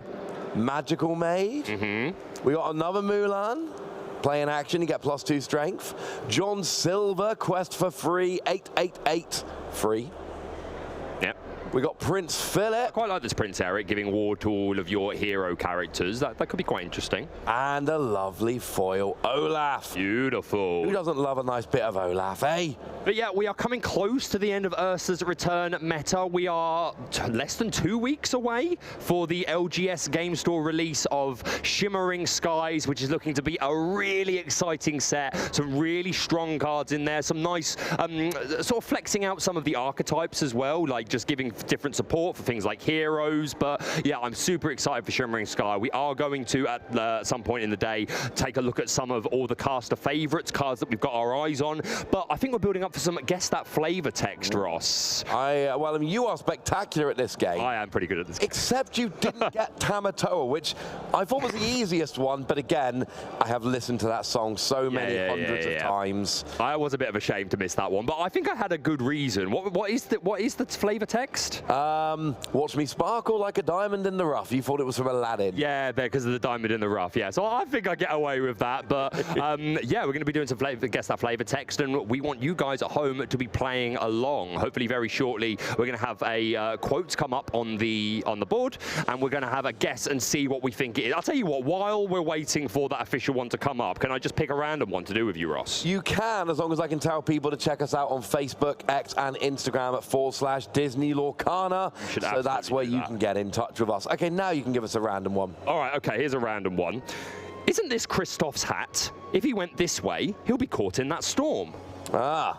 Well, I mean, partly, I think I recognize this quote, and partly you did it from your last pack, which I just saw you open, and I remember there was an Olaf in that pack, and I'm pretty sure that's what Olaf said. I know I was kind of limiting it with only some cards here, but all right, I'll tell you what. I'm not going to open. I'm not doing a full pack opening. We'll do that later. I'm literally just gonna grab the first one that I see with flavor text that I think that you might get. Okay, so hold on. I just want some interesting flavor text. Oh, okay, I got it. Okay. All right, moving to the music, he begins to understand the true meaning of Ohana and how he fits into the family he has found. So one more time, moving to the music, he begins to understand the true meaning of Ohana and how he fits into the family he has found. This is a bit hard, I'm not going to lie, I'm being a bit mean. I'll give you a clue, it's not a Madrigal, because I think that family quote would make me think No. You say Ohana, that puts us firmly in Hawaii, and that means that we are going to be either talking about, and it's got to be Lilo and Stitch, because although Moana is in Polynesia, it's never actually explicitly Hawaii, whereas obviously Lilo and Stitch is. I've not seen Lilo and Stitch, so I can tell you it's a quote from Lilo and Stitch, pretty obviously. 50-50, bud. Is there a Stitch in Ursula's Return? Is there a Lilo in Ursula's Return? I think there's a Lilo. Yes. Is it Lilo? Yes to everything you just said. It's Stitch. Ah, so close. You're right. It is the amber Stitch. Ah, that's right. I'm going to be in Hawaii in a couple of weeks, and I think I'll be able to get over it while I'm sitting on a beach in Hawaii. Might have to go and watch me some. Oh yes, so you've got a nice trip coming up. Oh yeah. Literally, I'm going to be in Hawaii in 2 weeks. Here we go. This is for you guys as well, playing along at home, hopefully. Get a move on. I'm a busy god. Lots to do meetings, curses, a little light scheming. Lots to do. Meetings, curses, a little light scheming. Nice. Okay, so we're talking obviously about a god who is in charge, but probably not a particularly nice god because of the whole light scheming. Yep. But we're not talking explicitly bad here. No. We're talking cheeky. Cheeky. Yeah. Kind of less maleficent, more... Who's a cheeky villain? Who's your favourite cheeky villain in chat? Let us know. I mean, Jafar a little bit. But he's not a god, but I'm saying that's kind of cheeky. Yeah. Cheeky level we're going. On the more like pantomime, because you get some villains that are like Maleficent is a through and through villain, but then you get more like the comedy relief kind ones. Iago, for instance. Yeah, great example. Also not a god. But we are looking for a villain who is a god, and sounds like they would say something like this. Get a move on. I'm a busy god. Lots to do meetings, curses, a little light scheming. Any ideas? I mean, there's like 1 billion Megara cards in Ursula's Return, but this isn't necessarily from This might not necessarily be Ursula's Return. They've switched it up every one of these we've done, so... I think we've got to be looking towards Hercules as a film here. I would agree. Because that's a film that explicitly deals with gods. Yes. Could it be... No, Zeus is too goody-goody for light scheming. I don't think it's going to be Zeus. Who's the bad guy in that? Who are the bad gods in that film? Do you want me to tell you? Yeah. Hades. Of course it's Hades. Of course it's Hades. There we go. Okay. I'm locking in Hades. Are you locking in Hades? Absolutely. I don't actually know this. It's my best guess. I don't recognize the flavor text. But Hades has that cheeky streak, not like the full-on evil. Yeah, no, I don't recognize the quote, but it sounds very Hades-esque. Yeah, so, we're locking in Hades. Yeah, we're going to lock in Hades. Let your final votes in you guys watching at home, and let's see. Oh, it's Pain. Oh, okay. So though I was at the beginning like, I'm really good at this, and I've immediately got it wrong. We're not a million miles away. Because the funny thing is, like, that was the only thing that threw me off. That is not a Hades quote in the film, but some of the flavor text aren't always an exact copy from the film. Sometimes it's obviously based on the Lorcana world. But yeah, there you go. We were wrong there. So let us know in chat if you got that correct. I like to think you were wrong. Yeah. And I didn't have a clue. Yeah, all right. All right. I will absolutely take that. Big fan of that. All the Pain and Panic cards, the way their art lines up is super cool. All right, we got another one. I lost her once. I'm not going to lose her again. Okay, can we have that but more dramatic? I lost her once. I'm not going to lose her again. Is that okay? Suitably dramatic. Everyone out there, I think, probably just did a look to the side like, what is this idea? I still haven't done my thing yet. It will come. It'll come. Joe and I had many be prepared in the last round. I haven't seen one happen yet. I haven't got to cast a Ruby Amethyst game. We mentioned you. Good. Right, so we're talking about a hero character that lost a princess or character over which they had some charge of protection. And well, they lost her and not... I can hear the quote in my head. Like, it's said by a male, 99% certain. I feel like it's Maui, but I'm sure it's not Maui. No, I don't think so. I think we're talking a slightly older Disney film than that. Oh, could it be? I think it's Hercules, you know. Could it be Hercules? So when I know, I try not to say anything, but I don't know this. But yeah, there's the bit where, because he loses Meg because she gets hit by the pillar, and Hades makes a deal with Hercules, like, oh, I'm going to take away your powers, but if Meg gets hurt, then you get them back. Spoilers. Oh, have you not seen it? I'm sorry. So I'm spoiling Hercules for people. It's all good, man. But yeah, like, she gets hit by a pillar, and she is banished. And then obviously right at the end she's in the Lake of Souls. Yes. And he saves her, but I don't know if that counts as losing her twice. That's just my first instinct of what I started thinking of, but that could be wrong. I'm thinking Prince Eric here. because of course he meets Ariel. There we go. He meets Ariel, and then he kind of like loses sight of her, and then he kind of finds her again, and they do the whole falling in love thing. So I'm not confident. Yeah, I'm not confident on this just at all. to give a different perspective, I'm gonna say Prince Eric. I don't think there's anyone in Frozen where I could imagine that quote being said. Oh, this is really not. I get so frustrated at myself when I don't know these. I consider myself a bit of a Disney buff, but I can hear it. I can hear the line being said in my head, but I can't place the voice. Is there any chance this is Moana? But who did she lose? Oh, I'm going mad. I hope you guys in chat are having an easier time than us at guessing this. Are the Italians? How are you? How are they? I wonder how our Italian counterparts are doing. They're doing their job properly and they're paying attention to their stream. There's me just trying to talk to everybody. They seem more composed than we are. Yeah. I am anything but composed. I lost her once. I'm not going to lose her again. Oh, I am going to be so angry at myself when this comes up. Yeah, like Hercules was my first guess, but the more I think about it, I think that might actually be wrong. I'm going Prince Eric. I'm thinking.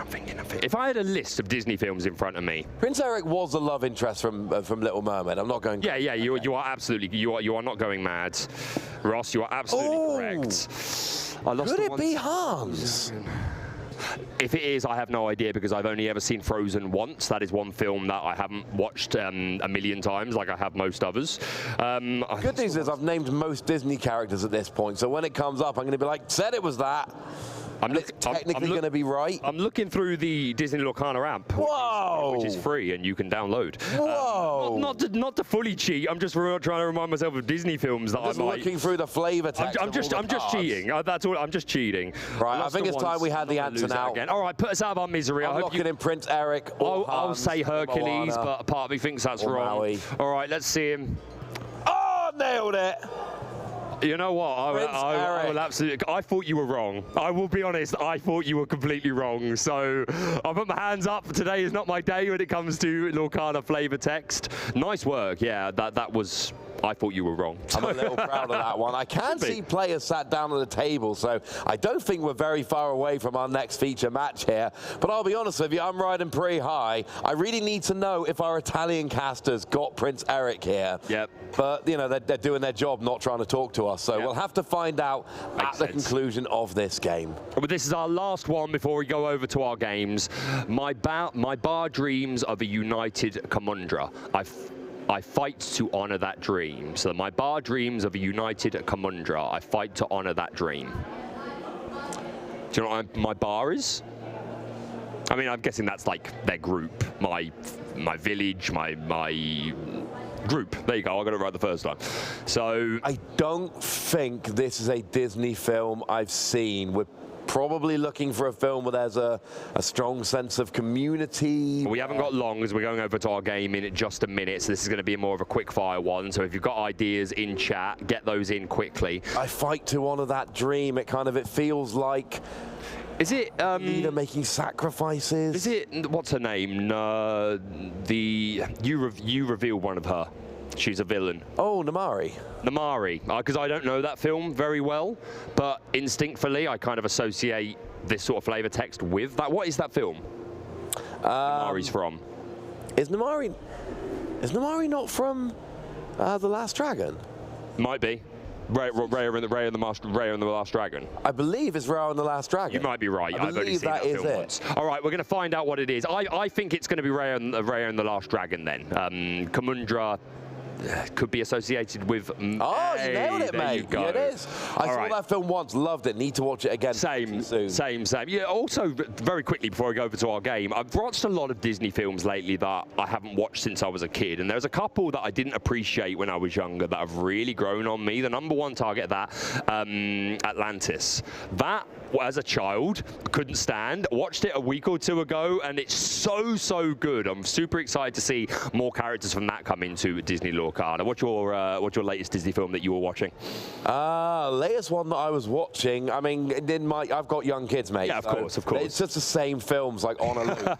But I've managed to steer them in the right way. Moana is the most watched film in my house. Nice. Although my son Archie, he's 4, he basically just wants to skip to the Tamatoa scene, do the song, and then rewind, and then occasionally flick to the very end of the film so we can see Tamatoa on his back making a Little Mermaid reference. Love it. But now, references aside, we need to get to a game. Yes, please. We'll talk more about Maui later. Maybe one of these players is playing Maui or Tamatoa. They are cards that see a lot of play in the metagame right now, or maybe even Rapunzel, as we can see on that lovely picture behind them. Oh, that's such a beautiful backdrop. And of course, if you make the top 32 of a DLC, then you can win yourself a foil version of that Rapunzel. You make yourself top 16, you get it on a foil playmat. And of course, as you mentioned earlier, there are non-foil versions available, which can be purchased from our prize wall. Players earn points over the course of the tournament, and of course, side events as well. We have Justin Morales here, who we featured in a previous DLC. I can't remember if it was Bochum or Lille, one or the other, but I know this to be a very strong player, and they're repping that Lorcana hat that has also come from our prize wall. You love to see it. It has indeed, against Matteo here. So we've got Matteo, and we've got, I mean, is that a giveaway? Is a Bucky on the hat saying that we're going to be seeing Emerald Steel, or it's a mind game? Exactly. Could it be a feint? We will have to see as we get going. So we're going to shuffle up here. I believe, have we finished the mulligan phase? I believe yes, I think so. I saw Justin draw an opening hand of 7, and now we're shuffling up. Yep. And you don't shuffle up during the mulligan because you don't redraw the cards you put back into the deck. Sure. So it looks like we are shuffled up and ready to roll, and we're going to see what Matteo and Justin are going to be playing here. And I can see Justin on the right-hand side is repping that Sapphire Steel. Going to start off with the Fortisphere, 1-cost inkable item, draw a card. And there is a second ability where you can give bodyguard to one of your characters, which can come up occasionally, but we play it because it draws a card that's fitting our deck, and this deck is going to have a lot of item synergy. What are these items going to synergize with, Ross? Oh, they're going to synergize with Tamatoa, as we see Matteo inking a Donald Duck to play a Diablo. Of course, it's largely played to shift into the free cost that draws you lots of cards, but it's got a really cheeky little ability, lets you look at your opponent's hand. Yeah, information is very, very strong in the game of Lorcana to get an idea of what your opponent's curve might be. Do they have the answers for certain things, especially in a deck like this where they want to play Diablo? Sometimes if you see answers to Diablo, you might wait a little bit. So yeah, even though we don't play the Diablo because of the 1-drop, it's nice to have. But we do see the ideal turn 2 Bucky, followed by Shift Diablo by discarding Strength for a Raging Fire. What a play, Ross. Yeah, this is exactly what Matteo wanted, getting those cards out, shifting the Diablo, playing the Bucky, and we are now at the best case scenario. Justin, and it's not the end of the world yet. Nope. You just build it up, and now there's another Gaston here. It's in fashion, right? That's what I mean. We saw it earlier on in the tournament. We saw it in Joe's deck, and we had that little feature matchup, and we're seeing it again here. So that Gaston came around in the starter deck. And Rise of the Floodborn. Exactly. Saw almost no competitive play in, at least in the last couple of sets.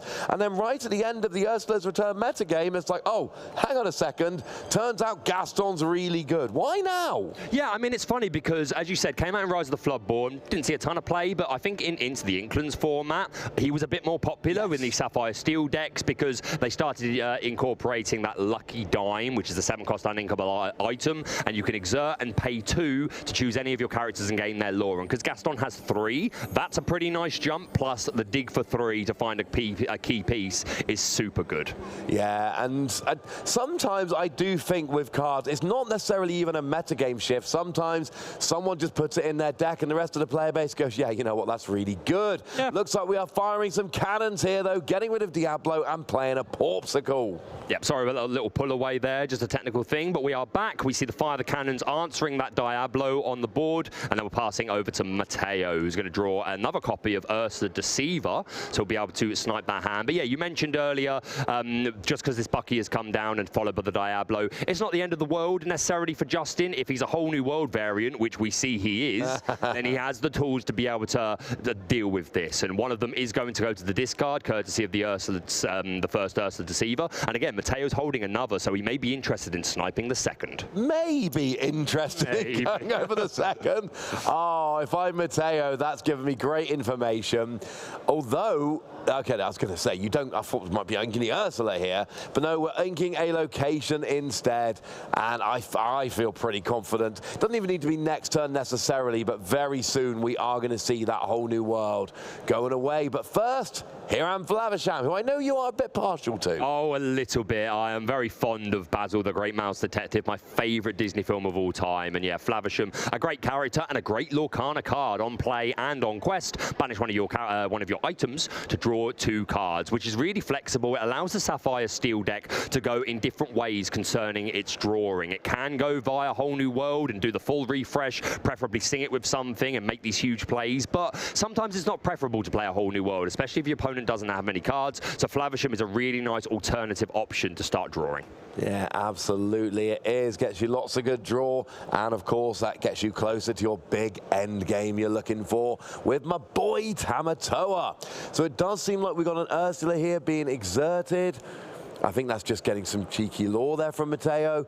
Don't see the second Ursula yet, but I think it's telling that it's being held in hand, ready to come down when you're worried. Oh, is that another? Is that a third Brave New Whole New World? No, I think it's Cogsworth. That is just the second one. Is there a second one in his hand? Oh, I think there's 2 in hand now. Oh, okay. I think, I could be wrong, I think he just top-decked another one. He's flicking his hand around. I might be mistaken. My mind might be playing tricks on me. No, it's just one copy. I think it's the Cogsworth that he drew, but he does very regularly shuffle his hand, so I can understand that. We're eyeing up a Develop Your Brain. Is that headed for the Inkwell, or are we going to play it? I mean, it looks like we're going to have a Fortisphere first coming down onto the board, grabbing a card. Gives you an option for Flavisham in future turns as well. It is coming down. And we noticed that Mateo set up that second Diablo down onto the board. And yeah, as Justin had the first fire of the cannons, do you have another one? Can you interrupt this Diablo? We're going to ink a beautiful Enchanted Bell. We don't, but we have a Baboom, which is just as good, frankly, getting rid of that Diablo. So Justin here doing what these Steel Emerald decks tend to do, although obviously this is Steel Sapphire, but the Steel part of it, and just going, well, I've got Baboom, and I've got all of these cards which can get rid of your things which are going to cause me the most annoyance. Yeah, for sure. No, these Babooms and Fire the Cannons making their way into more decks that can play them, because obviously this Diablo is a threat that needs to be immediately answered. If you just let Diablo sit there, it can run away with the game. If you're a newer player, while Diablo is exerted, you draw every time your opponent draws. And yeah, as you say, there we go. We see the Ursula coming down, getting rid of that whole new world, and another Diablo. Mateo is determined one of these is going to stick. Yeah, makes sense. And of course, as while he's playing them, that Bucky Squirrel Squeak Tutor on the board is forcing Justin to keep discarding cards.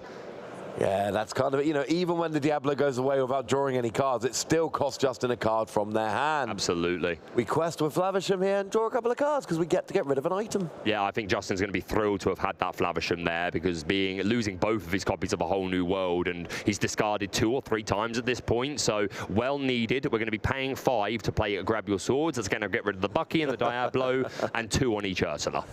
And maybe at some point those Diablo will just stop coming back. Is it 3 we've gone through so far? 3 have gone now. Okay, so Justin's done a super good job at keeping these at bay. We had a Fire the Cannons, we had a Baboom, and we had a Grab Your Swords to take care of all 3 of those Diablo. And at some point, it's got to stick that Diablo is just gone and is not coming back. Flavisham, however, Flavisham's sticking out quite nicely. Yeah, and that 6 willpower making him so tough for Mateo to get through, with these Ursulas all with 1 or 2 strength for the Ursula Deceiver, respectively. It's not enough. Flavisham is big and bulky. Yes, there are a couple of cards like Brawl and Medusa that can deal with Flavisham fairly easily if you have access to Ruby, but outside of that, Flavisham's hard to remove, even when he's exerted.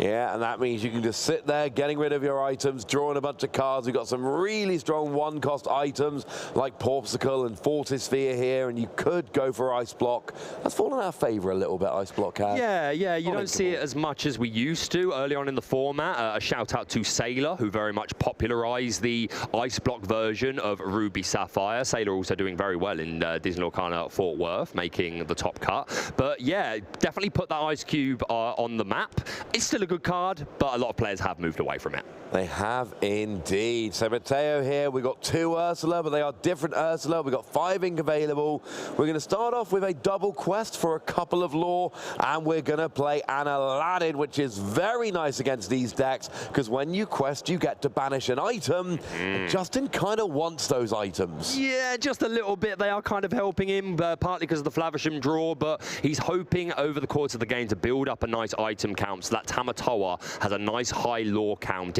It starts off with 1 lore, gets an additional 1 for each item on the board. So Justin not going to be happy about that Aladdin being there.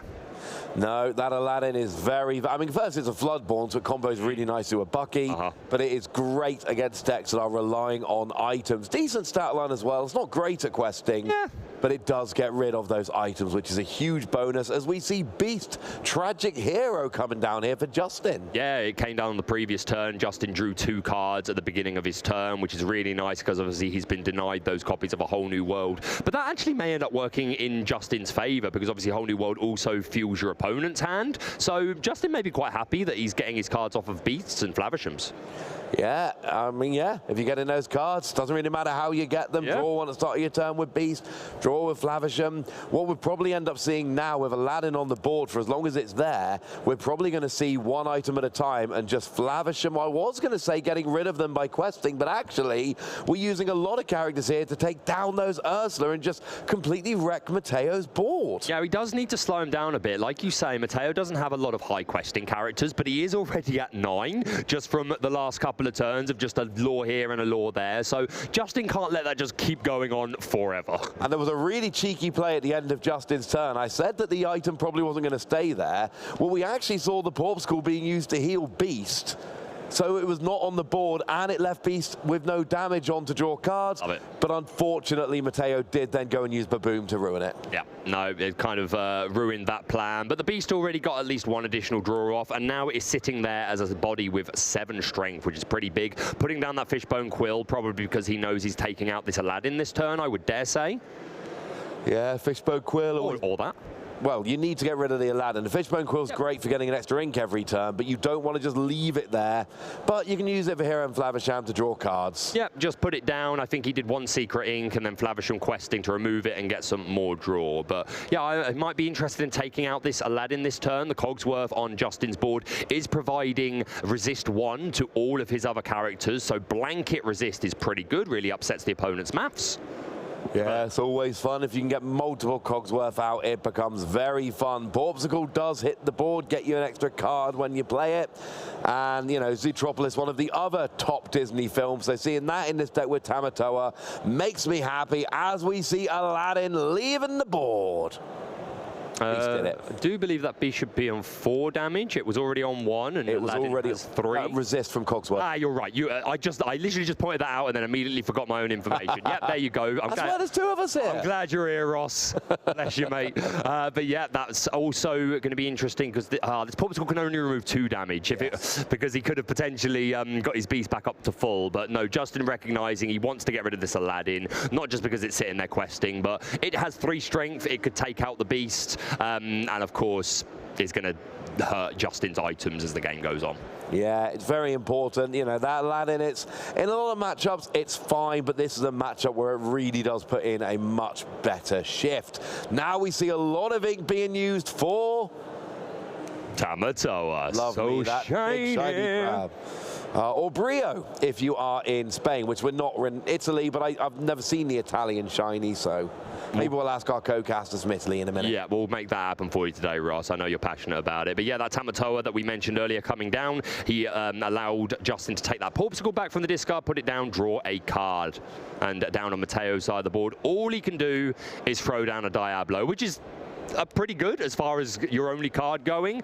But so far, Justin has been able to remove all of these Diablos very quickly. He's now got the lucky dime on the board that I was talking about not long ago, which can give him huge jumps. 2 items on board. So the Stamato is questing for 3. That's going to take him up to 9 here.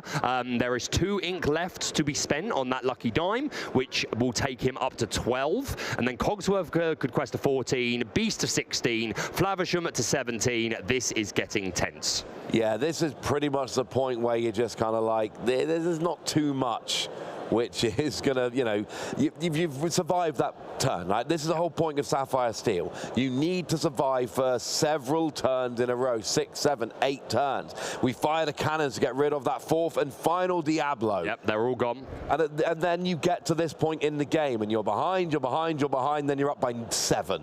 Like, but you turn around and you've gone from down 4 to up 7, because that's what this deck does. And it looks like we're passing back over to Justin, and that should be the game as we quest with everything. Use Lucky Dime, and Justin Morales will go up 1-0, but there's plenty of time left to try and salvage a point for Mateo. Yeah. Well, 3, in fact. Yeah, plenty of time for them to be able to take a 1-1 to end this. But yeah, congratulations to Justin taking that first game. Things going pretty well for him, having the answers to these Diablos early in the form of Baboom and Fire the Cannons, things like that, and just, yeah, what didn't allow the Bucky player to really get their game plan going. They did manage that turn 2 shift Diablo, Bucky and then shift Diablo. Wasn't enough. Justin had the answers. They did manage to get another Bucky and Diablo down, but Justin again was able to just take control of that game. A very decisive victory. They're going to just do a little count, make sure that they've not lost any cards or anything like that, and shuffle up as they go into game 2. But yeah, super interesting game. That lucky dime, the strength being shown there by the jumps it can give you. But to be honest, by that point in the game, our other player was topping. They found a perfect gentleman off the top, and that was about it.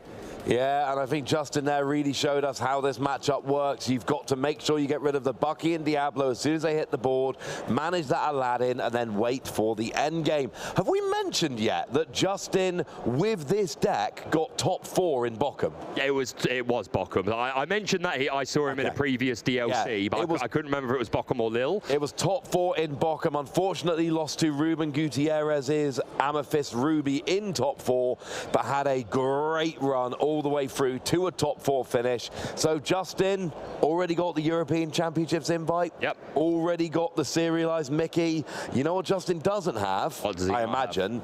A binder with a complete foil set, including all the legendaries and the enchanteds. Be nice, wouldn't it? That would be quite nice. I wouldn't mind. But we move into game 2. This is round 5. If you're just joining us for the Disney Lorcana Challenge in Bologna, this is round 5 of 9. Played on 2-game format. And tomorrow, the top 64 players will begin a 2 out of 3 top cut. We're on our mulligan stage. Justin doing what me and Joe were discussing earlier, which is take advantage of the fact that if you are going second, you can make your opponent mulligan before you do anything. See how many cards that they are throwing back into the deck, and that may manipulate how you want to do your own mulligan. So worth pointing out there, Justin waiting for Mateo to make a decision before they mulligan themselves. Yeah, and I think we might be getting quite close to the point where we can call Justin the best Sapphire Steel player in the world. Ooh. We're not seeing Sapphire Steel winning the Lorcana challenges, Disney Lorcana challenges.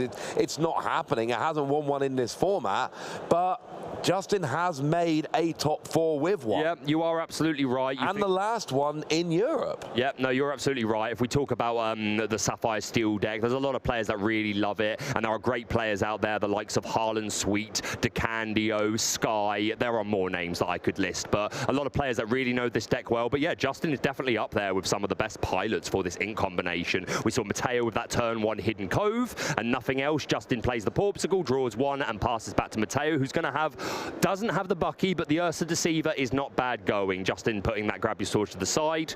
I don't know if that's because it's his only song or it's because he's a suit. Yeah, I think it's his only song. Yeah. It is a Fortisphere, not a Porpsicle, but in this situation, it's a 1-cost item that draws you a card. It's the same thing. It's a Porpsicle with grey stuff. Try the grey stuff, Ross. It's delicious. Well, no, if we're comparing the taste, Porpsicle is more delicious than Fortisphere. Have you not tried the grey stuff, Ross? I don't. It's delicious. No, that is not a controversy. Lumiere has assured me the great stuff is delicious. Anyway, we do see that baboon from Justin, so got to be nice to have that in your early hand, knowing that as soon as this Diablo comes down, and believe me, it will. He will have the answer for it. He absolutely will. So we're doing it. Justin, I'm so impressed by his play style and his patience here, because watching your opponent go ahead game after game while you very slowly set up into that end game state. I love the deck. Cannot play the deck. Not for me. It is not my preferred play style at all. But oh, I do enjoy watching a good Steel Sapphire player doing their thing, having the answers to what their opponent puts down, and then getting to that end game where, you know, you're down by 10 lore for like half the game, and then you turn around and it's just impossible to lose. Yep. That is the power of the, I mean, Sapphire still, like, lucky dime, but Sapphire still, I think, benefits from it so much, and the jumps it can make. You can be at 0 lore and just win the game in a matter of a turn or two. You really can. So we've got a double Ursula down from Mateo. We are back over to Justin, playing that Mickey Mouse, which puts the top card of your deck face down in your Inkwell Exerted. But we don't know what it is. No one's allowed to look at it, not even Justin. Nope. And Justin only had that grab your swords in his prior hand, but he has drawn once and played a develop your brain since then, so might have fished something else. Naturally, no. I see a Flavisham, a Lucky Dime, a Tinkerbell, a Rise of the Titans. Yeah, those are the cards in his hand. So he's going to be relying on that Flavisham to get his card draw going, which thankfully there are a couple of Fortispheres on the board. Not too bad. Diablo comes down into the Inkwell here, and it looks like we are playing the other Diablo, the far more important Diablo. As soon as we get to next turn, you exert, and whenever your opponent draws a card, you draw 2, which with Flavisham on the field means they draw 2, you draw 4. You are absolutely right, and Justin, I think, is going to want to take advantage of this turn. Do it, and yeah, there you go. I was never going to do this right now. A 0 chance it doesn't get rid of this turn. Yeah, he's holding the baboon. Yeah. Either way, I think even if you weren't holding the baboon, you would definitely take advantage of this and go, okay, let me do my card draw now before you get it. But yeah, there is that. Oh, it's a Fire the Cannons, which he found. So probably still holding that baboon unless it was inked. I'll try and have another little look at his hand. Lucky Dime, Flavisham, Tinkerbell. Right. Yeah, so we did ink the baboon and we played the Fire the Cannons. But yeah, that Diablo, he's incredibly devoted, Ross. He is pretty devoted, frankly. That is one devoted herald. Mm-hmm. So, if you're Mateo, you saw last game, you had a good start, but you couldn't keep your Diablo on the field.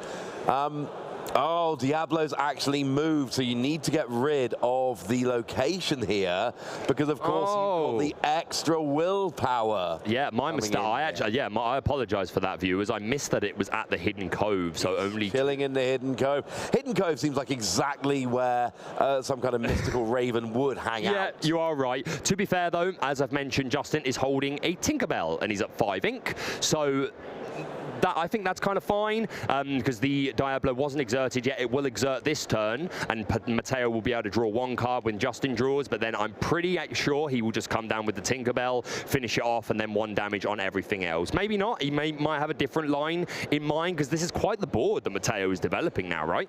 Yeah, it's actually building up quite nicely. It's what Mateo was never able to do back in game 1. Justin was able to really control the board, stop Mateo ever getting more than a character or 2 out at a time. But here, Mateo is up 5 lore to 0 with a very nice looking board. I was wrong. Oh, I was right. Here comes Tinkerbell. No, I think that Tinkerbell made way too much sense. Yeah, it's just he only had 1 in his hand previously, but that one must have been off the top. That's why I was like, oh, okay. But no, we are going to play that Tinkerbell, removes that Diablo, even though it's at the Cove, and 1 damage to everything else. And this Tinkerbell is just really nice for sort of checking board states with her puny pirate ability. If she banishes a character in a challenge, she does another 2 damage. So super strong card, and we're going to see Along Came Zeus sung by Flavisham. He's got quite the singing voice, and removed that Ursula, deceiver of all. Yeah, and this is what Justin did so well in game 1, and doing it again here. Just going, right, oh, you've got your Diablo. Yeah, that's gone. Oh, that Ursula looking a bit annoying. That's gone. And making sure, you know, you can keep your other Ursula for a minute. You can keep your Jafar. I don't really care right now. Yeah. They're not that important. No. But Diablo, Bucky, Ursula, deceiver of all, the cards which are going to really swing the matchup for Mateo, they're the ones where Justin's like, nah, mate. They got to go. They absolutely got to go. This Diablo is going to... No, sorry, the Ursula going to reveal the hand. No, wait, what?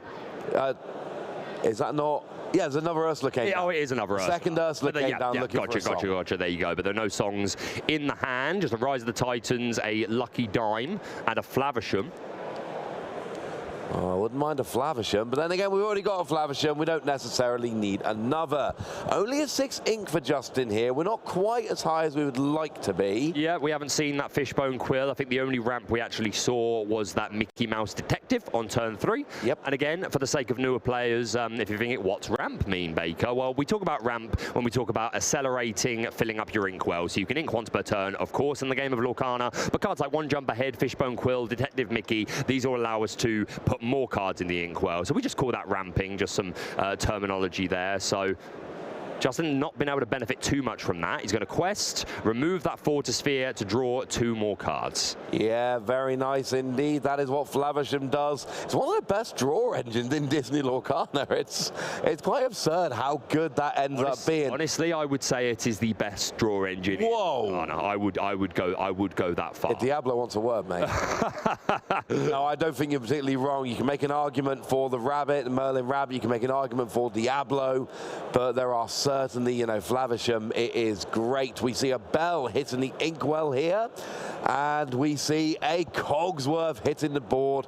Gives all your other characters resist 1. Important to note, if there are multiple Cogsworth, each Cogsworth will give +1 to everything. So 3 Cogsworth, everybody gets +3, except the Cogsworth who each get +2. Exactly, yeah, because they don't give it to themselves, but they can get it from each other, which is very nice. Mateo still with quite a wide board here, a couple of Ursa Deceivers, still got that Hidden Cove on the field, the Jafar Dreadnought, and of course previous turn the Bucky came down. But again, Justin seems to have a healthy card count. He's got a Flavisham on board, a Porpsicle there ready to be removed. We're going to see another Bucky coming down. Now this changes things, because now you need something like a Tinkerbell going after everyone rather than, and here we see Diablo as well. It might be time to grab your swords. Hey, if it's available, then I think that'd be a great play. But yeah, are we moving into the Cove? Yes, one of those Buckies and the Jafar are moving into the Hidden Cove just to give that extra level of protection. Tinkerbell will not get both Bucky, only 1. Yep. Because this Hidden Cove giving an extra strength and willpower. But yeah, Mateo's board definitely looking a lot healthier now. I'm not sure if he's got a hand. I can't tell if he's placed it somewhere. I'm not seeing anything. Might just have it off to the side of the table. But Justin still with a few cards. It's not over yet. And he's at that ink point of the game where he should be able to play most of his deck. Yeah, it should all work out quite nicely by this point. We see a lot of ink down there. We're going to use one of it for the Porpsicle, draw yourself an extra card. Another one of it for a Fortisphere, draw yourself an extra card. And there was a little cheeky little smile there to the camera. What did he top deck? Was that another Porpsicle? Same thing 3 times in a row. And this is actually beautiful. Yeah, it is. Because you're building up your items. You've got that little, you know, set of items for Flavisham to use over the next few turns. It means that if a Tamatoa comes in, it becomes way more powerful. Isn't one in hand, unfortunately, but this is not too bad. Now we get Fishbone Quill going into the inkwell, and is that Beast coming down? We're just using 5. Oh, it's another Cogsworth. A second Grandfather Clock coming down. So now all of the characters that aren't called Cogsworth have resist 2, and anything called Cogsworth has resist 1, getting it from each other. Also worth mentioning something interesting. Justin's holding on to that Rise of the Titans, which can banish a location or an item. So it can be good for items if it's a Lucky Dime or a Quill, but really that Rise of the Titans is there for locations. The most predominant one being the Queen's Castle, which is one of the best cards in the game. Yep. But that Hidden Cove could be a nice target for it. If you can get to a point where you've got 1 damage on the Bucky at the Hidden Cove, then just playing Rise of the Titans takes them both out, because it no longer has that extra willpower. So he's been holding on to that card for a few turns. I feel like that may be something that he's had Justin's had in the back of his mind. Certainly an option. We see Beast coming down, not from Justin, but from Mateo. Both players, of course, do play this Beast. It is a phenomenal card, so hard to argue with them all playing it, frankly. Yeah, especially in the Bucky deck, for sure, where it's a Floodborn as well. Oh, yeah. But yeah, that's popular in Sapphire Steel, but we do see it in Justin's list. I believe it was in the list back in... He certainly enjoys it. As well. Am I right in thinking Justin played 2 copies of Scuttle in a 62-card list? Yes, that is correct. Bochum? Yep, that is absolutely. So I want to know, and I know Joe wants to know this. Are there still 2 Scuttle in there? Look at the board here, Baker. Look how many cards. And I'm not talking, both players have got so many cards down on the board. We don't, you know, the last game I did with Joe, we had the Amethyst Ruby Mirror. Here, with no cards on the board, here it's loads, but ba-boom! Ba-boom! Out the Diablo. Yeah, I think Ruby Amethyst is sort of like the 1v1 me bro deck, whereas this is very much a, okay, I'm going to have my whole faction, and then we'll have a huge, huge challenge. There is 10 lore, just some characters on board from Justin here. Certainly more than Mateo has. I think Mateo's got 7? 2, 3, 4, 5, 6, 7 6. lore. 2 Buckies. 7, it is 7. Yeah, it's 7. Yeah, 2 Ursas, 2 Buckies, 1 Dreadnought, and 1 Jafar. But yeah, Justin, well, a lot of lore in his side of the board as well. This Gaston has 3. The Cogsworth have 2 each. The Tinkerbell has 2. So he could just like really catch Mateo off guard by just questing with everything. Here's a lucky dime, pop the Gaston. That could get him there, or at least close. Yeah, we're not. We keep seeing Sapphire. We keep seeing these Sapphire decks this weekend on the stream, winning without Tamatoa, which I'm not so in favor of. But I think if Justin's winning here, he is not going to complain. And here's the point: we are getting quite close to the end game here. It looks like, and we got 6 lore for Mateo, 7 lore for Justin.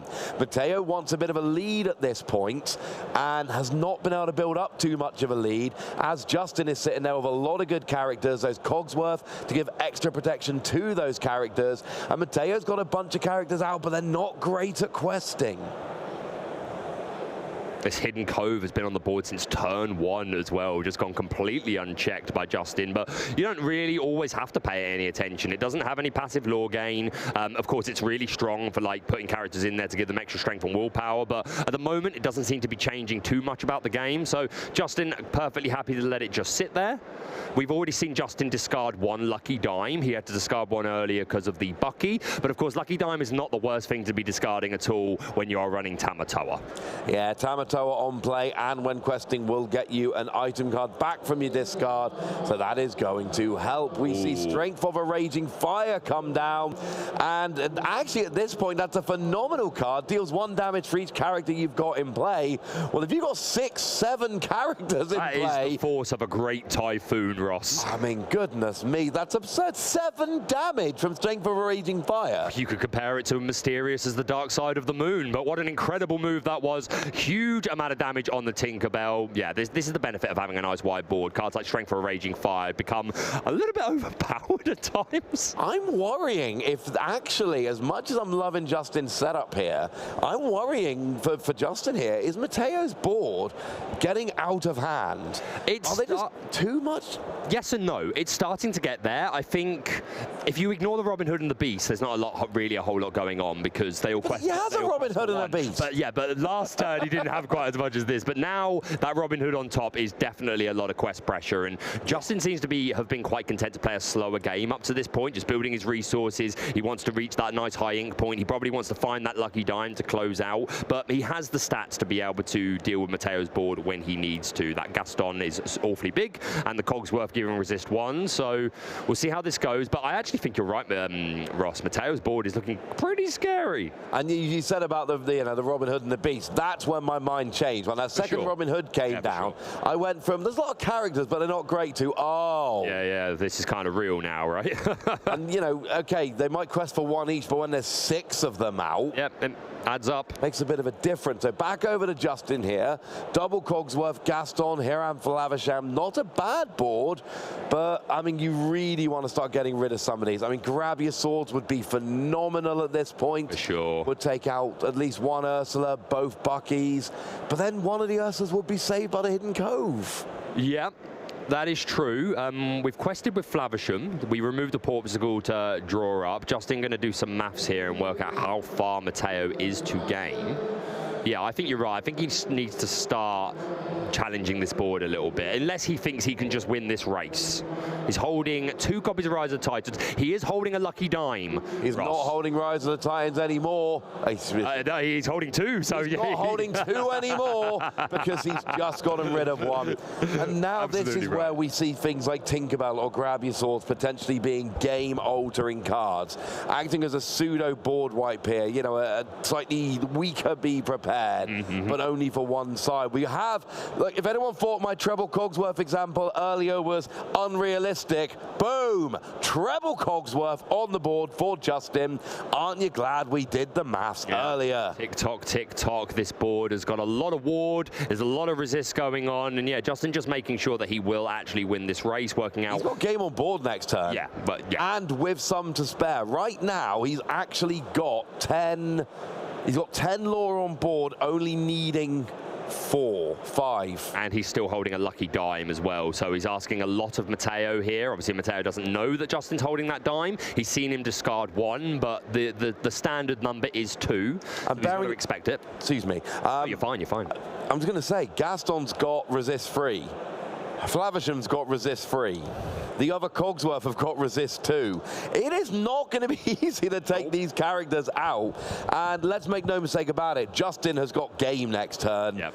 I mean, if you can keep any character other than Flavisham and 1 more, which could be Flavisham, then with Lucky Dime, you will win next turn. Yep. You don't need any ink. You've already got the ink. If you can keep 2 characters on this board, you will win the game next turn, because you quest for 2, Lucky Dime for 2, quest for 1 or 2, boom, you have won the game. So Matteo needs to take Justin down to exactly 1 character in order to actually win this. Yep, he's holding Tinkerbell. He's also holding a We Don't Talk About Bruno, which is super good, but can't target any of these Cogsworth because they have ward. Yeah, I mean, you've got to get rid of it, because Gaston on his own could actually win this game, because you just quest and Lucky Dime, and that's 6, you only need 5. So Justin is in just a phenomenal position here. Got top 4 at the Disney Lorcana Challenge in Bochum, now having clearly a very strong run in Bologna as well. And yeah, this is looking quite good for Justin here. Yeah, no, Justin's in a game-winning position. I'm not sure, like, Matteo can he can make a move, but I don't think he can do enough here to prevent Justin from winning this game. This would have been a turn where, for a change, Matteo would have loved Beast to have had damage at the beginning of his turn, so it became 7 strength. Yeah. That would have allowed it to take out the Gaston, even with the resist. And then maybe the combination of Robin Hoods and Jafar Dreadnought could have put a bit of a dent in Justin's board. He's going to play that We Don't Talk About Bruno, bounce the Cogsworth back to Justin's hand. Again, Matteo doesn't know that Justin is holding the Lucky Dime, so he's got to play to his outs. Makes all the sense. He's only got 2 cards in his hand. They're going to roll a dice to decide which one is discarded. This is something that you can just do randomly, like if the player who needs to discard randomly shuffles their hand, and opposing player could just point at 1, but the way I see this done most consistently is just number them all, roll a dice. Yeah, the Gaston got put back to hand and then got discarded nice and easily here. And look, Matteo's board is great, but Sapphire Steel has done what Sapphire Steel does. Yeah. Go up this board. There it is. Over the course of several turns. And yeah, that's game. That is game. Yep. Justin wins 2 games to 0, because when you get that kind of board built up and they're all questing for 2 or more, and look, there's only 1 player that has made top 4 at a Disney Lorcana Challenge in the set 4 meta with Sapphire Steel. It was Justin in Bochum, the only Sapphire Steel top 4 in this meta. And now it looks like on course for at least a top 64. And I mean, look, I've been saying I'm not convinced it's a deck which is going to win a challenge, because there's so much that can go wrong. I think of everyone, Justin's got the best chance here. Yeah, he's clearly very experienced with this deck, a really talented pilot, knows the lines, knows his deck well. Haven't seen any of those scuttles, so maybe they're not in the deck. We'll have to try and find that out. But yeah, fantastic showing from Justin. And yeah, our Bucky player just couldn't get things going. It seemed like it was starting to go well with the turn 2 Bucky into Diablo, but a combination of Flaversham. I was going to say Flaversham and more, but just Flaversham. Yeah. Just Flaversham, just keeping that card draw healthy. Didn't even need the lucky dime for that second game. But yeah, a really nice game and showing the power of Cogsworth with the resist to everything, and Gaston making his way back into fashion. I mean, we've seen it in a couple of games so far, and winning games. Maybe Gaston should have been in Sapphire all along, and that's the thing. We say, well, we've only had one top 4 finish. Sometimes all it takes is a couple of changes to deck list, couple of changes, not even necessarily to deck list, but just in players learning more about the matchup, and then all of a sudden it can beat those ones that's been thwarting it before, and right now it's working. It is working, but I'm really excited to hear a little bit from these players, so we're going to be prepping to go into an interview with one of those guys. And again, if you are watching at home, thank you so much for joining us for the Disney Lorcana Challenge. If you can't be here with us in person, we really appreciate you guys checking it out and hopefully being active in chat and just enjoying some Lorcana. But for now, we're going to go over to a little interview, and we'll see you very, very shortly.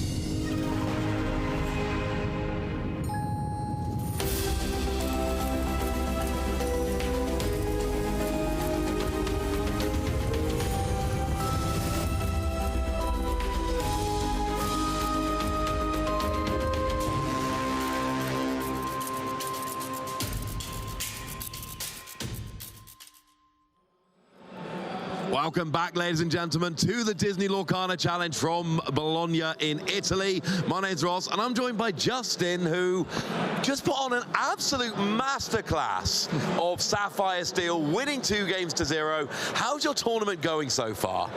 Well, I have no complaints. I'm 4 wins and 1 draw, so pretty good spot. So 4 2-0s and 1 1-1. Yes. So you've dropped 4 points from the maximum available. Pretty much, yeah. And if I remember correctly, last time we saw you, you had a pretty good run as well over in Bochum. Yeah, it got me the Mickey. Maybe I could get a second one this weekend. Who knows? So, well, that's what I wanted to ask about. How do you feel about Sapphire Steel? Because I was having a look through. In the Disney Lorcana Challenges, in the set 4 meta, you're in Bochum, only top 4 finish for that deck. Do you think it is the strongest deck in the meta, or do you think it's the best deck for you, or both? I feel like at least it's the best deck for me. Like, I love Sapphire Steel because I don't ever feel too bad going to any matchup.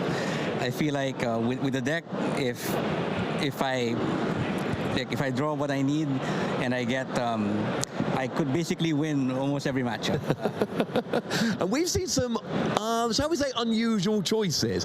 In Bochum, if I remember correctly, you played a 62 card list with 2 copies of Scuttle. And then this time round, we see Gaston in your list. Firstly, you don't have to answer this if you don't want to. Is Scuttle still in your deck? No, but get this. So Scuttle was great, but now I'm playing a Develop Your Brain, which I consider action Scuttle. And Gaston, which is just an extra large Scuttle, basically. So no Scuttle, but I got small in the big one here. So you've replaced Scuttle with other Scuttle, because there are some members of our casting team that are not fans of Scuttle. Yeah, I watched the stream again, and like every time people make comments like, why 62 cards? Why don't you cut the Scuttles? So. I mean, you got top 4 at Disney Lorcana Challenge, so I think it was probably the right call. So there's a few weeks between Bochum and Bologna. Well, what does your process look like? How do you decide on the deck? Because you keep the same deck, but you change a bunch of cards. How do you make those choices?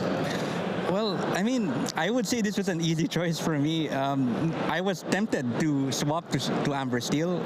The deck felt good, but I just really enjoyed this deck a lot. When I play it, I feel like I'm relaxed. I enjoy playing every matchup. So yeah, for me, there was no doubt. Like Sapphire Steel was going to be my pick. And, I mean, it did really well last time, so I guess it could be good again this time.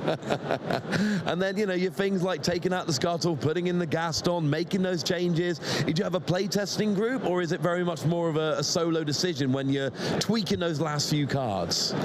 Yeah, I do have a playtesting group, and a lot of them play Bucky, and they absolutely destroyed me in testing. And that's where I learned, like, okay, this is what I should not do with a matchup.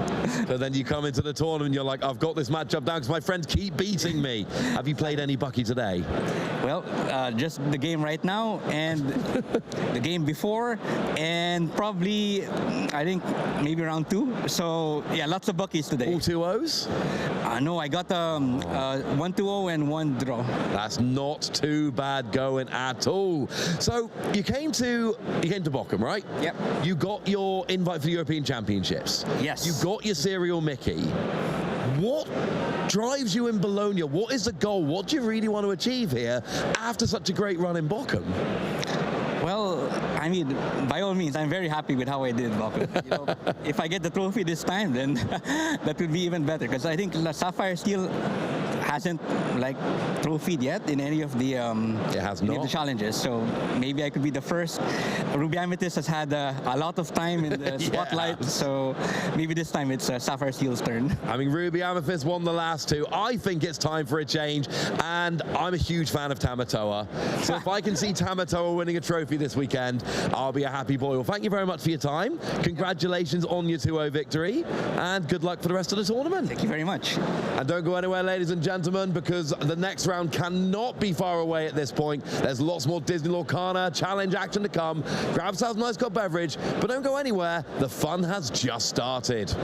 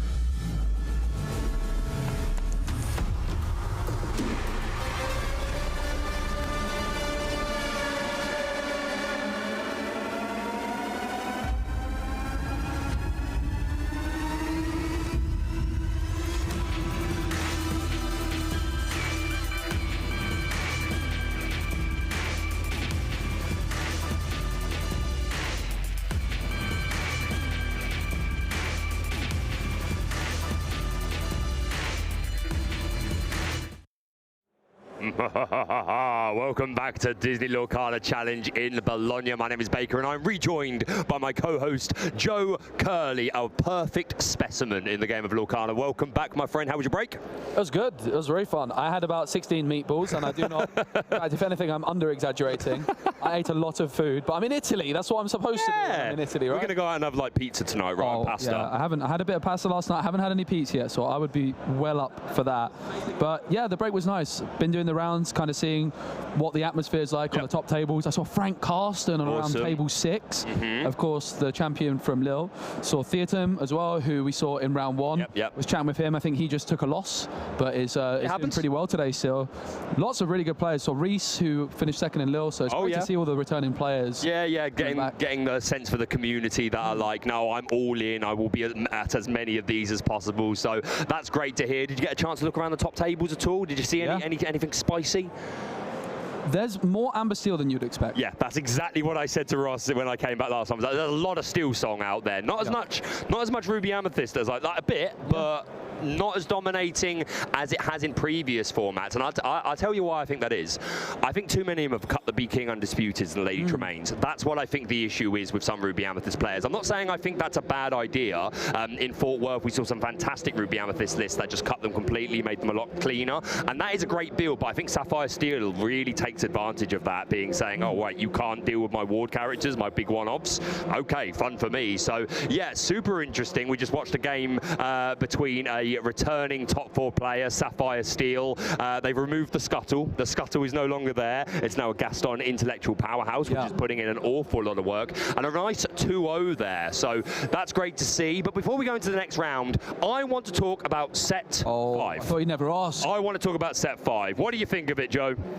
I think that it's and this is obviously just my subjective opinion, I think it's the strongest set we've had. Not including set 1, the first chapter. I think this is the strongest set we've had, and these are your highlight cards. They are, and I know some of them may seem a bit strange, where there are plenty of others to talk through, but we kind of divvied up between all of us to make sure we all had things to talk about. And these are some of my highlights. I will say straight away, some of them verge more on the fun side as opposed to necessarily the top meta decks, but top meta they could be. So we'll start off with the Madam Mim purple elephant. Well, she is purple, but just Madam Mim elephant. 4-cost Ingable, 3/7, quest for 1. She is a typical Madam Mim card.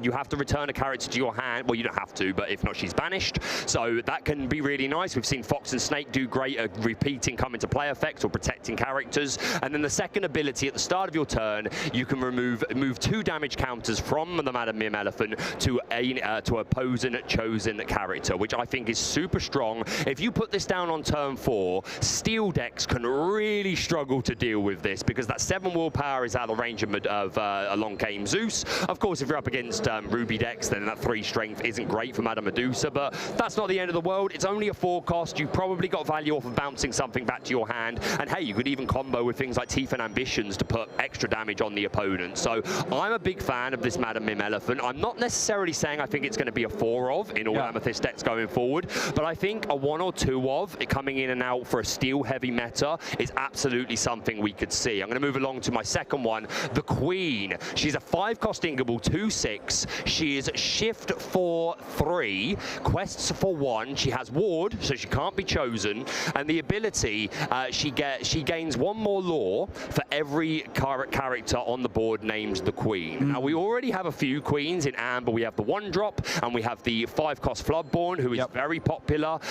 There's a couple of older ones. In Chapter 1, we had an Amethyst Queen. There's another couple of queens coming in Shimmering Skies. Like we've got the Peddler Hag version. She's a 2-cost 0/4. There's a lot of new queens, isn't there? A lot of queens. Do I think she's immediately coming in and breaking the meta? No. But I think if we find a deck which is Sapphire Amber just because that's what it wants to be and it wants to run lots of queens, this queen could get up to a really high lore value. And if you're running Lucky Dime as well, that could be kind of mad. If you can get up to 5-6 lore, depending on the amount of queens queens you have in play. And hey, bear in mind, she is called the queen. So she's always questing for at least 2. That's really important. So extra queens on board. Hey, I think she could get quite powerful. And with that ward keyword, meaning she can't be chosen, and 6 willpower is pretty bulky. Do I think she's changing the game right now? Probably not. There's a fun deck there for sure. But as time goes on and we get better queens, this could get better and better. I'll move on to another one I'm a big fan of. 6-cost Inkable, Blast from Your Past. Love this song by Jafar in Aladdin.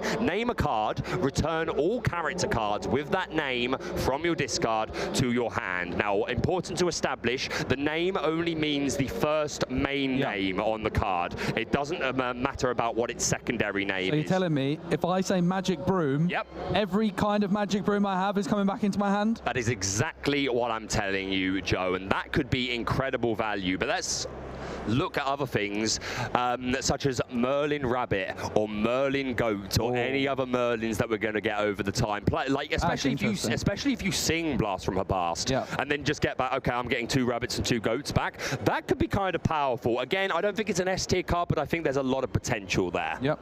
And it could also be like a really interesting combo piece with Prince Naveen, which is one of the Amber legendaries. Yeah. Also got an enchanted card. It's a 4-cost, uninkable, sing a 6, but when you play it, you can play a song card that costs 6 or less for free. And of course, it's in Amber as well. Yep. So that could be a really good way to get this online. But these are some of your highlights, Joe. I've also got the elephant. I've also got the Mother Gothel, so we've got a little bit of overlap. I've got the best card first. I think Daisy Duck is the best card from the set. Yep, tell us all about it. Ross has been talking about her a lot. Why is this card good? Listen, its ability is definitely a big weakness, where you're potentially giving your opponent more cards in hand. But when you can play a character on turn 1, which quests for 2, I love these kinds of cards. The Maleficent 1-drop, Lilo, you've got Cursed Merfolk. You can play this Daisy Duck, you can play Lilos, and you can also potentially play either Cursed Merfolk or Maleficent. So you can now get 12 1-drops in your deck, which quest for 2. So you can do that kind of line we saw with the hyper aggro player, where they play 1-on-1 and then 2 more on turn 2. You go very, very wide, very, very quickly. I think the whole meta is going to warp around this card. You need cards in your deck to deal with this. Cusco's an interesting one because it's a new way to deal with locations. It's kind of like a let it go onto a location. There's also a 2-cost action in Sapphire doing something similar. The Elsa's got Rush evasive. It's in the starter deck in foil and could be a really good way of dealing with Diablo because when she enters play, character's going to get exerted. I love that. Maximus, with the card you revealed, Baker, Gaston, what was it, like 10 strength with Rush? He's a big boy, 10 and Rush, Joe. So this Maximus would combo really well with that. It's kind of similar to Flynn Rider, where if you have character with 5 strength or more, you're going to gain 2 lore at the end of your turn. So you can if you play Maui on 5 and it's still on the board, then you play Maximus on 6 and you're going to get 2 lore the turn you play Maximus, which I think is really high potential. And then the Mother Gothel is a card that you also had, Baker, but didn't get the chance to get round to. Please, by all means, tell us about her. There's a 2-cost, right, which I really like. So this is a pretty interesting shift option. When you play this character, each opponent chooses one of their characters and returns that card to your hand. So Mother Gothel working in a similar way to Mother Knows Best. Emerald doesn't have that many powerful, expensive cards. So I think this could be a good option. I agree completely, and that stat line is fantastic. We love a 4-6. Why do we love a 4-6? Medusa. And along came Zeus. In fact, in many ways, in many contexts, I like 4-6 more than 5-6, because if you're 5, then you fall to the world's greatest criminal mind, which can be quite common in Amber decks. So I'm a big fan of that stat line. I think that's really good. Can we just go back to Maximus for 1 second? Because you're absolutely right. The Gaston synergy is brilliant. But I was talking about this card the other day, and I was trying to think about ways that we could do this. And if we play it paired with Amber, Chernobog obviously is only 9, but get Lumiere on there. That sounds pretty good. Or, and I think this is really important for potentially newer players or even more experienced players, just to define the ruling here. Any effects that trigger at the end of a turn happen before changes to strength and willpower happen. For an example, if you have the Queen, the 5-cost one that can give a character +4 strength. Say you were to do that to Maui, Joe. You've got a 6-cost Maui on the board, you've got this Maximus, you quest the Queen, you make Maui 10 strength, you will gain the 5 lore from Maximus before that strength is taken away from the Queen. And the same is true of any effect that lasts until the end of the turn, like Maui's Fishhook. Anything that involves strength, you can combo and get this Maximus pop-off. Yeah, and I've got to talk more about Daisy Duck. Please. There is not that many ways in the game that you can actually remove this Daisy Duck by turn 2. So, of course, if I'm going first and I play Daisy Duck against you, Baker, there's not really anything you could do on turn 1 to deal with it. You could befuddle the Daisy Duck, in fairness. That's probably your best bet on turn 1. But there's no character in Disney Lorcana that costs 1, which has 4 strength. The highest strength you can get is Felicia, which is 3-1. So probably better would be something like a Rafiki or a Captain Hook with Challenger. They have 2 willpower, so they can take out a couple Daisy Ducks, but they only get to 3 strength. Which is where some cards we don't usually see that often, I think, are going to creep into the metagame. Cards like Improvise, which is a 1-cost action in Emerald. Draw a card and give a card 1 extra strength. Good idea. Suddenly, your Captain Hook or Rafiki could remove that Daisy Duck in a single swoop. Cards like Lumia for that extra strength. There's the Mickey Mouse Flag Bearer, I think it's called, which gives like extra strength to cards. There's a lot more cards like that than you'd expect, including some new ones releasing with this set. But less about set 5, more about the Tournament Baker, because we've got Bennett Cole, who is a player I've heard about quite a bit, pretty active in the Disney Lorcana community. Loving the shirt. Yes, he was very, he had a fantastic run at DLC in Bochum, made top 64 with EA Tempo, which not many people are playing these days. So had a really good run there, hoping to go even further. And I do know that they're playing a different ink combination. I'm super excited to watch this game, Joe. It's a couple of lovely shirts, isn't it? Very stylish. Yeah, love it. So, of course, with our wonderful Rapunzel gifted with healing backdrop, that is a card which you can get non-foil on the prize wall, but also if you get top 32, you get a foil version of that, and the top 16 get a foil playmat version of that. And I have seen quite a few of those playmats out in the building. There's not many buildings you're going to see multiple Rapunzel playmats, but here in Bologna, certainly there is. So I can see that Leo on the right is on Emerald Steel, and I see a Prince John in Bennett's hand. I didn't catch the other color, but I saw a Prince John, and I'm very excited. You want to know the other color, Joe? It's amber. Okay, it's time. It's time. All right, so Emerald Amber is a very interesting deck. It has Under the Sea as its kind of main control tool, which is a Sing Together 8 card. So Ariel and a 3-cost character, for example, would allow you to sing Under the Sea. And it puts all characters with strength 2 or less to the bottom of your opponent's deck. Great for removing Diablo. There's one huge issue in this matchup potentially for Bennett. Go on. And that is the Hidden Cove. Because if Leo can move something like Diablo into the Hidden Cove, it suddenly isn't a 2-strength character, but a 3-strength character, and therefore Under the Sea would not remove it. But of course, going into game 1, neither player knows what they're up against. They will find out on turn 1 once the cards are put into the inkwell. That's the first bit of information they're going to have over their opponent's deck. Yeah, for sure. And but you also, Leo may recognize Bennett from the, because he was on stream at Bochum, might be expecting EA Tempo. But yeah, you're absolutely right. That Hidden Cove could put in a lot of work. But Bennett might have the answers to it. This deck typically runs things like Painting the Roses Red, which minus strength from characters to get them into that range. But we know he is playing because he's holding the legendary Kida, which does get inked, and we see the Diablo revealing Leo's hand. Yeah, and the Baboom is a big problem for Diablo often. But one thing that this deck can do really well, Bennett doesn't have it available right now, but if you have Bare Necessities in hand, you can shift in Diablo, sing Bare Necessities, and just discard that Baboom. That's one of the most powerful tools that you have as an Emerald Amber player, and why a big reason Diablo is so nice in this deck. That ability to sing Bare Necessities is very unique to this color combination. Yeah, it sounds super strong, and Bennett did ink that Kida, so he has revealed both of his colors to Leo, who's going to bring down the Squirrel Squeak Tutor. Yeah, Bennett, I'm sure, has played against a lot of Buckies in their time. And it is definitely a matchup which looks great for Emerald Amber on paper. As I've mentioned, the Hidden Cove can be a problem. And the other big issue potentially is Leo playing Ursula Deceiver and discarding Bennett's Under the Sea. I don't know Bennett's exact list, but it's usually 3 copies of Under the Sea. 4 can often feel like too many. You never want 2 copies of that in your hand. Yep. And Ariel, of course, is a tutor for the card potentially. So I'm really excited to see Emerald Amber. Yeah, I did ask if we could fight, if there was ever a time, can we see some Emerald Amber today? Because I honestly think it is a deck that is going to be very strong going into the next format. I very much agree. In fact, I'll even kind of alter that. I think it's already been stronger than people have realized. And we do see Diablo shifting in. What's interesting is Bennett knows that there's a Baboom in Leo's hand. However, still goes for the shift play. They're going to draw once. Yep. And then also, what they're doing is they're kind of forcing Leo to take turn 3 the Baboom. Instead of playing a Floodborn like Diablo, they're really slowing down their own game plan in order to answer Bennett's own Diablo, which is a really interesting play. Yeah, no, you've hit the Devoted Herald on the head. If he plays Baboom, he's not going to be able to extend and start making Bennett discard, and that is what he does. Obviously, it's never nice to have your Diablo taken away, but like you said, Bennett drew one card off of it, and he forced Leo to play a far more passive turn. And I think if Bennett, the longer the game goes on, I think it benefits Bennett more if he can build up to that Under the Sea, which will probably take out nearly all of Leo's board, especially if combined with Kida or Painting the Roses red.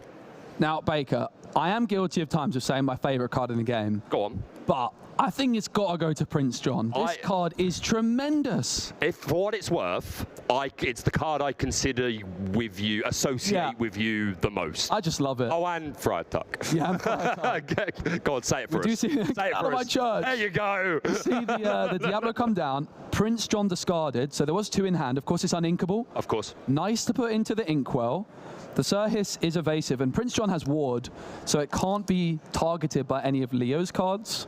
So most likely, Bennett's just going to be leaving it on the board.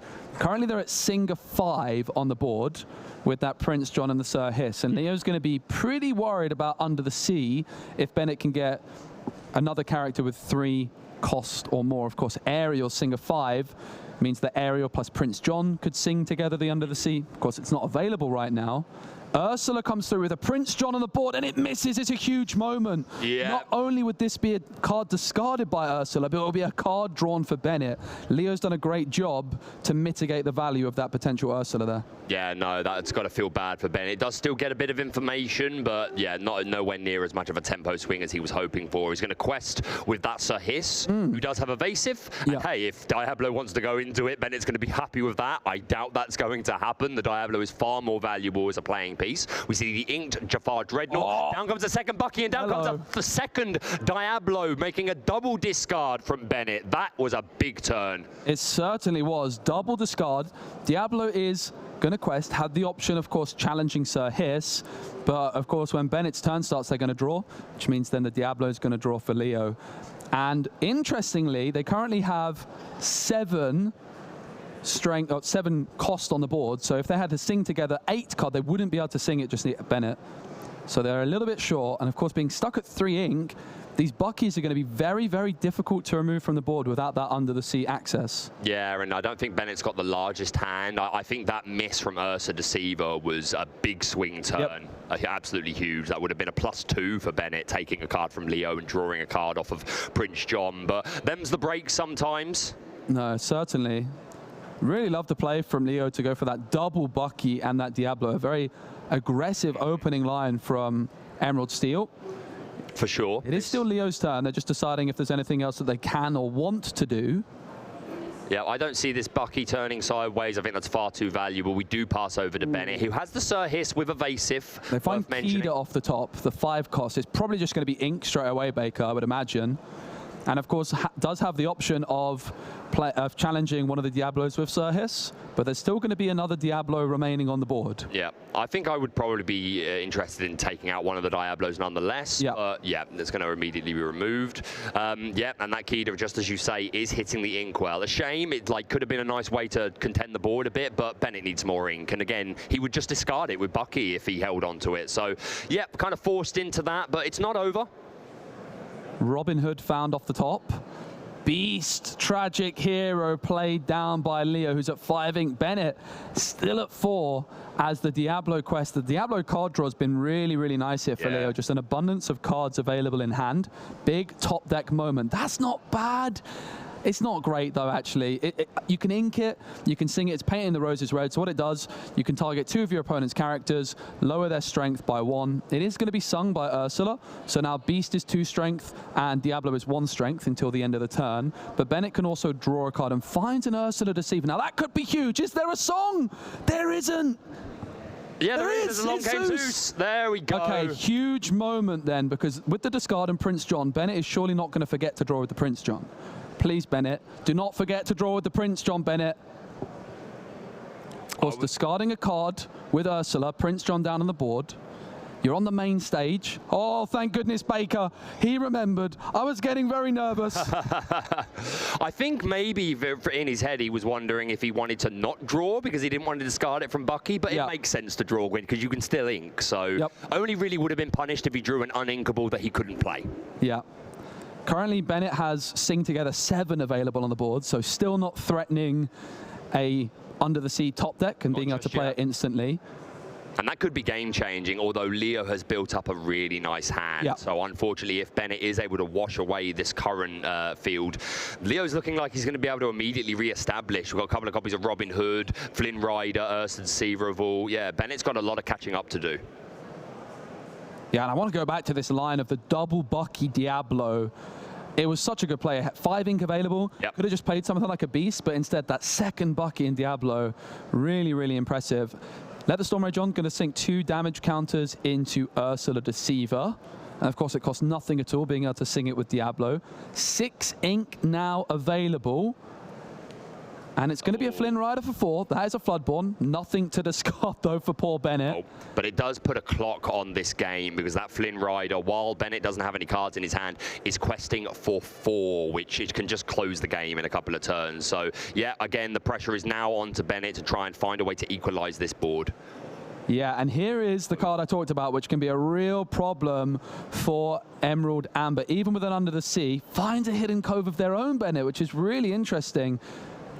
Probably not the card you're looking for at this moment in time. It's certainly not a card you see every day in these Emerald Amber decks, more of a card that you see in Emerald Steel. It's a very nice card, Hidden Cove, but not what you're wanting at this moment in time if you're Bennett. Something like an Aerial could have really opened up the game.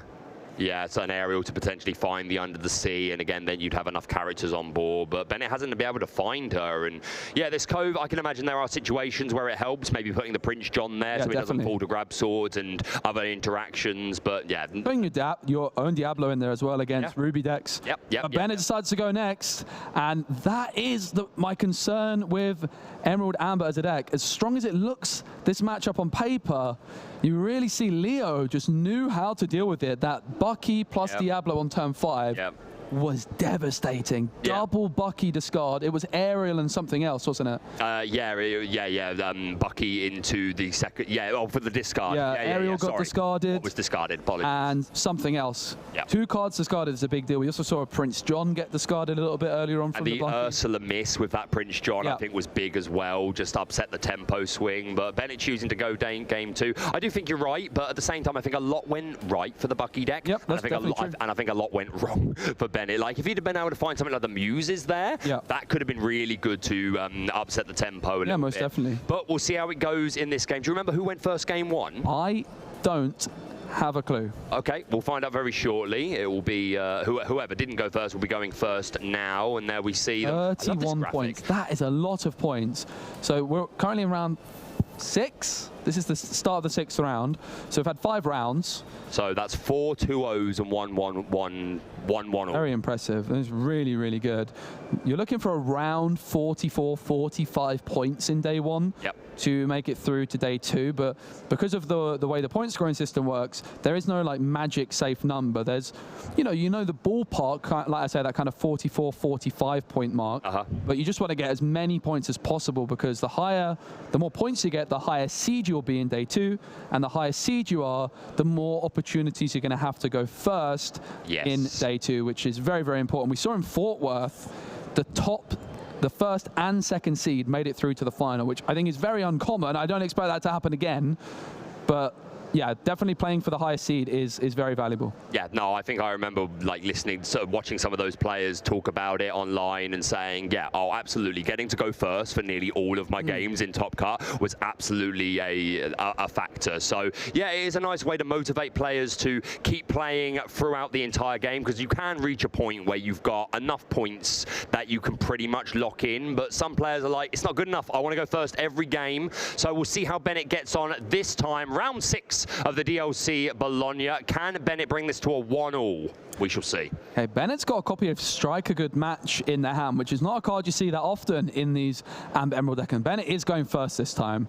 Good. It's a really interesting card because with the Muses, for example, just a card which is replacing itself, you draw 2 and discard 1. Yep. And of course, because you're playing a card from hand yourself, you're essentially getting rid of 2 cards from hand to draw 2. But with something like the Muses, really good. You have extra benefit from the ability. Plus, it's just thinning through the deck, helping us find the pieces that we need. Like you say, the Under the Sea can quite often feel like the deck can kind of live or die by that card. So with Strike a Good Match, you might even be able to get that 4th Under the Sea in there because it's uninkable. Yeah. You can get rid of your uninkables. Also, just improving the odds on the aerial. When I played the deck myself, I was also rocking Strike a Good Match. It's not something we've seen in a DLC challenge, but I definitely am intrigued by the selection. It seems like a pretty reasonable option. Yeah, no, I like the Fort Trail. We're eyeing up a Robin Hood to potentially make its way into the Inkwell. The champion of Sherwood does indeed get inked, and down comes Diablo. We're going to take a peek at Bennett's hand. We've got a Sudden Chill, 2 Diablos, a Hidden Cove, Strike a Good Match, and Painting the Roses Red. Yeah, 3 different songs available, 2 Diablos and a location as well. Leo going to be testing their memory to see how well they can remember that. I'm not great with those kinds of things. And it was a Diablo draw, and the 1-cost Diablo, that is, for Bennett. Oh, that's pretty nice. They probably would have preferred that a turn sooner. Yeah, 100%. But if they do want to take that shift line, then that is now open to them from their next turn. If they play the 1-drop this turn, which they do. Goes for it. We're going to see that hand on Leo's side. Very good. Thank you for laying out your hand. We've got Sudden Sea Revolt, Sudden Chill, Hidden Cove, Bucky, Diablo, and Grab Your Swords. The Grab Your Swords is definitely really good information for Bennett. We saw that Ursula Deceiver miss songs, but as an uninkable song, it's going to be very difficult for Leo to get rid of that anytime soon. So if Bennett can kind of get that same sort of board with Prince John and then an Ursa on turn 4, it could be really impactful as the Hidden Cove enters the field for Bennett. Yeah, 100%. And there's another Diablo off the top. He was already holding one, though, and I imagine this shift line will be something he will consider. More likely to discard the... it would have to be the Sudden Chill. That's the only other action beside Grab Your Swords. But I think he wants to ink the Sudden Chill. Yeah, it does seem like Sudden Chill is the card going to be inked. Leo's thinking about it, and that is a really interesting option, is it, being able to discard that uninkable song of yours. Yeah. Especially if you're worried about Prince John, like you say, and don't want them to gain tempo. We do see the Bucky come down. So, yeah, this is where he's going to consider just taking that shift line. And does he want to hold on to the Grab Your Swords or not? That is the question. Yeah, the shift just looks too tempting to say no to, really. Agreed. You're getting that instant Bucky discard. You're guaranteed card draw off Diablo, but Leo decides otherwise. Really fascinating. Respecting perhaps the counterplay that Bennett maybe is threatening, and just doesn't want to discard that Grab Your Swords just yet, valuing it more in hand. Maybe they might top deck a different action card, which they're more happy to discard. Yeah, I mean, again, the Grab Sword's super good into the things like Prince John and the opposing Diablos. But again, Bennett has a Hidden Cove on the board, so it wouldn't be too hard for him to move something there and protect it. So I respect it. I probably would have taken the shift line, but, I can respect what Leo's going for there and just prioritize, like, valuing this Grab Your Swords. Yeah, it's really interesting. I think, like, the shift is the obvious line, right? Whereas Leo is on the main stage for a reason. They know more than we do. I think it's fair to say. So you are right, sir. It's really fun, like, seeing these kinds of plays, which players do something you don't expect. Similar to the game we cast earlier, where the player had 5 ink available and just didn't play anything and passed. It's those kinds of situations where you really see the skill expression. And maybe that's why, look, the Diablo in the Hidden Cove now. If Leo had shifted in their Diablo, then Bennett's own Diablo in Hidden Cove could have traded it out. And that is the big brain play from Leo, not to take the shift we both would have done. Yeah, it's paid off for him 100%. He is still going to draw a card off of Leo drawing, but yeah, Leo has the answers here, and that Bucky's still just sitting there saying, play a Floodborn, I'll take one of his cards. And again, the Hidden Cove is a card I talked about from Bennett, not something you see all the time, but you see the power of it in this matchup as well. Really, really interesting. But there is the Diablo now, discarding the Grab Your Swords and shifting in for no cost at all. Bennett is going to discard bare necessities from their hand. They have Painting the Roses red and another Diablo still in their hand. Leo has all their ink still to play for as Ursula Deceiver gets inked. A hidden cove of Leos, and the Diablo is going to move in. Will Bucky as well? One ink still left. It certainly will. Yeah, we got Diablo chilling at a cove on both sides of the field, but Leo's obviously also got that Squirrel Squeak tutor. And yeah, this is interesting. Like, who's going to break first and decide that they want to be the one to make this trade? Yep. It's going to depend on who gets more off of this Diablo, really. Yeah, so Leo decides to quest, it seems. Obviously, there is also the option of challenging the Hidden Cove. Could challenge the Diablo. Doesn't make that much sense to trade, does it, Baker? Because if you take the trade, you're stopping yourself drawing cards on your opponent's turn. So yeah, I would look to just get the 2 strength on this Diablo from Grab Swords or something, and then just take out the Cove. Yep. Okay, Painting the Roses red could be huge here, Baker, because Painting the Roses red can lower the strength of Diablo, and it will, meaning that it's now a 2-strength character, and therefore Bennett's Diablo could remove it and remain on the board. It's incredible. That's a fantastic move, taking 2 damage still. So as soon as that Hidden Cove is removed from Bennett's side of the field, then it will go. But for now, that was a beautiful trade. And the text on Painting the Roses red, I'm having to squint to see it. It's up to 2 chosen characters. Yep. So it wasn't... Bennett didn't have to choose their own Diablo. Of course, Bucky not an option. They can just choose one of Leo's characters. Yep. Painting the Roses red, Hidden Cove Diablo combo as Ursula Deceiver gets inked and Ursula Deceiver gets played. Ooh. Strength of a Raging Fire discarded, and Bennett has had an amazing turn there. Yeah, that was a real tempo swing, and getting rid of that Strength of a Raging Fire, leaving Leo far fewer options to deal with the opposing Diablo. Yeah, really strong play, and I like the fact that you zoned in on the Painting the Roses red. It does say up to 2. If it said 2, he would have been forced to also do it to his Diablo. So I think that's really important. Pay attention to the wording on cards. It makes a big difference. That's my favorite player of the tournament so far, Baker. Yep. That was an amazing turn from Bennett. Yep, I respect it. This Hidden Cove putting in a lot of work. I think probably our 2nd most influential location in Lorcana so far. And we see Diablo coming in with Bucky down on the board. That's another discard for Bennett. Ursula Deceiver gets discarded. You Have Forgotten Me has just been drawn by Bennett. No way. That is a 4-cost action, which discards 2 cards from your opponent's hand. He's only holding 2. 4 ink available and 2 cards in Leo's hand. Yeah, we do see it. Mufasa is going to open the skies and speak, "You have forgotten me," and discard 2 cards, please, if you would. Really, really nice play from Bennett. The last card they have in hand is a Diablo. Of course, if Leo is to top deck a Floodborn, it would be gone. Yeah. Having said that, Bennett's going to draw for their own Diablo. They draw into We Don't Talk About Bruno, and it's Zeus for Leo. I do believe it's 4 ink available. Zeus can target locations as well. This Hidden Cove has 3 damage on it as well. I believe it's 4 willpower, or is it 5 willpower? No, it might actually be 6. 6. It is 6. Oh God, good God, that's a good location. Yeah. Yeah. So the Diablo is going to be challenging into the Hidden Cove. Then along came Zeus on the Cove, and that takes out the other Diablo. There's another good play for you, Joe. Yeah, so to explain, for those that just don't understand what just happened, the Diablo had 2 damage counters on it, but because it was at the Hidden Cove, it had that +1 willpower, so it was at 3 willpower, but when Hidden Cove was removed, it then goes back down to a 2 willpower character, so those 2 damage counters remove it from the board. Really no nice need to target Diablo if you can just target the Cove instead. You're absolutely right, and that's definitely a line that some players I think would miss, and it just goes to show the top level of play here, just knowing how these cards interact and how best to remove them. And Leo is sat here still with a Bucky and a Diablo both at the Cove. Yep. Leo with 1 card in hand, which they drew from the Diablo, is a Bucky. On the other side, Bennett with 3. They've got Sudden Chill, We Don't Talk About Bruno, and a Diablo of their own. 4 ink available. They could, of course, sing the Sudden Chill with Ursula. That Bucky could be challenged by Ursula to put a damage counter on it for now. And then if they could remove the Cove down the line in a similar fashion, that could remove the Bucky. So that's an option for Bennett. Yep. Of course, Diablo is evasive, so can't be targeted. But it could be targeted by We Don't Talk About Bruno. The problem for Bennett is they're currently at 4 ink.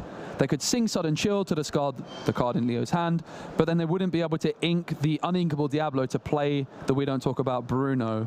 So they're not going to be able to empty their hand in that fashion. That could have been a nice play. Of course, the quicker you can remove the Diablo, the less cards Leo can draw. Yeah. And that's going to be really important to just try and remove that as quickly as possible. Yeah, for sure. Bennett's done a good job of running Leo out of resources, and that You Have Forgotten Me, a huge swing. But again, if this Diablo can sit there long enough, then he's just going to get all that advantage back. Haven't seen a Muses yet either from Bennett. I wonder if he's even playing it. He might not. I imagine he is. Yeah. I like it. It would seem strange to me to not run the Muses. I think there's just so much synergy with this Agreed. deck. I think a big thing with the Muses is even just the fact that it's 4 cost with Ward. It really helps you get towards 4 that. willpower, right? Is it 4? Yeah, 4 willpower. Yeah. But that 4 cost with Ward really helps you get under the C value. Ursula is going to sing Sudden Chill. Bye-bye, Bucky. Bye-bye, Bucky. 4 ink remaining. It's going to be the Diablo for 3. Bennett was definitely considering the option of challenging that Bucky. Yeah. But he's emptied his hand now. Oh, no, he hasn't. He's holding Bruno. We Don't Talk About Bruno. Okay. 1 card off the top, and it's a really good card. In fact, it might have been the best card of all. Oh. Let the Storm rage on. Sings it with Diablo, draws another card just for good measure, and finds another very good card. It is the Beast Tragic Hero. Do they have 5 ink available, though?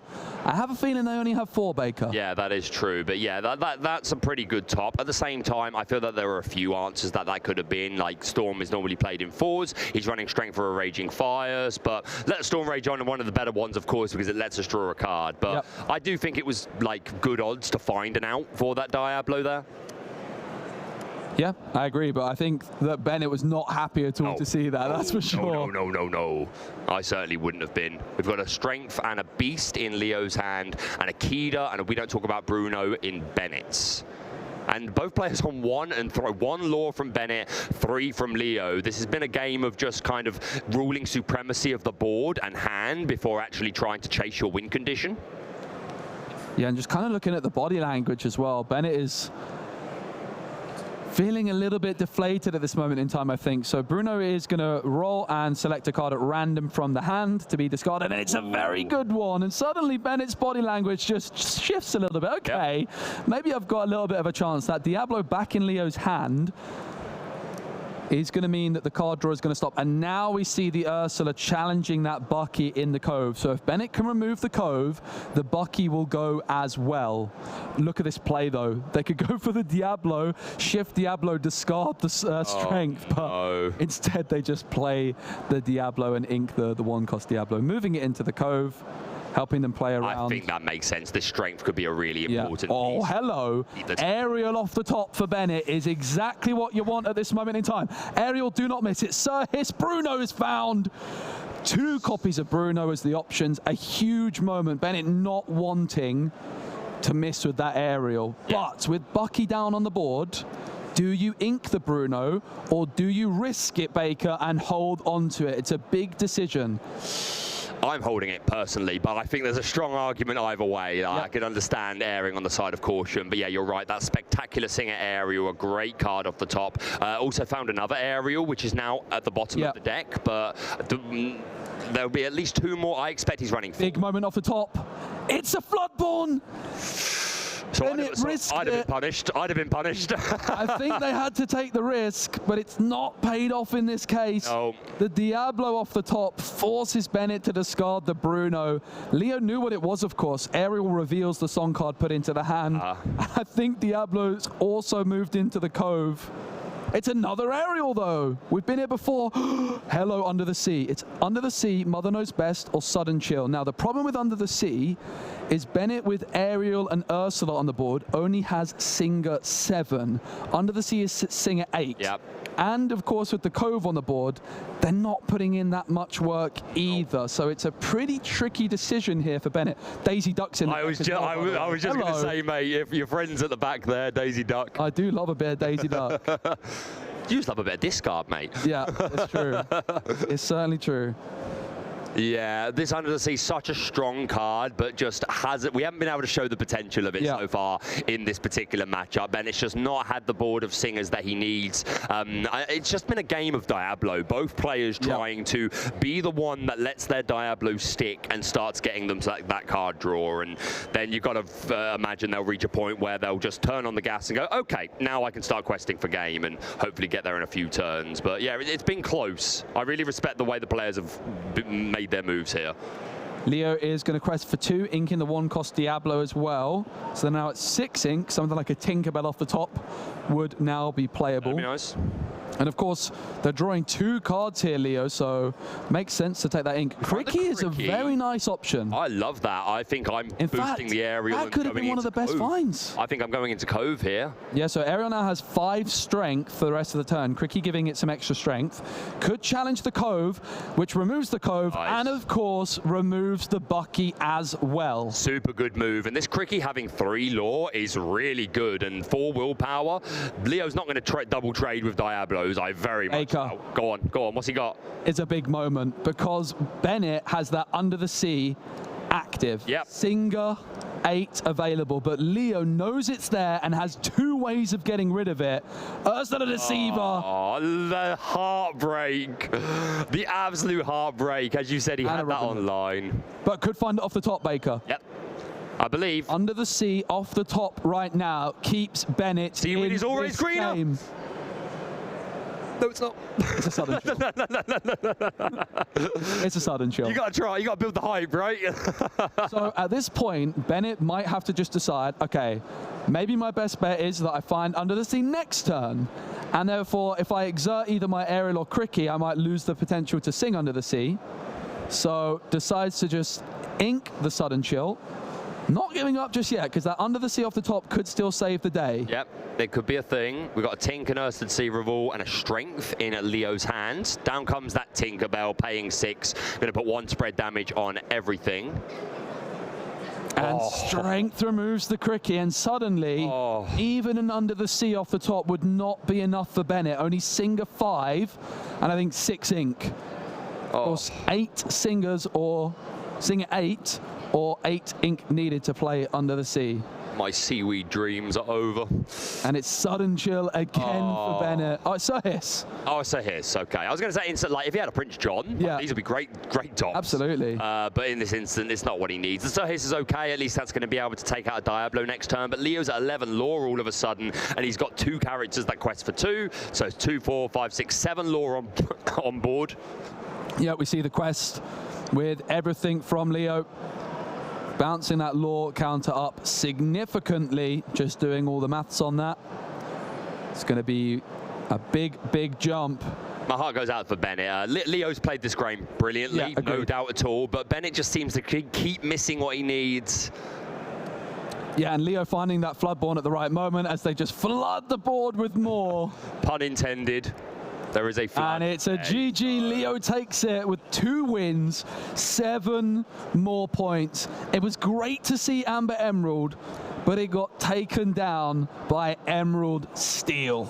Yeah, no, I'm really glad that we got to see Amber Emerald. We didn't get to see the Under the Sea pop off. Didn't get to see any Muses interaction. Yeah, I do feel for Bennett. I feel like he missed a lot of what he needed there. But still, huge congratulations to Leo. Played a really good 2 games. And you said your favorite moment of the entire tournament so far was in that game. Yeah, that's Cove play, right? So yeah, Bennett, while they didn't quite get the win, they did win the award for my favorite play of the day. Moving that, it was painting the roses red, moving the Diablo into Hidden Cove to trade out the Hidden Cove. It was really nice.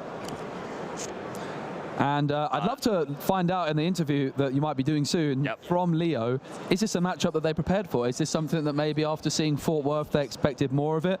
Did they know that that double Bucky into Diablo on turn 5 is really the ultimate way to take it? Because that was really impressive. Yeah, no, I agree. I'll if we are interviewing him, which I do believe we are, then I'll be sure to ask that. But yeah, a great couple of games. It's great to see Amber Emerald. I don't think that showcased its full potential by any means, but maybe Bennett can still claw his way into day 2, and maybe we'll get to see him do it tomorrow, or another player with Amber Emerald. But yeah, good game. Yeah, absolutely. I have to say, I think that kind of summarizes why I personally stopped believing in Amber Emerald. I tested it quite a lot, like a month and a half ago. I was also testing it without Diablo. I wanted something cheap, affordable, and Hidden Cove is such a problem for the deck. Right, gotcha. You don't have much strength with characters like Prince John and Ursula's and these kinds of things. The Hidden Cove can really, really cause you a lot of problems, and I think that is a big weakness of the deck. And I think ultimately, if Amber Emerald is not consistently beating Emerald Steel, I'm not that sold on it. I think it's a great deck.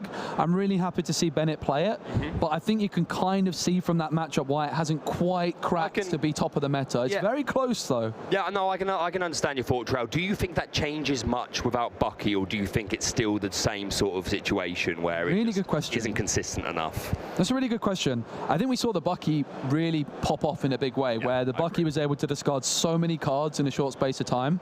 It probably could make a difference. And I do think that Under the Sea decks are one of the better ways, potentially, of dealing with these Daisy Duck aggro decks next set. If you shift in Diablo and you play Aerial on turn 5, by turn 4, you can sing Under the Sea, and that's going to deal with as many Daisy Ducks as your opponent wants. No, that's good. And the Muses, again, is perfect. Daisy Duck is a perfectly fine target. No, I'm enjoying watching Amber. I haven't played with it much, but I'm enjoying the games I've got to see with it at this DLC and watching the North American ones. And I don't know, just every time I've seen it play, I'm like, this just seems to just pop off massively. And then you look at set 5 and you think the sort of combos it gets, and like you just said, it should have a pretty good aggro matchup, which aggro is going to be big. But in that particular game, wasn't able to get the job done. I'd be very interested to see if that changes much with Bucky, but I'm going to have my eyes firmly on that deck for sure. I think it's a really, really good idea for the next set. It could be spicy. I'm not sure it actually got that much new. I did kind of do like a Theorycraft deck build of Amber Emerald, and I'm not sure it got that many new tools. But I just think it might be more suited for the meta. And the Bucky definitely put in a lot of work. I think like one problem that a lot of Emerald decks have got is they don't usually have a great matchup into the Emerald Steel with Bucky. So I'm really excited to see more Emerald decks entering the meta of Shimmering Skies, and also Toronto, even though it's Ursula's return metagame. Of course, with Bucky being gone, that really opens the door for other Emerald decks to come out and surprise people. I think set 3 Emerald decks running things like Cursed Merfolk, Prince John, Friar Tuck, all that sort of stuff. I think this was a good deck. I just think that Bucky broke and made you say, we don't need to run any of this. Bucky does the job. But I think we'll still see plenty of Emerald Steel discards in the Lorcana metagame. And hey, I'm here for it. I don't mind you running discard, I just hate that squirrel. We are going to go over to a short break, and then we're going to have an interview when we're back, so don't go anywhere.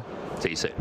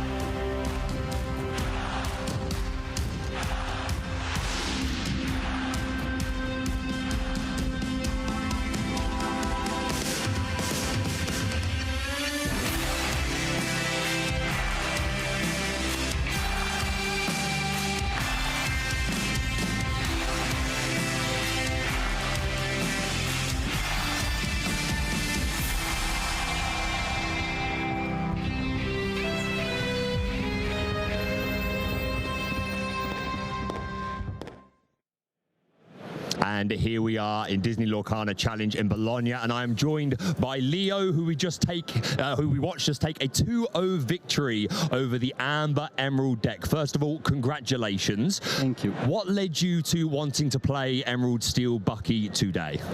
Because it was the last day we can play in an official tournament. Yep.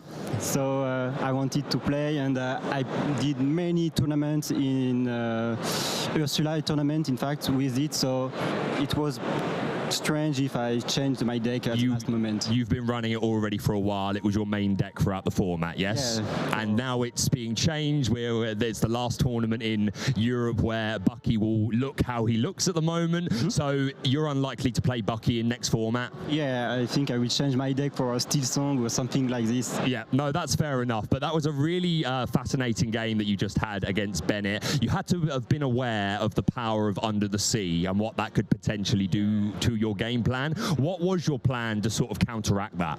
But I know this deck have a really big problem. It can't control my board only with Under the Sea, so I have to play around this one and with Ursula and discard all his hand.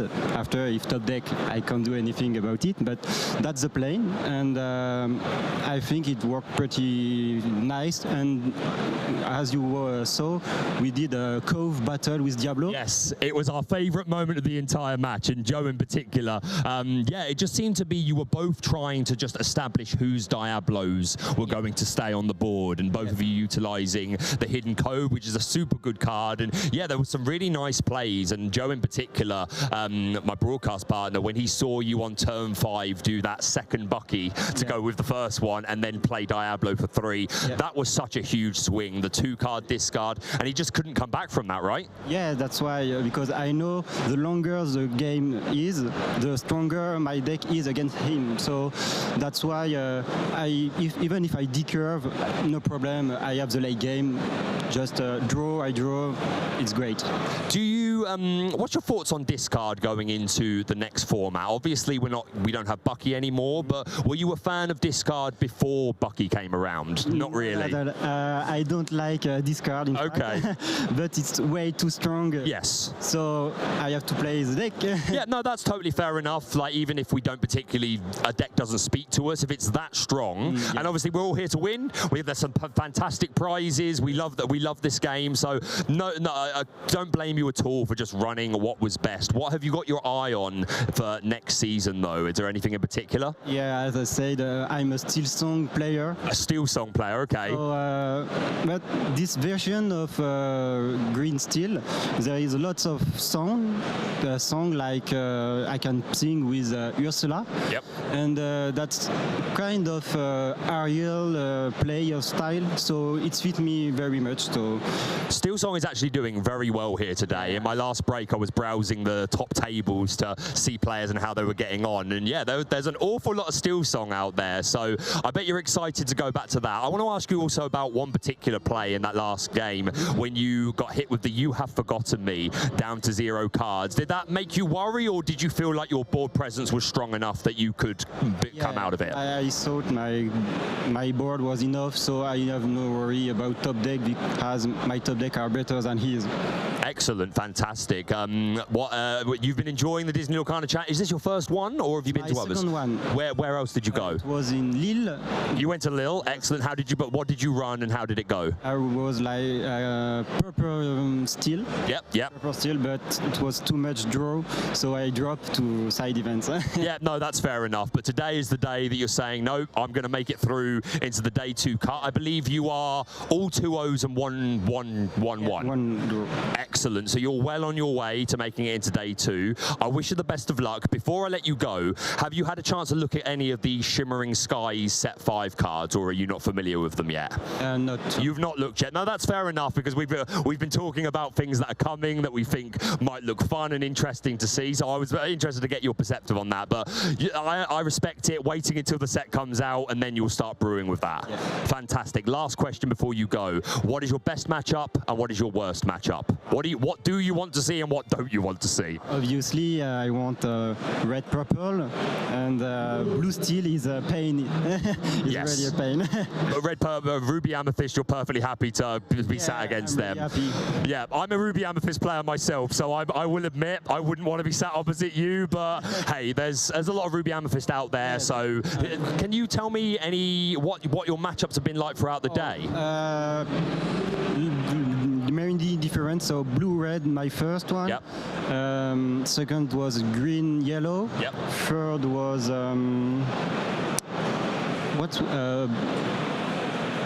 blue steel. Yep. Sapphire steel. Yep. Yeah, sapphire steel. 3 or 4, I don't remember. And fourth was steel song. Oh, okay, fair red enough. Purple, red purple I played too. But you've had one unfavourable matchup that you did well. One each. Awesome. Okay, well that's a pretty good going. Clearly you're a very talented player. I look forward to watching the rest of your run, and I wish you the best of luck for the rest of the event. You're most welcome. But we're going to go over to another break. We'll be back very shortly for the next round. Don't go anywhere.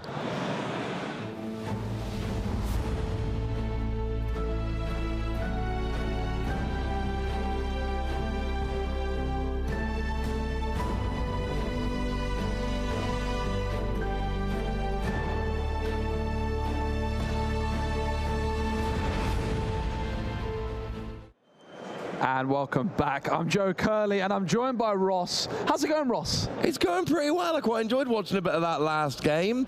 You know, it's weird. Like, we have our break, but like, well, I'm at Disney Lorcana Challenge, so you go out there, you wander the tables for a little bit, you see what you can see. You might go and have a cheeky look at the vendors. I got some bad news about that to share with you in a minute. Okay. And then you come back and you watch the rest of the game. Bad news. Yeah. I went looking for an Italian Tamatoa. Okay, and that's not gone very well? It hasn't gone very well, and as Disney Lorcana experts, we should know why that didn't go very well. Yeah, well, everyone wants an Italian Tamatoa. Is that why? It's because set 1 was not printed in Italian, nor was set 2. Yes. Into the Inklands was the first set printed in Italian, so unfortunately my Italian Tamatoa literally doesn't exist. Okay, that is heartbreaking. We were speaking with our Italian co-casters yesterday, and it's really funny to hear that a lot of the terminology used in the Italian community are words like shift and rush, because it was the English language first available in Italy, and those words have kind of stuck around, which is really cool. Yeah, it's really fun. They play speaking in Italian, but then they bring in all of the English words, like you say, shift, rush, banish, quest, challenge, law. You know, they use those words rather than the Italian equivalent, because, like you say, they spent, you know, 6 months where the only cards available were English, and then it's hard to break those habits. So, yeah, that's an interesting little tidbit we learned from our Italian casters. And yeah, I still, when looking for an Italian Tamatoa, came up short, but never mind, it's going to be okay. I'm trying to think if there's any like set 3 or set 4 underplayed Tamatoas, but I don't think that there is. There are exactly 2 Tamatoa cards, both from set 1. There is Drab Little Crab in Emerald, and there is obviously the one everybody plays. No, I lied, there is a third Tamatoa, which probably is available in Italian. Name that Tamatoa. Oh, okay. So there's the Emerald 1/4. Yeah. Then there's the big 8 cost in Sapphire. The one that everybody plays. Bit of a trick question. There is a third Tamatoa. Okay, so there's not a Tamatoa. No, it is a Tamatoa. 100% is a Tamatoa. Okay, I'm stumped. Can you give me some clues, maybe? It's a trick question. Okay. I could ask you which set is it in, but that's an unfair question. You're not going to say Lucky Dime, are you? I'm not going to say Lucky Dime, no. I have no idea. You need to go on a bit of a quest to find this one. Got a quest to find this one? Yeah. This is not helping, Ross. That is such a blatant clue. You need to go on a quest to find this Tamatoa. Well, we're going to see your set highlights in a moment, so you're going to have to tell me. It's from the Illumineers quest.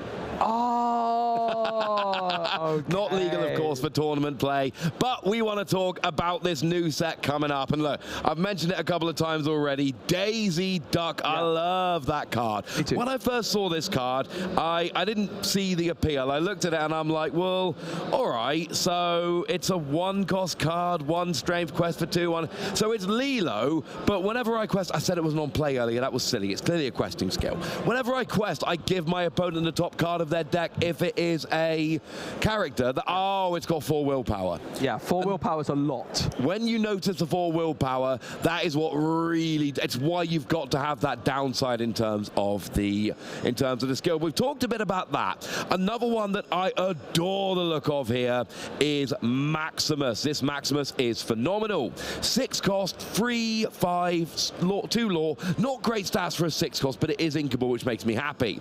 But at the end of your turn, if you have a 5 strength character, you gain 2 lore. Not that difficult, Maui, etc. If you have a 10 strength character, you gain 5 lore. And here's what's crucial. This isn't Flynn Rider. This is at the end of your turn. If you put Maximus down and you've got a 10 cost, you get the lore. There is nothing your opponent can do about it.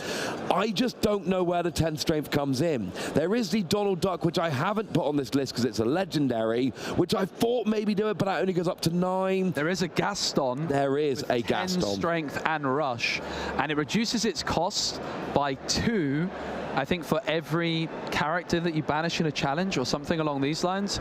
And 10 strength with rush is a lot of strength with a rush character. I agree, this Maximus card I think is going to be a bit of a staple Ruby card.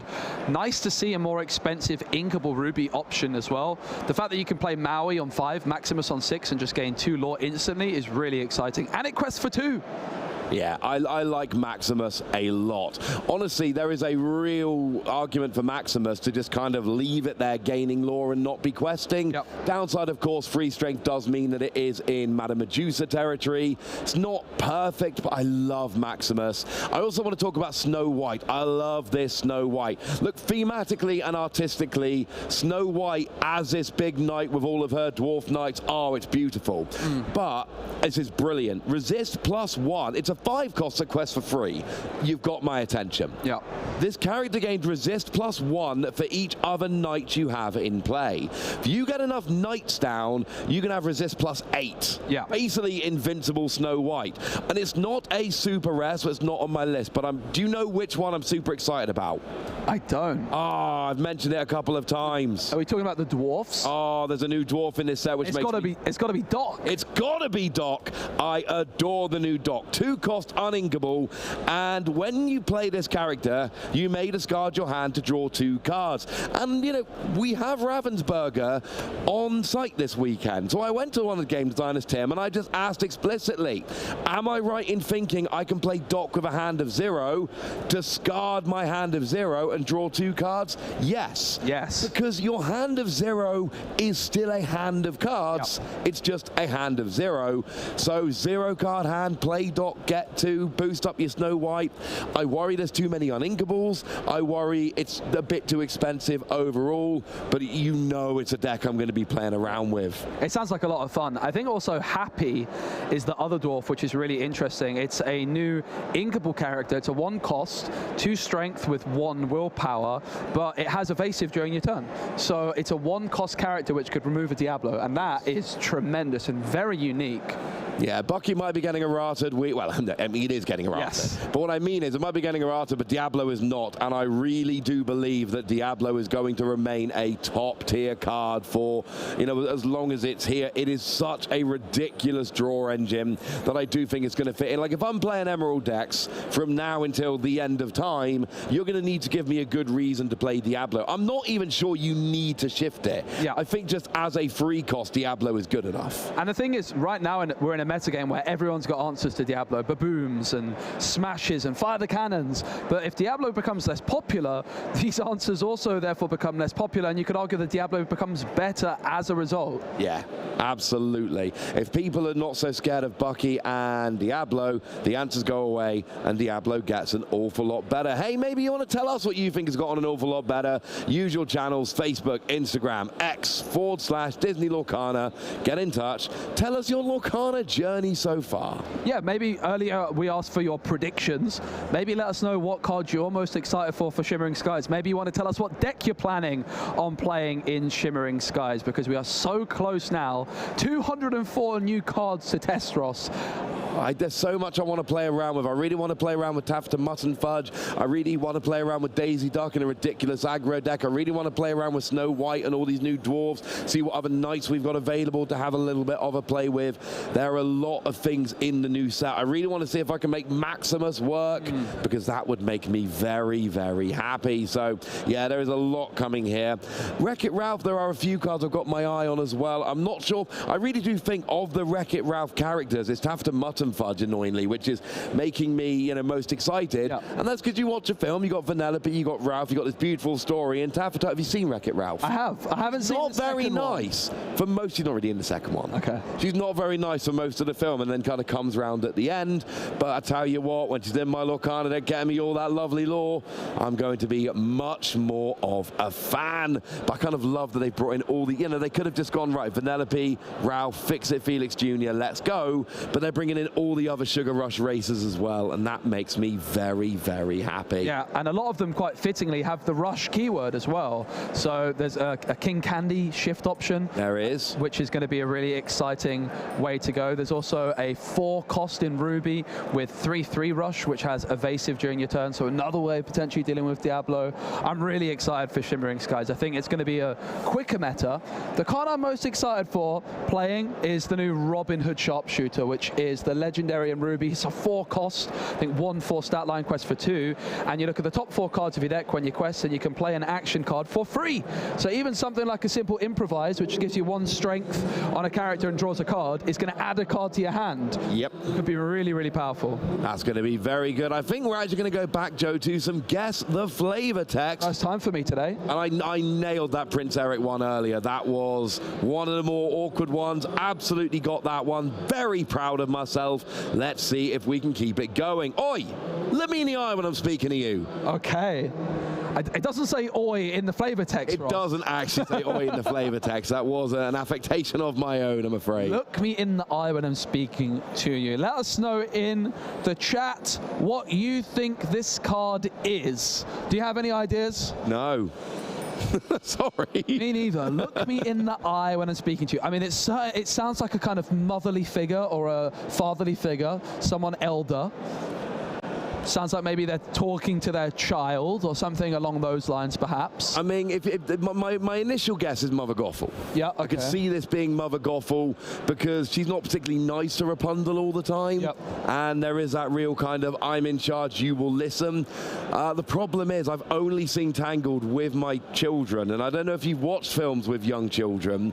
It is more difficult to pay attention. It's really the play for, you know, new or prospective parents out there. The play is watch the films first, actually enjoy them, and then when you watch them with your kids, you're gonna ruin them at times, but it's all right because they will enjoy it and you'll already know what happens. I also think Mother Gothel. The question is which Mother Gothel card? Hey, no, come on. You go for one, I'll go for the other one, because I think there's 2. There's at least a couple. I mean, the good one is the one that takes the damage when you play it. I'm going to go for the Emerald Mother Gothel, which is a 6-cost inkable from the first chapter, I believe. And I think when this is exerted, it stops your opponent questing, something along those lines. It's not just showing off that you remember the set 1 Mother Gothel. Yeah, a little bit. It's kind of similar to the John Silver that was the legendary in the first chapter, but a little bit weaker. So I'm going for the 6-cost Mother Gothel, whose name I'm not sure what it is. I'm going to go for the Ruby Mother Gothel, the one that takes the free damage when you play. Brilliant combo with Rapunzel, gifted with healing. I don't think it's that. Is it not? I don't think so. I think it's got a longer flavor text, that card. I could be completely wrong. Flavor text is not exactly the thing I'm always looking at the most. I can't think of what other I'm feeling pretty confident that it's the Emerald Mother Gothel, if it's Mother Gothel at all. Oh, okay. But I could be totally wrong. It's Hypnotize. That makes perfect sense. That does make a lot of sense. You see the card, of course it's Hypnotize. Literally a snake looking at you. It was Emerald, so I was closer, so that's 1-0 to me. Yeah, you know what, mate, you have it. You have it. Fun fact, I have in my house around 30 snakes. Do you really? I have a reptile room in my house with 30 snakes, about 40 tarantulas, and some other assorted lizards. Wow. And a frog. One frog? One frog, which is not a lizard, it is an amphibian. A couple other bearded dragons, but they're in other rooms. They're not in the reptile room. Yeah, it's wow. Okay. There are visitors to my house who will not go into that room. I did not know that. This is brand new news to me. Yeah. We're going to have another flavor text. So far, neither of us have gotten it, but this one is, did I say no purple dragons? Did I? I mean, it's Madam Mim Dragon. There literally is a Madam Mim purple dragon. Is it someone saying that to Madam Mim? No, because like, if we were playing a game, I'd be like, did I say no proxies? Okay. So no, this one, that's got to be Madam Mim Purple Dragon. And I remember this because we were playing some games with the lovely German casters after Bochum Regionals, and I borrowed a Ruby Amethyst deck from one of them because I'd built up another aggro deck that didn't work, shockingly. So I was like, right, I'm not playing this anymore. Someone lend me a deck. So they lent me this Amethyst Ruby deck. And I'm like, oh, I can play Ruby Amethyst. I know how to play this. And then I heard Mulligan, and I'm like, I've got 2 Madam Mim Purple Dragon in my opening Was hand. it enchanted? One was enchanted, actually. It was an enchanted one. I will say I won that game. I'm just saying I won that game. Okay. Well, better than earlier then. Madam Mim Purple Dragon, basically. I got 2 expensive characters out, and then played Madam Mim. Because you got to bounce 2 characters to play Madam Mim Purple Dragon, and then the next turn I used it to sing Be Prepared. Okay, Ross, he's got it. Nailed it. No hesitation whatsoever. It's so much work to get this card into play. It is really strong if you can get it down, though. Yeah, but I was like, I'm going to quest for 4, and then it came down, and I was like, I have to just sing Be Prepared. I went through all the effort. I paid 7. I bounced 2 characters back to my hand. I waited a turn for the ink to dry, and then I just used Be Prepared. Well, I mean, it's 2 more cards in your hand, and then you can replay them after. Singing Be Prepared is pretty strong. So yeah, I mean, to be fair, it did win me the game. It was one of those, I have to do this or I'd lose. But yeah, no, that one was, that was quick. Okay, so I got 2 so far. So there's 2-1 to me. Did you get 2? I got 1 when you weren't on. Okay, well, I don't think that counts, Ross. See, in my head it counts. Like, I'm thinking about it, and I'm like, honestly, like, look yourself. Like, I can look myself in the mirror right now because we've got to sing. I can look myself in the mirror, and I think it counts. I feel good about that. Well, I tried claiming the fact that I said Emerald Mother Gothel. I tried claiming Hypnotize as one. So Hypnotize is a card I really love, by the way. It's not a card you see all that often, but just being able to discard. I love cards which you can discard instantly. I don't like waiting to discard. I want to discard now and then. I can't hide anymore. It's time to accept my destiny. It's time to accept my destiny. Let us know what card you think this is, but be specific. A more confident Rapunzel. I don't think this is what Rapunzel would say. But I think if Rapunzel was more confident, this is what she would say. But at the start of the film, she's not that confident. She grows the person throughout the film. So I don't think it is Rapunzel. So who's a more confident Rapunzel? Maybe gifted with healing? If you want specifically a Rapunzel card, you mean no? I don't think it is Rapunzel. Okay. I think it's a character that goes through similar trials and tribulations. It definitely sounds like a hero, and this does also sound like it might be some kind of legendary card, or like a more landlocked Moana. I was checking if it was this Mulan that you got, but I'm trying to cheat. Could it be? It's not going to be Mirabelle, is it? I don't think Mirabelle's accepting her destiny in any way, even though she's kind of the star of the show. Could it be Bruno? Definitely not. No, if it's any of the Madrigals, it would definitely be it'd be Mirabelle Madrigal if it was any of them. But I don't think it is. It's not a bad shout, though. I can't hide anymore. It's time to accept my destiny. It certainly sounds like the hero of a film. Yeah. Could it be anything like an Aladdin? Anything like that? No, because Aladdin kind of falls into it. There's no like accepting the destiny. Could it be Raya? No, we've already had a Raya. Raya. But Raya. I don't think it's Raya. I don't think so. A reluctant hero that gives in and is like, right, you know what? Let's do this. It's time, yeah. That's what we're looking for here. I don't think it's Milan. I don't think it's Milan, but we're going to find out. Rapunzel is our best bet. Yeah, I don't think it is Rapunzel. Oh, I mean, we were completely on the right lines, but we didn't get Simba, let's be clear. No. Not claiming we got that, we didn't get that. But I'm saying we described the kind of character perfectly. We certainly did. Because he runs away because he's not ready yet. Yeah. Gains his confidence with Timon and Pumbaa, there we go. And then comes, have we had a Pumbaa card yet in the game? There is, I believe. An actual Pumbaa, not a song. Maybe, I don't think so. I'm not sure we've had a Pumbaa card. Yeah. I like Pumbaa. I do. But the point is, gains of confidence and then comes back as like I got this, guys. And to be fair, when he did got this when he got back. And there's a new Simba card. There's a couple of new Simba cards coming out in Shimmering Skies, but one of them is our first Floodborn Simba. Yeah. I think it's Mufasa's son or son of Mufasa. It's a 6 cost, but shift 4, and it's a really cool ability because when this character enters play, it can remove an item or a location. So being able to remove Queen's Castle with a character. Nice. That'll be going in my deck. That sounds pretty good, right? Looks like there is one more that we can have a bit of I didn't get close with a single one yet, so this is my moment. Isn't because I said so enough of a reason? Isn't because I said so enough of a reason. It sounds like another... It's Mother Gothel. I was going to say that. I think that actually... No, Mother Gothel's my answer. You need to pick it up. I think that is actually like legit Mother Gothel. That is exactly what she would.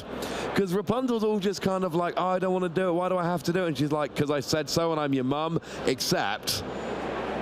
she's not her mum. Oh my goodness. I know, controversial, but not the mum. Oh, Tangled is fun. So you have Ruby or Emerald, Mother Gothel? Oh, come on, mate. Come on, you have to pick. I'll take the other one. The choice is all yours. Is there like an action card for Mother Gothel? There's Mother Knows Best. It might be Mother Knows Best, you know. I'm thinking it might be Mother Knows Best. I'm going to go for the Emerald Mother Gothel. But my problem is, Mother Knows Best is on the playlist in the car. Okay. So I've heard it many times, and I feel like it's not a quote from the song. I feel like she says that. Do you want the Emerald Mother Gothel? I feel like you're trying to bait me here. I'm also trying to run through like the whole of Mother Knows Best in my head. Because I'm not Baker, I'm not going to sit here and sing it. I think it might be Mother Knows Best or it might be Mother Gothel. The thing is, You have to pick one, Ross. I don't sit on the fence. It's a Mother Gothel-shaped fence. Oh, that would be... I'm going Emerald Mother Gothel. I think the 6 cost. Now, can I name its strength and willpower? I'm going to go for 4 strength, 5 willpower, quest for 2. Could be Ursula. Ooh. Could be Ursula. I don't think so. No, not Ursula, Triton. Okay. Triton, it could be. I think Mother could be Triton. That is a shout out of left field. I mean, we were way off with Hypnotize. Yeah. So here we go. In the moment you've all been waiting for, show me the Mother Gothel. Oh, nailed it at the last minute. Oh, and great coincidence. Did you have the producer in your ear telling you the answer? No. I've got Triton on, because there's no good Triton cards that are seen play at the moment. There's plenty of cards, and there are some really good Triton with a lot of potential, but none are seen play in the meta at the moment. But one of the things, I believe, Bologna is famous for having a Neptune statue in the middle of the city. Yeah. I was here a few weeks ago. I went there. I'm pretty sure I didn't make that up. Go find it tomorrow and tell me. Yeah. It's not hard to find. And so Triton's been on my mind. And I was thinking Mother Gothel, but slightly nicer. And that's Triton. He's trying to be so nice at the beginning of the film where he's like, come on, just be good. And Ariel's like, no. Is Ariel a teenager? I am not sure. Probably. I'm a teenager. I'm going to do what I want. I've got that to look forward to in a few years. And yeah, unfortunately, Triton, no, because you said so, was not enough. I'm giving and I know I said Mother Gothel, but I'm sorry, I called out Triton in the end. I'm giving myself that one. You've done really well. I think that I need to have a word with the producer and ask them to give me a get out of my church flavor text, because that will of course be Friar Tuck, and I would win. But I'm struggling with the flavor text. I clearly need to brush up on my Disney knowledge still. I've been trying. So I've watched a lot of Disney films recently, but I've got more to go. So you need to get. Did you watch Zootropolis? Not yet. Oh, come on, man. You did tell me I had to do that before the Bologna. Before Birmingham, I will. I know, right? I'm assuming we'll all be in Birmingham. It's pretty close for all of us. Yep. I can drive there, so I mean, I probably won't. I'll probably train it, but I can drive there. But it's just, you know, training's more fun because I get to play games on the train. Point is, I've lost my point.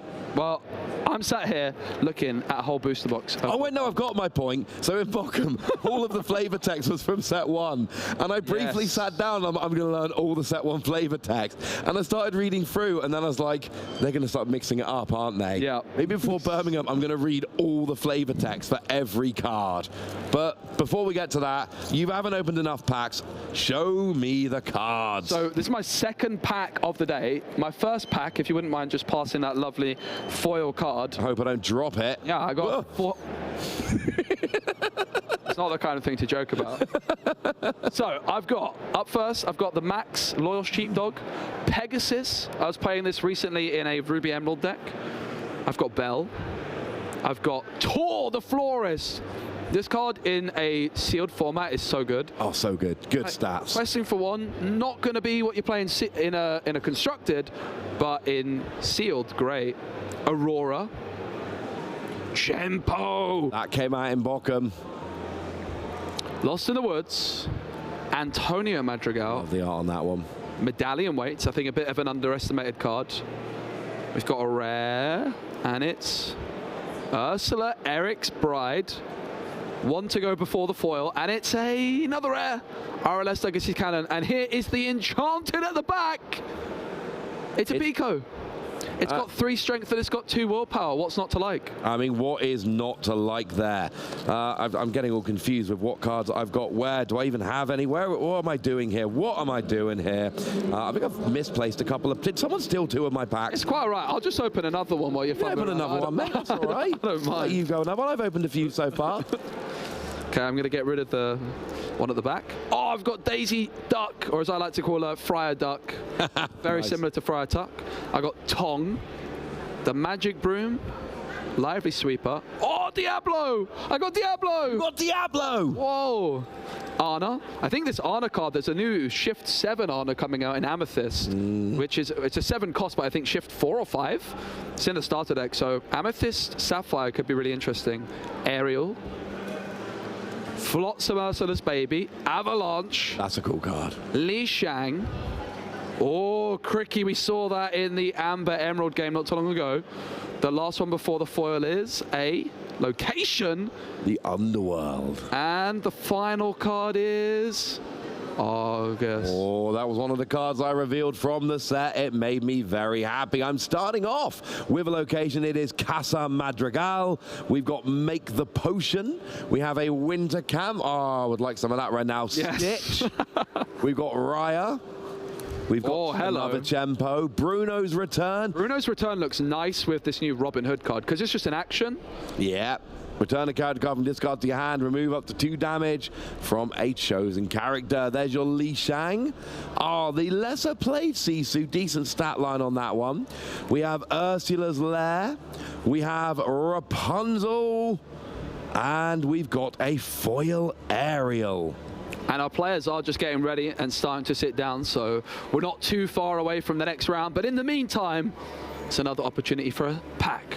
We have Max Milan, Casa Madrigal, Make the Potion, Winter Camp, Yayo, Megara, Donald Duck, very nice in these hyper aggro decks, Great Stone Dragon, the Golden Harp, which we've seen quite a bit of. That's coming out lately. It's a card that scares me, but enough good players are playing it, I am willing to believe they're right. Same stat line as Daisy Duck, and it's inkable.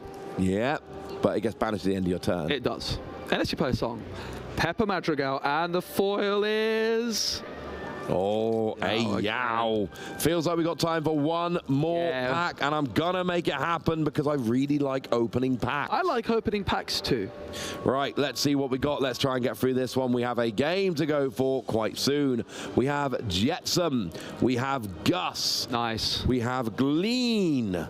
Nice toy-making thing here. We got Pluto. We got the Little Rush Hercules. We've got the Ariel that I just got in foil. Ursula's Plan. I wouldn't give it away if I were you. The more they know, the more they can counter. Pete, who is really looking good in Shimmering Skies. Yeah, absolutely. Bit of a theme deck potential there. I find him in Platinum, the #1 Disney song from any Disney film. It's a banger. Oh, I will not be swayed on that. I like how far I'll go. We've got Ursula. That's a very good song, to be fair. Oh, hello. We got Yen Sid and First Aid. That is a nice legendary. Yeah, and one day, Brooms is going to be a top deck. And when it is, you're all going to want the legendary Yen Sid. Yeah, Yen Sid, a really fun card. You could almost play it in Amethyst Steel. If there's like one more Broom card, I think it could be an amazing option. So, as our players are just still getting ready, we've got another pack. And this is, I think, Prince Eric. Fuzzo. Got Swing into Action. Dodge. Tuck, hello. We've got the Fortisphere. Some people like to call this the Steel Porpsicle, with a very similar ability. Ursula's Trickery. Julieta Madrigal, I think a very underestimated card. Dig a little deeper. We've seen someone playing this in the top 16 of the Fort Worth event in a Ruby Sapphire deck, and Tim also played this against me. It was very good. And we saw it on the feature match when you were doing the between round stuff. Bruno Madrigal. Look at this family, and the foil is beast. I think the Enchanted of this is possibly my favorite Enchanted art. I believe the artist for that card is in building this weekend signing cards. Okay, I'm going to put that to one side then. I think you should put that to one side. The artist is here. She's signing cards. We got to meet her actually yesterday. She was lovely. Very, very lovely. Now works as an art director for Lorcana. That's amazing. That's really cool. It's very cool, but done some brilliant cards. The Olaf, the Amethyst Olaf, the 1 cost is a big favorite of mine. There's a Genie that you played 4 of in the match with Tim earlier that was her artwork, which is stunning. I like getting the full playset signed. I got my Rapunzel signed in Bochum. I'm going to get my Genie on the job signed this time. See, I went themed with the Musketeers back in Bochum.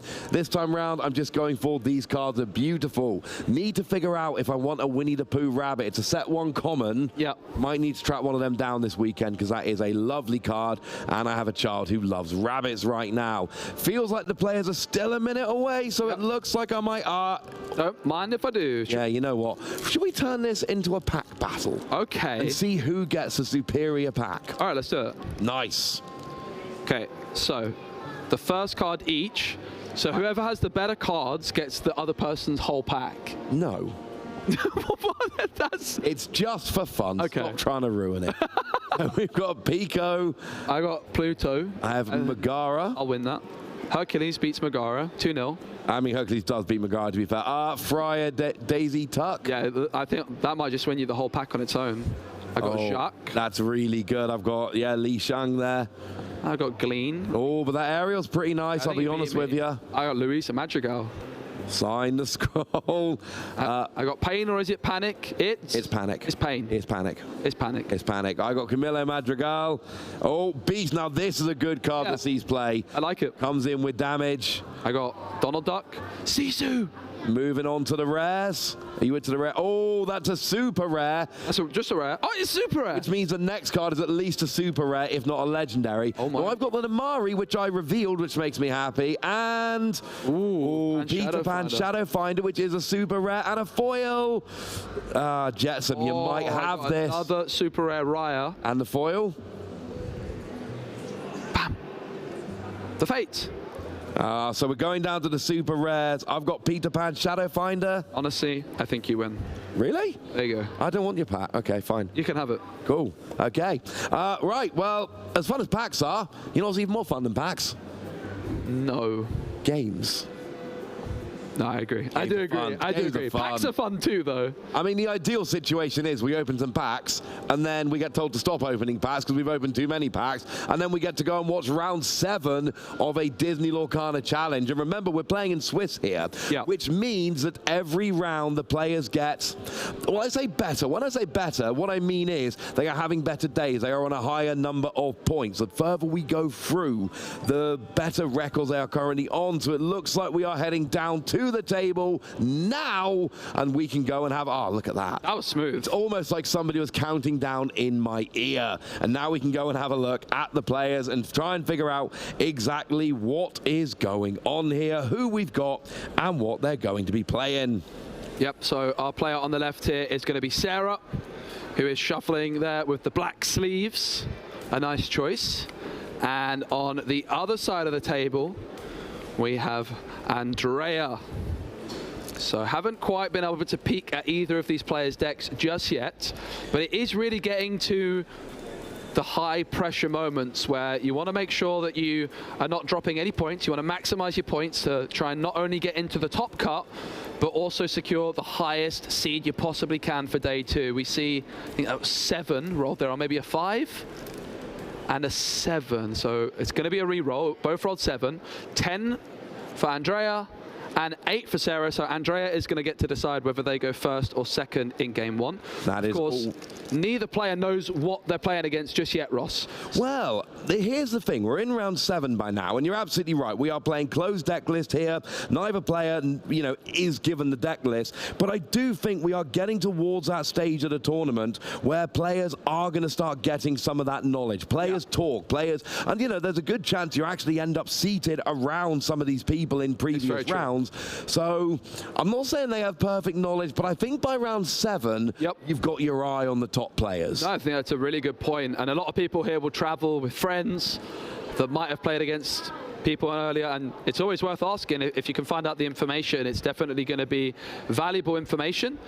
As we see both players mulligan. It looks like Andrea is on Amber Steel, which is, of course, usually a song-themed deck, using cards like Ariel with Singer 5 to sing A Whole New World. And we know there are a bunch of those Steel song decks out there. It is a deck which is seeing a bunch of play. It is getting onto the table. So, yeah. This is one that I think we could be seeing some love for this weekend. 2 top 4s, and 2 top 4s is ridiculously good. Over in Fort Worth a few weeks ago, seems to be gaining steam in this meta. And maybe by the time we get to Toronto with Bucky gone away, maybe it's the best deck in the format. It could be. The Queen gets inked by Andrea. Sarah inked a Snake. Neither player with a turn 1 character on the board, though.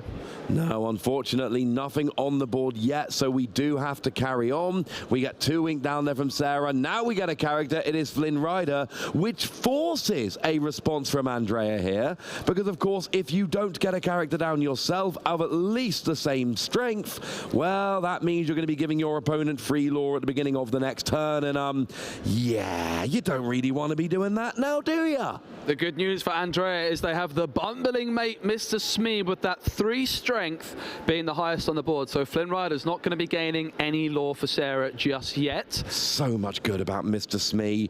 I mean, just everything about the card's good. Now it's turning off Flynn Rider. But we do see Sisu coming down, and Andrea's got a decent hand of cards here.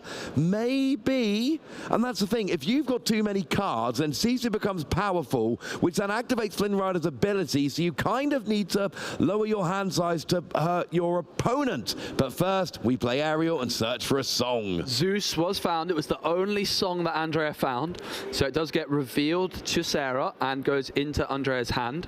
Of course, Ariel, despite only being a 3-cost character, has Singer 5, so would be able to sing it, and Andrea with Bare Necessities is going to be able to discard a non-character card of choice and goes for the Brawl. Love it. Yeah, because if it was just songs, you'd have to go for friends on the other side there, but Brawl is just a super annoying card. Getting rid of some of your characters, some of your weaker characters, being able to pick that out is great. Plus, of course, how can you hear us say the word Bare Necessities without getting that song stuck in your head? I'm not sure it's possible. It's really, really nice to see Andrea utilizing the Bare Necessities there, getting rid of the Brawl, protecting the Ariel, and then maybe that Ariel can sing A Whole New World down the line. Yeah, that would be fun. We do see friends on the other side getting inked. It is an inkable card, draws you 2, but right now it just gets you inked. Now, Sisu is going to quest for 2 because it is a pretty powerful quester. I think it looks like it seems like the law might be the wrong way round at the bottom there, because Sarah's just gone up to 5 and she is in fact player 1. Yeah, so Sarah is at 5 with the help of that Flynn Rider, as Sarah had the highest strength character at the start of the turn with that Sisu. And now we do see, what's Andrea thinking here? No, nothing played yet. All the ink is being used for our old friend Rapunzel, gifted with healing. Only draws 1 here, but you still do get a decent character on the board that can quest for 2. And it looks like we're singing. Grab your swords comes through, and it's big damage with the Smee as well, removing the Sisu, and Sarah's board has suddenly disappeared. But just a reminder, it is Sarah at 5 lore, Andrea at 0. So we do see the Sisu there, second version, a second copy going into the ink. It's Maui time, and away goes your Ariel, which honestly, Ariel was being a bit of a pain being a Singer 5. Maui just unfortunately, not unlike when we see Maui throwing people into the sea. Yeah, and you can see that lore counter has now updated. It is Sarah on 5 as player 1, and it's going to be Rapunzel singing, and then along came Zeus. Maui has been removed. Andrea's still with that whole new world available in hand, but just waiting for the right moment to play it. Hasn't gone for it just yet. Yeah, and Steel Song's an awkward one. You end up playing a lot fewer characters than most decks, and you don't build up a huge board a lot of the time, but you have all of these powerful songs which can really hurt your opponent's board, so you don't need many characters. You end up with a small board, while your opponent, hopefully, if everything's going to plan, has no board, but here comes another copy of Brawl, gets rid of that Rapunzel gifted with healing. We do still at least have a Robin Hood down, but that is all Andrea's got for the moment. Yep, 1 card in hand for Sarah. And of course, if Andrea was to sing a whole new world, that would replenish their hand entirely. So instead decides to just quest with this Robin Hood for 2 lore, which is going to be Andrea's first lore on the board. Yeah, we do see the Queen there as well, which is a very widely played card in a lot of these decks, lowering, you know, when it quests, it gives +4 and -4. That's an 8 strength swing. That is a pretty big strength swing. Yep, Sarah with 6 ink, and in comes Lady Tremaine. Not for the first time today. Andrea is going to get to select one of their characters to banish. It's their choice, but there's 2 good options. The Queen is put into the discard. Robin Hood remains on the board. 1 card in hand for Sarah as play passes on over to Andrea, and it's double whole new world. Triple whole new world. Wow. Triple whole new world. And when your entire hand is whole new world, whole new world, whole new world, that does make it a lot easier to decide whether to play it or not. But if I'm Sarah, I'm kind of chuffed with this. Yeah. Oh no, I lost Chernobog's followers. Got a new hand of 7. Yes! That's brilliant. Yeah, it's really not bad at all. But with the fact that Andrea sang a whole new world, they still have a lot of ink available, which is certainly going to help them, with 3 ink being exerted for a Lawrence. This comes in as a 4 strength character. And then if it gets damaged, it's going to be a 0/4. Robin Hood also played, and it looks like 1 ink being floated, possibly 2. I think just 1 ink remaining there for Andrea left over. Yeah, we do see Chernobog going into the ink. Lady Tremaine questing for 2, putting Sarah up to 10 here. And we see Be Prepared. Once again, it comes down. Once again, Baker isn't here to deafen us. And we see no characters down on either side of the board. And this is what these Ruby decks like to do. And just basically, you know, neither of us got any characters, but I think from here on in, I am going to be in a better position moving forward. Yep, Ursula Vanessa going to be the play for Andrea with those 3 whole new worlds in the discard. Pretty unlikely that they're going to be able to find that 4th whole new world, which we can probably safely assume they are playing. So Andrea's going to need to find a way to start drawing some cards pretty soon. Yeah, it's unfortunate. You really don't want to be losing all of them at the same time. Speaking of drawing cards, Sarah does play Merlin Rabbit, draws a card, inks a Maleficent, which could have drawn a card, and then plays excuse me, Queen's Castle Mirror Chamber, which if you move characters to it, will also draw a card. Amethyst is pretty good at drawing cards. Andrea with the Ursula Vanessa could challenge the Queen's Castle, and that is exactly what they do. Only 1 damage. The Zeus is then used onto the rabbit as it is removed from play. Sarah's going to draw an additional card. And this was 4 ink spent by Andrea on that Zeus.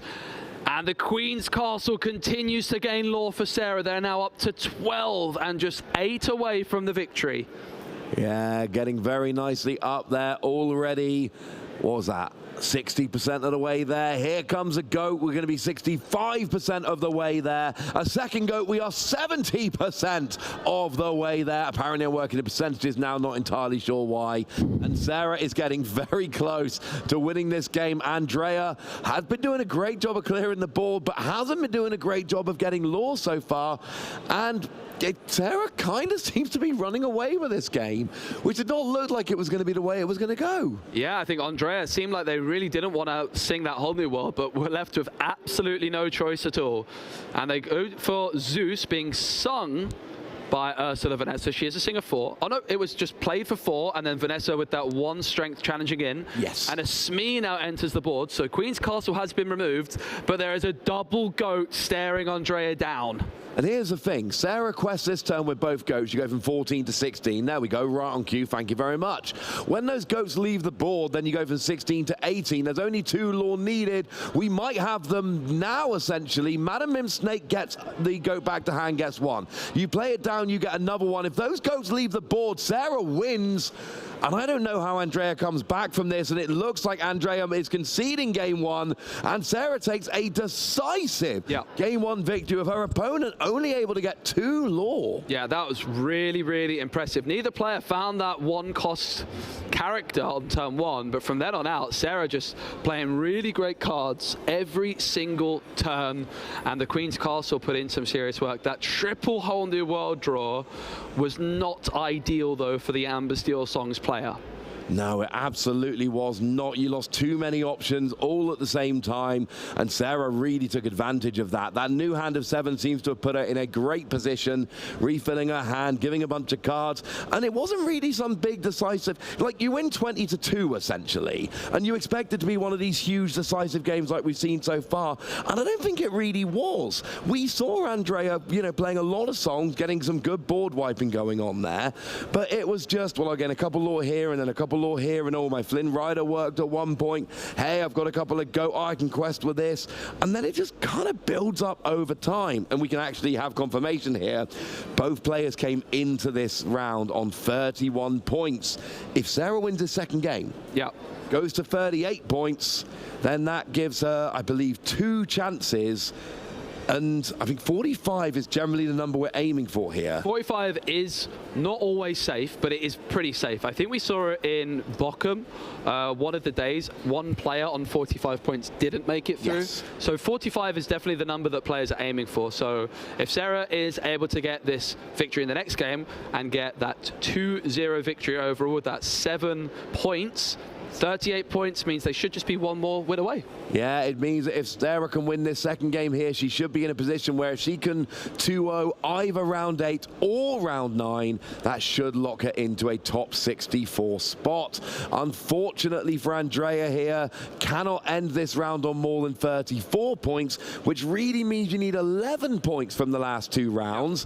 But the problem is, if you get a 2-0 and a 1-1, that's only 10 points, leaves you on 44. That is much more of an uphill battle. But I believe we've seen people get top 64 with 44 points. Yeah, I think that is possible. It is. It really depends on how many games end 2-0 and how many end 1-1. And I'm sure there's people with master degrees out there that can figure it out, but I frankly can't. And let's not forget, you're not only playing for the top 64. Of course. You're also playing for that top 128 who are going to get the Let It Go promo, which is an incredibly beautiful card and one that any Disney Lorcana collector would be very proud to have. Oh yeah, if you come to the DLC, I feel very confident you want that Let It Go promo. Yep. It is absolutely stunning. Dragonfire is a good start, but you want to go further. So we do see the mulligan phase finishing off here. Andrea, I think it was 3 or 4 cards mulliganed. And I believe that means Andrea is going first this game. Yeah, we can see both players giving their deck a thorough shuffle. And we did see it was a slow start from both players. No turn one play from either player in game one. And it took a little bit of a while to get rolling. But Sarah did what Ruby Amethyst does so well. Little bit of lore here and there from various places. And it adds up over the course of a game. Yeah, so here we go. The second game in round 7. Ruby Amethyst for Sarah. Andrea on Amber Steel Songs. Andrea is going first. Inks a queen, plays a queen. Very nice indeed. That's what you're looking for. We do have Chernobog's followers in hand from Sarah, so again, there is going to be a turn one play. Is it the best turn one play? Honestly, it's not far off. It's a really good turn one play. Does have to ink that Queen's Castle, which you don't really want to do, but we're a few turns away. Right now, you need a board presence. Sarah does decide to go for the Chernobog's followers. Mr. Smee is drawn by Andrea, which is a pretty interesting turn two. Of course, with the queen down on the board, there's always the threat of a shift queen, but that is not a card Andrea has as an option right now. But, oh, it is! It was tucked away. I couldn't even see it, Ross. In comes the shift queen. And it's going to be a quest for 2. That is lovely. Getting that quest for 2. You ink the Tinkerbell, you shift into the Queen, quest for 2, and you are in a very nice position at that point because you've got a nice character down, of course. You're questing for 2, and yeah, you're feeling pretty good about yourself at that point. Yeah, so play passes on back over to Sarah, who draws a card. Chernobog's followers is on the board. Looks like we are going to be questing. Do you banish it to draw a card? Maybe not, because there is a Madam Mim Snake in hand, and you may want to save Chernobog to bounce so you can play Madam Mim Snake. Yeah, Madam Mim Snake with that 3 strength would be a great way of removing the queen from the board. Chernobog with just 2 strength is not able to quite do that. And it is the snake, so Chernobog's followers back in hand. Could be replayed later, but also could just be used as ink. Yeah, it's been an inkable. Anytime you bounce an inkable back to your hand, you never feel bad about that. But, well, okay, sometimes. But you rarely feel bad about that because it means you've got more ink available for the later turns of the game. Andrea with Mr. Smee going into the inkwell. They found the Storm Rage on off the top, but it's not a great target, the Madam Mim Snake, with that 3 willpower. Decides to go for Aerial. Now, big moment. Do they find a song? You hope you do. You're playing a song-based deck. There's no songs from. You see the face there from Andrea, knowing that that was not really what you were looking for. I mean, it's a good card because, just generally, but you really want to be getting the song. That is the main reason you're playing the Aerial here. And then when you don't hit the song, you're just thinking, oh, that slot could have been something else. Yeah, something like a whole new world Andrea would have loved to have found. They had 3 whole new worlds in the first game, but now they just want a single whole new world. They don't find it. I love the decision, though, from Andrea not to quest with the queen, because the Aerial's been brawled. The queen could have been removed by the Madam Mim Snake, and then suddenly they would have no singers on the board. Whole new world off the top would be huge, but it's a Zeus for Andrea. And along came Zeus, not along came a whole new world. But it does, although we've got to sing here, and it is going to be an along came Zeus. That will get rid of the Madam Mim Snake. So even though the queen is exerted, probably not in much danger. And we see the card which was not played a few weeks ago, but is now ubiquitous in these Steel Song decks, Lawrence. Yeah, Lawrence with that 4 strength is just a very nice number, makes things difficult for Madam Medusa. Sarah does have B King Undisputed available, which does cost 4. Ideally, you tend to want to sing a card like this, but it's not bad either. Just going to be able to remove one of Andrea's cards. They select Lawrence. Bye, Lawrence. Bye, Lawrence. Yeah, you make your opponent choose to get rid of one, but Andrea had 2 cards down, both of which they would much rather have kept. So that is when you really want to play B King Undisputed. Force your opponent into a super annoying situation. Andrea still with the queen on the board, which was shifted in on turn 2, but a bit of an awkward hand. They're going to use Storm Rage on. They're going to sing it with the queen, which seems bizarre. You draw a card, but in is going to come Rapunzel gifted with healing, and suddenly those 2 damage counters on the queen represent 2 cards drawn for Andrea. What a spectacular play. Yeah, a lot of these cards, if it says chosen character rather than chosen opposing character, you can target your own characters with those skills, as long as they don't have ward, of course. And that means that something like this, you can damage yourself, play the Rapunzel, and get the draw because of the healing. Was that a second? Oh, we see Maui coming in, taking out out the queen.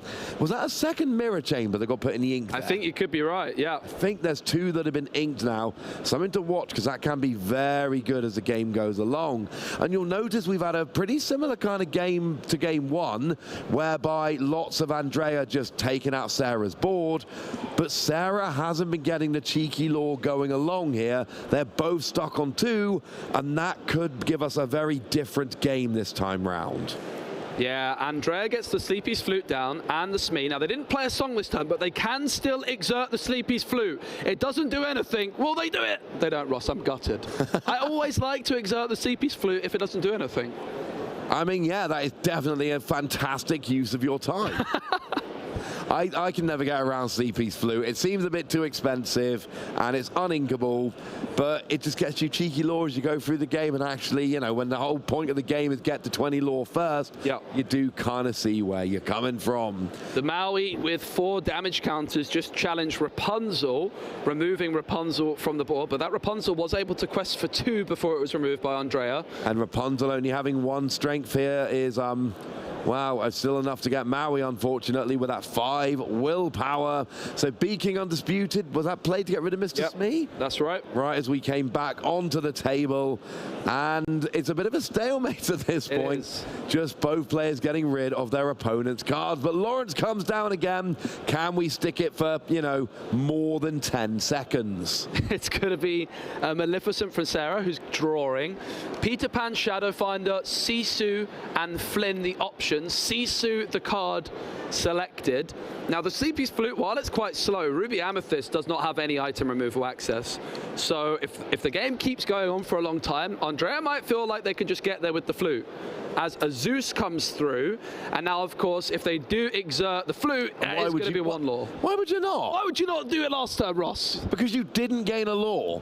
This turn, you can either gain a law or not gain a law, and I'm just saying, gaining a law is good. Andrea going ahead in this. Remember, this game is pivotal. If Sarah wins this and gets to 7 points, she is going to be in a good position for top 64. If they end on 3 points each, it becomes a much more difficult route. Possible, but more difficult. What do we see? It's Peter Pan. Yeah, I love this play. Sarah using the Maleficent to damage Lawrence, which then turns it into a 0 strength character.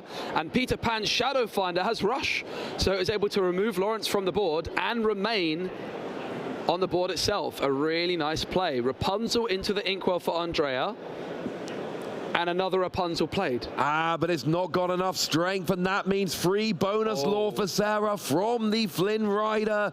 Rapunzel is a great card, but one of the downsides is it only has 1 strength. It is about the only bad thing about the card. 5 willpower, good. Draw power and healing, good.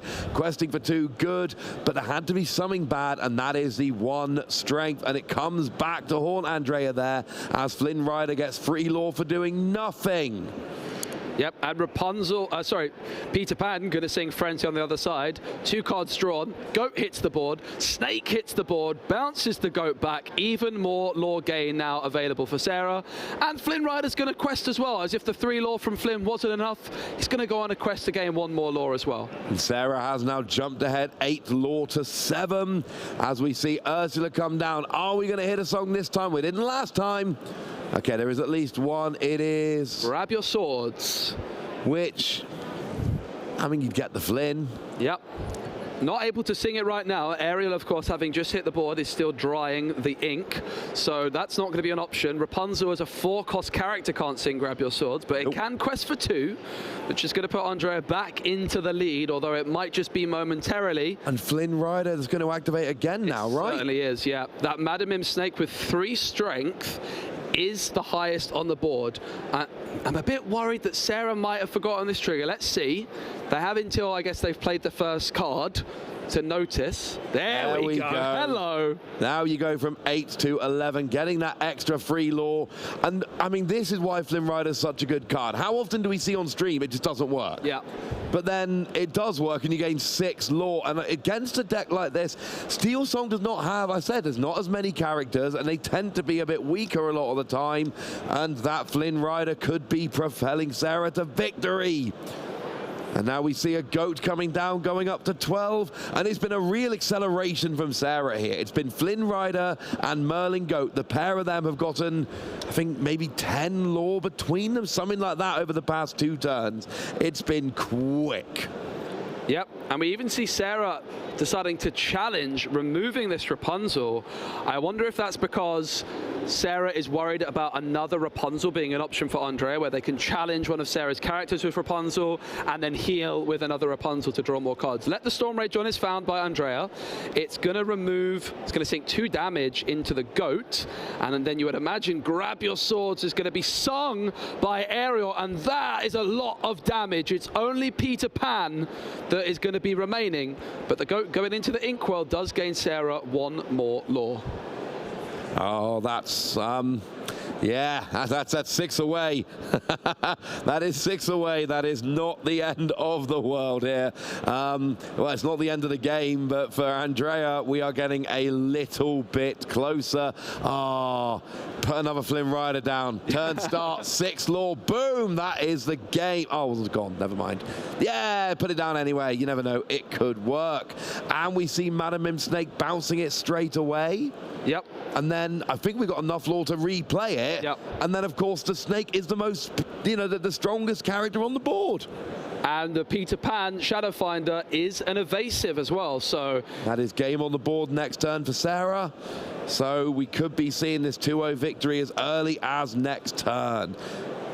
Yeah, so it's 2 damage counters on the Peter Pan, not 1, which the players are just adjusting because it was, of course, Grab Your Swords, which came through previously. And Ariel on the board, Whole New World. I think 2 copies of it in Andrea's hand, and one of them comes through. Again, Andrea finding the Whole New World. When they just wanted 1 for a long time, they find 2. Not ideal. Yeah, but Sarah's very close to the end of the game now. What she really needs is a bunch of cards to finish it out. Maybe some goats or something along those lines. We do have 2 Be Prepared in hand. There's a Merlin Rabbit. There is a Queen's Castle, Mirror Chamber. I think that Whole New World might have given Sarah enough cards to finish out this game. She is only up by 5, though. This is not an insurmountable lead by any stretch of the imagination. Yeah, the Queen on the board and the Ariel on the board, as well as an Ursa Vanessa. Of course, that Sleepy's Flute is going to gain Andrea another lore as well, with that Whole New World having been played this turn. But Sarah just 5 away, can quest for 2 to get to 17, and then you're just a goat or 2 away from victory. Oh, I like being a goat or 2 away from victory. We have another Flynn Rider, which could come down. That card has been all over this matchup so far. I like the idea of putting down the Queen's Castle. Or has it been inked? Did it get inked? I like the idea of Queen's Castle, if possible, frankly. I know there was 1 in hand. There is a chance it ended up in the ink. Now we see 4 for Merlin Rabbit to draw an extra card. Now we see 3. It looks like being eyed up for something. Could be Flynn Rider. Yeah, Sarah deciding to remove the arrow from the board with the Snake instead of questing. 4 exerted. It's a goat! There is a goat! What we're looking for here, getting the goat, going up to 16 lore in total. 17 time you quest with Peter Pan, and Sarah once again has game on board next time. She does not need to play any cards to win the game unless Andrea stops her. So this is looking very, very nice here, and it really does look, after a pretty slow start, it looks like Sarah is in prime position here. What can Andrea do? Another Whole New World. Now this is better because now you're getting rid of options that your opponent previously had. Yeah, I think Andrea is really hoping for something like a Grab Your Swords here to clear the board, but having already sung the Whole New World with the Queen, it's going to be really difficult, for example, to play Tinkerbell and Grab Your Swords this turn, because you're going to have to pay 5 for Grab Your Swords. You can't sing it. There's no singers available. So Andrea here looks like they're caught between a rock and a hard place, just can't clear this board from Sarah. Lots of 3 willpower characters. It is a Grab Your Swords, but the goat remains, the rabbit remains, And Sarah's got a whole hand of 7 new cards, and they're about to draw an 8th. But Andrea, with the Zeus, removing the goat. That is huge, because it means that Sarah cannot bounce the goat next turn, which would have been absolutely the way to victory. Goat and Fox will still win the game. Double goat will win the game. Goat and Snake will win the game. You see where we're going with this. Super Goof, actually, right now would win the game, but I still don't think enough people are playing that card. So, what have we got in hand? There is a Sisu being eyed up, but that's not going to win the game yet. Available.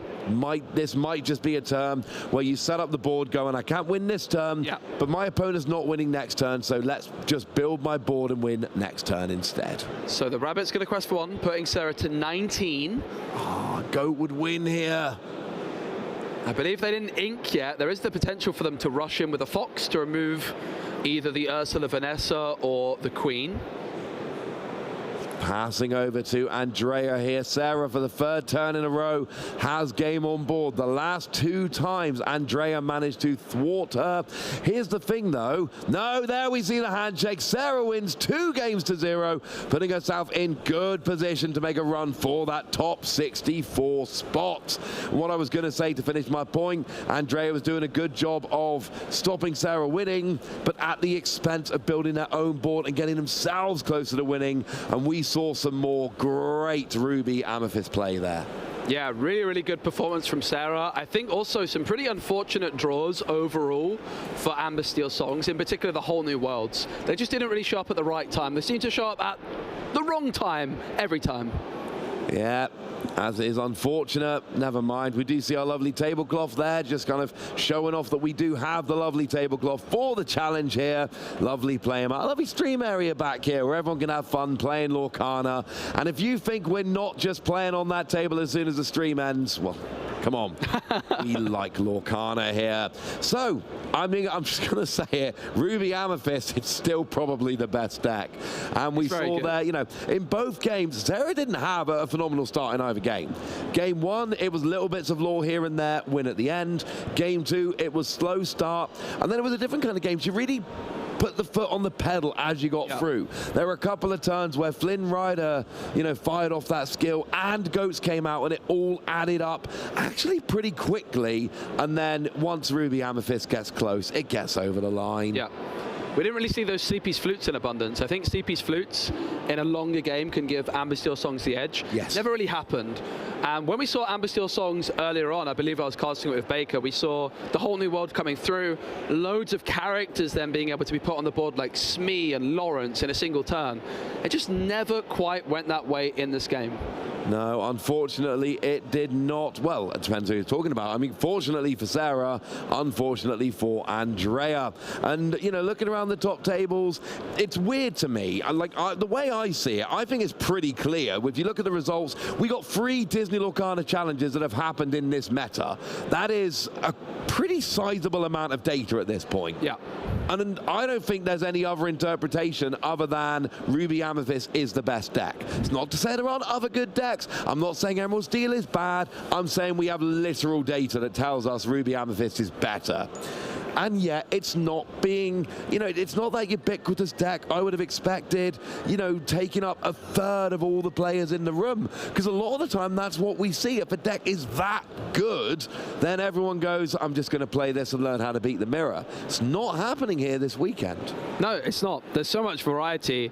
And I think it's going to be really interesting to see if players are able to, if you can turn like a deck like Sapphire Steel, which traditionally has a bad matchup into Ruby Amethyst, if you can put the right tech cards in to turn that into a good matchup, it could be really, really interesting to see how a deck like Sapphire Steel could perform if it starts beating Ruby Amethyst consistently. Yeah, and you know I've got my eye on Sapphire Steel. That was my prediction coming into this weekend. My prediction now, however, is that we are going to have an interview with our winner. We have somebody that won both games and put themselves in great position for top 64. You know, it'd be a little bit weird if we didn't have a chat with them now, wouldn't it? So let's head over to a little bit of a very quick break, and then I think you're going to have a chat with them, Joe. Sounds good to me. Sounds like a plan.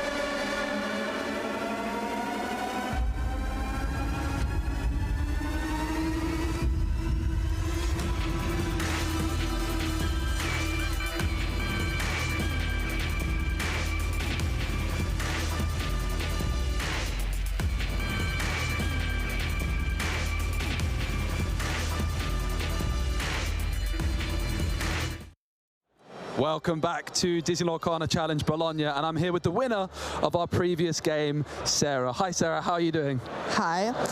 I'm pretty good. Yeah, that was a nice win. Are you feeling good? Yeah, it's very a soulagement to win this because one lose and it's finished. Yeah, you're at that point in the tournament where you're really looking to get those bonus points. Yeah. I think that puts you on 38 points now. Yeah. Is there a target of points that you're aiming for, or are you just looking to get as many as you possibly can? I make what I can. Yep. So. Amazing. Yeah. So you're playing Ruby Amethyst. Is that always your go-to deck, or is that something you wanted just for this weekend? No, I play Ruby Amethyst since 3 sets. Amazing. So I have a habitude. Awesome. Yeah. Is there anything in Ruby Amethyst? Like, have you got a favorite card?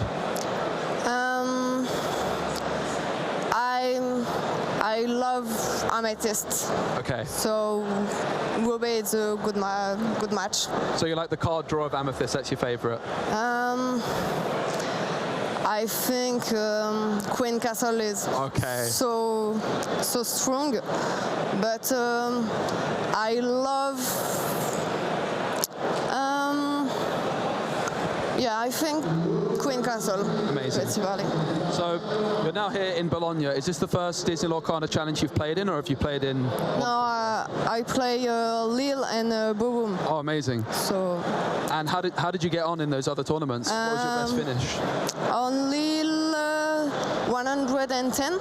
Okay, so you got a Let It Go promo? Yeah. Amazing. Yeah, let's go. That's so cool. And on Bochum, 160. So. Wow. That's really impressive. It's good. Was 160th enough for the Let It Go promo? No, okay. no. But you were close. But yeah. Okay. And so hopefully this time you're looking for the Golden Mickey. I hope. Yeah, of course. Yeah. That's what you're here for, right? Is that the prize you're most interested in, or maybe the European Championship qualification? Is there one you're more interested in? It's for the challenge. Yeah, amazing. Just for the challenge. Price, it's a supplement. Okay, so it's good. That's awesome. Really, really enjoyed seeing you play. Were you confident against Amber Seal songs? Have you got much experience playing it? Have you played against Amber Seal very much? Yeah, but on set 3. Okay. Not on set 4, but it's like it look like the same. So amazing. Well, thank you so much for the interview. Before we go, is there anyone you'd like to shout out or anything like that while you're on the stream, or say thank you to? Thank you. Okay, no, absolutely. We'll take that. Thanks so much. It's been a pleasure getting to meet you. Really enjoyed watching you play, and I'm sure we're all going to be rooting for you to make it through and get that Golden Mickey. Yeah. We're going to go over onto a short break, and we'll be back with more Disney Lorcana action from Bologna.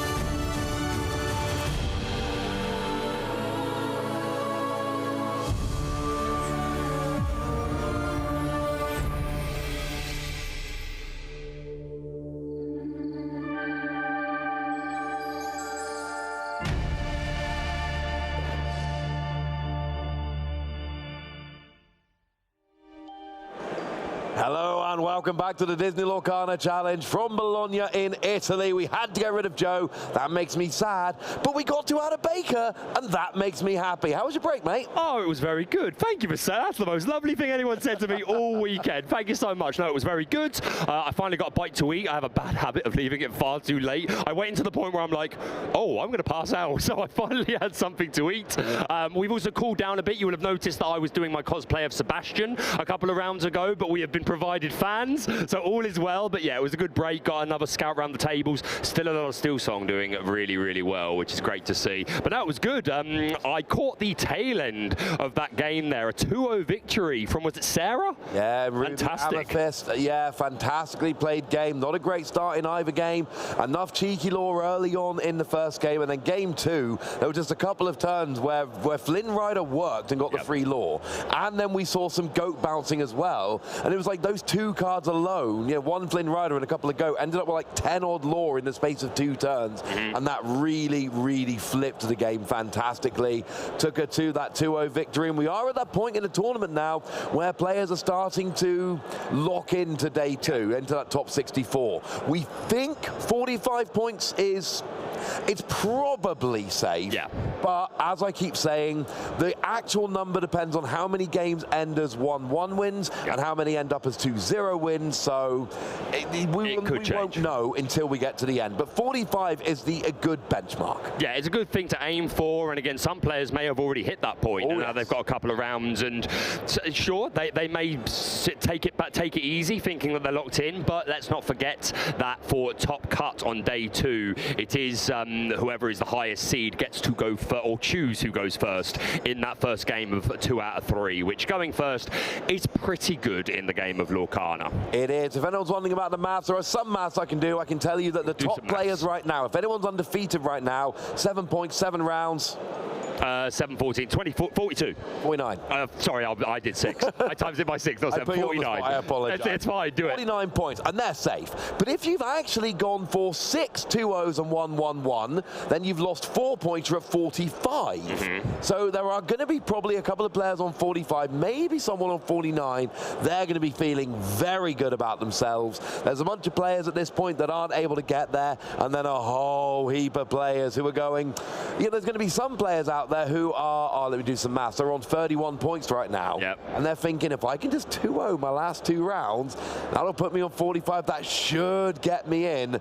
And look, I know we're talking about it here, I promise you, people out there in the field who have a shot of top 64, they are running the numbers and figuring out what they need to get in. Every single one of them. No one is just going, well, I'll just play my last round. No, they know how many points they need. Everyone knows how many points they need. And again, like I said, some people, even if they know they're locked in, that's not satisfactory. They want to go completely undefeated if they can, try and get the highest seed possible for the event. If you are only just joining us, welcome us to DLC and Bologna. We have been doing a 9-round Swiss day under 2-game format, and of course tomorrow the top 64 players will go on to top cut 2 out of 3.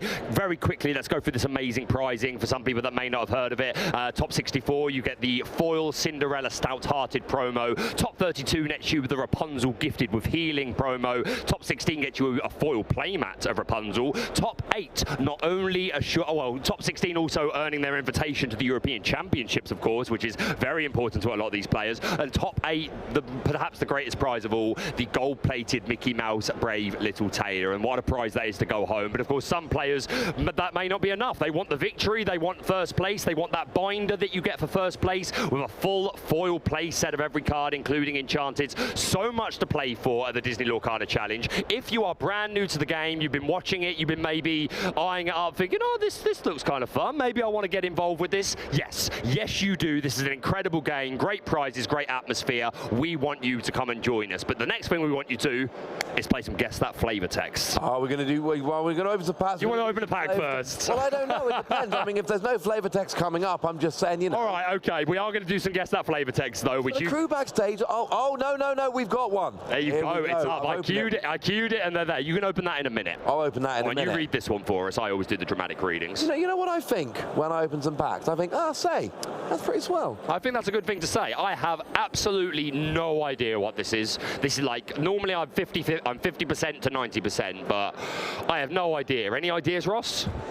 My first thought is Joe's best friend. Prince John or Friar Tuck? Scuttle. Oh, okay, okay. Ah, Joe. His ironic best friend. Okay.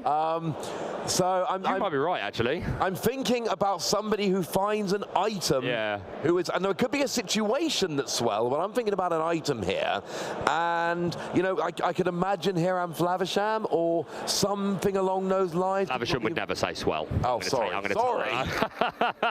But I actually think your first guess is probably quite on the money. With so I'm thinking Scuttle. it might be Scuttle or Dinglehopper, one of those cards. Yeah, it feels like a line that maybe he says to Ariel. So yeah, I think that's a pretty good guess. Let us know your guesses in the chat if you are watching via Twitch or any of the various mediums. Say, that's pretty swell. Yeah, I think you might actually be right there, Ross. I mean, I was not great at this in Bochum. You were by far the best on the team in Bochum.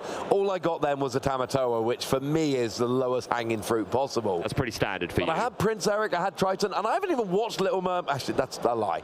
My daughter has watched Little Mermaid with me in the room several times. Maybe it just seeped in, because I tell you what, I got the Prince Eric. Right, yeah, I got the Triton. You did. If this is Scuttle and I'm free for free with Little Mermaid cards, I keep thinking I'm good at this game. Apparently, maybe I'm only good at this game if it's Little Mermaid cards. Or maybe you just need to warm up. You just need to warm up into the day a little bit more. Warm up the Disney brain.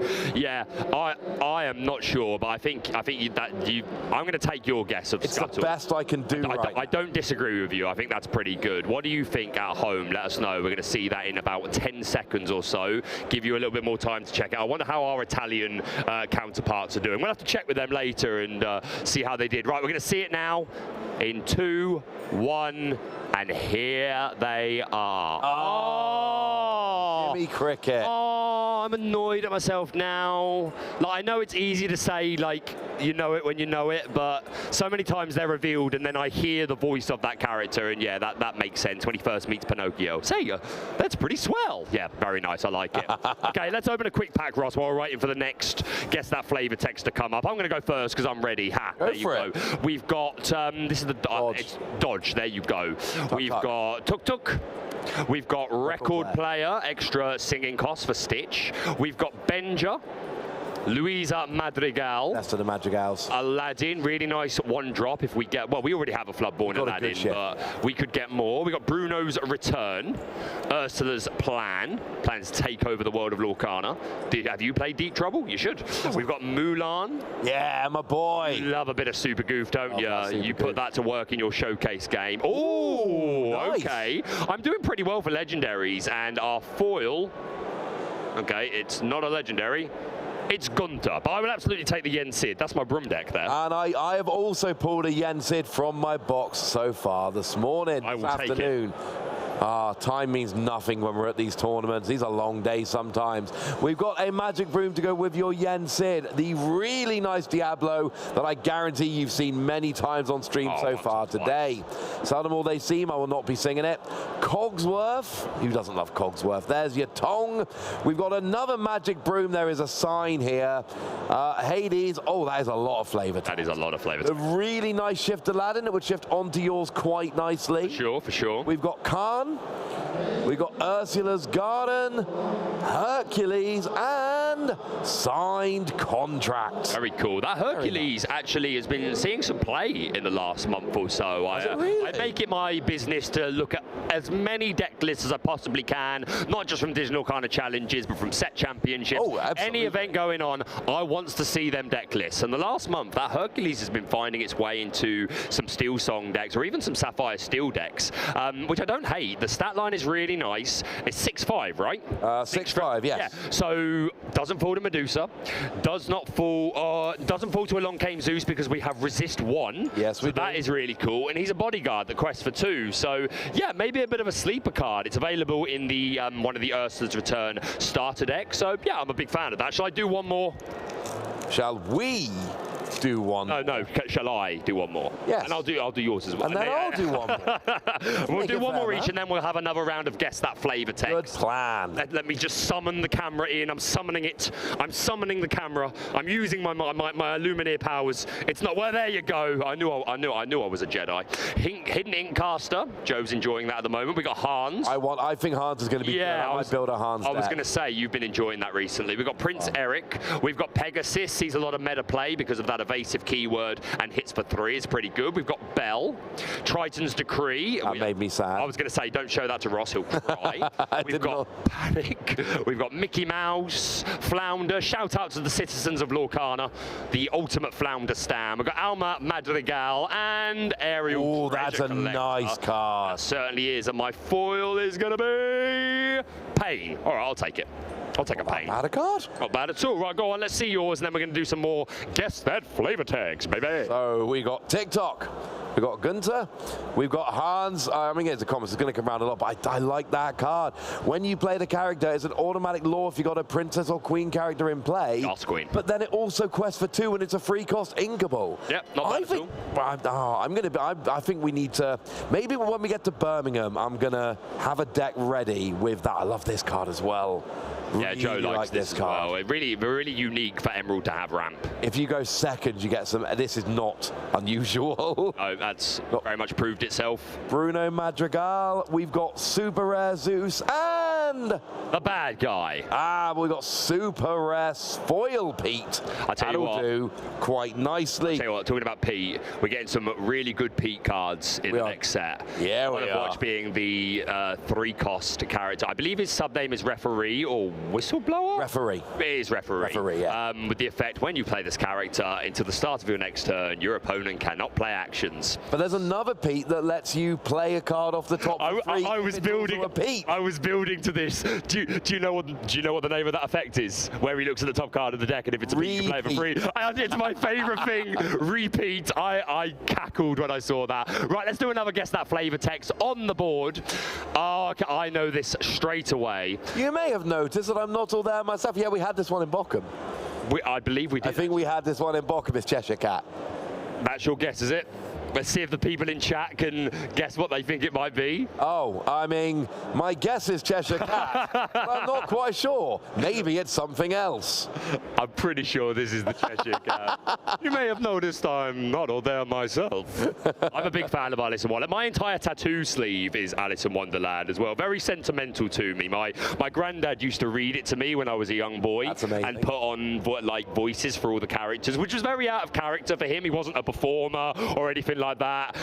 But yeah, I just have memories of him reading, doing silly voices for all the characters, and it meant a lot to me. So I have a full sleeve. So while I will always be a main villain stan, I'm quite fond of some Alice in Wonderland. Alice in Wonderland's got villains. Queen of Hearts. Yeah, absolutely. Yeah, I always love that one. My kids aren't quite to the level of that book yet, but it will come in the not too distant future, and I do look forward to it. Looks like we're getting our reveal now. Show me Cheshire Cat. Is it coming? Yeah. Oh no, we've moved on to another one. Okay, so I'm pretty sure that last one was Cheshire Cat, but we've got a different one here. Can your friends go abracadabra, let her rip, and then make the sucker disappear? I've deliberately said that in a way to not try and give it away. You know this one then, do you? I know it completely. Is it Merlin? I'll tell you what, I'll sing it. Can your friends go abracadabra, let her rip, and then make the sucker disappear? Oh, it's Genie. There you go. Oh man. Luna's just sung it. I'm like, all right. I deliberately tried to say it staggered to not give it away. Can your friends go abracadabra? Let her rip, and then make the sucker disappear. No, I'm pretty sure this is the Genie. Will we find out? But which Genie? Oh, okay. You're gonna. Joe always makes me guess the exact. Does card. he?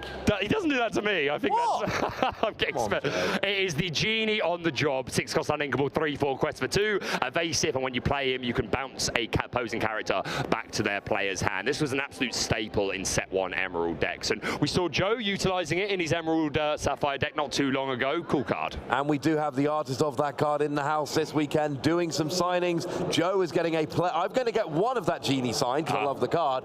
Joe is upping me by getting a play set of that Genie signed. I think one Genie and an Olaf and what else did I bring? Genie, Olaf, and Sudden Chill. Oh, nice. That's a very nice card. Love the artwork on that one. I will admit, when I was doing a Wonder, I did go up to the vendors, and I picked up a couple of staples I was missing. I needed one more Jim Hawkins and one more Hades, and a pretty good offer. So I've got them snagged now. I can make even more decks. I feel like I need some more Jim Hawkins. I want to start playing around with locations when we get to set 5. Location's looking real good in set 5, I think, as well. And we're getting a new location card called the Library, which is super interesting. 1 to move there. I believe it's 8 willpower, might be 7.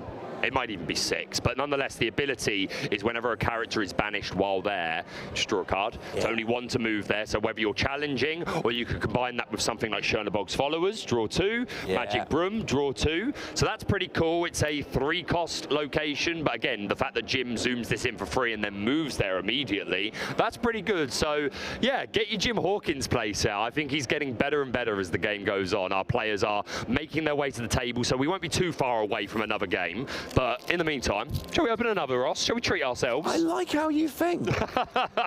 Hope you guys watching us at home are enjoying the show. DLC Bologna, thank you so much for being with us. Another huge event here for Disney Lorcana, and it is an absolute honor to be a part of it. We're going to, we're getting our camera right now. Here he comes. Here he comes to save the day. Such a fantastic production team here, by the way. So much is going on behind the scenes. A huge shout out to everyone involved in the production of these events. But this first one is Gus, champion of cheese. Fantastic. We've got Glean, banished chosen item, and its player gains 2 lore. Nice and diverse. You could pick your opponents if you really want. We've got Pluto. We've got Hercules, the clumsy kid. We've got Pico, Chen Po, super good bodyguard. Antonio Madrigal. I know what you mean. I kind of want to cuddle with this. It's a leopard, right? I think it's a leopard. It's a leopard. We've got Mulan. Sisu was quite popular at the beginning of format, but has certainly fallen off. But she could come back into meta. She just immediately banishes a character with 1 strength, so that's pretty good. We've got Field of Ice, which gives resist 1 to a character at the start of your next turn. Pretty cool. Sisu is obviously one of the most played cards in Ruby at the moment. Just incredible stat line and so cheap and inkable to boot. And my foil is Fortisphere. I'm perfectly happy with that. Fortisphere is a very good card. The players are getting ready, so let's do one more pack quickly. We start off with a Magic Broom. Love that card. We've got the Fates Ice Block, which you can really do with in this room this weekend. We've got Atlantica and Training Grounds. We've got Ariel, who's going to do a bit of singing. We got the Li Shang that quests for 2. A Pirate's Life. Scuttle, I might give that to Joe, if I'm feeling generous. Sisu, Emboldened Warrior, love this card. Gets +1 strength for each card in your opponent's hand. Quest for 2, great card. We've got ourselves Prince Philip. And then the foil is One Last Hope. I need to rewatch Hercules. It has frankly been a little bit too long. Hercules is a fantastic film and one of the best soundtracks ever. So I need you to find that One Last Hope and actually watch it for me, Ross, and then we can sing together the next event. How does that sound? The problem is I'm like singer 1, so I think I'll be doing most of the heavy lifting when it comes to us singing together. I just got a message in my ear from some of the production team saying that sounds amazing. So there you go. It's going to happen. I am going to make Ross sing before this year is done. Yeah, no, that sounds absolutely wonderful. There was a time in my life where I would go around to, this is genuinely true, I'm not making this up. Go on. There was a time in my life where I did go around to singer-songwriter nights all around my local area and perform very regularly as a wannabe singer-songwriter. Mm-hmm. The 2 words most often used to describe my music were fast and different, which you may notice neither of which is actually a compliment. I had fun though. Different can be a compliment. I take it as a compliment, but nonetheless, we are going to move into our game now. This is round 7.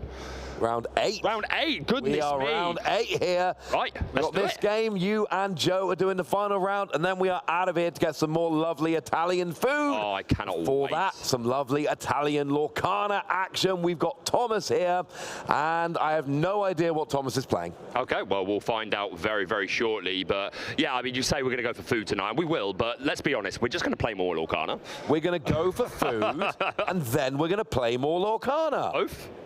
Both is good? Both is good.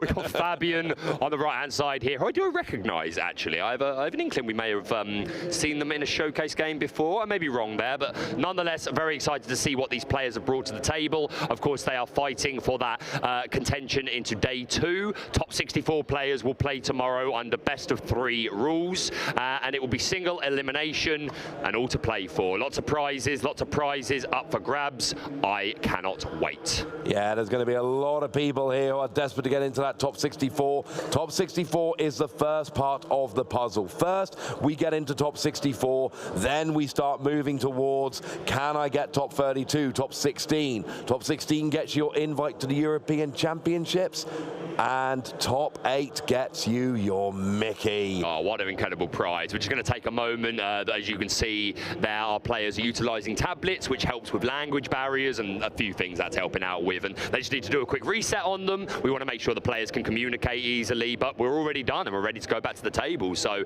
let's get stuck into round 8 of the Disney Lorcana Challenge. Yeah, one thing I didn't Great realise... camera work, sorry. Oh, it's all good, it's all good. One thing I didn't realise until I did my little show match with Sylvia earlier is that those tablets, you can track lore, and it automatically does it on the screen, which is how we keep up to date. So if I play you in a showcase game, I can just go to 20 and win? Pretty much. Okay, cool. I feel pretty confident now. Last time we played, that's what it felt like.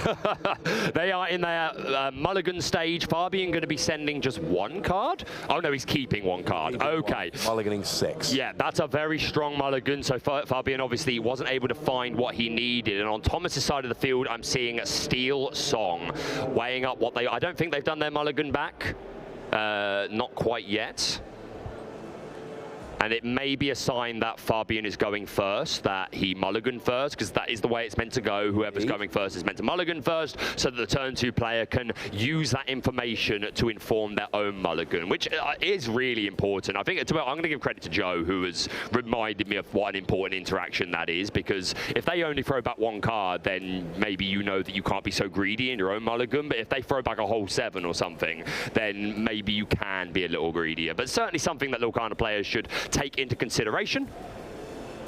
Absolutely. Mulliganing is a really underrated skill in Lorcana. Knowing, you know, and by this point, it's probably not a blind mulligan. These players are both near the top tables. They probably have seen each other playing so far. Possibly. What do you need? And it looks like we're going to develop our brain, grab the best card we want from the top 2 cards of the deck. Yep. So it looks like we've got Ruby Sapphire here, the lesser played Sapphire variant, at least recently. Yeah, for sure, but that develop your brain. I'm a big fan of just hockety-pockety. Look at the top 2 cards of your deck, pick 1 to go into your hand. Just a nice bit of search. We ink to the Fishbone Quill. Maybe that's a sign that he's holding another, or it may be a sign that he wants to go a Mickey route or something like that. But our Steel Song player utilizing, I think, is that Ursula Vanessa I'm seeing there?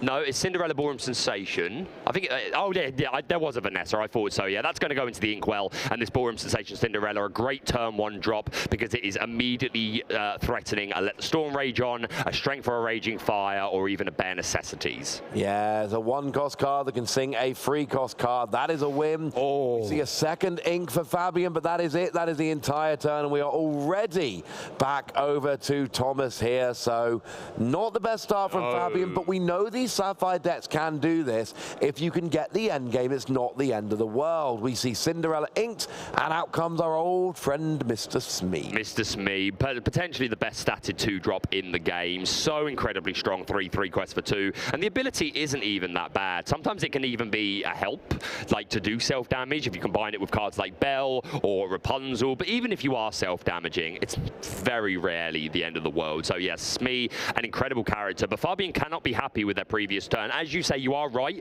They can catch up, but I'm sure he would have loved a 1-jump ahead or something, but didn't happen. Instead, we're opting for the turn 3, inking a Maleficent Monstrous Dragon. We play the Fishbone Quill, and we're going to exert it to ink something else secretly.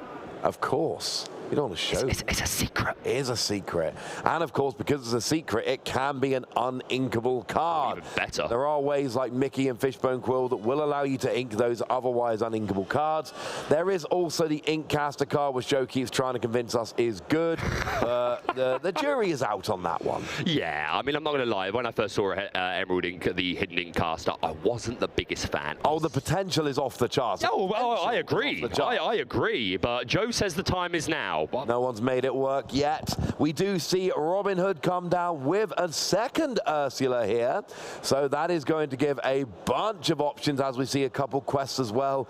Get Thomas up to 4 lore, and what can Fabian do in response? So okay, going a little bit behind, but you cannot let your opponent build a big board and a bunch of lore. You do not have infinite time to stay in the game. No, not at all. And of course, Fabian is getting closer and closer to that be prepared turn. But if Thomas can get have another safe questing turn and get up to 8, then I think that's pretty reasonable. And again, be prepared, one of the strongest cards in the game, but it can be slow if you're just playing that and your opponent's got a full hand to go, okay, I'll just extend again. So we'll see.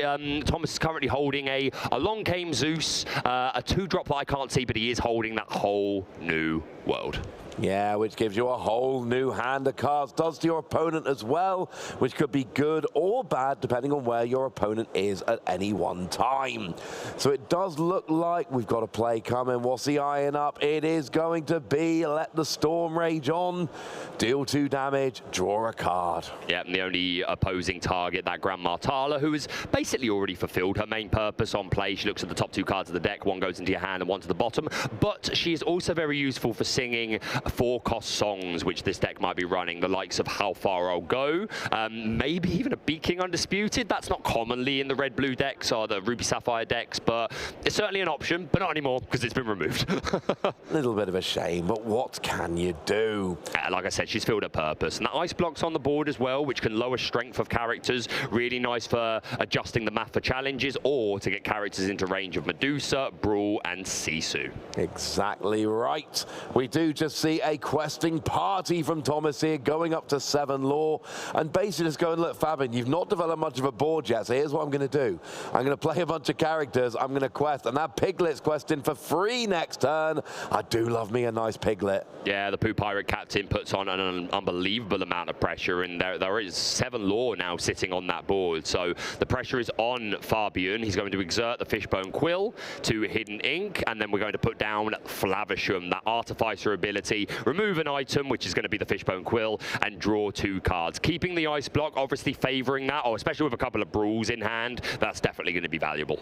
It is absolutely. Here comes Brawl getting rid of Piglet, Pooh Pirate Captain. No surprise, that one could not be left on the board. Yeah, you're right, and I imagine this second Brawl would, I'm sure he would love to see this Robin Hood shift, and then he can reduce its strength by 1 with the ice block, and then potentially Brawl that, but Thomas isn't even holding a Robin Hood at the moment. Does have that whole new world, Along Came Zeus, and a mystery card that I can't, is it 2 whole new worlds? Yes, there are 2 whole, no, I can confirm, I caught a look at that a second ago. It is 2 whole new worlds and an Along Came Zeus. But no singer for it. No singer, but yeah, it's awkward. Here comes Along Came Zeus.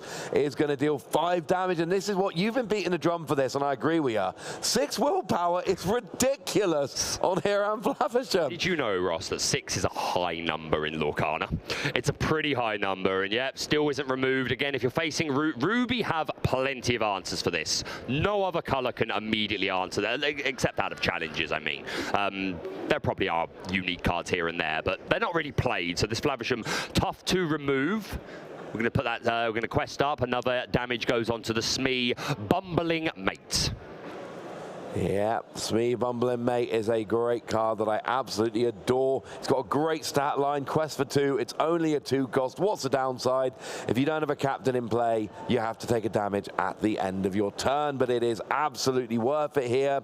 Does look like the ice block is being used so that Hiram Flavisham can draw. Is that what we're doing? Yep, it seems to be that. Okay, here we go. Here comes the draw. It took a minute to draw the cards. I started second guessing myself. Yep, no, I think you're absolutely right. That's what Flavisham's doing, and yeah, I mean, Thomas has got a nice board here, a couple of whole new worlds, but again, you got to think he wants to sing that with a character, doesn't really want to pay for it the hard way, and we're going to see for the first time in today, at least for me, be prepared.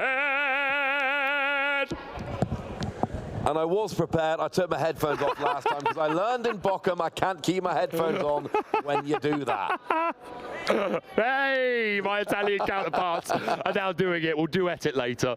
I'm not sorry. So here we go. We're seeing a couple of whole new worlds. Yeah, just revealing to their opponent what they discarded, which I think is very good manners when you play a whole new world. Absolutely. Like, just show them. Like, don't make me have to say, can I look at your discard and go through? Because it is, of course, open information. So just make that clear as quickly as possible. I like to figure it as TCG sportsmanship. Looks like we've got a couple of harps drawn from Thomas here. This is a card I struggle to get my head around a little bit, because if you don't sing every turn, you lose them. Yes. And they've got a great stat line, but if you don't sing, you lose them. Yeah. And it's not a card I think I'm ever going to put into a deck, but enough good players are making it work that I think I might be in the wrong here. We did see it develop your brain, and quietly, Thomas is on 12 lore, Fabian's only on 1. It is time to start using those tricks like Tamatoa. So incredibly shiny. You're going to find something shiny from the discard and add it back to was there something in discard? There must have been, because he's been banishing items with Flavish. Oh, absolutely. Yeah, he got back. I think he got back the ice block. So, yep, Tamatoa putting in the business right here. Yeah, Tamatoa coming in, using those shiny things, catching those fish. Fish dinners, one could say. Okay, you get a point for the pun contest going. Do you know on Twitter they're having pun contests? I have seen that there is a pun contest going over on Twitter.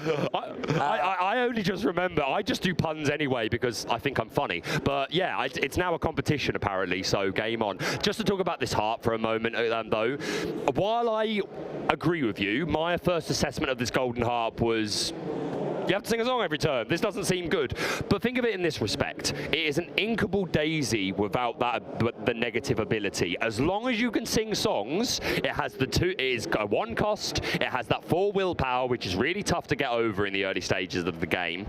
So yeah, as long as you are consistently singing songs, then this harp can put in a lot of work. Again, like you, I wasn't a big believer, but a lot of very good players have said, no, this harp puts in work, and it's done very well for Thomas so far.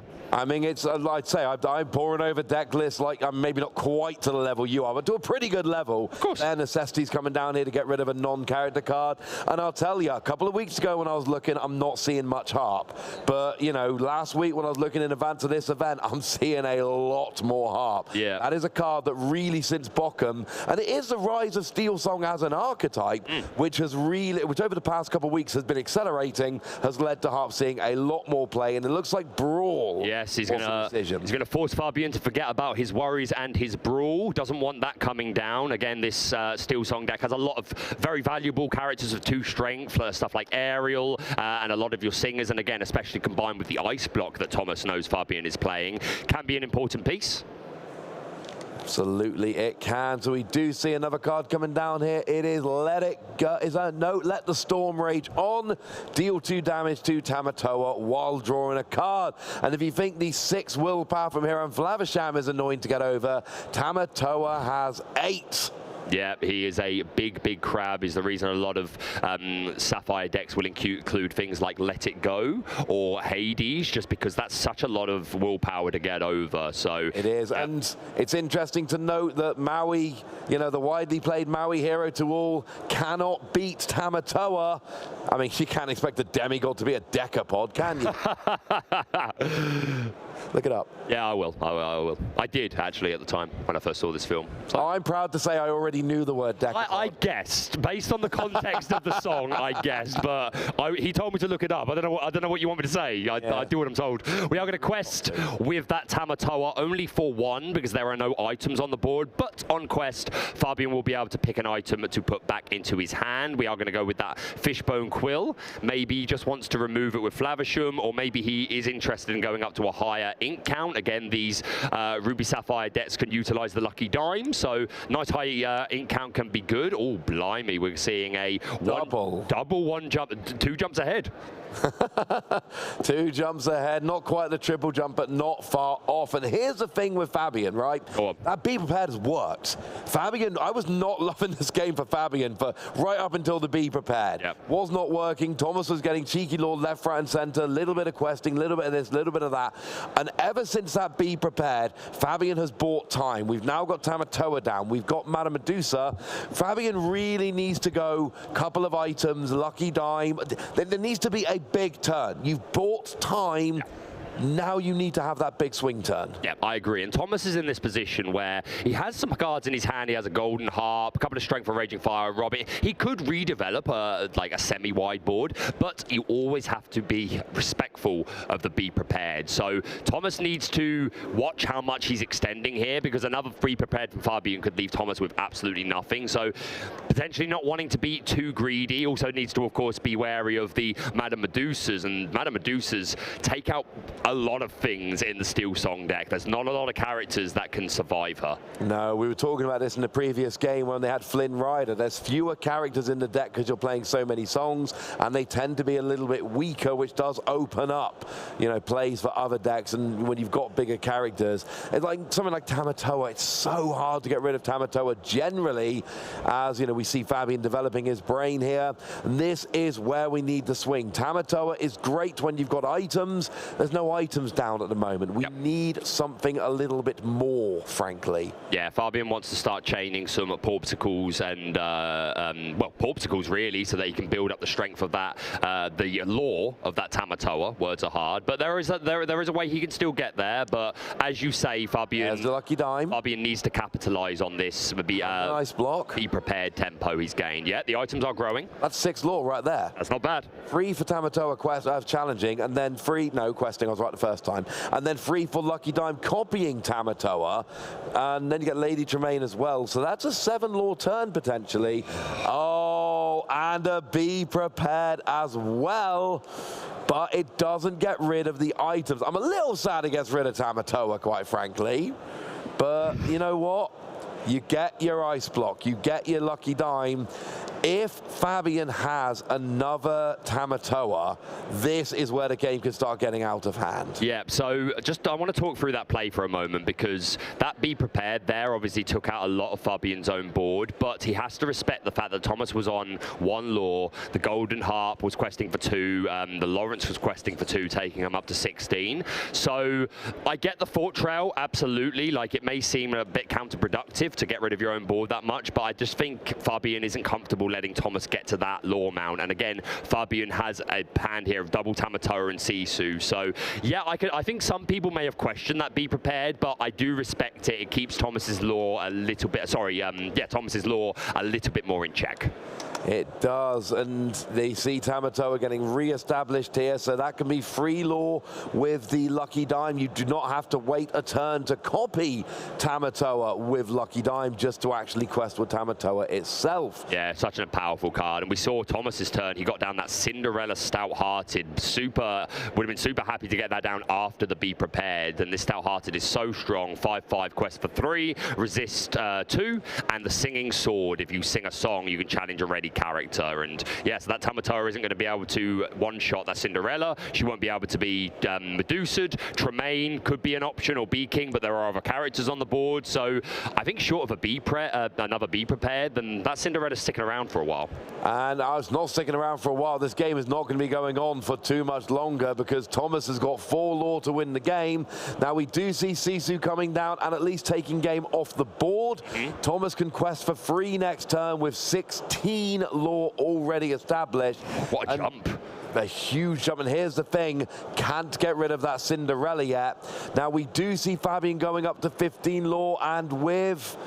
Yes, he got game on the board as well. All you need is Lucky Dime Sisu, and I think we might be... Is this a concession from Thomas? Yeah, that's game. The combination of Sisu and Lucky Dime is too much. Although I like to think the Lucky Dime was going to be used for Tamatoa anyway. Yeah, I mean, if that makes you feel better, but at least Tamatoa was on the board when he got the dub. But yeah, that game changed an awful lot. Our Steel Song player looked like they were in pretty good control early on. Really nice early tempo build, but that Be prepared from that first be prepared from Fabian gave him a little bit of time to build his board. The second one, again, some people may have questioned it, but I respect it, keeping Thomas at bay, and then just Lucky Dime able to take us the rest of the way with those big characters. Yeah, playing that Lucky Dime and then playing the be prepared the first time round. That was it. That was the game. That was the point where it turned for Fabian to the point where he was going to win that game. And it's why these Sapphire decks make me so incredibly nervous.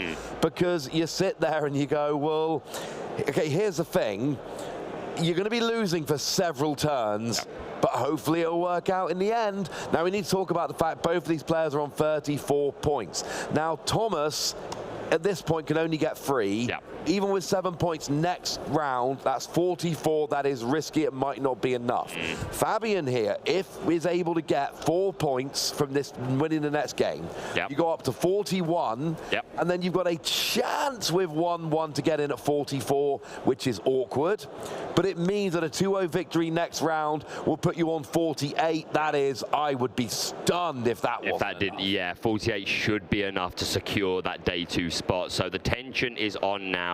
Thomas probably a little bit frustrated to know that he may have already be doing that maths in his head. Then again, he might not. He just might be fully focused on this game here and now. But yeah, Fabian certainly will be aware that a 2-0 here could be exactly what he needs to make that day 2.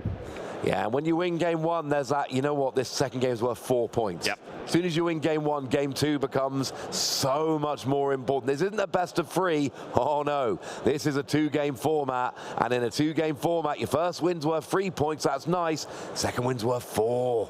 That's beautiful. Yeah, that bonus point makes a huge difference across 9 rounds of Swiss playing Lorcana. So, yeah, a big factor to going 2-0ing someone is certainly rewarded.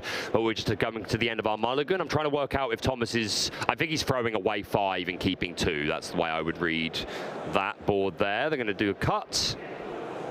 We're about to find out. I think you might be. Yeah, so drew 5 extra ones here. We kept Mr. Smee. Is that Bare Necessities? It may well be. Definitely kept Mr. Smee. The 2 left-hand cards. It's a Bare Necessities. Yeah. So it's always really interesting to me to see which cards the players really want here. Of course, Bare Necessities, we've seen some of those cards from Fabian, like Brawl, being a huge problem. Yeah, and Fishbone Quill is really nice to snipe early. Yes. So yeah, I like that choice against the Ruby Sapphire player. But yeah, we started off with an Ink, the Ballroom Sensation Cinderella, or as always, threatening certain plays. That's Singer 3 and passing over to Fabian. And let's remember that last game, Fabian had a passive turn 2. He didn't do anything. So hoping for a better play this time. But oh, what's happened there? Did he?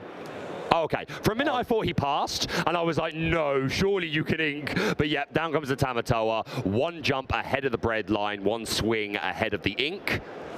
And you're up to 3, and that's the thing about Sapphire, and it's one of the reasons I don't like playing it myself, these style of decks anyway. It takes a few turns to get rolling, but don't worry, it'll be worth it. That is exactly what we're seeing here from Fabian. It's, you know, you've had 2 turns, you've got 3 Ink, but Thomas is kind of taking advantage. That Mr. Smee as a turn 2 play is great. We've got Ariel as a turn 3 play. Goes and gets Strength of a Raging Fire, and if Thomas can build up a bit of a board of characters here, that could turn into a we saw a Strength of Raging Fire for 7 earlier. Oh yeah, that was. I think that may have been the biggest strength of the Raging Fire I've ever seen. It was the biggest one I've seen. It was as mysterious as the dark side of the moon, Ross. That's what it was right there. We're going to quest up with our Cinderella Ballroom Sensation and our Mr. Smee, Mr. Quest. Mr. Quest a lot. Well, to be fair, the strength and willpower is just as impressive. That Aerial Spectacular Singer obviously came down this turn, so won't be able to do anything, but is threatening a whole new world on a subsequent turn. So yeah, Ariel has been one of the best cards in the game since Chapter 1, and Fabian respecting it, going to Ink that Maleficent Monstrous Dragon and going to have a little brawl with Ariel in the Snuggly Duckling.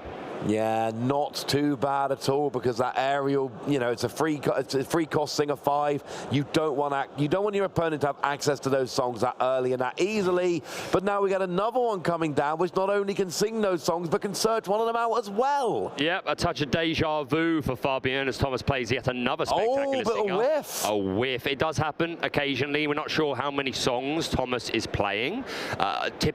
16 to 20 is generally the count. I've seen some players go over and under, but in my experience with deck lists, it's 16 to 20. We're going to ink that Strength for a Raging Fire that we found on the previous turn. Down comes Robin Hood, questing up for 3 with Cinderella and Smee. And you just see Thomas has just been completely free to just quest every turn. Fabian is yet to build any sort of board presence. And this is what's nervous about these Sapphire decks, because you take that time to build, and if your opponent can get a fast start, and you know, I think that's one of the reasons why you have to keep Mr. Smee from your mulligans. You're thinking, I'm going to be questing from turn 2 for 2 lore, or turn 3. For sure. Maui coming down, taking out the Cinderella, only taking 1 damage back. It is very much Maui time. Yeah, Fabian would have been very pleased to have that Maui, and I'm sure Maui said, you're welcome, as he takes out the Ballroom Sensation Cinderella, removing one of those threats from the board, and of course, only taking 1 damage in return. So this Maui is set to put in some work on this field, unless Thomas can remove it, courtesy of if you can put down another character and sink Strength for a Raging Fire, something like that. But this Maui, it's going to be hard to remove without Thomas clearing his own board at the moment.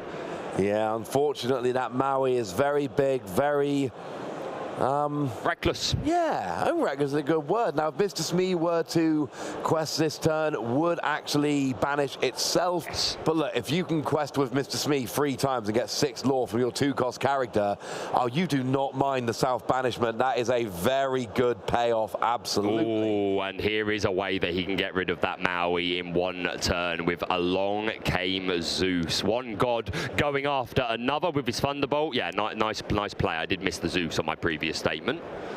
And we do see now that Thomas is on 11 lore. Fabian last time was able to play a Be Prepared at around this time of the game to really start bringing it back. Can he do much more? We've got How Far I'll Go, which does get an extra card and an extra ink, so sitting at 6. Oh, we're up to 7 ink, but there's no card to play with the 7 ink. I want to see Fabian's hand in a minute, because I don't think Fabian's got much going on there at all. He is holding 2 Be Prepareds, 1 Lucky Dime, and a Maleficent Monstrous Dragon. Which well, I said I wanted to see there the you hand. go. Ask and you shall receive. The bare necessities coming through, showing that not great hand, not for this point in the game anyway. We have 4, 5, 6, 7 ink. It might be 8. It's 7 or 8. So this B prep is online. So thing is, just an Aerial and a Robin Hood does not sound like the most high value Be Prepared I've ever heard of. But you're going to reach a point where Fabian has no choice. No, I mean, we've got Thomas on 14 lore. Fabian yet to get off the board. 1 game 1. Here is that Be Prepared, as you suggested, getting rid of 2 cards. And it's really not what you're looking for, but it's the best play you've got available at the moment. Maleficent wouldn't do anything because you don't have 9 ink yet. At least it could, like, Thomas had no hand. So, like, even though that wasn't the most impactful Be Prepared, it has removed all of Thomas's options from the board. And now just playing off the top of his deck, that's Cinderella Ballroom Sensation, and allowing Fabian to play down the Tamatoa. And is this the point, Ross, where Fabian is going to start to build momentum? We know that he's holding a Lucky Dime in his hand. If Thomas can have a couple of very passive subpar turns where he's not able to do much, then Fabian can really start to take advantage here. He's got a lot of catching up to do, but it can be done. He's got a bunch of ink to do it, and what you basically have to do is counter every turn. Thomas still needs 6 ink, which is a lot when you're just top decking and playing 1 card a turn. Oh, but that is not the card you want your opponent to get. That Robin Hood is really difficult to get off the board for a lot of decks around here. Now, you can take out the Cinderella easy with Tamatoa. That's not a problem. But now you've got Robin Hood questing for 2, but Maleficent will do it very nicely indeed. And this is where I think Fabian can start making a comeback. Yeah. But he still doesn't have any lore. You've got to start getting some lore. Yeah, it's taken him a while to get onto the board, but that Maleficent Monstrous Dragon, a perfect play right there with that Dragon Fire ability, immediately banishing a chosen character. And all Thomas can follow up with is a Piglet. And you got to think, even if he was topping songs, at least he'd be exerting the flute every turn and like maybe could still win the race that turn. But no, we saw the previous turn it was just a Cinderella Ballroom Sensation, now just a Piglet. Not what Thomas wants to see. This is the chance Fabian needs. It really is. You get up to 3 lore there. Lucky Diamond. I was going to say, it needs to be more than that. We're up to 6 lore because you've got Maleficent, you've got Lucky Dime, you've got Tamatoa, 2 for each of them. Now we see Ursula coming down. There's not... Oh, now with 1 more character, Thomas could get Does Piglet go for free? Yeah, it would, but the thing is, Thomas put down the Ursula and then just quested with the Piglet for 1, which I think I can understand the thought trail because he's so close to game, especially if Ursula can quest next turn, then he just wants to get there as quick as possible. He's got a flute on the board, so I respect the idea of questing with the Piglet there, especially if he's worried that Fabian's going to have a Medusa or a Brawl, which is what comes down. So yeah, I can understand some people might have questioned that and said, why were you questing? Why don't you just wait until next turn and play another character? There's no guarantee he's going to get another character, and again, he's so close to game, and he reads that Fabian has so many answers to the Piglet. So yeah, I respect the choice to quest there just for 1. Fabian's going to win this game. It's looking that way, isn't it? Fabian just got 8 lore, and the way it works out, Tamatoa is now questing for free, Maleficent quests for 2, Lucky Dime copies Tamatoa questing for free because of the 2 items. 3 plus 3 plus 2 is 8, and it looks like Fabian is actually going to take an improbable 2-0 victory, showing us why this Sapphire deck, I mean the 2-part thing, showing us why these Sapphire decks are so nerve-wracking, and then also showing us why they are still very much worth playing, because that was looking so bad for so long, and in 3 turns I was like, everybody more now. Yeah, for 2 really slow starts from the Ruby Sapphire player. 5, 8, 8. I think it was literally 3 turns to get from 0 to 20. Something like that, yeah. It was absurd. Tamatoa things, man, Lucky Dime things, but yeah, no, that's just the perfect proof that we need, that even if you have a slow start with Ruby Sapphire like that, then you can still absolutely win the game courtesy of Tamatoa and Lucky Dime. But yeah, I feel for Thomas, just reached that point in the game where he was so close, 16 lore, got a flute on the board, but those last couple of turns didn't find what he needed. Fabian had the answers. That Maleficent Monstrous Dragon turn was absolutely huge, that extra bit of a jump. So yeah, red, blue, Ruby Sapphire, still very good, guys. Yeah, it was my pick for Bochum. It unfortunately did not work out as well as I was hoping over there. I changed my pick for this tournament. Maybe I'll end up regretting it. It's not been a powerhouse deck for the last couple of Disney Lorcana challenges. It's just not. It's been a decent deck on the fringes of top tier. But, you know, if you're playing Ruby, Ruby Amethyst has been better. If you're playing Sapphire, Sapphire Steel has been better. But this can, if you make it right, if you play it right, it can give you that middle ground of, I've still got the ramp and the draw of Sapphire. I've still got those huge swing turns at the end with Lucky Diamond Tamatoa, but I can also go Maui, I can go Be Prepared, and I can absolutely wreck your board sometimes. Yeah, no, Ruby Sapphire, in some ways it's a greedy choice because you get to run basically so many of the best cards in the game. The trade-off there is the slower starts that we're seeing, but Fabian proving that that's not a kryptonite to him, and he was able to take a 2-0, and he's now in full contention for day 2. He needs to 2-0 this final game, and he could make it. If he 2-0s, he makes it. If he 1-1s, then it's going to be a nervous wait. But rather than talking about him, we should probably be talking to him. That's a good idea. Yeah, so we're going to run a little video here to give me time to run over to the interview area, and then there's going to be an interview. Love it. I think it's going to be lovely. We'll see you soon.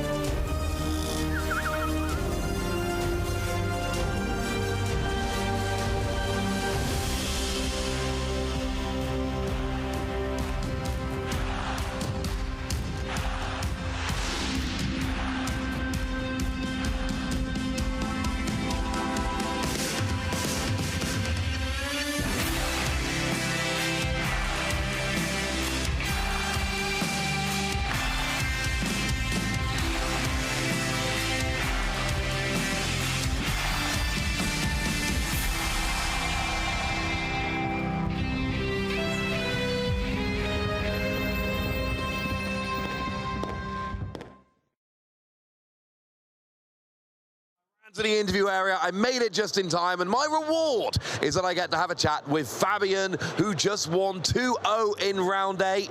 How's your tournament going? Very well, to be honest. It's my third challenge, and it's the smoothest one. I have no issue to win. It was very, very relaxing, this one. Yeah, well, you said you made day 2 in Bochum. Yeah, I made day 2 in Bochum, but it was a really difficult one. I started with 2 draw, 1 loss. No, only 2 draw, 0 and 2 draw, and finished at 2 win, 4 draw, and I had to win like 6-0 to finish the run and go to day 2. So this time it's like very more relaxing. Sounds good to me, and of course you're moving into your last round here. I believe if you win 2-0, you will be into top 64. Yeah, almost, no doubt about it. So you'll do a deck choice. Sapphire Ruby. Yeah. Most people are playing Ruby Amethyst, or they're playing Sapphire Steel. So why are you playing Sapphire Ruby? What makes the deck better? Okay, so the issue with my deck is that it's bad against, how do we say, Ruby Amethysts? Ruby Amethysts, but in BO2, like with the matchup of 33%, it's far more easy to do 1-1 rather than 2-1. So my goal is to do 1-1 against this deck. But I believe Bucky is a really, really good matchup, and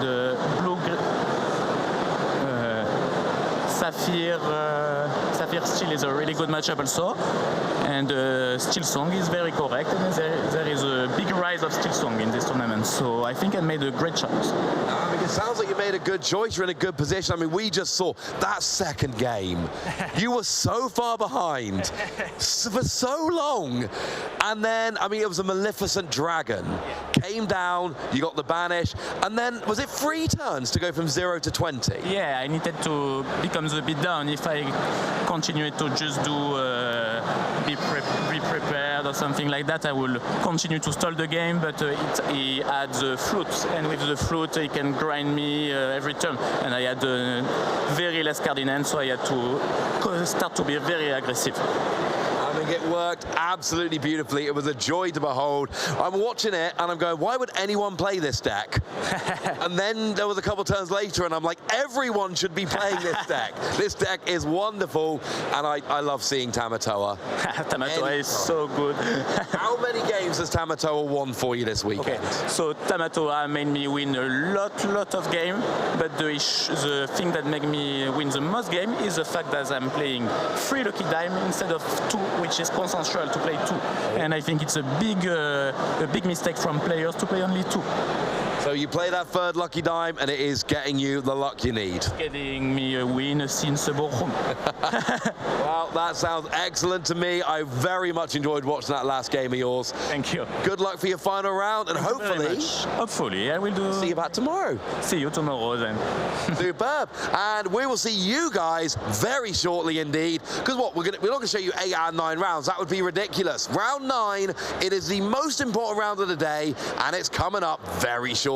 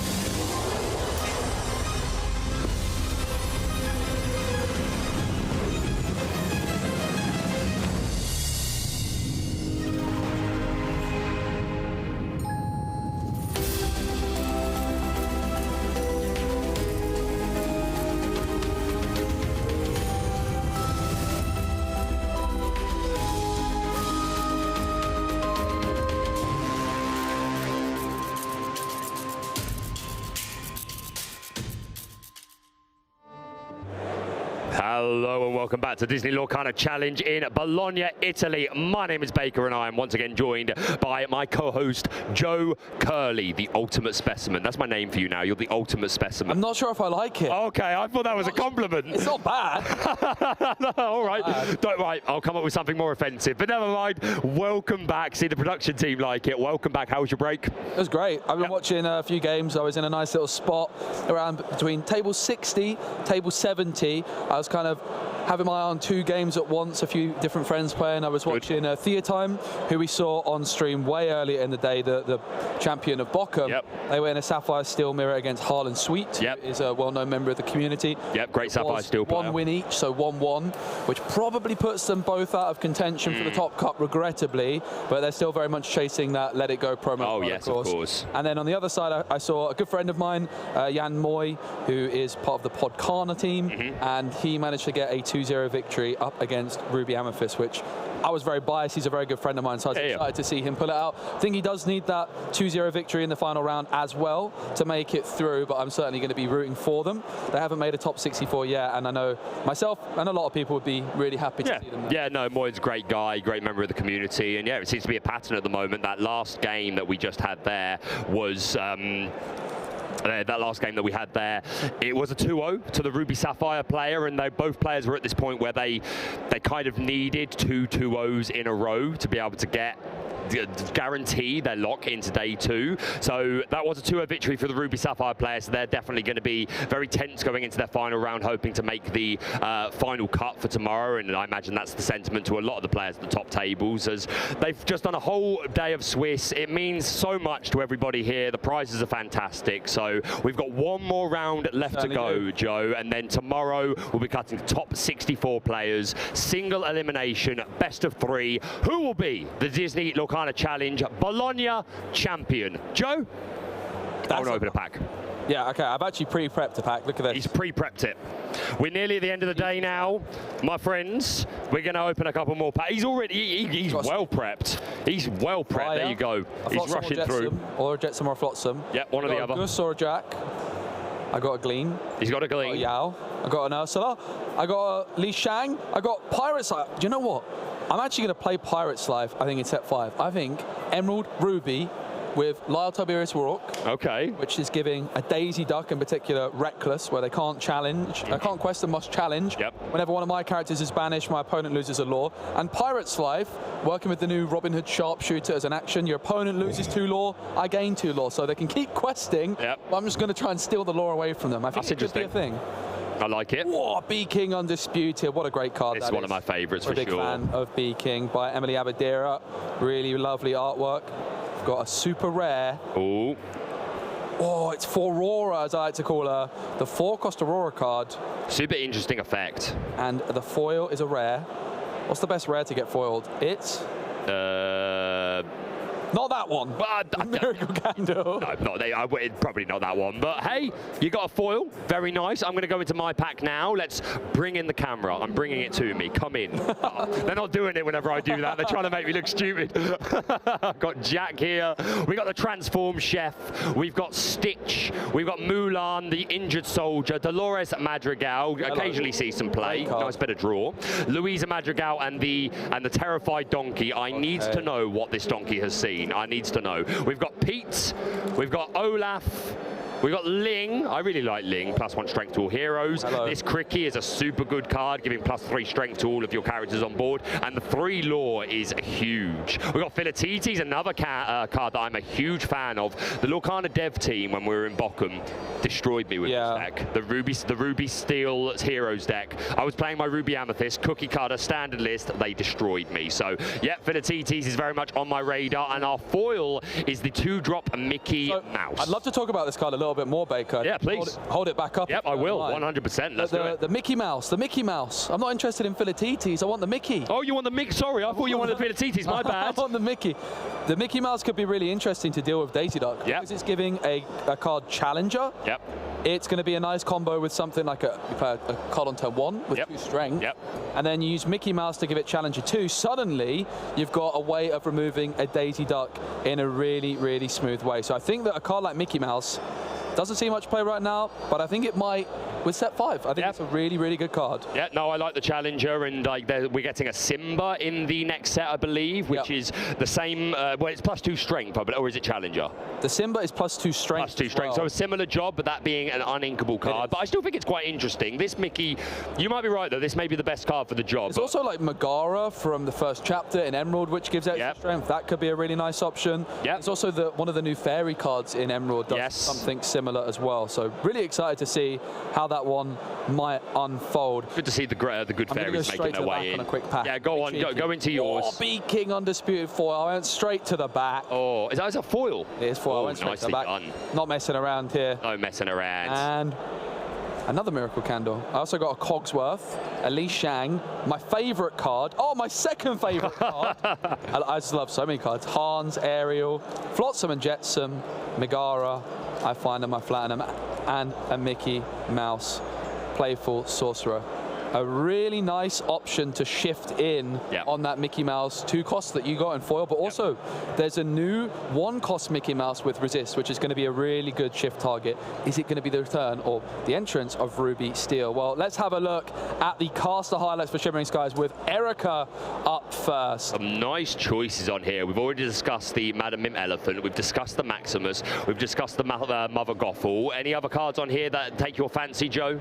The Prince John is a pretty curious one. This Prince John card I also am pretty interested in testing out. It's a 3/4, it costs 4. Of course in Sapphire you can play a 1 jump ahead on turn 2 and get it down on turn 3, and you can exert it once per turn, or well, you can exert it, I suppose you could ready it and utilize it multiple times. Most of the time you're going to exert it once per turn to play an item from your hand or discard with cost 5 or less for free exerted, and there's a lot of very powerful, expensive items coming with Shimmering Skies, so this could be a really interesting option. Yeah, no, for sure. As you said, there is a 5-cost item coming in Shimmering Skies, a Sapphire one, and yeah, there's a few items that we could cheat into play, and again, as the game continues to grow and we get more and more items of a 5-cost, this could absolutely increase in value. I would definitely say that most of the time you would rather be doing it from the discard pile, because that's giving you an extra card, whereas from your hand you're keeping the same card count. But I do like the versatility that you can do either, because sometimes you might want to empty your hand so that you're not discarding if your opponent's running that sort of deck. So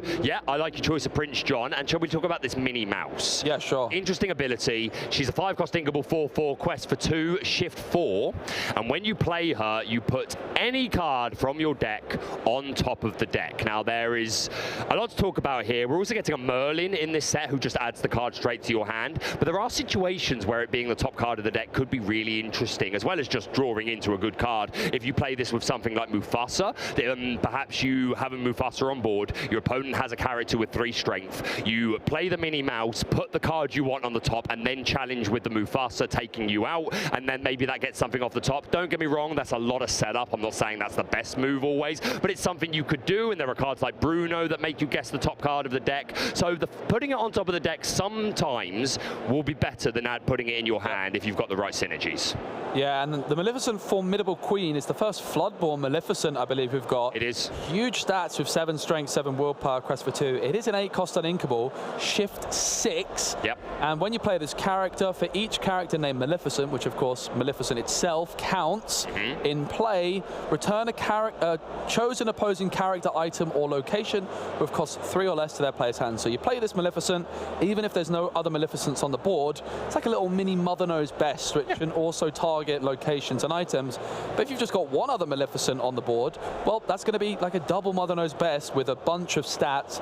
Could be a really interesting option. There's a lot of Maleficent cards to shift onto. I think in particular, Maleficent Sorceress is going to be a nice target. That 3-cost inkable with 2 strength, 2 willpower draws a card when it enters play. Could be a really nice combo to shift in this Maleficent on turn 6. Yeah, I agree, and we're getting a couple more Maleficents in this set as well. One of them's a 3-cost 0/4 that quests for 2. I like that card. And it has this same effect, but just for 1 item, location, or character. Yeah, and you have to discard a card. Yes, you are right. That's the other bit of it. yeah, you do have to discard. It's an interesting option, especially in like a very aggressive deck where you don't really mind discarding a card from your hand. Being able to bounce something back to your opponent's hand could be really, really powerful. Especially, I do think we're going into a much faster meta than what we currently have.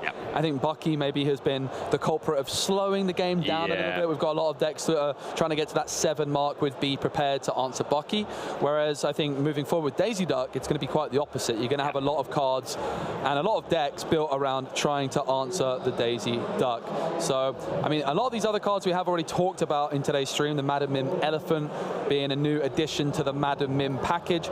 Probably not a 4-of card, but I think that you could certainly squeeze a few in there. A lot of songs that cost 4 that would be really nice singing options as well. Of course, even just singing Friends on the Other Side would be pretty interesting. Yeah, agree. I think in a steel heavy meta, she's very good. Yeah. Mother Gothel, there's a really nice 2-cost Mother Gothel, which is also entering into Emerald. It's a 2-cost character, but you can pay 3 more ink when you play it to essentially have another Mother Knows Best effect. Bounce a character with 3 cost or less to player's hand. But here's Julia, and it's Elsa 5th Spirit as well. What a card this is. You can pick up a foil version of this with the Ruby Amethyst starter deck, and it is a really strong starter deck. If you're looking to get into Shimmering Skies, but you're not really wanting to spend too much, I think you should really take a good long look at the Ruby Amethyst starter deck. It is tremendous. Yeah, I agree. Pick up a couple of starter decks. They are ready to go. Find you, whether it's a family member or a friend, learn the game with us. Lorcana is incredible, and we want you to be part of the family. But yeah, that Elsa card is super interesting. I also want to talk about this Pete for a moment, because he was on my list as well, but I didn't get a chance to get to him. So there's a serious and a joke part to this. The serious part is this is a 7-cost character, 6/6 quest for 2. And on play, if you have another character named Pete, it specifies another, so he won't count for himself. But if you have another Pete, you just banish another character. So this is like a Maleficent monstrous dragon for 7. It has 1 less strength and 1 more willpower, which is going to be... So if you want to take out a Queen's Castle, you want the 7 strength. But if your opponent's playing a Long Came Zeus, you're glad to have this 6 willpower. And yeah, having a character called Pete on the board is a bit situational, but as we get more Petes in the game, hopefully some nice cheap ones, this could potentially be online, and I'm very excited for it. And then the other part of it that I really like is, of course, we can use the new Steel Pete, and we can use Repeat and get this Pete off the top of the deck. I'm going to do it, Joe. I'm going to make it happen. That is pretty cool. It's really nice to see these sorts of theme decks, and 7 ink is a lot more achievable for a lot of decks compared with 9 ink. I think we see Maleficent in the Sapphire decks, but not so much elsewhere. Agree. Do you agree with me that if Maleficent Monstrous Dragon was a 7-cost, she'd be in every red deck? Yeah, I mean, it would be very good. It would just be everywhere. That effect is so powerful. The only other card on here that we haven't talked about is the Snow White. I don't know if this is one that you're very fond of, or... It's a very nice artwork. Yes, it is. It's beautiful. got like an interesting ability. There's a lot of 7 dwarf characters with this. I believe, in fact, there might be 7 of those. Oh, it's a good guess. If a bit of a bold prediction, but definitely some synergy there. All of those new 7 dwarfs do have resist, and therefore Snow White is gaining a lot of resist. Each of those dwarfs have the night tag, so therefore Snow White's gaining a lot of resist with those dwarfs down. It can quest for 3. I would expect this one not to be super competitive. Yeah.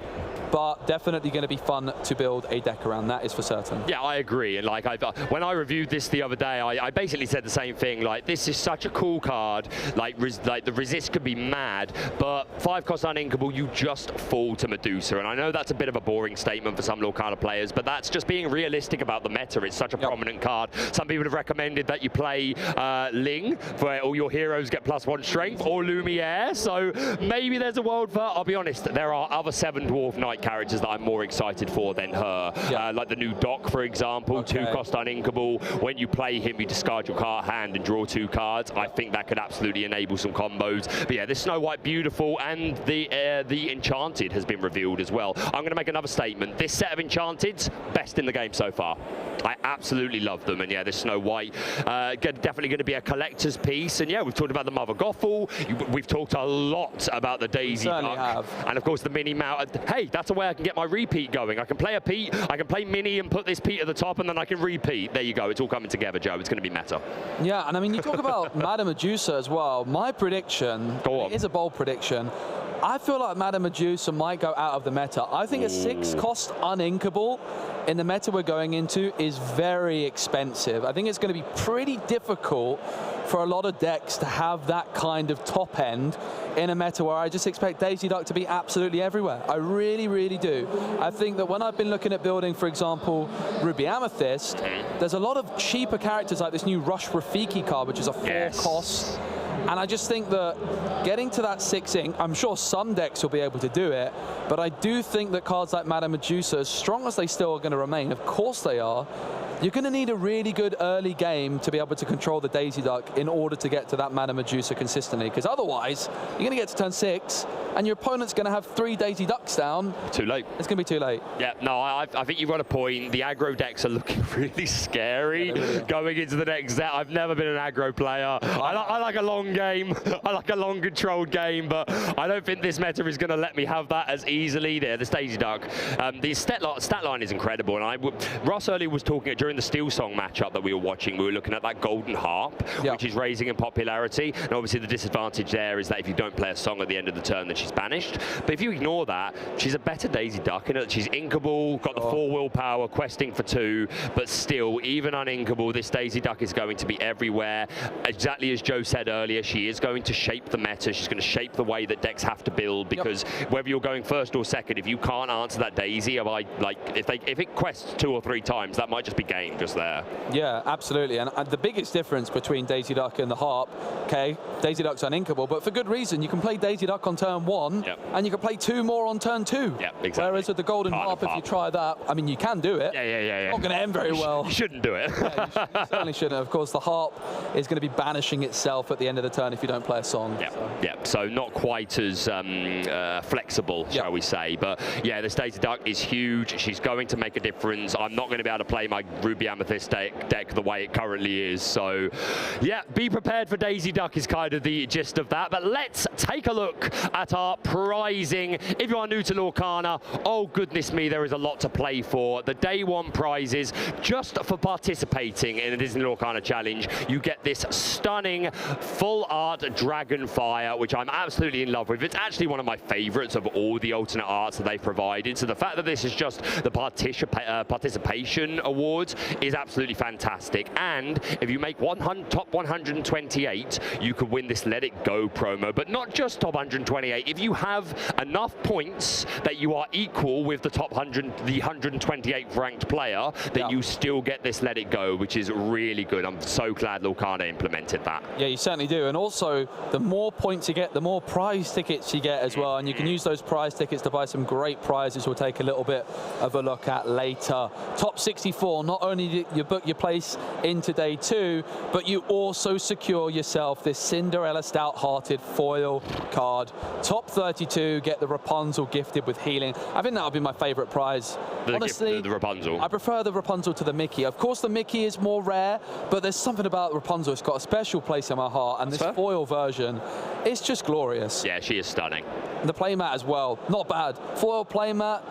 I wouldn't mind one of them. I had never even heard of a full playmat before Lorcana, so they probably out there, but yeah, first time I saw that, absolutely blew my mind. But yeah, Rapunzel, and such a playable card as well. I mean, Cinderella, Let It Go, and Dragon's Fire are all playable to a degree, but Rapunzel is one of the best cards in the game still. So if you like to show off your enchanteds, then get top 32 and add this to your deck. But yeah, day 2 prizes looking real good. I'm sure we'll move over to the next screen in just a moment. And of course, the other thing about getting the top 16, you also get that invitation for the European Championships. But the top 8 wins are serialized golden Mickey Mouse, Brave Little Tailor. Would you ever put this in your deck? Would you sleeve it up? How many sleeves would it take for you to put it in your deck? 5 or 6? I'll be honest, Joe, I'm that guy that is too scared to play with any of my enchanted. I even by choice use non-foils, but that's because I'm so rough with my cards, the way I shuffle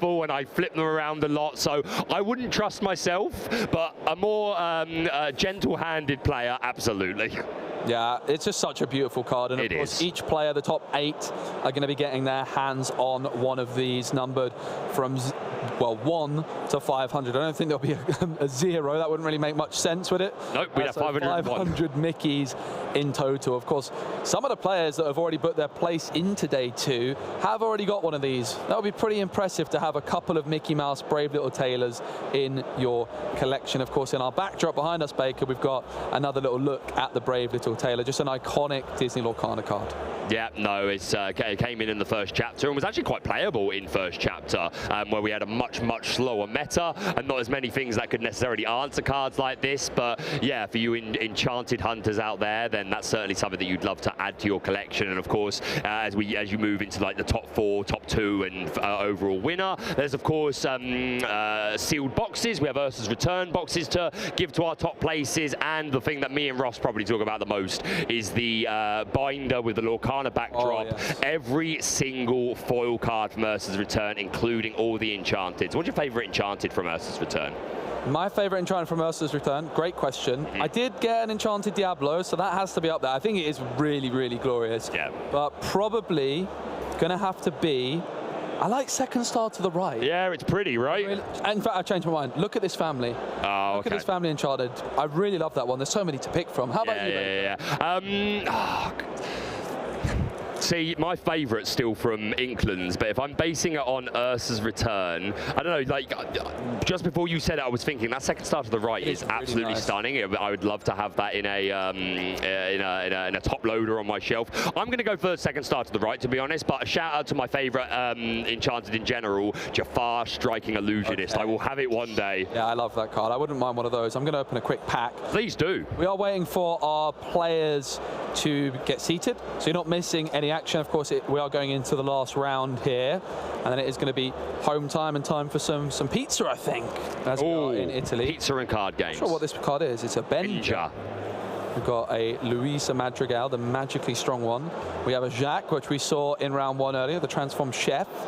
Ariel, the Magical Maid, Signed Contract, the Mob Song. This is a really nice card in draft. We're onto the rares.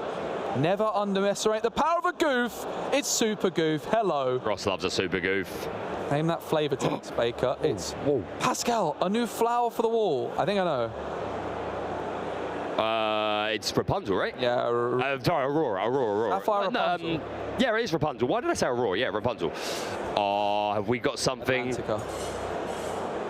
Oh, I was seeing that. I thought I could see the full art of an Enchanted as your last card. I was like, has he gone and done it? You're the last one to put an Enchanted, aren't you? Will be, won't you? Me and Ross have both had ours. Right, let's go into another pack here. This will be the last event we're actually opening Ursa's Return packs. In the future, if we are lucky enough to be here, then maybe we'll get to open some Shimmering Skies. We've got Daisy Duck, a fan Joe likes a lot.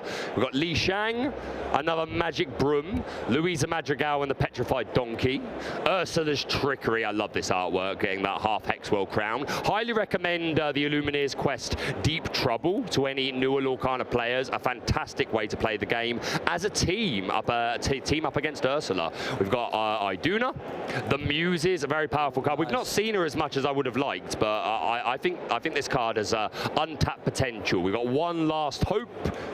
And the foil is Poor Unfortunate Souls. I'll take it. Now, one thing that we're going to try to do tomorrow is during the breaks, we're going to try and play some show matches. Oh, I'd love that. And I believe what we're doing, the plan is now, the cards that we get from our box are the cards that we're allowed to put into our deck. Excellent. So I'm looking for some really nice cards now for my deck for tomorrow. So I start off with a Pluto, which is not a bad card to put on my deck. I'm really looking for those card draw options. Hercules could be a great addition in my draft deck with that rush being really strong. I've got a Pico, not the worst. And Megara can be a really nice option, that 3/6 stat line. It does come with the downside of if I play this character, I have to discard a card. But if my hand's already empty, Baker, and I've got nothing to discard, that is going to be really good for 3 cost. I have a Farley. I get Thebes. I really like the look of Thebes. It hasn't really caught on in set 4. but there's a lot of pretty good locations coming out. Good synergy potentially with Thebes and the John Silver in steel. I love that John. I love this Pegasus card. Great shift option. I would be tempted to play it in Emerald Steel. Singing, we don't talk about Bruno. I played it with Ruby and Emerald recently. Yes. A really nice line. Prince John on 3, shift Pegasus on 4, turns your Prince John evasive, you can quest of your Prince John, and sing We Don't Talk About Bruno and get a card in your hand. Nice curve. Good trouble. Felix Madrigal, Scuttle. I got John Silver. And a Jasmine. Ooh. The foil is a Fortisphere. I love a bit of Jasmine. I was going to say, I got an Enchanted Jasmine. Yeah, you recently invested in an Enchanted to make your deck a little bit more shiny. I respect it. How did Jasmine work out for you? Really well. Yeah. I like the card a lot. It can sing Bruno as well. Discards a card when it enters play. It's nice. Quest for 2, can't go wrong. It comes fully recommended by Joe that you play that card. Let's go into another one. We've got Gus, the champion of cheese. Ice Block, which sees some plays, fallen off a bit, but still a pretty good card. Augustin Madrigal. We've got Training Grounds, the Rose Lantern, that Mickey Mouse that Joe was talking about earlier. That might be a really, really nice answer for that Daisy Duck. I really like it. Yep, as long as you play a character with at least 2 strength, and this is a perfectly good curve to get around that. We've got the Flotsam and Jetsam, which is the promo card for Ursa's return. We've got Chi-Fu. Nessus, who's been finding his way into some Mufasa decks lately. Nessus is really good in sealed. Like these kinds of stats, Baker, in a sealed event. Yeah. 6 ink, which isn't that easy, but just dump a 7/5 down. It's really difficult to deal with. And you play Gaston on 3, play this on 4. Oh, like, yes. that can be quite a lot. So moving on, we've got Hera, who provides support for, well, has synergy with Zeus and Hercules cards. We've got LeFou, interesting rare. Oh, nice. I would take that, absolutely. I love Under the Sea. Under the Sea. Now, of course, I started off the day on a hot streak with the foil Diablo. I'm certainly not going to complain, but I am due a good one, I think. Yeah, I've got a good feeling about this. Yep. I start off with a Stitch, Mulan. I do really love this Mulan injured Yeah, she's soldier great. in She's Ruby so good. and Amber. Dolores Madrigal, also a great card. Make the Potion. Love the art. Really cool artwork. Probably going to be a bit too niche and uninkable to find its way into my draft deck, however. Pascal, the Inquisitive Pet. Got Magic Broom, Aero Cleaner. That could be a nice option to deal with Diablo. Bruno's return. I think this could be pretty solid in Ruby Amber set 5 because of Robin Hood Sharpshooter. Whenever you quest, you look at the top 4 cards of your deck and you can play an action of choice. If you find Bruno's return, it's just drawing you a card. It's just putting a card from your discard back into your hand. It could be really nice. Yeah, Robin Hood's a very interesting one. Marshmallow. Hey, hey. I love Hey, hey. This is going in my deck. I love Hey, hey. I got We Don't Talk About Bruno, a card I've been talking about a lot, unfortunately. Oh, onto the super rares. Got a super. Bruno Madrigal. Turns out we do talk about Bruno. And finally, I get a Hades. Oh, so you're ready to build your 99 Puppies deck with Bruno, yeah? This neat little scheme has Ursula's tentacles all over it. That sneaky sea witch. Wait, I can use this. She can keep those obnoxious Illumineers busy while I roll out my own plan. That's his second favourite flavour text, you know. He reads that any chance he can. You all know what his first one is. Let's do another. We're going to make our way through this bottle. We haven't opened many packs today. We're doing other things, but we've got a look here at, I think that's a Make the Potion. Yeah, it certainly is. We've got Pascal again, Ursula Vanessa, very, very strong card in Amber decks. Vitalosphere, quite often making its way into the Ruby Sapphire decks these days. It's obviously a cheap item, so has good synergy with Flavisham and Tamatoa. But yeah, the extra effect of pay 1, banish it, and then you put give a character rush and +2. Super strong, helping you deal with castles and just turning your big bodies into rush characters. Really good card. We've got Rose Lantern, Chen Po, big bodyguard. We've got Sign the Scroll, Camilo Madrigal. We're getting an interesting one of him in the next set, legendary as well. Li Shang, the Flynn Rider, definitely a trendsetter for the Ruby Amethyst decks this season. We've got a Peter Pan Shadow Finder and a Bell for the 4. Those are 2 really nice options in a Ruby Amethyst deck. They are. Speaking of nice options, Daisy Duck. What a card. He loves Daisy. I love Daisy Duck. It's so good. Donald needs to be careful, mate. I've got Li Shang, Magic Broom, Lively Sweeper, or Diablo. I got Diablo Ross. He's not looking. Beast Thick Skin, Camilo Madrigal. I got Pete, Rotten Guy. Rotten. Ling. Raja. This is a really cool card. Hasn't really caught on but in maybe a quicker meta, which you could be moving into, similar to Tiana, if you can empty your hand, could be really nice. Mrs. Potts, the Enchanted Teapot, the Enchanted has been found. And I get a far leaf foil. I'm waiting for Mrs. Potts to be relevant. One day we'll have a curve where we can benefit from her. I do love a bit of Mrs. Potts, a classic Disney character. Do you have a favourite Disney character? Do I have a favourite Disney character? It doesn't have to be the best film or anything. Jasmine. You guys are going to go for Jasmine. I like Jasmine. Actually, I'll say I really like Kida.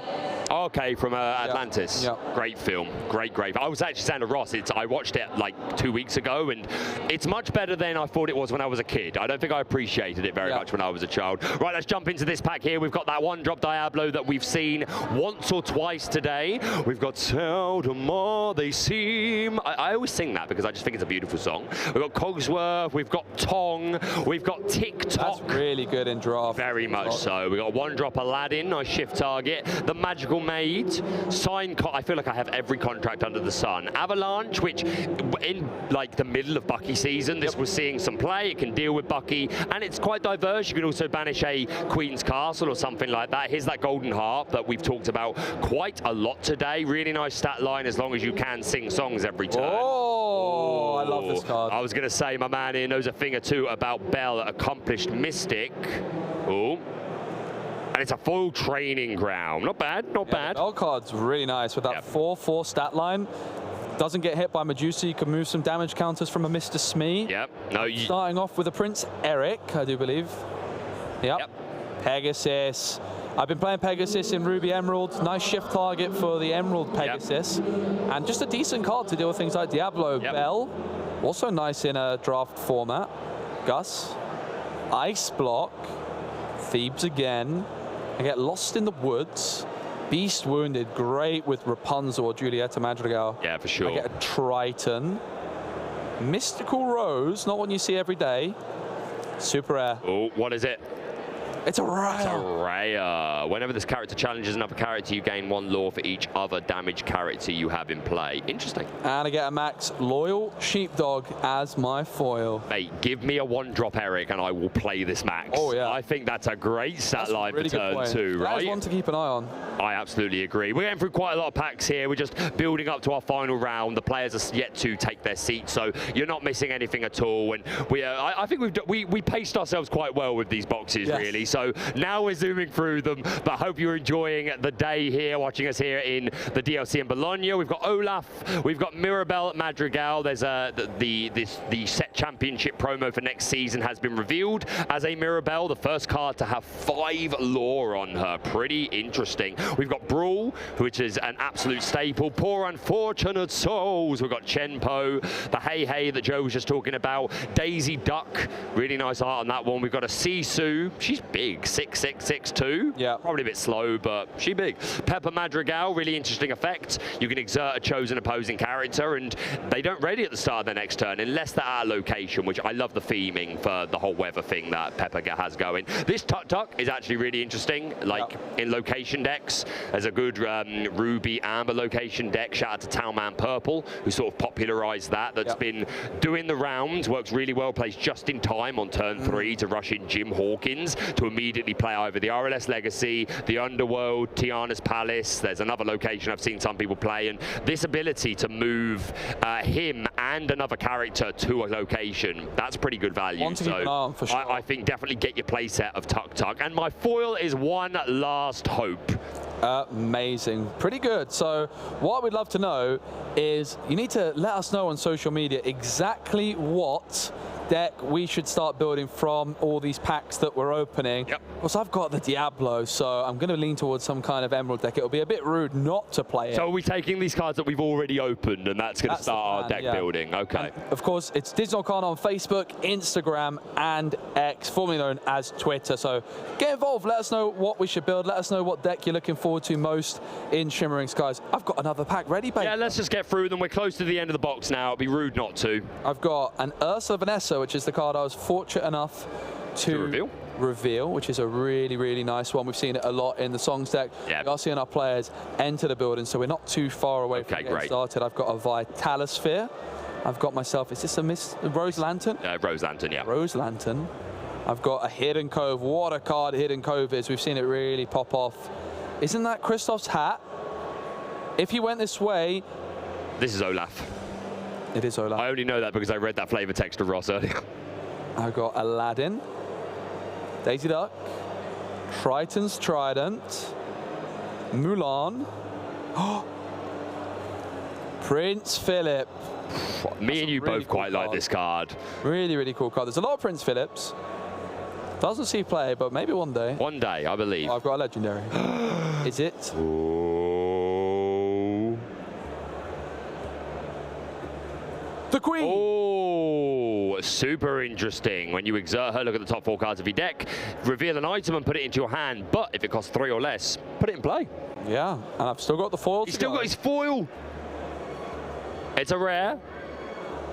It's a LeFou, who, I believe that's when you banish a character, you can just play him for free. Yeah, that's right. So if you want to just extend a nice wide board, then that could do the biz for you. And obviously, being 3 costs can sink Storm Rage on, Strength of Raging Fire. There's definitely some potential with LeFou. I just don't think we found it yet. But yeah, our players are just taking their seats now. It's probably going to take them a couple of minutes to shuffle up and all that. So we'll get through a couple more of these packs, but we will bring you over to the game very, very shortly. We're going to start off with the Fates. This is one of my favorite arts in Ursa's Return. I'm a big fan. Just any scene that the Fates are in the Hercules movie is just, I don't know, it just always appealed to me as a kid. I like the darker Disney stuff. I don't know what to tell you. I've got Pascal, Mirabelle Madrigal, Vitalosphere. We're going to swing into the action. A hurricane of Acaranas. I love that song. We've got Chenpo. We've got Meg. I'm just going to call her Meg now. That's it. We've got Donald Duck. Sees a lot of play. Nice bodyguard and gives an extra lore pip to something. We've got Olaf, another one of these characters that shifts with a unique means that we started gaining in Ursa's Return. For this one, you have to discard an item to put it on top of your Olaf. You don't have to pay any ink. My super rare is going to be Raya. 7 cost inkable, 3/6 quest for 2, challenger 2, resist 2, and during your turn, whenever you banish another character in a challenge, you can draw a card. Super strong set of effects, but I think just 7 cost plus only having 3 willpower is what keeps her out of play. But you never know. Maybe in the future we'll be able to cheat her out. We've got Noi as my super rare, and my foil, it's not a legendary. A Pirate's Life, I'll take that. So I think we've got 1 pack to go. One to go. Our players are very nearly ready. They are. And then we're going to be starting the final round of the day. Oh, yes. And for possibly my final pack of the day, I hope not, I'm starting off with an Augustine Madrigal. And then I've got a Training Grounds, a Rose Lantern. I've got a good feeling about this one, Baker. The Fates. I've got Pascal. I've got Yao. Antonio Madrigal. Sign contract. The mob song. Tuck Tuck. Oh! Transecree. I have a good feeling about it. And I get the Mickey Mouse Musketeer. This is Ross's favourite artwork. So. Is it? Ross, if you want this Mickey Mouse, it's all yours, mate. He's not even paying attention. I'm sure he will. But this was actually my reveal card from Ursa's Return. nice. Yeah. Obviously not a villain, but I do like Mickey Mouse, and it was a legendary. So it was an honour to get to reveal that Mickey Mouse. But yeah, I think we're very close to going over to the players. So what would you like to see for this final matchup? What inks would you like to see? Amethyst Steel. We haven't seen it yet. Yeah, today. that's true. That would be good. But maybe it's not even made it. Maybe my prediction was terrible. And maybe Amethyst Steel is not a very good deck. I'm not sure. It'll be really interesting to see. I disagree with that. Like, I said this earlier when you weren't here and it was Ross, but I will admit, I got destroyed by this man's Amethyst Steel deck in the set championships final. I caught you off guard. It was you did, but you also kind of outplayed me in that game. No, full credit to you. I got absolutely. I didn't lose any other matches. Like, it was me and you in the final and just absolutely stomped me 2-0. And I think as a result of that, a few players have started picking up the Amethyst Steel deck and doing very well with it. But just because it doesn't do well in one tournament doesn't mean you can write it off. It's still a very strong deck. I want some Mufasa. Ross said he wants some Mufasa as well. Yeah, that would be nice. There has been some Ruby Amber in the mixer. I was kind of looking at the standings in the last round. There was quite a few players still in contention with some Ruby Amber decks, so it's possible we might get to see one of those. Of course, they needed to win their previous game really to still be in contention. We are going to be trying to show games where, of course, it still matters at this stage. There's still going to be people playing who are not necessarily going to be in contention for top cut. So we're going to try and find the very best matchup for you. Players have just put their headsets on. I'm going to be having a little peek at my monitor in front of me, trying to spy. I think I saw a Strength of a Raging Fire from one player. So I'm very excited to see can see a Storm Rage on. So one of our players is certainly on steel, for sure. which is probably to no one's surprise. But we are now going to be going over to the player table and seeing what decks each player has in the final round of the Swiss Day 1 Disney Lorcana Challenge Bologna. I love that camera work, zooming in on that Lorcana tablecloth logo. Beautiful. We've got Alessandro on the left-hand side. I've not been able to peek any of their cards yet, but I'm sure we will see very shortly. And over on the right-hand side, we have Lucas, who, I've seen some steel up in there, so likely to be paired probably with Amber or Sapphire, the most likely combinations. Could be Amethyst. You could get your wish, but I expect to see a Steel Song or a Sapphire Steel deck here. The player's going to shake hands. You'll love to see it. And here we go. The final round of the Disney Lorcana Challenge in Bologna, Italy. Alessandro versus Lucas. Round 9, 45 minutes. Let's do it. Yeah, so Alessandro to the left. Looks like it's Sapphire Steel for Alessandro. Lucas, the player to our right. It is going to be Amber Steel Song. So it's the Battle of Steel with Alessandro pairing it with Sapphire and Lucas pairing it with Steel. Yeah, I think this is going to be a really good match. These two decks both utilizing those powerful Steel cards. Both players are probably playing a whole new world. Things like Along Came Zeus, potentially Tinkerbell. So many diverse cards in the Steel set. And of course, it also gives access to things like Baboom and Fire the Cannons, which obviously gives them very good Bucky matchups or just Diablo matchups. So no surprise to see these decks doing well at the highest of levels, and we'll see which of these two ink combinations is going to be superior. I believe it's Lucas going first, just by the way they're holding their hand out. It speaks to me. Putting that aerial to the front. No, we're going to ink the Robin Hood, and we're going to exert it to play another Robin Hood. So already setting up that potential for a turn 3 shift into that Robin Hood that can put on a lot of pressure. Fire the Cannons available for Alessandro, of course. Could play on turn 1 to remove the Robin Hood instantly, but a play to look out for is that Fishbone Quill on turn 3 to then exert the Fishbone Quill and instantly utilize that ink to remove the Robin Hood. But the thing is, turn 3 might be too late. You're right, because Lucas going first can shift that Robin Hood in and then potentially sing a whole new world, discarding the Fishbone Quill and the Fire the Cannons from Alessandro's hand. So it's going to be interesting to see if Lucas can pull that play off. Yeah, absolutely. Instead opting to just get down that Fortisphere. Again, it's such an important card, not only for starting to dig through the deck, but there's so much synergy here with various items from Sapphire. The Tamatoa is going to take advantage. The Flavisham's going to take advantage. So yeah, pretty standard openings from our player. Lucas inking and questing for 1 and no turn 2 play, which can't feel great. Yeah, pretty interesting. Looking at the hand, there's an aerial in there as one option on turn 3 coming in. There is a whole new world. I can't quite spot if there's that Robin Hood. They're trying to grab your swords, and there is a Robin Hood. So we see a Robin Hood inked, in fact, and that Fire the Cannons being really huge there from Alessandro. Going for it on turn 2. Turn 3 would have been too late. That is an incredibly heads-up play, and you can see why Alessandro's made it so far with decision-making like that. Yeah, 100%. That was a great line to take. But Lucas still being able to play this aerial. I actually missed if he... was it a Grab Your Swords that we took off of that? I also missed that one. That's see the Fishbone Quill come through. That is going to be able to put a card down into the inkwell of Alessandro's choice, and it's going to be readied. And what's more, you can put uninkable cards down in there, and you don't even have to show your opponent. Fishbone Quill, a staple card in the Sapphire decks for a reason, as the Fortisphere is used to spend that final ink from the Fishbone.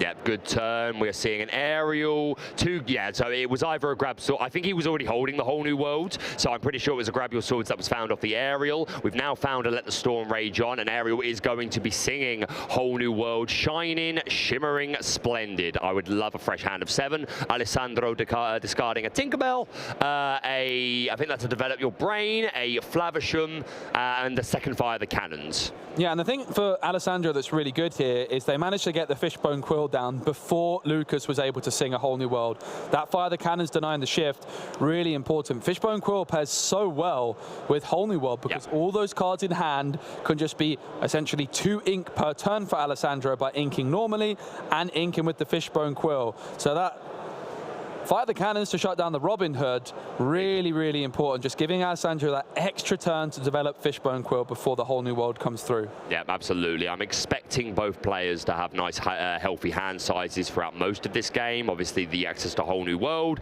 let the storm rage on, Ariel can find songs, and obviously for Alessandro, as well as a whole new world, the Flavisham. So, yeah, these players should have plenty of resources. Let's see how they utilize them. Yeah, Fishbone Quill has been exerted. 5 ink now available for Alessandro, and of course they have the option to ink normally this turn, getting up to 6 ink. There's a couple of Mickey Mice in hand as well. Could be pretty interesting to see both of them come down, because then Alessandro is going to have so much ink to work with. But it's a bit of a balancing act. You want to get as much ink as possible, Baker, but it's also important to contest the board as much as you can as well. And Tinkerbell could be a pretty tempting option this turn. Yeah, for sure, especially since Lucas has got a bit of a board developed. We've got an Ariel and a Queen that are both questing for 1, and of course this Ariel threatens Singer 5, the Queen threatens a shift into the Floodborn Queen, and this Lawrence, who's gained a lot of popularity recently, just as a really cheap 3-cost character, which as long as he's not got damage on him, he has 4 strength and quest for 2. So really great addition. We see the Mickey Mouse Detective, who's going to do some ramp for us. We ink the Bell, and another Mickey Mouse Detective. Alessandro is building that ink quickly. Yeah, really, really interesting decision there. Could have gone for a Tinkerbell, develop the board, but instead just deciding to be a little bit more greedy and just get that inkwell as big as possible, because now in a turn, that extra 2 ink Alessandro's gained off the Mickey Mouse is going to be really, really powerful. And of course, the longer the game goes on, there's going to be many turns where Alessandro can use that 2 ink extra Mickey Mouse got them, and it means that each turn moving forwards, Alessandro is just going to have way more ink to work with than Lucas. Bare Necessities comes through from Lucas, spending 2 for it, and Let It Go is discarded as the only non-character card, but Lucas can also just study the hand, sees the Cogsworth, the Smee, and the Tinkerbell. Yeah, 3 big characters, and this information is very important, knowing whether or not Alessandro has access to things like Whole New World, Grab Your Swords, these big characters that you find in Sapphire, like not only Tamatoa, but some people play Simba, things like that. So yeah, information is still very good, and he did get that hit of the Let It Go, which is pretty cool. Yeah, and Lucas just really taking the time to read the hand for Alessandro, make sure they don't forget about anything. I definitely rate that. Yeah. It's really important. These games can go on for a very long time, so just making sure that you've got that memorized, maybe just doing like a little naming pattern of just repeating the cards over and over, of course. The Fishbone Quill makes it even more difficult, though, to track the hand. Often when you ink a card, it's going to be revealed, but Lucas is not going to see what's inked by Fishbone Quill. Yeah, that secret ink can make a big difference, your opponent not knowing what resources you're burning your way through, because just seeing what your opponent inks can be a read in and of itself to how you want to play the game. So, as you said, Fishbone Quill just incredibly powerful, what it offers, and we're seeing a Strength for a Raging Fire hitting the inkwell. Lawrence is going to, is this a quest? I'm assuming this is a quest, yeah, and the Queen's going to be joining. So that's going to be 3 lore gained for Lucas. He's not fully committed, he's not taking his hand off the cards yet. Yeah, Lucas just taking their time, making sure they make the right decisions. These moments in the early game are absolutely pivotal. Alessandro with that big ink lead, it does mean that Lucas is going to want to try and get as much questing through as quickly as possible. Quest of Lawrence puts them up to 3. It looks like the Queen might be left where they are for now, which is a pretty interesting decision. Of course, it could be challenged by both Mickey Mouses. I think Mickey Mice would be correct, and that could be a pretty nice trade. Lucas might be wanting to shift in the Queen down the line. Does eventually decide, still unsure. Tricky decision, decides not to. Yeah, it was definitely tempting, but knew that Alessandro could double in with those 2 Mickeys and take out the Queen. And yeah, I think Lucas knows that this could be very valuable, especially if he loses his Ariel. He would potentially need the shift line to be the singer. So opting to just play on the err on the side of caution. We're seeing Flavisham come down for Alessandro, who's going to remove that Porpsicle, drawing an additional couple of cards. And there was a couple of Captain Hooks. Ooh. 2 Captain Hooks drawn. Not a card you see every day in Sapphire Steel. A very nice card with Mr. Smee because of the Captain synergy, but also a good way to deal with things like Queen's Castle. Yep, and I also like Captain Hook as an option just against the Ruby Amethyst decks that are running B-Kings and Tremaines. Yep. Sometimes just having this option to extend a bit more, like over your Flavishams and Tamatoas, can be absolutely game-changing. I know if I'm facing Sapphire Steel, I do not, if you're not running a lot of low-cost characters, I'm happy. And really interesting that Alessandro is confident enough to play that captain hook down. It might seem like a mistake with the threat of grab your sword, but let's not forget about Cogsworth on the board there, which is giving resist 1 to each of Alessandro's other characters. So you're going to need 3 damage in a single turn to remove that captain hook.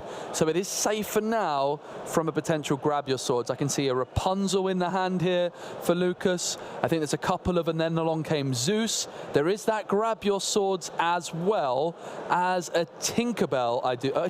Is it a Tinkerbell? Is it an aerial? Wow, it's an aerial Sonic Warrior. Not a card we see all the time. Pops up in some Steel Song lists. 6-cost Inkable. 3-8 stat line. Wow. 8 big and bulky. Quest for 2. She can shift 5 on top of another aerial. And whenever you play any song, you can pay an additional 2 ink to do 3 damage to chosen character. And of course, this aerial Spectacular Singer already dry on the board. So there we go. The shift. We are seeing that shift. Super interesting. That's going to cost 5 that Lucas has already exerted. The Lawrence here. Is this a quest? Probably.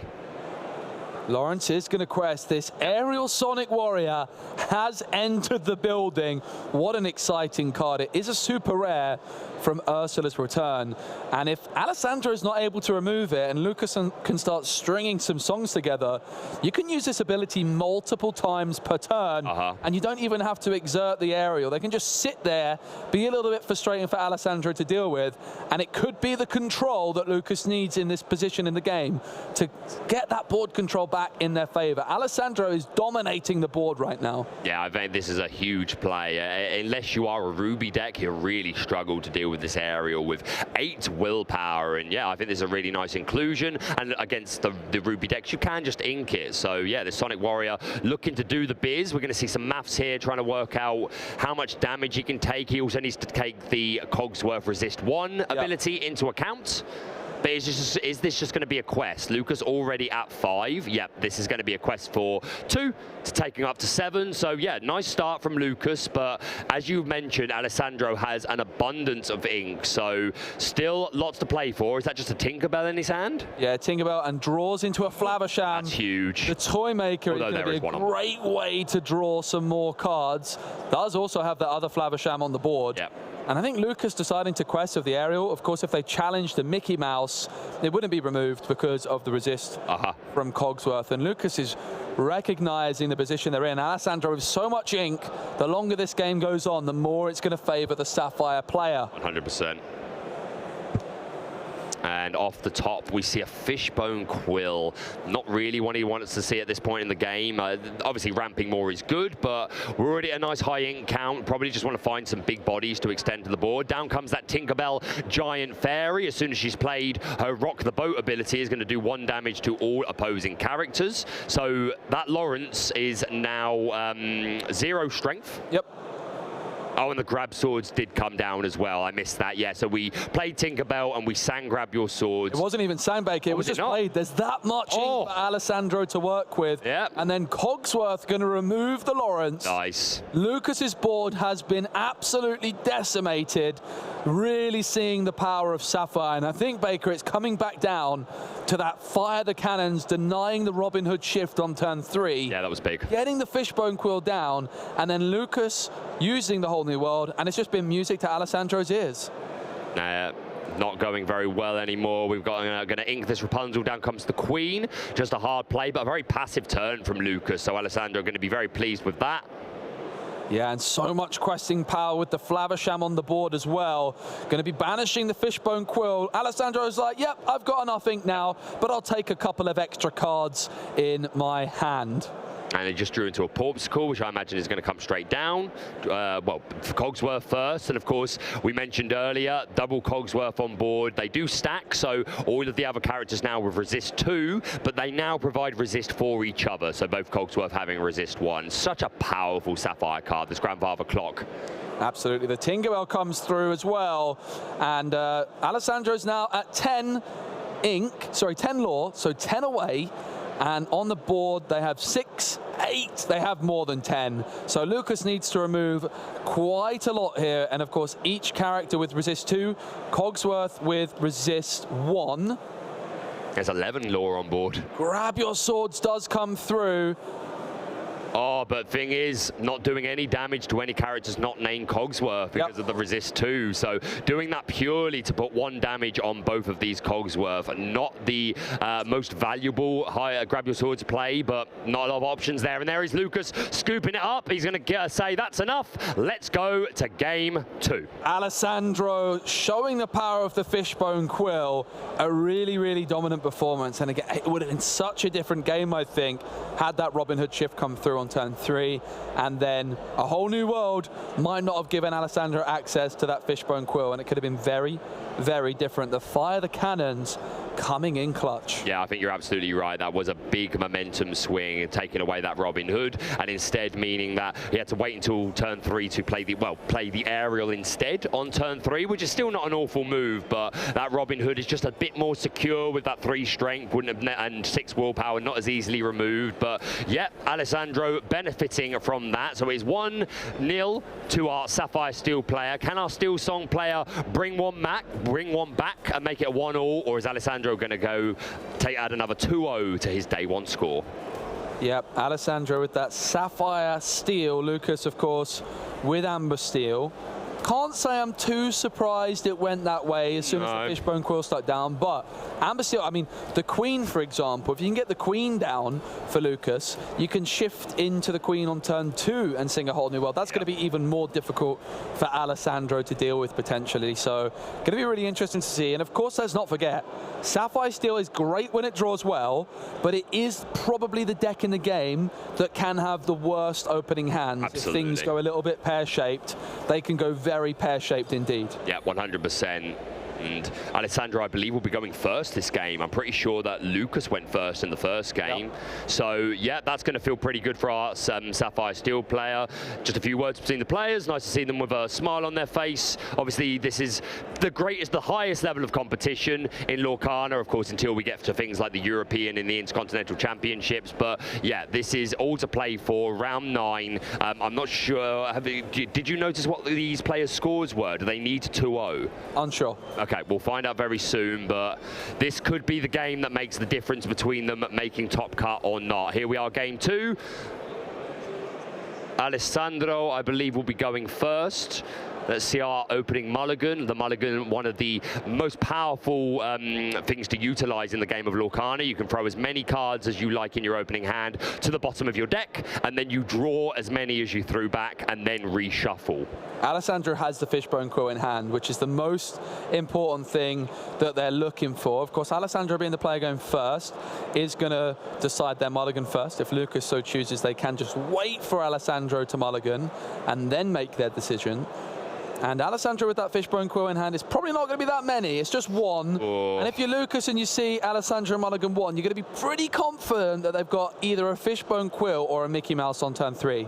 Yeah, I agree. So you're probably looking for things like bare necessities now to try and snipe that away. So yeah, as you say, it makes all the difference knowing that your opponent only shuffled 1. Yep. You know how aggressive you need to be in looking for that key piece. Yeah, bare necessities could be great. It's a great way of disrupting the Fishbone Quill. If Alessandro's relying on Fishbone Quill on 3 and Lucas on turn 2 plays that bare necessities, discards it, it could really disrupt Alessandro's game plan.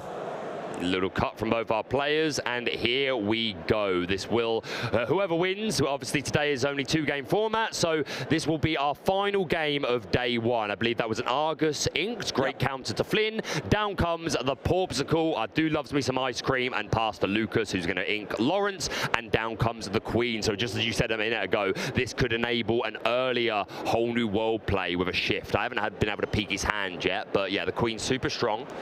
We see it develop your brain, and there's no fire the cannons coming through onto the Queen this time. There is a Mickey Mouse available for Alessandro as well. So if the Fishbone Quill was to be discarded, they have Mickey Mouse to fall back on, which is going to be very important. Another Queen inked, 2 exerted, and it is going to be the Shift Queen, and it's going to be singing, and then along came Zeus. Goodbye, Mr. Smee. Yeah, I absolutely rate it. Smee is...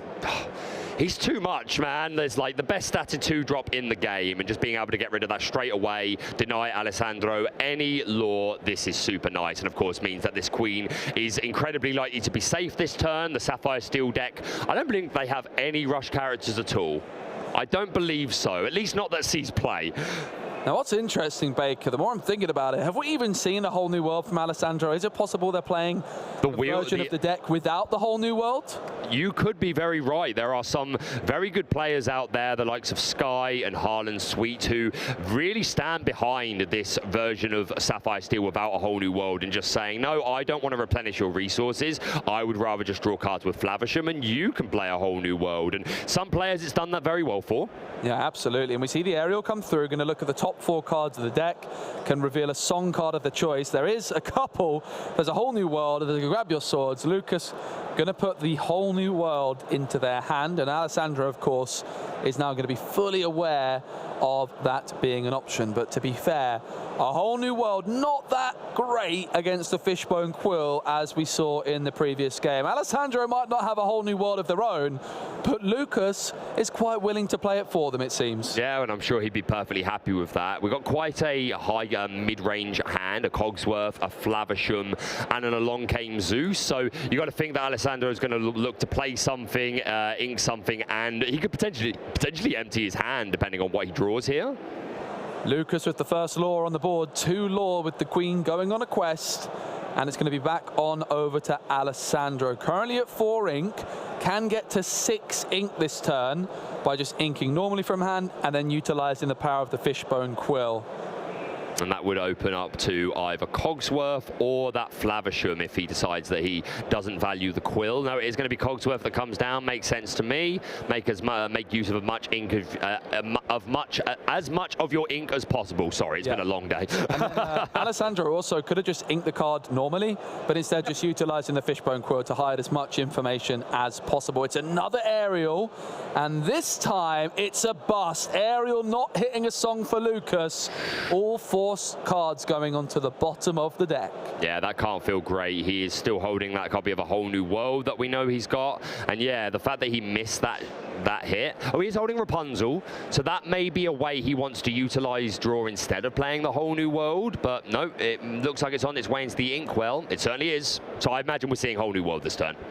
Yeah, the hand is 2 whole new worlds and a grab your swords. Yep. Not exactly what you're hoping for when you're staring down a Cogsworth and a Fishbone Quill.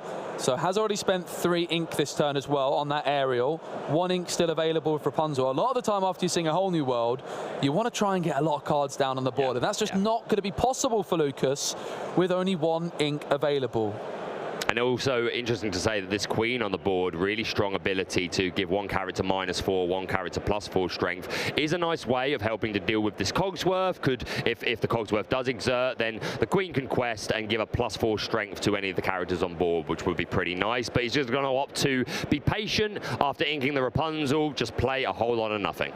And Lucas is going to be hoping that there's no card draw, but the Flavisham is a great option for Alessandro. No need for whole new world when you have the Toy Maker. And the Beast hard-headed in the deck there, good for not only popping these items, but it is just a 5-cost character that quests for 2 and can sing 5-cost songs. That Along Came Zeus is going to remove that Queen. That can't feel good for Lucas. That Queen, I think, was important. Obviously, Ariel can sing, but that Queen really helps to control the board with strength. Could have been able to take out this Cogsworth, and of course, Flavisham has 6 willpower. But where there's an aerial, there's a way. We probably sing a whole new world. Oh, there's a Let Storm Rage on. Grab your swords. Grab your swords would only do 1 damage to the characters that aren't Cogsworth. Yeah, the resistor Cogsworth, really impressive. Huge.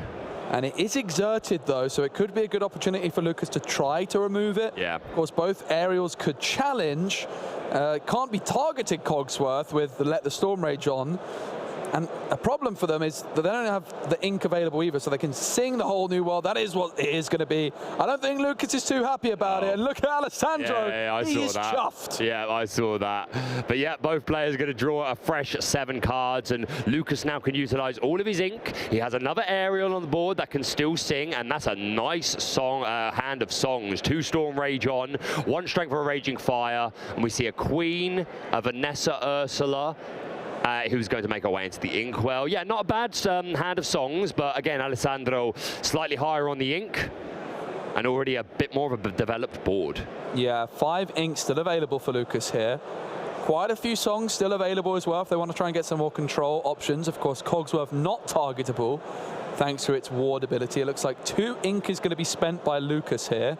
Ursula Vanessa is a card in hand.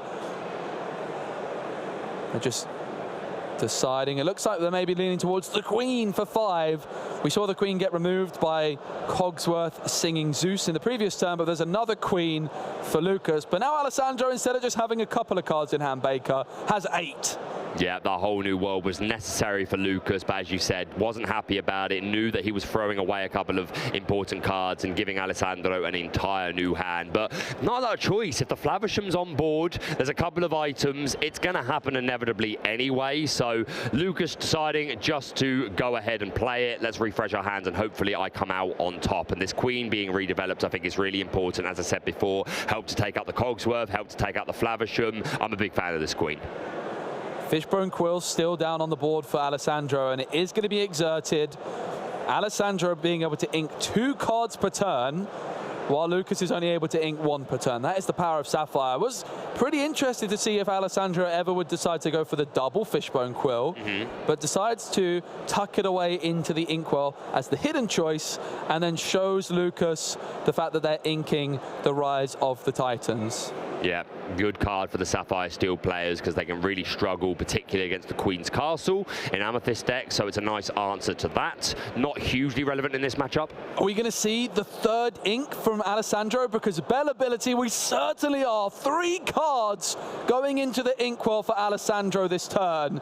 Really powerful part of the ability as Flaversham is going to replenish the hand even further for Alessandro. Sapphire is absolutely dominating Amber right now. Yeah, just look at this board, and the Captain Smee's going to go into the aerial, going to take 2 damage, and thankfully, because that Captain Hook is on the board, Smee won't have to take any damage, so he will... Oh, and the resist 1. I forgot that in a game earlier as well. Yeah, only taking 1 damage, so super strong play there from Alessandro, and this can't feel too good for Lucas. Still has some options, but Alessandro is so ahead in ink. He's got a huge board. He's got Cogsworth providing resist, 2 Flavershams to help draw, and that Bell... are we at 10 ink, did you say? There's a lot of ink, Baker. It might be even more than 10. I think this Bell is going to be ready to go and quest for 5. Alessandro going to be able to keep inking, but of course that and then along came Zeus is going to be a pretty efficient answer to remove it. Also the option of Strength of a Raging Fire if they can get 5 characters down. Yep. Bell, 4 willpower, but resist 1 currently due to that Cogsworth. Yep, but this Zeus will still get the job done. We put down an Ursula Vanessa with that Singer 4 keyword, and then we're just going to pay for Along Came Zeus using our ink, doing 4 damage because of the resist, as Joe just said. Get rid of that Bell. Bye-bye, Bell. Bye-bye, Bell. And we might see her again. Maybe, we'll see. And we've still got Ariel and Queen on board waiting to see what they do. I very much doubt he's going to let them be vulnerable. He wants this Queen to help him take out the Cogsworth and to take out the Flaversham. Yeah, Alessandro got that first win. They're chasing that bonus point and those 7 points total in the final round of Swiss here. Disney Lorcana Challenge Bochum. Bologna, in fact. But remember, not only are these players fighting for the top 64 cut, the more points they get, the higher seed they'll be, which can be so crucial going into day 2. Develop Your Brain is a card I'm really excited to see in a deck that isn't playing a whole new world. You're lacking that little bit of card draw options. We see a Gaston in there as well. So while Alessandro doesn't, it looks like they're not playing any whole new worlds, they have adapted their deck to have a little bit of more consistency with things like Develop Your Brain and Gaston. You can often chain these cards together, and it's just a really interesting deck build. I love to see those slightly different takes on the established meta decks. Yeah, I agree, and especially in a deck like Sapphire Steel, where Lucky Dime 99% of the time is the most important card in the deck, and it can allow you to go from 0 lore to 20 lore in just a couple of turns. Me and Ross saw that in a previous game. So, yep, I respect it. More cards that are going to help us find that important Lucky Dime. Down comes a Tinkerbell. Oh, and the Grab Your Swords alongside that, wiping at Lucas's board. Oh, that can't feel good for him. Yeah, it is absolutely brutal. And let's not forget as well, okay, the Ursula Vanessa remains. Let's not forget, a Grab Your Swords from Lucas would hardly remove anything from, in fact, it wouldn't remove anything from Alessandro's board because every character, apart from Cogsworth himself, has resist 1. And that is the game. Lucas says it's all yours, Alessandro. Sapphire Steel coming out on top in dominant fashion. 7 points secured for Alessandro. What a performance. What a performance. And I think for Alessandro, this is about as good as he could hope for in a matchup. If we are correct that there are no copies of A Whole New World, which again, we haven't seen any, and this version of Sapphire Steel without A Whole New World is very popular with some of the best players in the game. So the fact that he was against Steel Song, a deck that really has to play the Whole New World. Like, you can be Sapphire Steel with A Whole New World and not even use it. You can just rely on things like Flavisham. But other than Rapunzel, this Steel Song deck really is all in on A Whole New World. I didn't see any Beach Tragic Heroes either. So yeah, that's got to feel really good for the Sapphire Steel player. No, absolutely. A really, really dominant performance. I think, again, going back to that first game, a really, really key moment was that fire the cannons play to disrupt the Robin Hood shift. And again, in similar fashion, in the second game, we also just didn't see that early Whole New World coming through either. So the Fishbone Quill then got down on the board. And that is a weakness of Amber Steel Songs. A lot of the time you are forced to play A Whole New World when you don't want to. In a Sapphire deck, you can tuck it away with a Fishbone Quill for ink.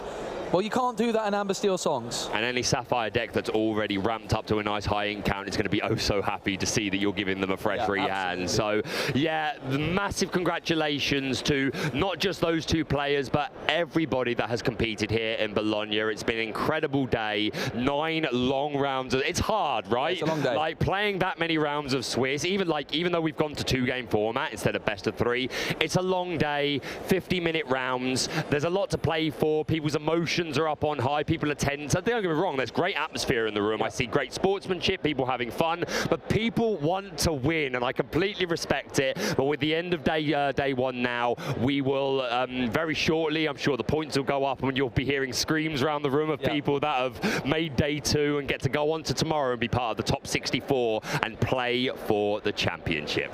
I mean, let's also not forget, Baker, it is hot. It is hot here in Italy. So it's been a particularly long day for players. I think they're going to be looking forward to getting home, getting refreshed and getting ready for tomorrow. Get a good night's sleep. I think that's the most important. I definitely need that 100%. But yeah, I think instead of talking about them, I might go have a chat with them. Oh, that sounds like a winner. Does that sound good? Okay. All right, perfect. Well, we'll leave you to it. I think the camera will come back to Joe very shortly to maybe sign us off, or maybe I'll be here, maybe not. But we'll go on a very quick break and I'll head over and do a little interview. Sounds like a plan. See you soon. Nice job, buddy.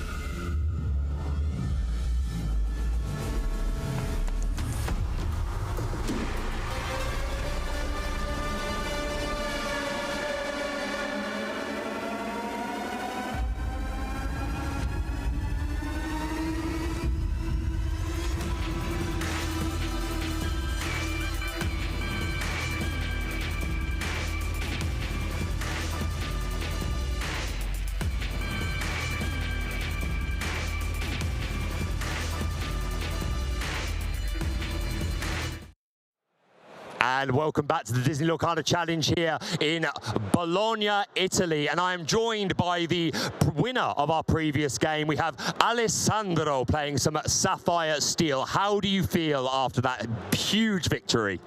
Well, the game was not that interesting, I think. My opponent did not draw any good. It did seem that way. They seem to be missing a lot of options, and we're at the end of the day now. I wouldn't normally ask you this because we want to help you keep the secrets of your deck, but obviously tomorrow will be open decks. You're not playing a whole new world? I am. You are. We didn't. So we missed it completely. We thought you might be a version without a whole new world, and you were sitting there just going, "Oh well, I'm ramping, and you can just refresh my hand for me." But yeah. So what do you feel about your deck at the moment? What made you bring it today? What led to your choice? I played green blue steel, the old set 3. It was a different version with Robin Hoods. Yep. And I was looking which deck should I bring in today, and unfortunately I had absolutely no testing coming in the tournament today. Wow. Because where I live we don't really have a local scene. Okay. And we always had to drive like 2 hours to play some games. And I took a list that I liked, and I mess it around a little bit. Yeah. I'm playing like to develop your brain. Yep, love that. All new world. I had to go a little bit down with the uninkables. I'm playing right now 15. Yep.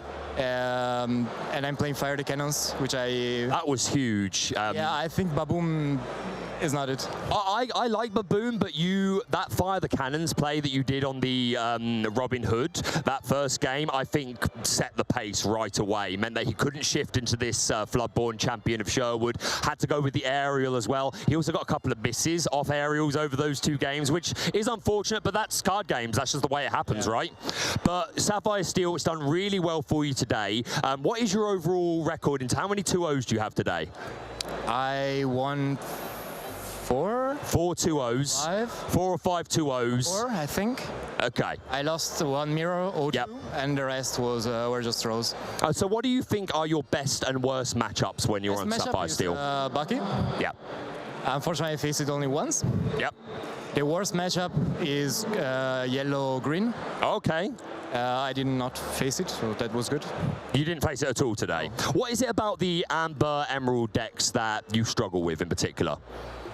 They discard way too fast, and you can't use really Fishbone Quill. Yep. This is more or less the same as Emerald Discard. The problem is that they have Under the Sea.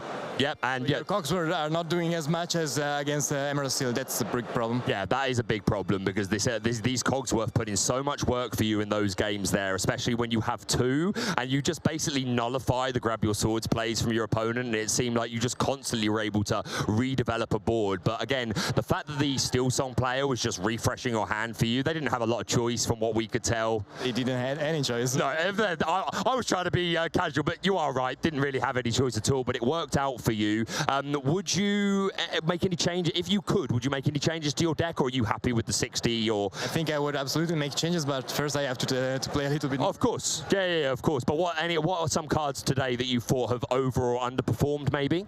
I think every card performed pretty well. Right. I would probably change a couple of numbers. Yep.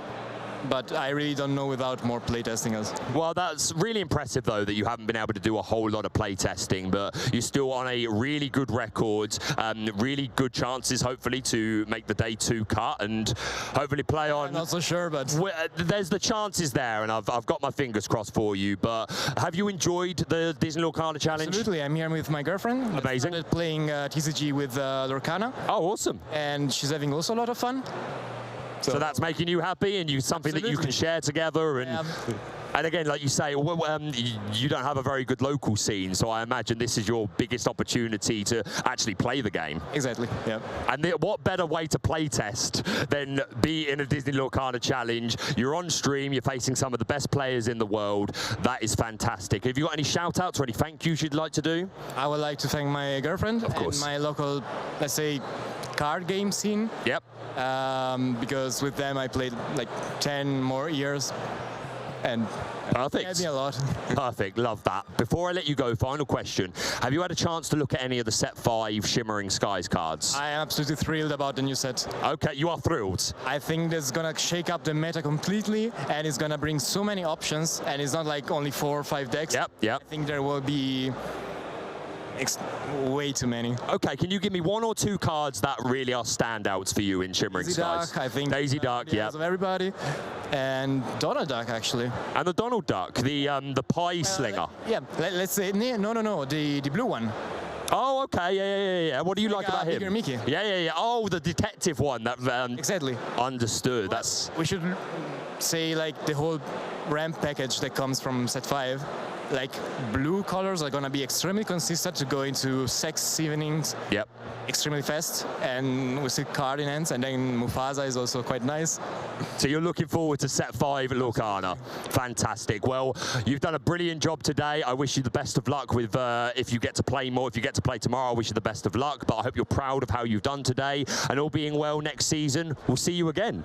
Thank you very much. Absolutely. Fantastic. We're going to let you go. We're going to go head back now to Joe and Ross on the casting desk. This is signing off from me. It's been an absolute pleasure, but I'll be back tomorrow. Thank you so much for joining us. Let's head back to the casters.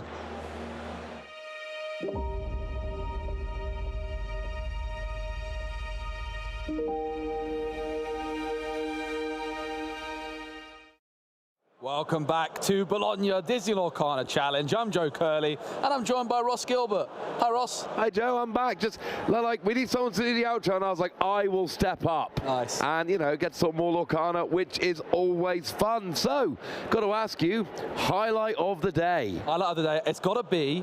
There was a moment we watched Amber and Emerald. It did get beaten pretty badly, but they were able to use painting the roses red on the opponent's Diablo, move their Diablo into Hidden Cove, and trade out their opponent's Diablo while leaving theirs on the board. It was glorious. Oh, that is glorious for me. There is only one. It was Justin Morales. Seeing that Sapphire Steel deck just absolutely going off just like it's supposed to.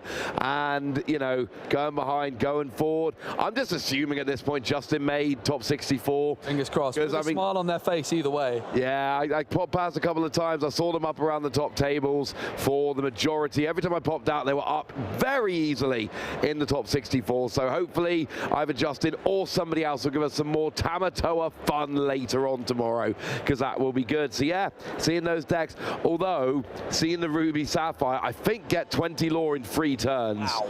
Oh, that was fun. That is a lot of lore. And I think in that interview as well, the Ruby Sapphire player mentioning they play 3 Lucky Dimes instead of the usual 2, which I think is really fascinating. I can absolutely see the reasoning behind that. A really powerful card, and really the best way to gain lore in Ruby Sapphire. They were absolutely convinced that was the right play, and they're doing a lot better here than I was, so I'm going to give them the benefit of the doubt on that one. If they're telling me, I'm just going to believe them. No, it's been an absolute wonderful day here. Very hot day in Italy, so I'm sure all the players are looking forward to getting a nice shower at their hotel rooms and getting refreshed and ready for tomorrow. Yeah, you know what we haven't mentioned on stream yet, which I feel like we need to mention, because I know the crew are watching this bit. I noticed when me and you were on stream and everyone backstage, and I mean everyone, walking around with a lovely ice lolly. There was a box going around. Every person got an ice lolly except for us two and the 2 Italian casters on the desk. I did not miss that. So all I'm saying is, if it happens, if it happens tomorrow while we're casting, there's going to be an angry Wassy running around. But this is not, we might be getting to the end of the day. We're not at the end of the tournament, and we are not at the end of the season. There are more Disney Lorcana challenges which are going to be coming up. So hopefully we can have a little bit of a look at the schedule. If you haven't made it to Bologna, there is only one more opportunity in Europe this season, and that is in Birmingham in September. Yeah, Birmingham in the United Kingdom. It's going to be a really, really exciting tournament having Disney Lorcana over in the UK. And you can see Toronto is up next. That is going to be also on Ursula's return metagame, but with that Bucky Arata being active. So a really exciting, unique event in Toronto. Then the same weekend as Birmingham is going to be Las Vegas. Those are going to be the first 2 events for Shimmering Skies. And we're going to be finishing it all off in Seattle, which is going to be absolutely brilliant. Of course, we've already had Atlanta and Lille on the same weekend, Chicago, Bochum and Fort Worth, and now we're halfway through Bologna, and what a season it's been for Disney Lorcana Challenge. Oh, I have loved it, and I heard a rumor that one of us is heading to Seattle, has already bought a plane ticket to Seattle. Did you? Apparently casting all the European challenges so far has not been enough for you, Joe, and you're heading off to Seattle because I think the way you phrased it was, I'm tired of seeing everyone else win the cereal Mickeys. I'm better than all of them anyway. I think that was the quote. But I am going to Seattle. I'm going to try. I've got one shot at a Golden Mickey. Why not? It would be rude not to. It would be I love rude Disney not to. Lorcana. I've been itching to play today when I've been roaming the table, so I decided to head on over to Seattle and go and say hello and see what it's like over in America, because we've got all these amazing events here, but I need even more. And if you also want more Disney Lorcana, go and check out the socials. Disney Lorcana on Facebook, Instagram, and on X as well. Yeah, and we're going to have to finish this stream pretty quickly because our lovely director Felix brought us ice lollies. The moaning work, ladies and gentlemen. And it's melting already. Of course they're melting already. Preemptively. We're in Italy in summer. It is very hot here. Swap? If you really want to. I do. So all we're going to do is we're going to say thank you very much for joining us today. Make sure you join us tomorrow at the same time we started today. We have got 6 rounds from top 64 all the way through to crowning our latest Disney Lorcana Challenge champion. There we go. Have yourselves a wonderful evening, and we'll see you all tomorrow.